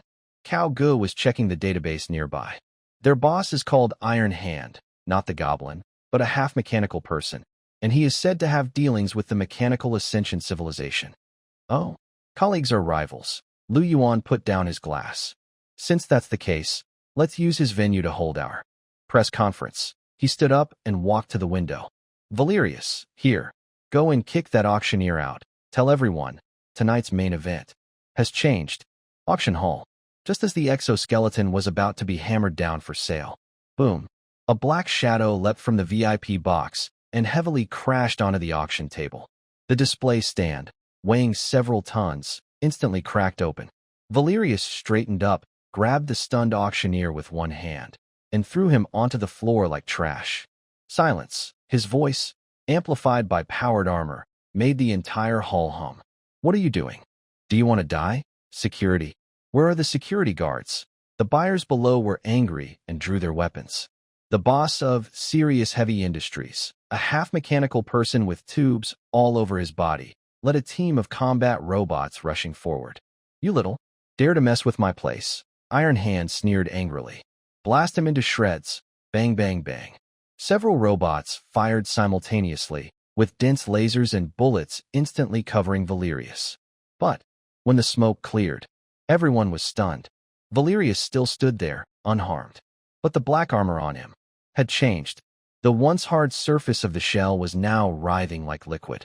The bullet holes healed instantly, even swallowing the bullets that had entered inside.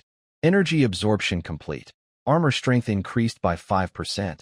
Valerius's cold electronic voice, actually a biological simulation, sounded.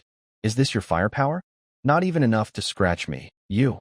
Iron Hand was stunned. Suddenly, a spotlight shone on the center of the stage.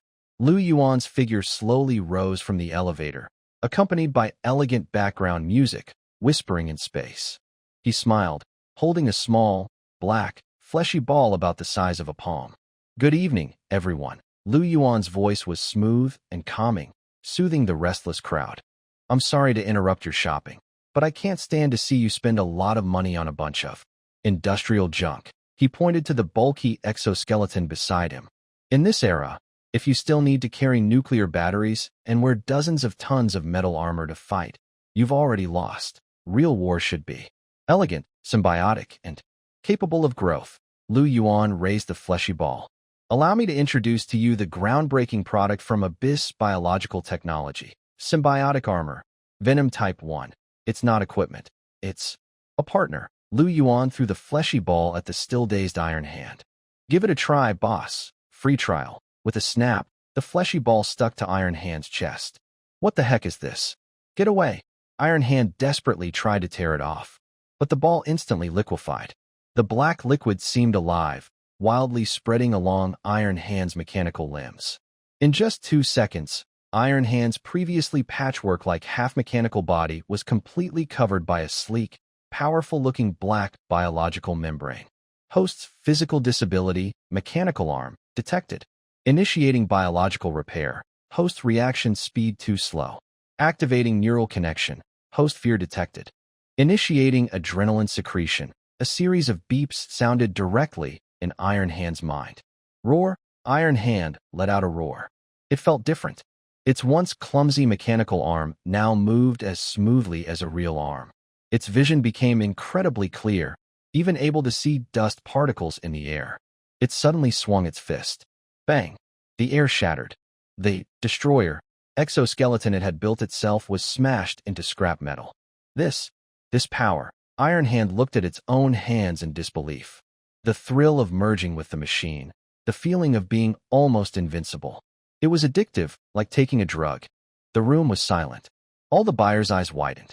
They saw clearly. That small flesh-like sphere had no external power source, no heavy hydraulic rods. It looked just like a layer of skin. This is biotechnology. Lu Yuan stepped forward, smiling as he ended the symbiosis. The black liquid quickly receded, returning to the obedient flesh sphere, which went back into Lu Yuan's hand. No, give it back to me. I want it.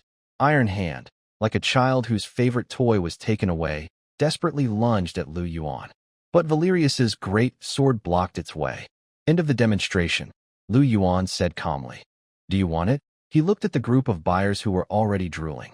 This is just the basic model. We also have the remote type that can spray acid, the assassin type that can turn invisible, and even the aerial combat type that can fly. And he added the biggest lure. Our products support OTA online upgrades. As long as you subscribe to our genetic evolution service, this suit will keep getting stronger with your battles. It will learn your habits, heal your wounds, and even, after your death, take over your body to continue fighting. The starting price. Lu Yuan raised one finger. Not 1 million. As long as a genetic sample of a high-level creature or an equivalent rare mineral. Boom. The entire auction hall exploded with excitement. I bid 10 genes of subdragon creatures. I have star core fragments. Give me 10 sets. Deep Abyss Corporation. I want to become your agent. The crazy crowd rushed toward the stage, waving their checks and storage devices. The once proud, serious heavy industries suddenly became an ignored pile of trash. Lu Yuan stood in the middle of the excited crowd, watching the waving money. A cold smile appeared at the corner of his mouth. This was not just business. It was sowing seeds. Every set of symbiotic armor was a void monitor. As these armors spread across the galaxy, worn by warlords, mercenaries, and even government troops. This biological intelligence network was already being built. And once they got used to this powerful force and became dependent on it, then Lu Yuan only needed one command. These invincible armors would instantly turn into the deadliest cages. Coach, Lu Yuan said through the communication channel. Prepare to take orders. Factory at full capacity. Remember, the first batch must be high quality, so they feel it's worth more than the price. When market share reaches 30%, we will activate the harvest mode. Behind the office counter, instead of a beautiful receptionist, there was a brain bug wearing a suit, a Zeg species variant, skilled in mental links. Name, Great White. Profession, Interstellar Raider. Fault description, symbiotic armor responds slowly and shows signs of hunger. The brain bug quickly recorded notes on the holographic screen with its tentacles. In front of the counter stood a 3-meter-tall crocodile person. Its once majestic symbiotic armor now looked a bit dull, with a faded shine, and sometimes twitched, making it grimace. Yes, this thing always wants to eat my flesh lately, the crocodile person complained. And it seems weaker. Yesterday, I tried to cut someone, and it got stuck. This is not a malfunction. The brain bug lifted its large head and spoke directly into the crocodile person's mind. This is malnutrition. Dear Mr. Great White, how long has it been since you bought our premium nutrient solution? The crocodile person looked a bit embarrassed. That stuff is too expensive. I just fed it some regular biological meat. Regular biological meat. The brain bug sneered mentally. Venom Type 1 is a noble void creature. It eats essence, not trash. Long-term malnutrition can cause the symbiotic to enter dormant protection mode, or even turn against the host. The brain bug took out a purple vial from behind the counter. Abyss Nutrient Solution, Enhanced Version. Price, a mining rights of a small planet or equivalent. Would you like one?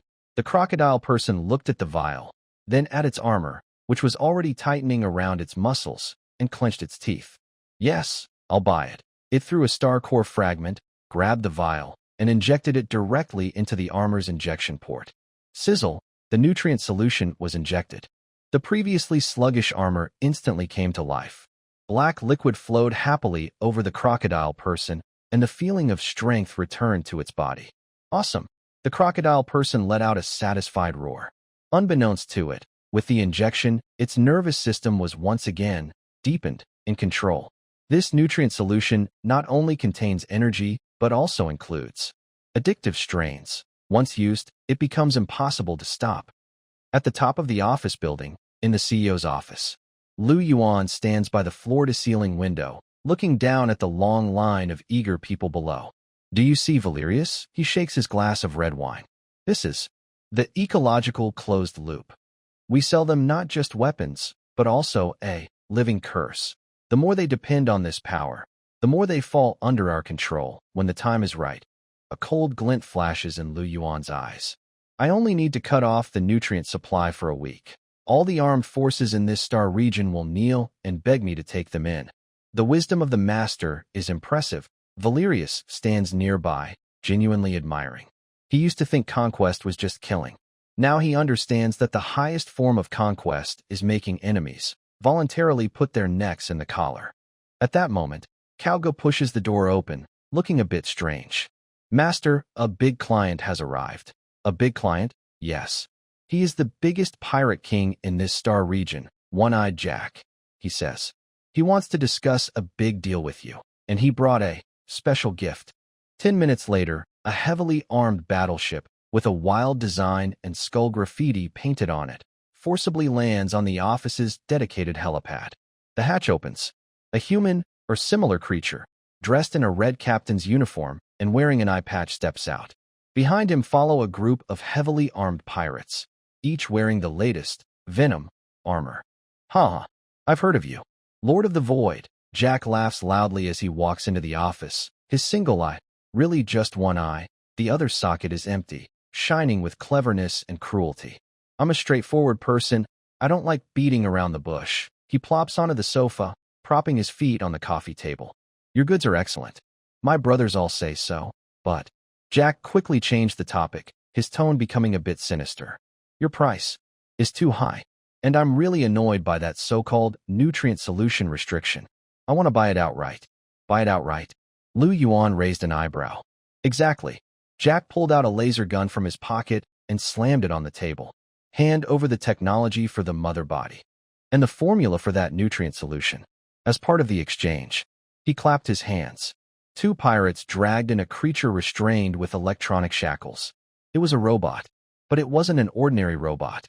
Its shell was gold, and it had a complex gear emblem on its chest.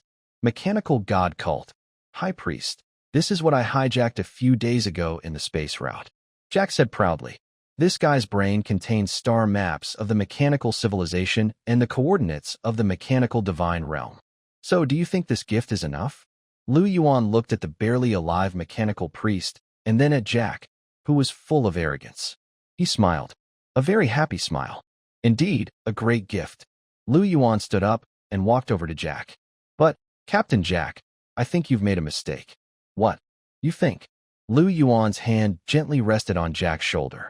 Are you really qualified to negotiate with me? All living beings with consciousness have a highest command, and the password for that command is my voice.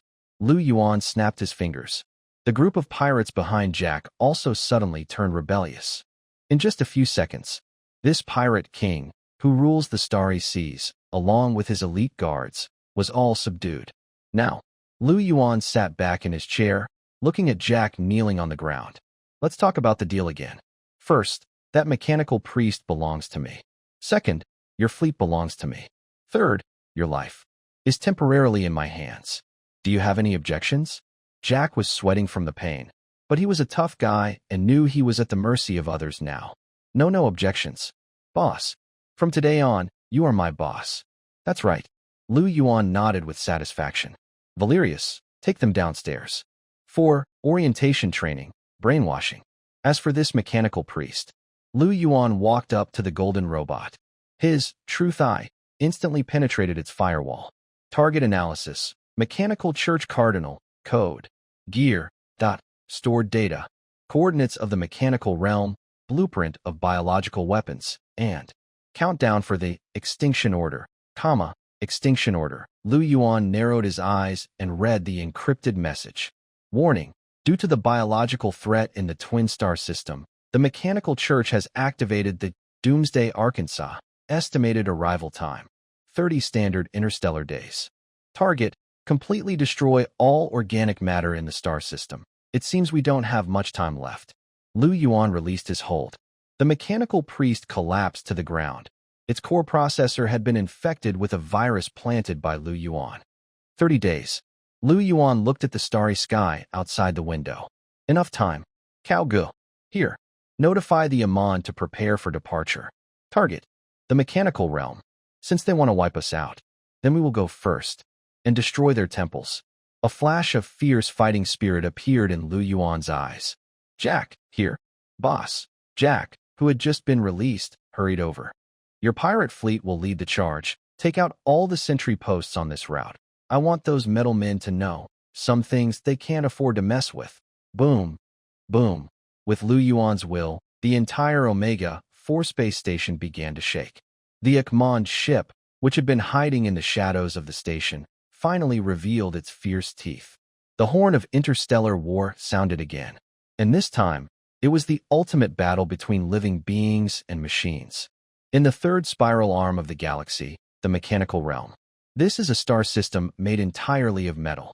Its stars are covered by a huge Dyson sphere, constantly sending energy to 12 surrounding mechanical planets. Between these planets, busy trade routes have now been ignited by war. Warning! Warning! The outer defense line has been broken. Enemy units, void jumpers. Quantity: impossible to count. Data overflow. On the main star of the mechanical realm, Cybertan, a pseudonym, actually the location of the mechanical main brain. Sharp alarms echoed loudly. On the holographic screen, a large purple stain appeared at the edge of the silver-white galaxy, looking very disturbing. That was Yuan's vanguard army, the Void Swarm. They didn't pilot ships. They are ships. Billions of bugs gathered in space, forming huge, biological flesh balls, using stored void energy to launch at sublight speeds. When they hit a mechanical planet, the flesh ball would explode, releasing countless hungry jumpers. The fifth mechanical planet, the heart of industry. This is the largest armory of the mechanical cult. Its surface is covered with countless layers of metal plates, with towering chimneys and automated assembly lines. But now, this steel city is beginning to mold. A void-jumping insect crawled out of the ventilation duct. Its purple shell sparkled as it moved across the metal floor. It did not attack the patrolling robots. Instead, it rushed toward the nearby energy transfer pipe. Snap. It bit through the pipe. High-energy plasma burst out, turning it to ash. But its sacrifice was worthwhile. At the moment the pipe broke, countless tiny corrosion spores flowed along the leaking energy into the factory's power network.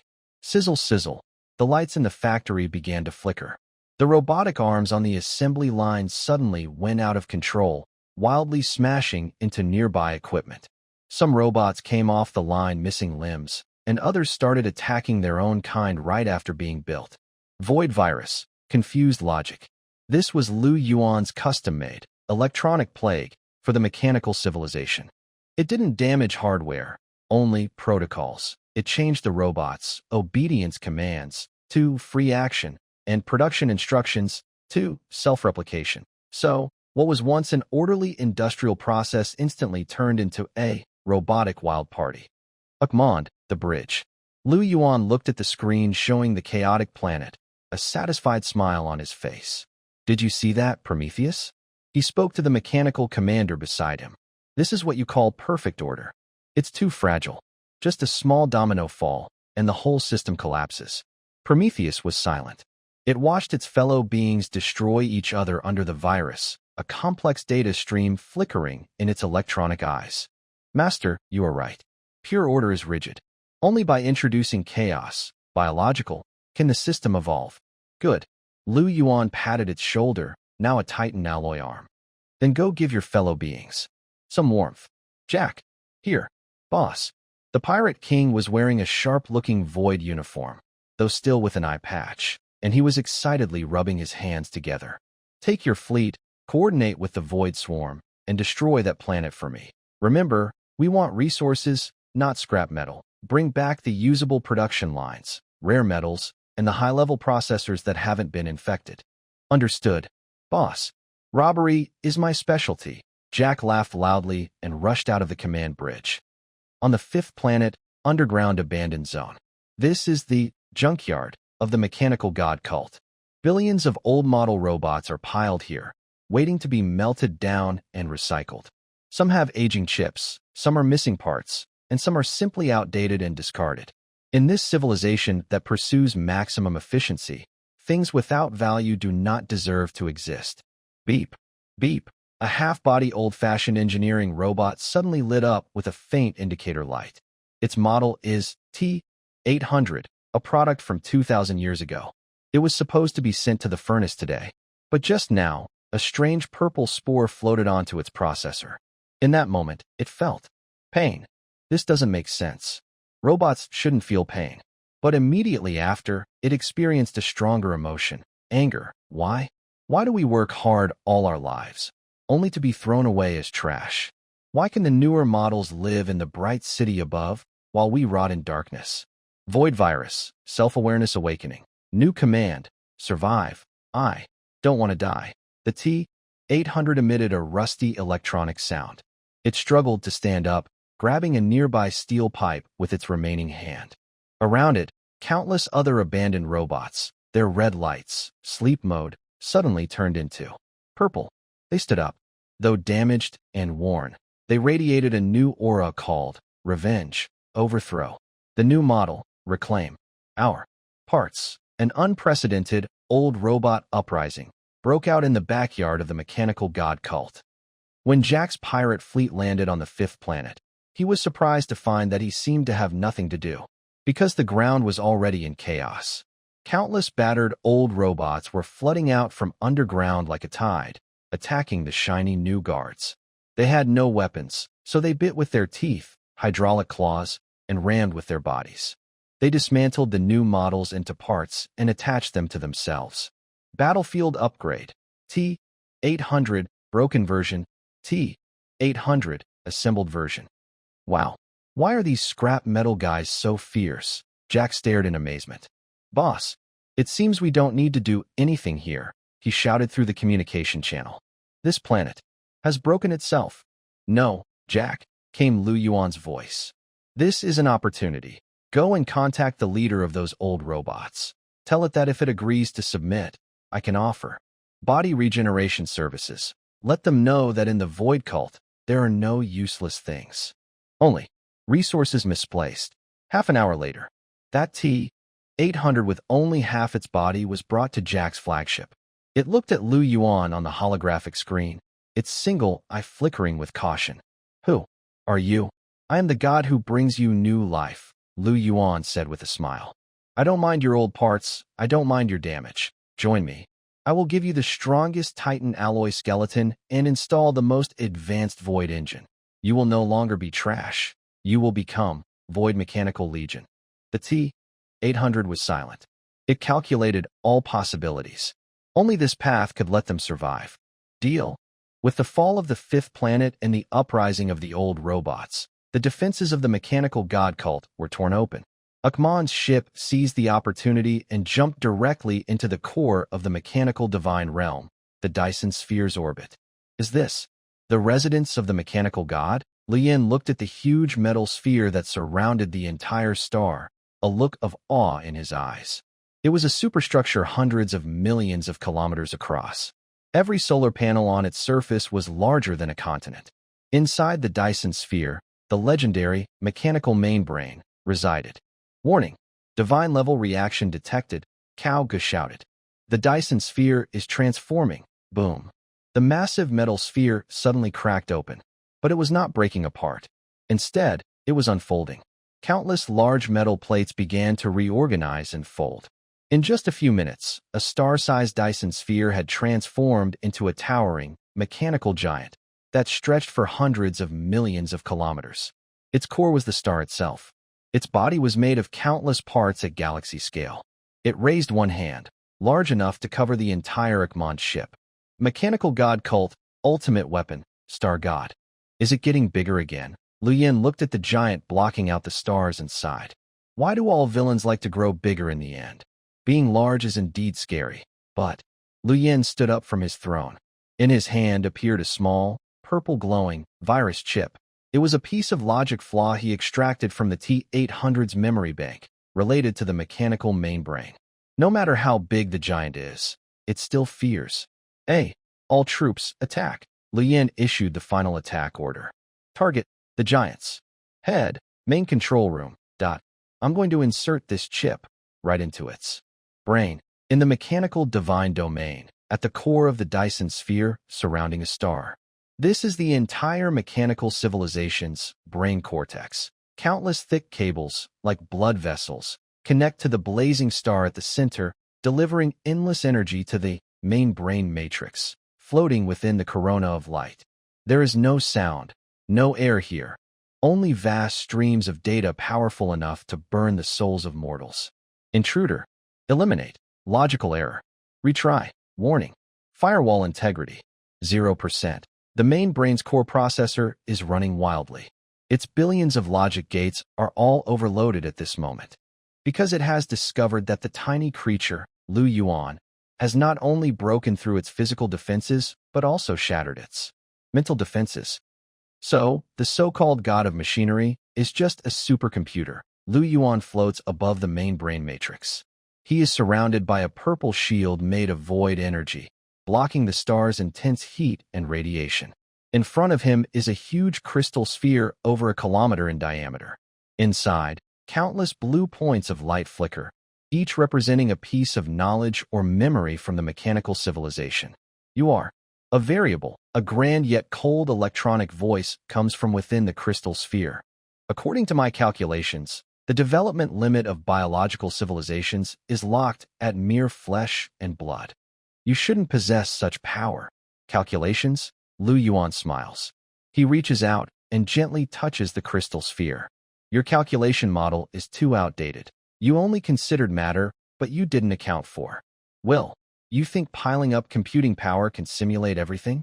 How laughable. In this universe, the only thing that cannot be calculated is the evolution of life. Lu Yuan's finger suddenly presses harder. Void divine authority. Concept invasion. Buzz. A purple flood of virus-like energy, following his finger, forcibly injects into the main brain matrix.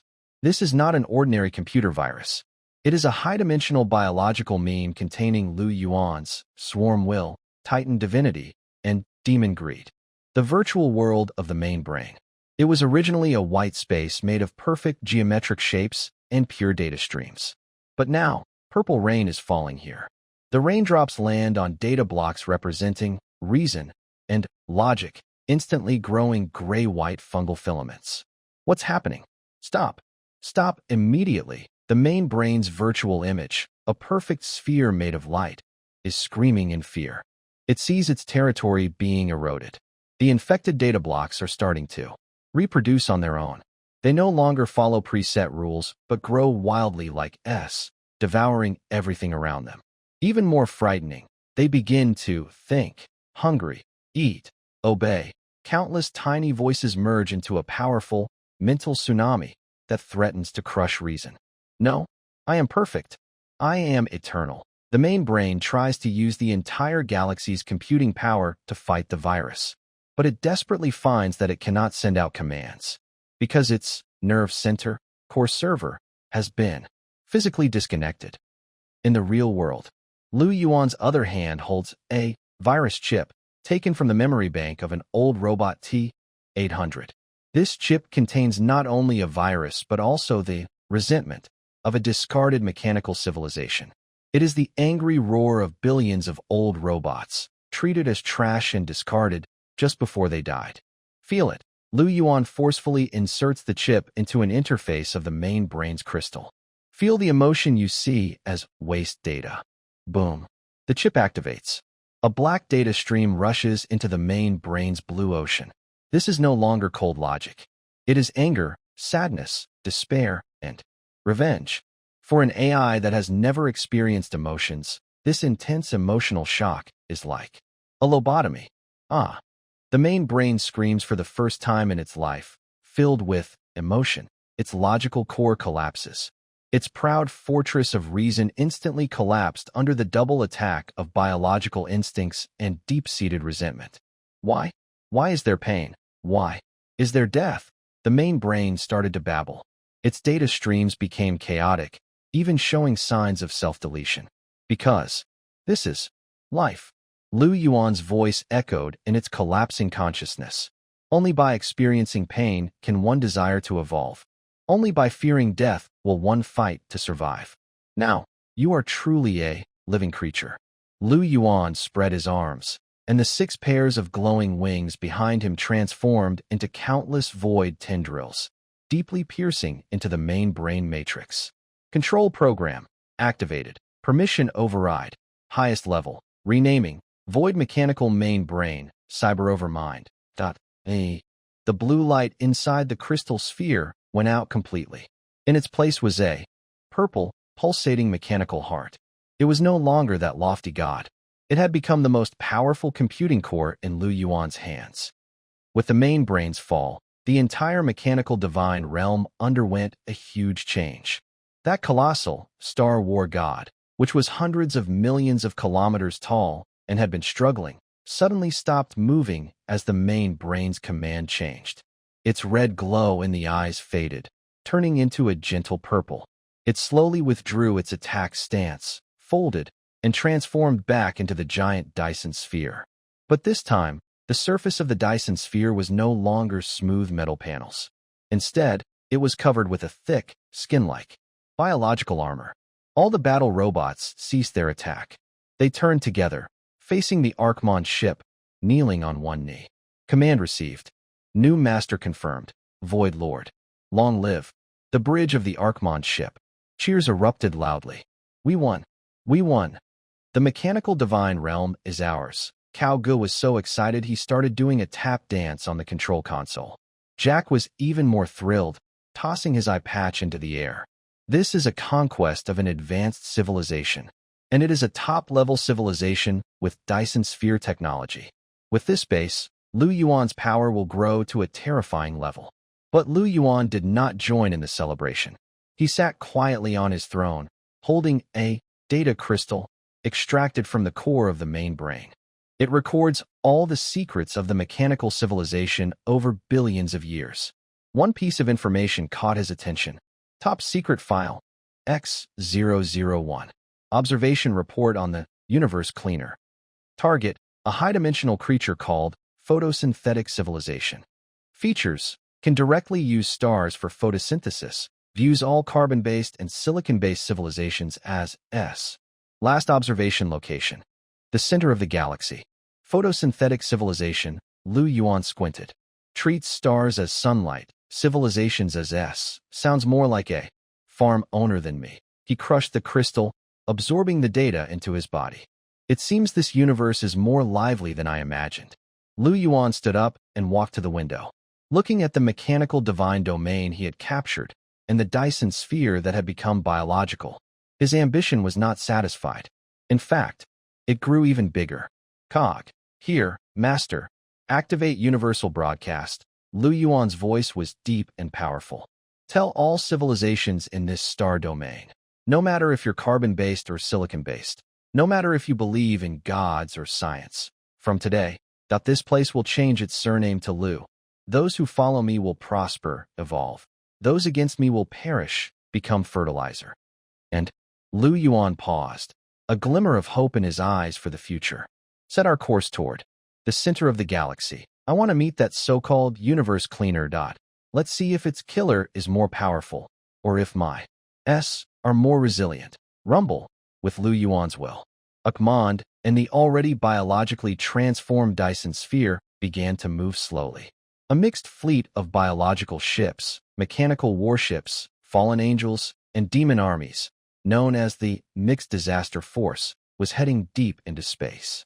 Behind them, the original mechanical divine realm had become a void divine realm. The story continues. Evolution never ends. At the edge of the Sagittarius, a black hole at the galaxy's center. This is the energy hub of the entire galaxy, the area with the highest matter density. Billions of stars are densely packed here, lighting up the starry sky like daytime.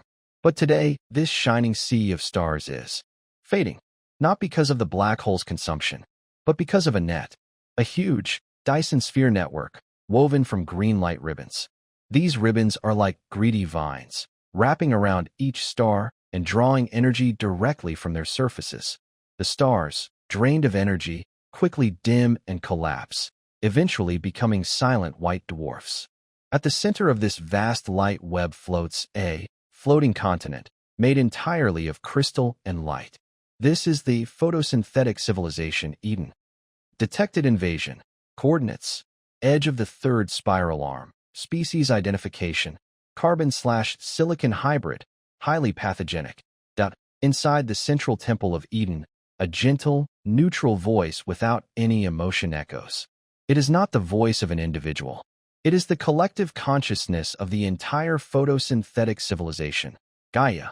In Gaia's view, through optical detectors across the galaxy, the fleet approaching the galaxy's center, the Akmond, looks like a spreading black mold. If not removed in time, this mold will pollute the entire galaxy's garden. Gaia made a judgment. Activate. Stellar-grade killer. Mobilize energy from the 7th, 8th, and 9th star chains. Focus the attack. Akmond on the bridge. Alert. Warning. High-energy reaction ahead. The energy level indicator is off the charts. Is that a gamma-ray burst? Cog pointed at the holographic screen in fear. In front of the fleet, deep in the void thousands of light years away, a bright point suddenly appeared that was impossible to look at directly. That point expanded instantly into a massive beam torrent, spanning several light years, crossing space and time, heading straight toward them. This isn't a weapon. It's a universe-level flamethrower that instantly explodes the energy of 3 stars and directs it outward. Is this a cleaner? Yuan stood on the bridge, feeling the terrifying energy that cut his skin even from tens of thousands of light years away. That's a big move. But Yuan's lips curled into a cold smile. Using light to fight me? Did you forget what I am? He turned around and looked at the huge, writhing Titan's heart behind him. Archmond, transform, activate. Photosynthesis reversal mode. Boom. The 30-kilometer-long biological fortress suddenly changed dramatically. Its surface armor all opened, revealing layers of black, sponge-like, light-absorbing fungi blankets. At the same time, the space around the fortress began to twist. The black hole engine, originally used to swallow matter, now reversed and became a huge gravitational lens. It didn't block the gamma ray burst. Instead, it focused it. Buzz. The destructive beam struck the Archmont, but there was no explosion. The beam seemed to be drawn by an invisible force, gathering all its energy onto the black fungi blankets on the fortress surface. Those blankets, upon contact with the high-energy rays, wriggled wildly, grew, and split apart. They weren't destroyed. Instead, like hungry ghosts reborn, they greedily devoured the energy. Energy absorption rate, 100%, 200%, 500%. Warning. Energy reserves overflowing. Immediate release recommended. Are they full? Yuan looked at the energy slot that had turned a bright white. Then, spit it out. Show these gardeners what reverse fertilization looks like. Yuan raised a hand and pointed. Void God power, energy mirror. Boom. The giant mouth at the front of the Ikman ship suddenly opened wide. A purple beam, thicker and brighter than the previous gamma ray burst, shot back along the same path. This was a more powerful return gift. The beam not only contained stellar energy, but also mixed with high concentrations of void corrosion toxins. In Eden, the temple. Warning. Herbicide failure. Energy backlash. High concentration of void pollution detected. Gaia's normally calm voice finally showed some fluctuation. It didn't expect that the lowly could use its energy to fight back. And this counterattack was too fast. So fast that it didn't have time to close its defense net. Boom. The purple beam hit the outer Dyson sphere network of Eden. The green light strips, originally used to transmit energy, instantly turned withered and black when they touched the void toxins. This withering spread like a plague, quickly extending toward the core of Eden. Wherever it went, stars went out, and the light strips broke apart.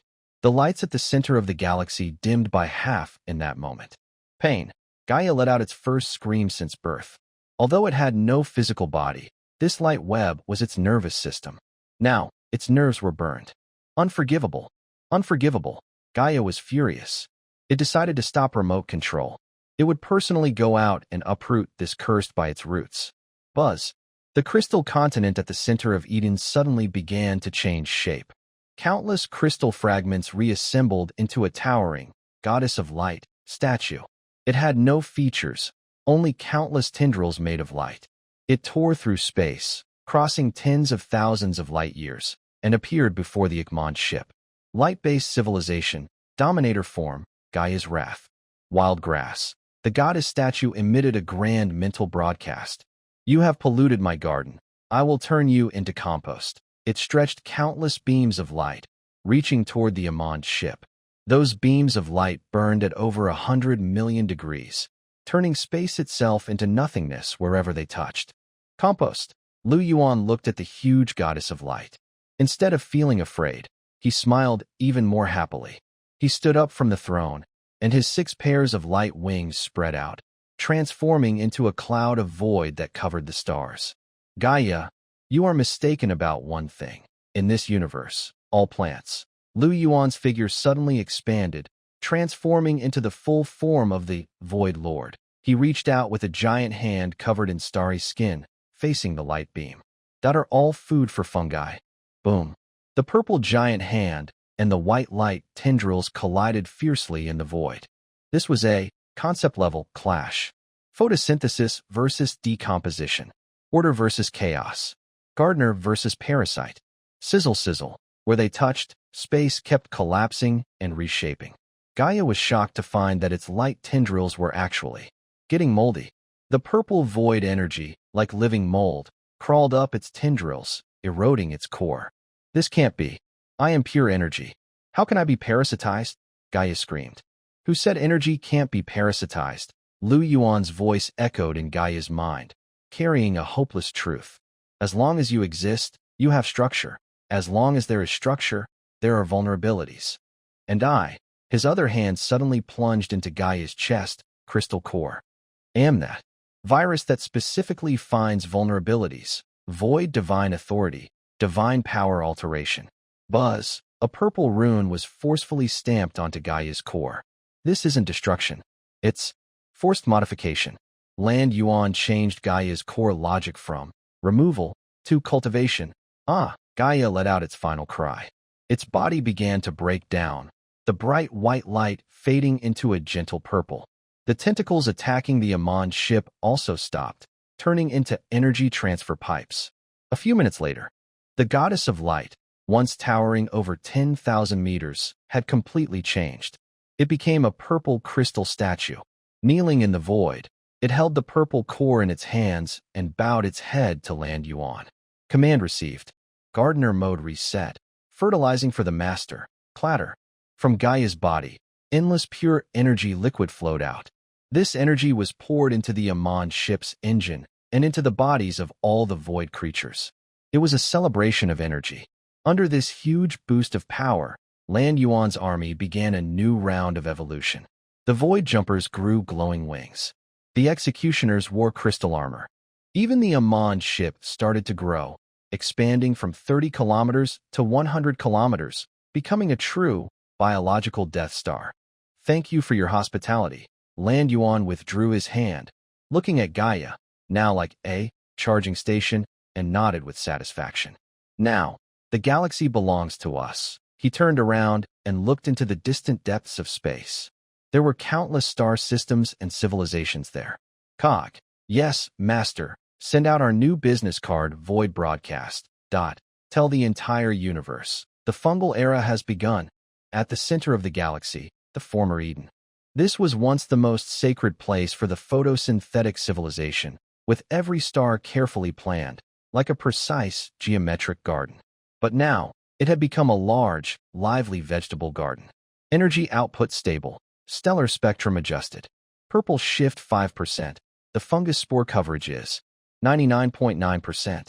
Gaia, now transformed into a purple crystal form, knelt in the void, holding up the huge, biological core with both hands.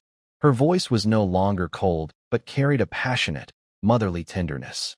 Around her, the Dyson Sphere network, originally made of green light bands, had now become a network of fungal filaments. Thick, semi-transparent purple filaments connected to each star. They acted like straws, inserting into the star's light layers and greedily drawing energy from nuclear fusion. This energy was not wasted. It traveled along the network to the edge of the massive black hole at the center of the galaxy, Sagittarius A. There floated a giant egg. It was a biological egg over a light year in diameter, made of countless star debris and void energy. It was Lu Yuan's ultimate creation, and his arc to the god of creation realm. Ukmond, the ship's bridge. Lu Yuan stood in front of the holographic projection, watching the slowly beating giant egg. Is this the world seed? He muttered to himself. In his perception, the egg contained not just life, but also a complete blueprint for the universe's rules. Yes, Master. Calgus stood nearby, his mechanical eyes full of admiration.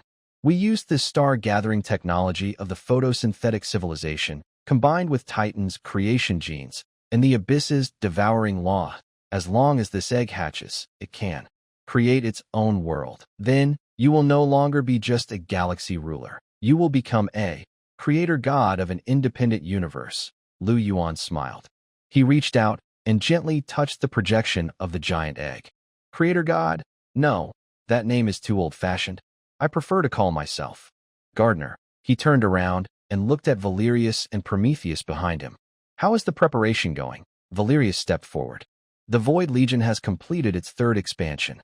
We now have 100 million Void Executioners, 100,000 Void Bone Dragons, and 3,000 Titan-class biological warships. The Mechanical Legion is also ready, Prometheus quickly added. All battle robots have been upgraded to Void status. Our firepower coverage can wipe out half a galaxy. Very good, Lu Yuan nodded. But that's not enough. He walked to the star map and traced a circle around the edge of the galaxy. Our territory is too small. This seed, the giant egg, has a big appetite. Relying only on the energy of the galaxy, it can probably hatch only a premature offspring. We need more nutrients. Lu Yuan's gaze pierced through the galaxy, looking toward the even more distant Andromeda galaxy. There, There are denser stars, richer resources, and more advanced civilizations. Send the orders. Lu Yuan's voice turned cold and greedy. Start the intergalactic expedition plan. Target. Andromeda. Spread our mycelium. There. While Lu Yuan was planning the next interstellar raid, in a corner of the galaxy, on an unremarkable abandoned planet, a few figures sat around a campfire. They wore tattered powered armor, their faces covered in dust and exhaustion. They were rebels, or rather, the last free spirits in this star system who had not yet been assimilated or enslaved by Lu Yuan. Can we really win? A young soldier asked softly, clutching a worn laser rifle. That monster.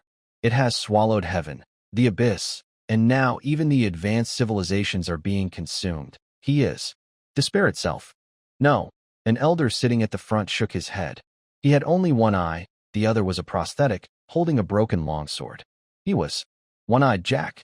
Yes, this former pirate king, after being recruited by Lu Yuan, had not fully surrendered. Although he appears obedient on the surface, deep inside, the spirit of a pirate, freedom, has never been extinguished. During a field mission, he used the interference of a void storm to cut off his nerve connection to the venom armor at the cost of half his body being paralyzed, and escaped with a small group of loyal followers. As long as he is alive, we still have a chance. Jack looked into the campfire, his eyes shining with the desire for revenge. I know his weakness. Weakness? The soldiers around him gathered closer. Yes. Jack took out a black crystal from his pocket. It was a Titan DNA fragment. He risked his life to steal while serving on the Ikmon ship. That monster is powerful, but all his strength is based on devouring and merging. Inside him, many different species genes are mixed. Humans, demons, angels, titans, insects, machines. Jack sneered. This is an extremely unstable ecosystem. If we can find a way to create a gene collapse agent, just a little, it could cause his vast empire to fall apart from within. But where can we find such a thing? Asked the young soldier. Jack looked up at the starry sky. I heard that at the edge of the universe, there is an ancient civilization called the Zero Returners. They possess technology that can make everything return to nothingness. We need to go there, even if it means selling our souls to the devil, the Zero Returners. I will also kill that cursed mushroom. On the Ikmon ship, in the throne room, Lu Yuan, who was meditating with his eyes closed, suddenly opened his eyes. A faint, barely perceptible fluctuation flickered in the truth rune. Interesting. He slightly curved his lips. A little rat trying to escape and find trouble for the cat? Of course, he knew Jack had escaped. In fact, he deliberately let him go. The Zero Returners civilization? Lu Yuan tapped his fingers lightly on the armrest. That legendary civilization dedicated to reboot the universe. Perfect. I am still worried about finding their coordinates. Lu Yuan stood up and walked to the large floor-to-ceiling window.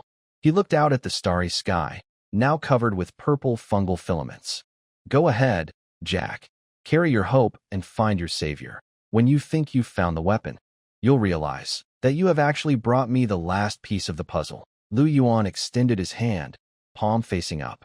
A purple flame burned in his hand. Within the flame, a faint image of a collapsing universe could be seen. When all civilizations are swallowed, when all rules are rewritten, I am the ultimate truth. Low entropy intruder detected, threat level. Very low, single carbon-based organism. Response plan. Ignore. The voice sounded again. Jack felt like a fly landing at the foot of a giant.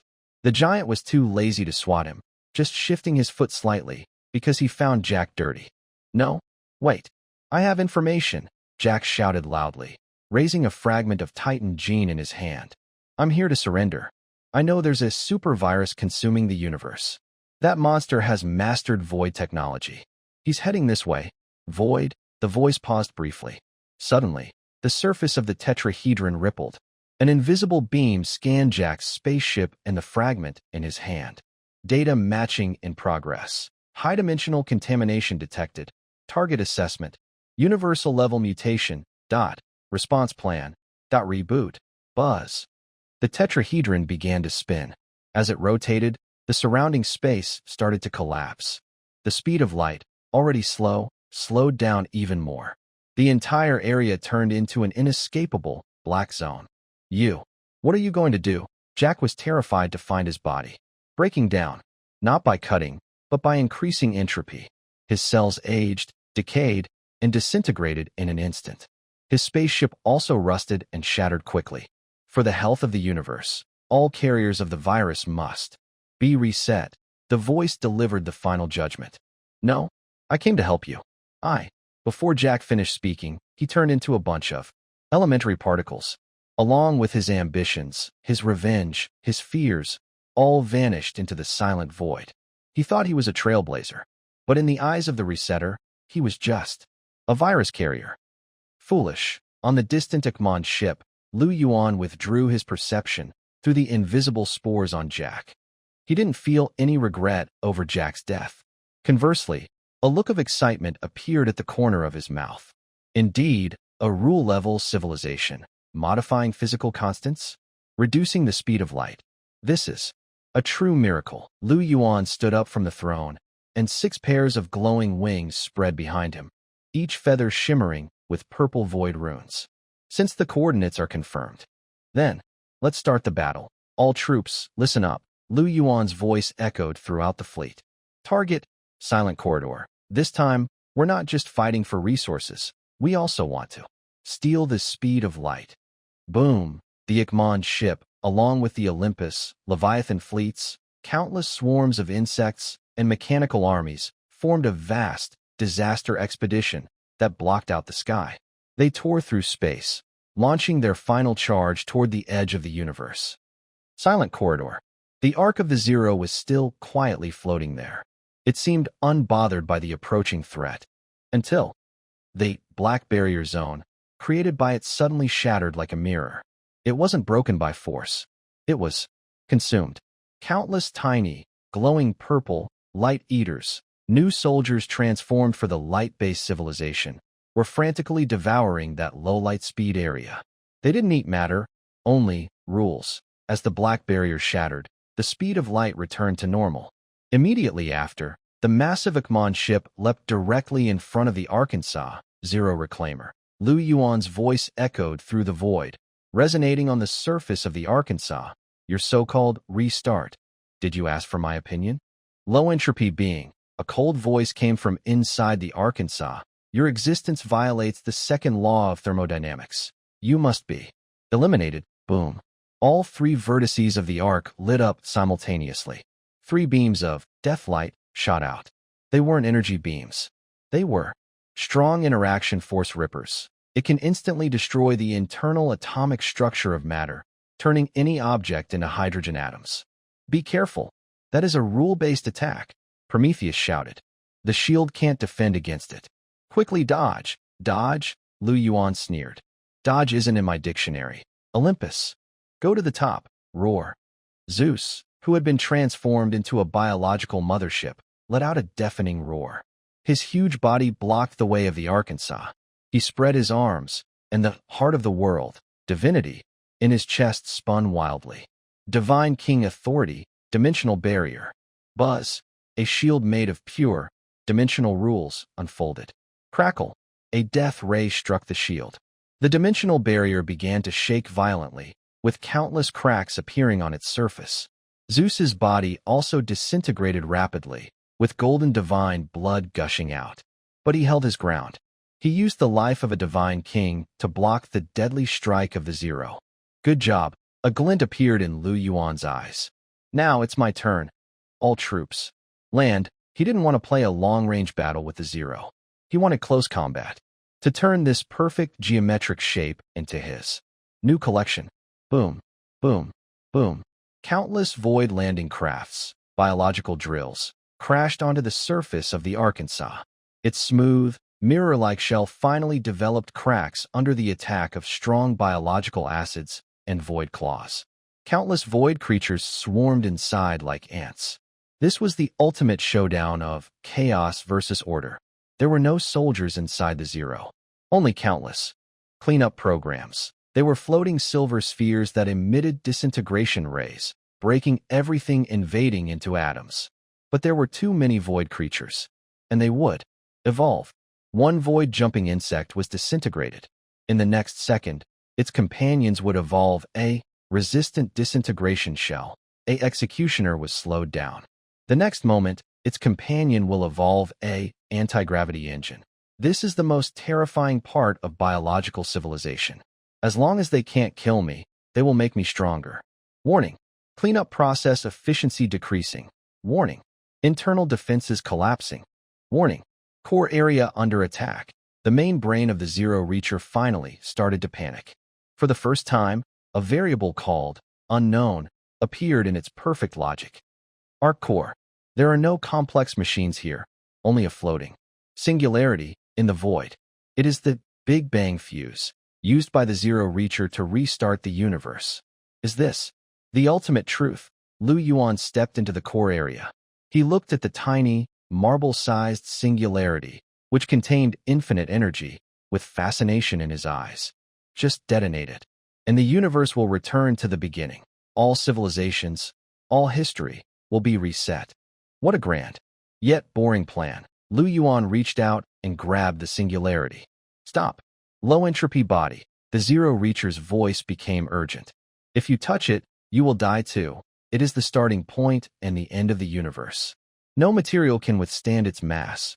Really? Yuan smiled. Suddenly, a layer of grayish-white fungus-like material appeared on his palm. This is his most primitive and core power. Devour. For me, there is nothing in this world I can't eat. Even the Big Bang of the universe. With a pop, Yuan's finger touched the singularity. In that instant, time stopped. Space disappeared. Yuan felt his consciousness stretch infinitely, as if merging with the past and future of the entire universe. He saw the birth of nebulae, the destruction of black holes. He saw the rise and fall of countless civilizations. He also saw his own ending. It was a giant tree that overshadowed the entire multiverse. Its roots were embedded in every dimension, its leaves supporting countless star systems. It is the universe itself. Is this what it feels like to be all-knowing and all-powerful? Yuan looked down at his palm. On his hand, the lines turned into spiral arms of a galaxy, and the fingerprints became ripples in space and time. He could feel that, if he wanted, he could instantly reach any corner of the universe. He could rewrite any physical law. He might even bring back those who had died, as long as he had enough energy.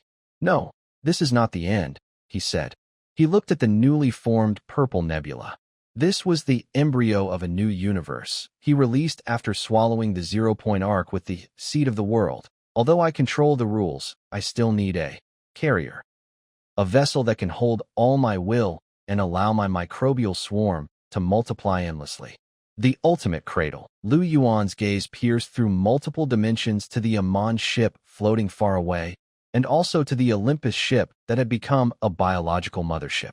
Cog. His voice echoed directly in the minds of all his subordinates. Yes, my lord. Have you succeeded? Cog's voice trembled with excitement.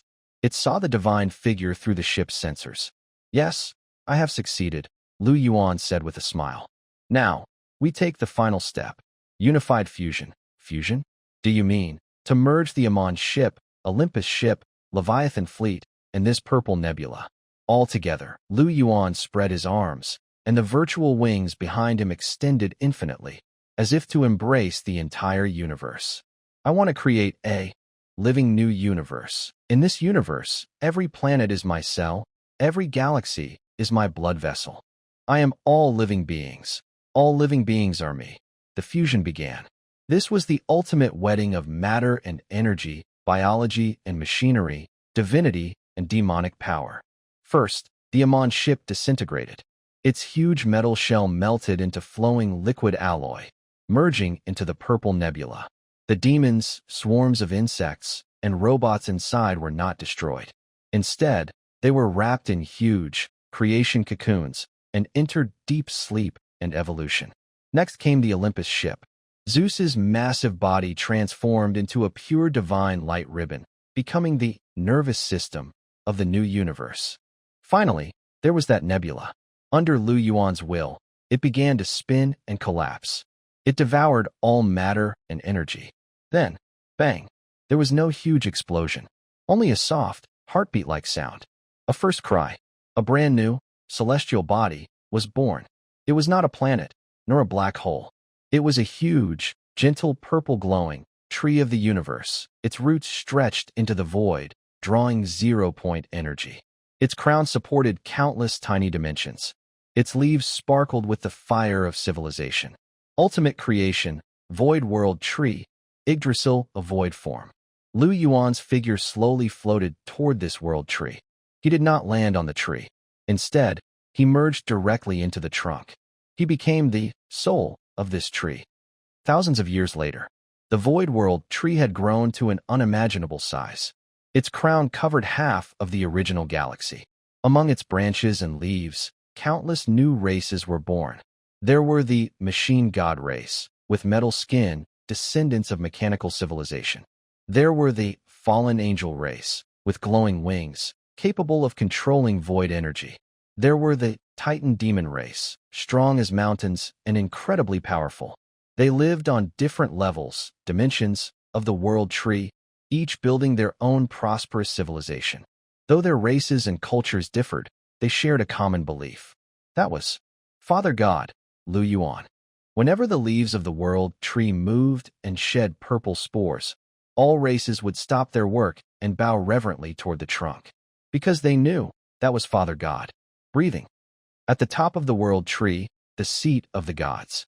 This was an independent small dimension. There is no grand temple, only a simple small wooden house and a lush mushroom garden. Lu Yuan, in human form, is sitting in a lounge chair, holding a book, leisurely basking in the artificial sunlight. Nearby, several familiar figures are busy with their tasks. Valerius, now the leader of the Divine Guards, is trimming the lawn with a sword. Cog, the head of the Truth Institute, is arguing with Prometheus, the mechanical archbishop, about a new fertilizer formula. Lysandra, the goddess of magic, is watering the mushrooms. Such days are not bad. Lu Yuan closes his book and stretches lazily. He looks at his palm. There, a tiny, stubbornly beating black light spot remains. It is the last remnant of the zero fire, left after crushing the singularity. Lu Yuan did not destroy it. Instead, he planted it in a special flower pot. Maybe one day, you'll grow into a new tree. Lu Yuan smiles at the flower pot. Then we can see who grows faster, your reboot dot or my growth dot. Suddenly, a shooting star streaks across the sky. It is a spaceship from a distant alien galaxy. It accidentally enters the territory of the world tree. Alert! Alert!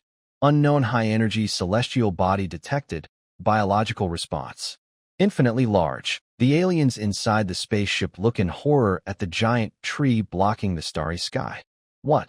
What kind of monster is this? Lu Yuan raises his head, looking through the layers of leaves at the tiny spaceship. He is neither angry nor aggressive. He simply waves gently. Buzz, a huge leaf falls and gently supports the spaceship. On the leaf, a line of text appears in universal language. Welcome to Lu Yuan's backyard. Entry fee, a wonderful story, or a unique genetic sample. The aliens are stunned. They look at the words, then at the majestic, divine, and lively giant tree. Even the dullest person can understand. They encountered a miracle. We want to tell a story. The captain spoke tremblingly. Leon smiled. He lay back in his chair and closed his eyes. Very well, let's begin. My time is eternal. The void world tree, the first branch level, guest hall. This is a realm closest to the tree's crown. Sunlight, from artificial stars, filters through huge purple leaves, casting dappled light and shadow. The air is filled with a refreshing scent, made of pure oxygen and spiritual energy particles released by Titan-level photosynthesis. A strange alien spaceship, shaped like a shell creature, carefully lands on a large leaf. Is this the real world? The spaceship door opens. A blue-skinned alien in a silver-tight suit steps out. He has two antennae on his head and large eyes that take up half his face. He is an explorer from the Weaving Star Union, named Blue Bow. Right now, he is staring blankly at the scene before him. The leaf is so big, it is large enough to hold a city. Between the veins, glowing purple liquid flows. Nearby, small winged fairies, gardeners evolved from void-jumping insects. are watering a huge glowing mushroom. Welcome to the Father God's backyard. A graceful voice interrupts Blue Bow's amazement. A tall woman with black wings approaches. She wears a purple priest's robe and holds a thick holy book. She is Lizantara, once a human grand mage, now the welcoming envoy of the world tree. Please follow me, Lizantara says with a gentle smile. Father God has been waiting for a long time. Following Lizantara, Blue Bow walks through a jungle made of various strange flowers and plants, all genetically modified alien species. Along the way, he sees many things that challenge his understanding. For example, robots, civilized mechanical beings, using telekinesis to move goods. For example, there are those giant demons on the grassland, wrestling and shaking the ground beneath them. This place is like a museum of cosmic species. Finally, they reach the top of the treetops. There was a small wooden house floating in the air. Around the house, there were no high-tech devices, only a fence and a few ordinary-looking lounge chairs.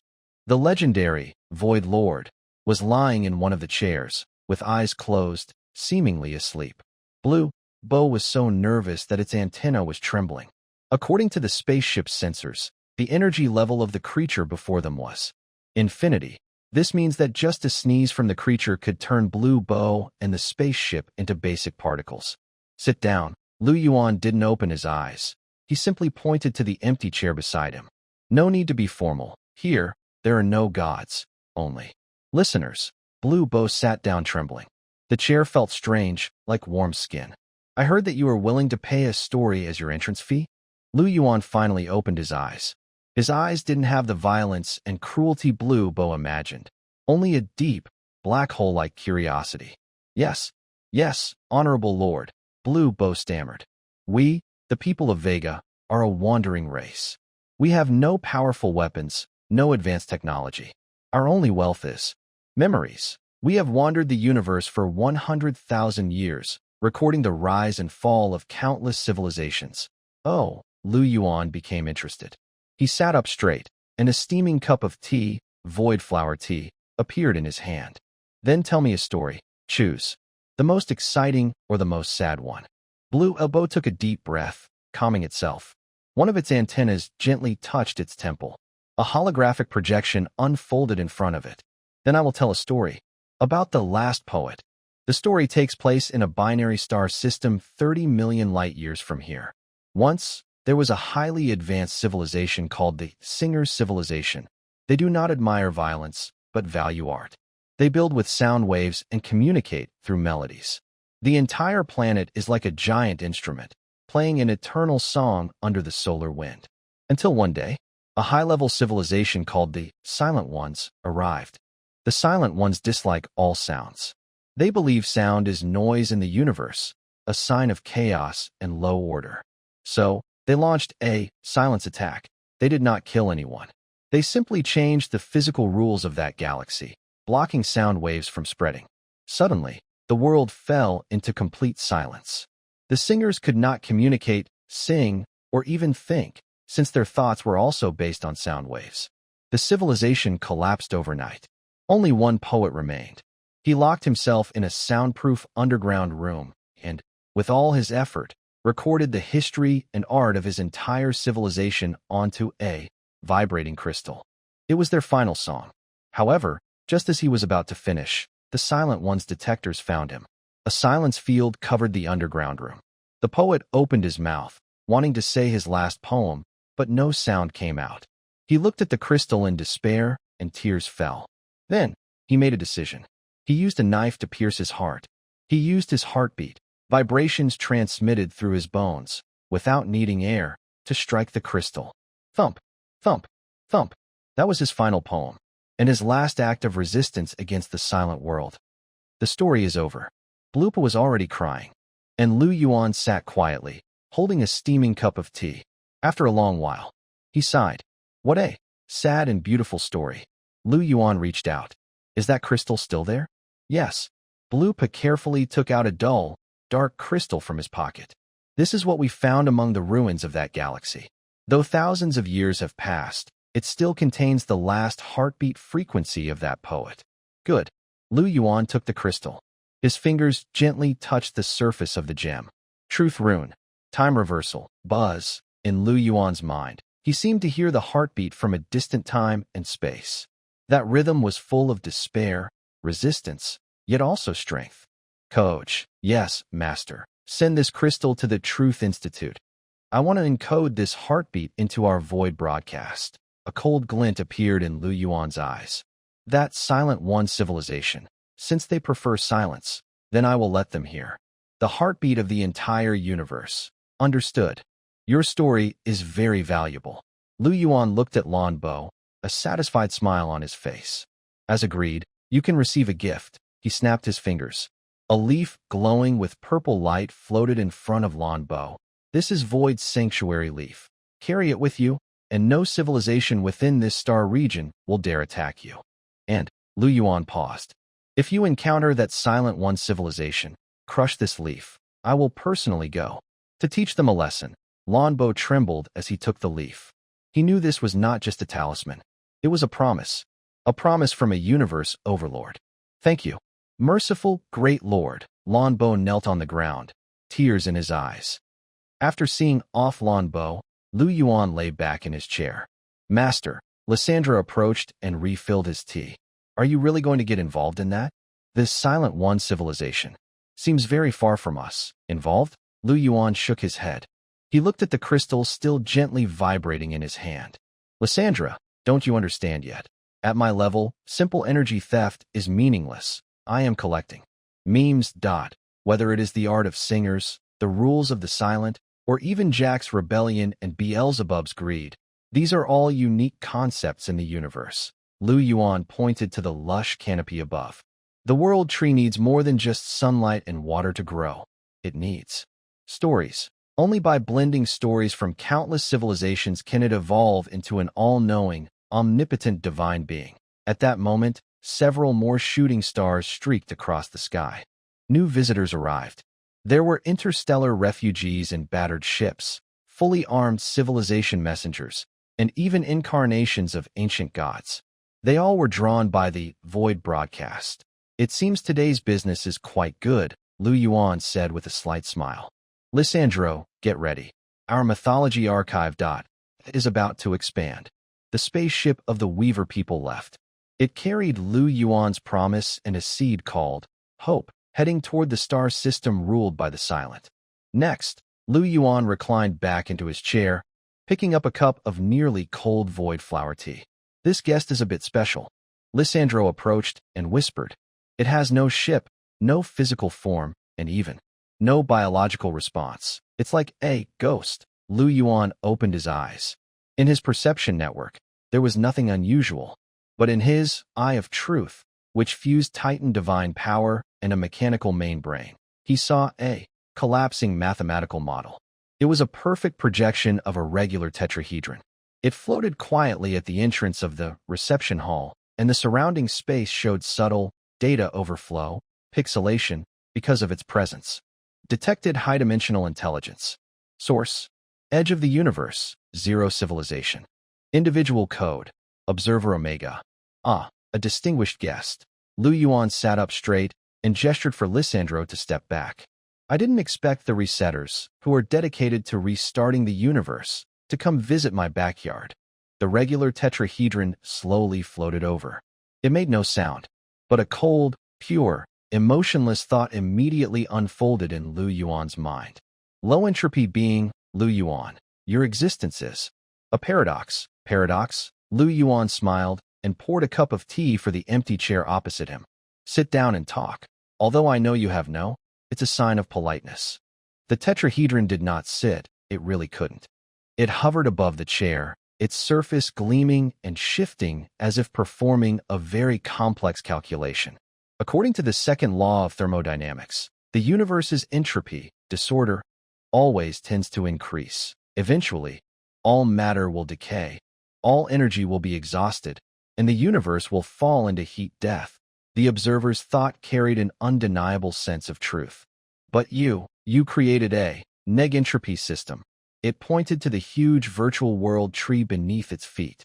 This tree is devouring the void, disorder, and transforming it into matter, order. Its growth defies the universe's main trend. You are wrong. Wrong? Lu Yuan picked up his teacup, gently blowing on the hot steam. Honored observer, your math is good, but your biology is terrible. He pointed to a blooming virtual flower not far away. Look at that flower. It draws nutrients from the soil, absorbs energy from sunlight, then blooms beautifully and produces seeds. This process itself is a form of anti-entropy. Lu Yuan stood up, walked to the edge of the garden, and looked down at the lively world below. The greatness of life is because it dares to oppose the void of the universe. You resetters want to eliminate chaos by restarting, but that is laziness. And Lu Yuan turned around, his eyes full of wisdom, staring directly at the tetrahedron. I am the organizer. I do not up houses. I will place each item, material, where it belongs, ecological niche. The observer's surface shimmered intensely. It seemed to fall into a logical deadlock. Organizing. Efficiency. Calculating. Based on the model simulation, your organizing speed is much slower than the universe's chaos speed. Your actions, though they have anti-entropy qualities, cannot change the ultimate heat-death outcome. This is futile. Is it futile? Why not try and see? Lu Yuan smiled. He reached out his hand, and a small, purple glowing spore appeared in his palm. Let's make a bet, observer. What's the stake? The observer asked. Let's bet. The fate of this spore. Lu Yuan gently tossed the spore into the air. I'll give it to you. You can take it back to your ark, to that place with the strictest physical rules and the fastest entropy increase. The zero zone. If it dies, it proves you're right. That life cannot oppose the laws of the universe. I will personally cut down this world tree and restart the universe with you.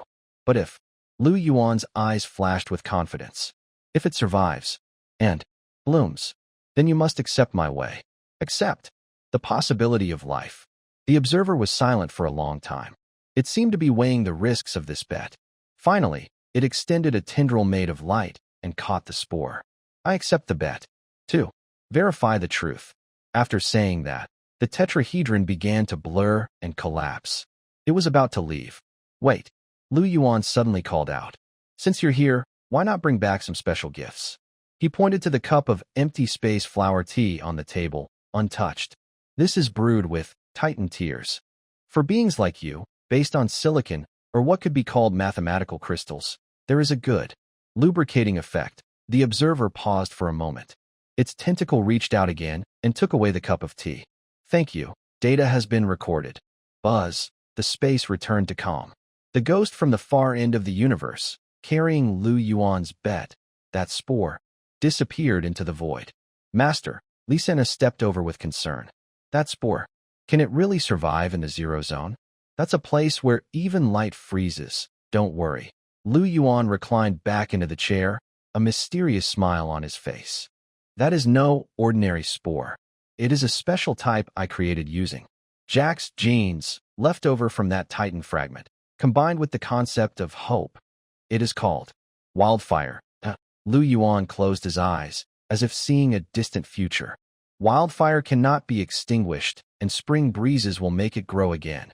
Even at the edge of the universe, life will find its way. Meanwhile, at the distant edge of the universe, inside the Zero Arkansas, the observer placed the spore into an absolute zero, vacuum isolation chamber. There was no energy, no matter, only silent emptiness. Experiment begins. Test subject, carbon-based life seed. Expected result, death within 10 seconds. But 10 seconds passed. 100 years passed. The spore still lay quietly, emitting a faint but stubborn purple glow. It was waiting for even the slightest change.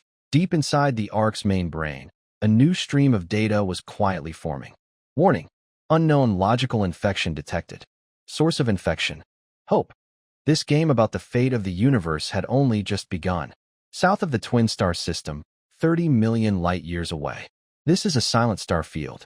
Although stars are still burning, no electromagnetic waves or sounds can be heard in the vacuum of space. All planets remain eerily silent, as if even light is moving quietly and carefully. This is the domain ruled by the silent ones, the silent corridor. Enter the silent zone. All communication channels are shut down. Switching to Thought Network. The Ekman ship glides silently into this star region like a giant ghost ship. Its surface is covered with a special, sound-absorbing blanket that absorbs all sound waves and radar signals.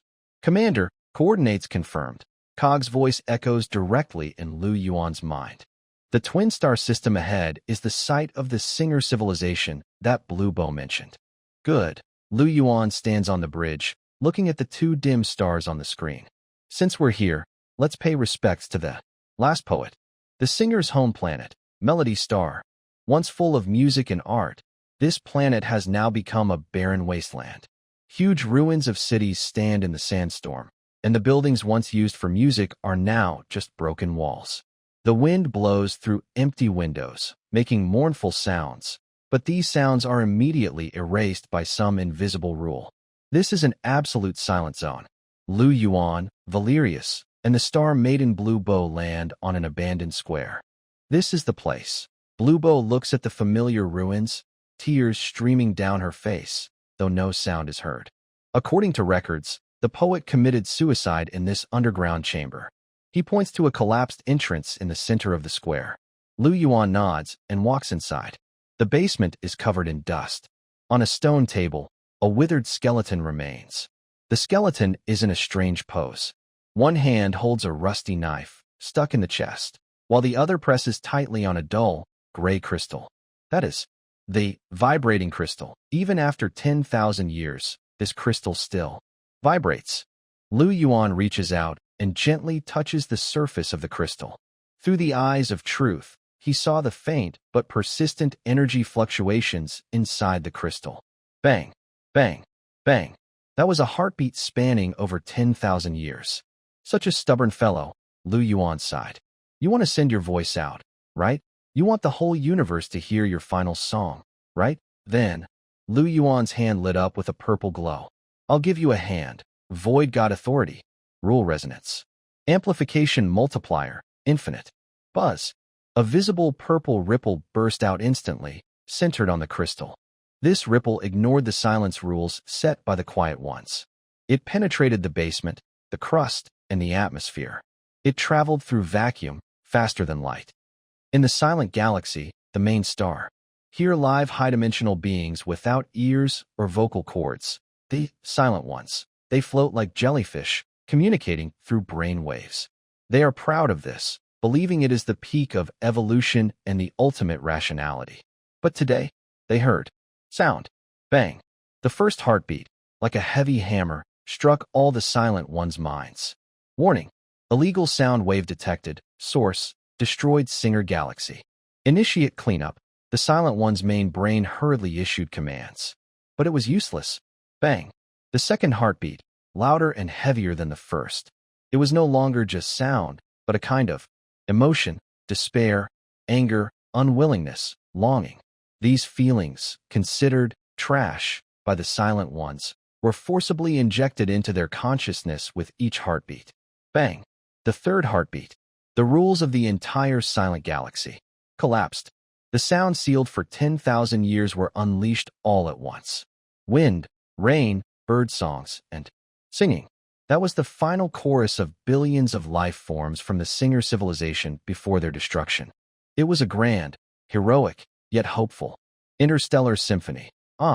Countless silent beings clutching their heads, if they had any, writhed painfully in the air. They had never heard sound before. This intense sensory shock caused their mental defenses to collapse instantly. Some of the silent beings were even moved by the song. Within their cold, rational minds, for the first time, the emotion called sadness appeared. Is this music? Is this what we have destroyed? The ruins of the Singer star. The song ended.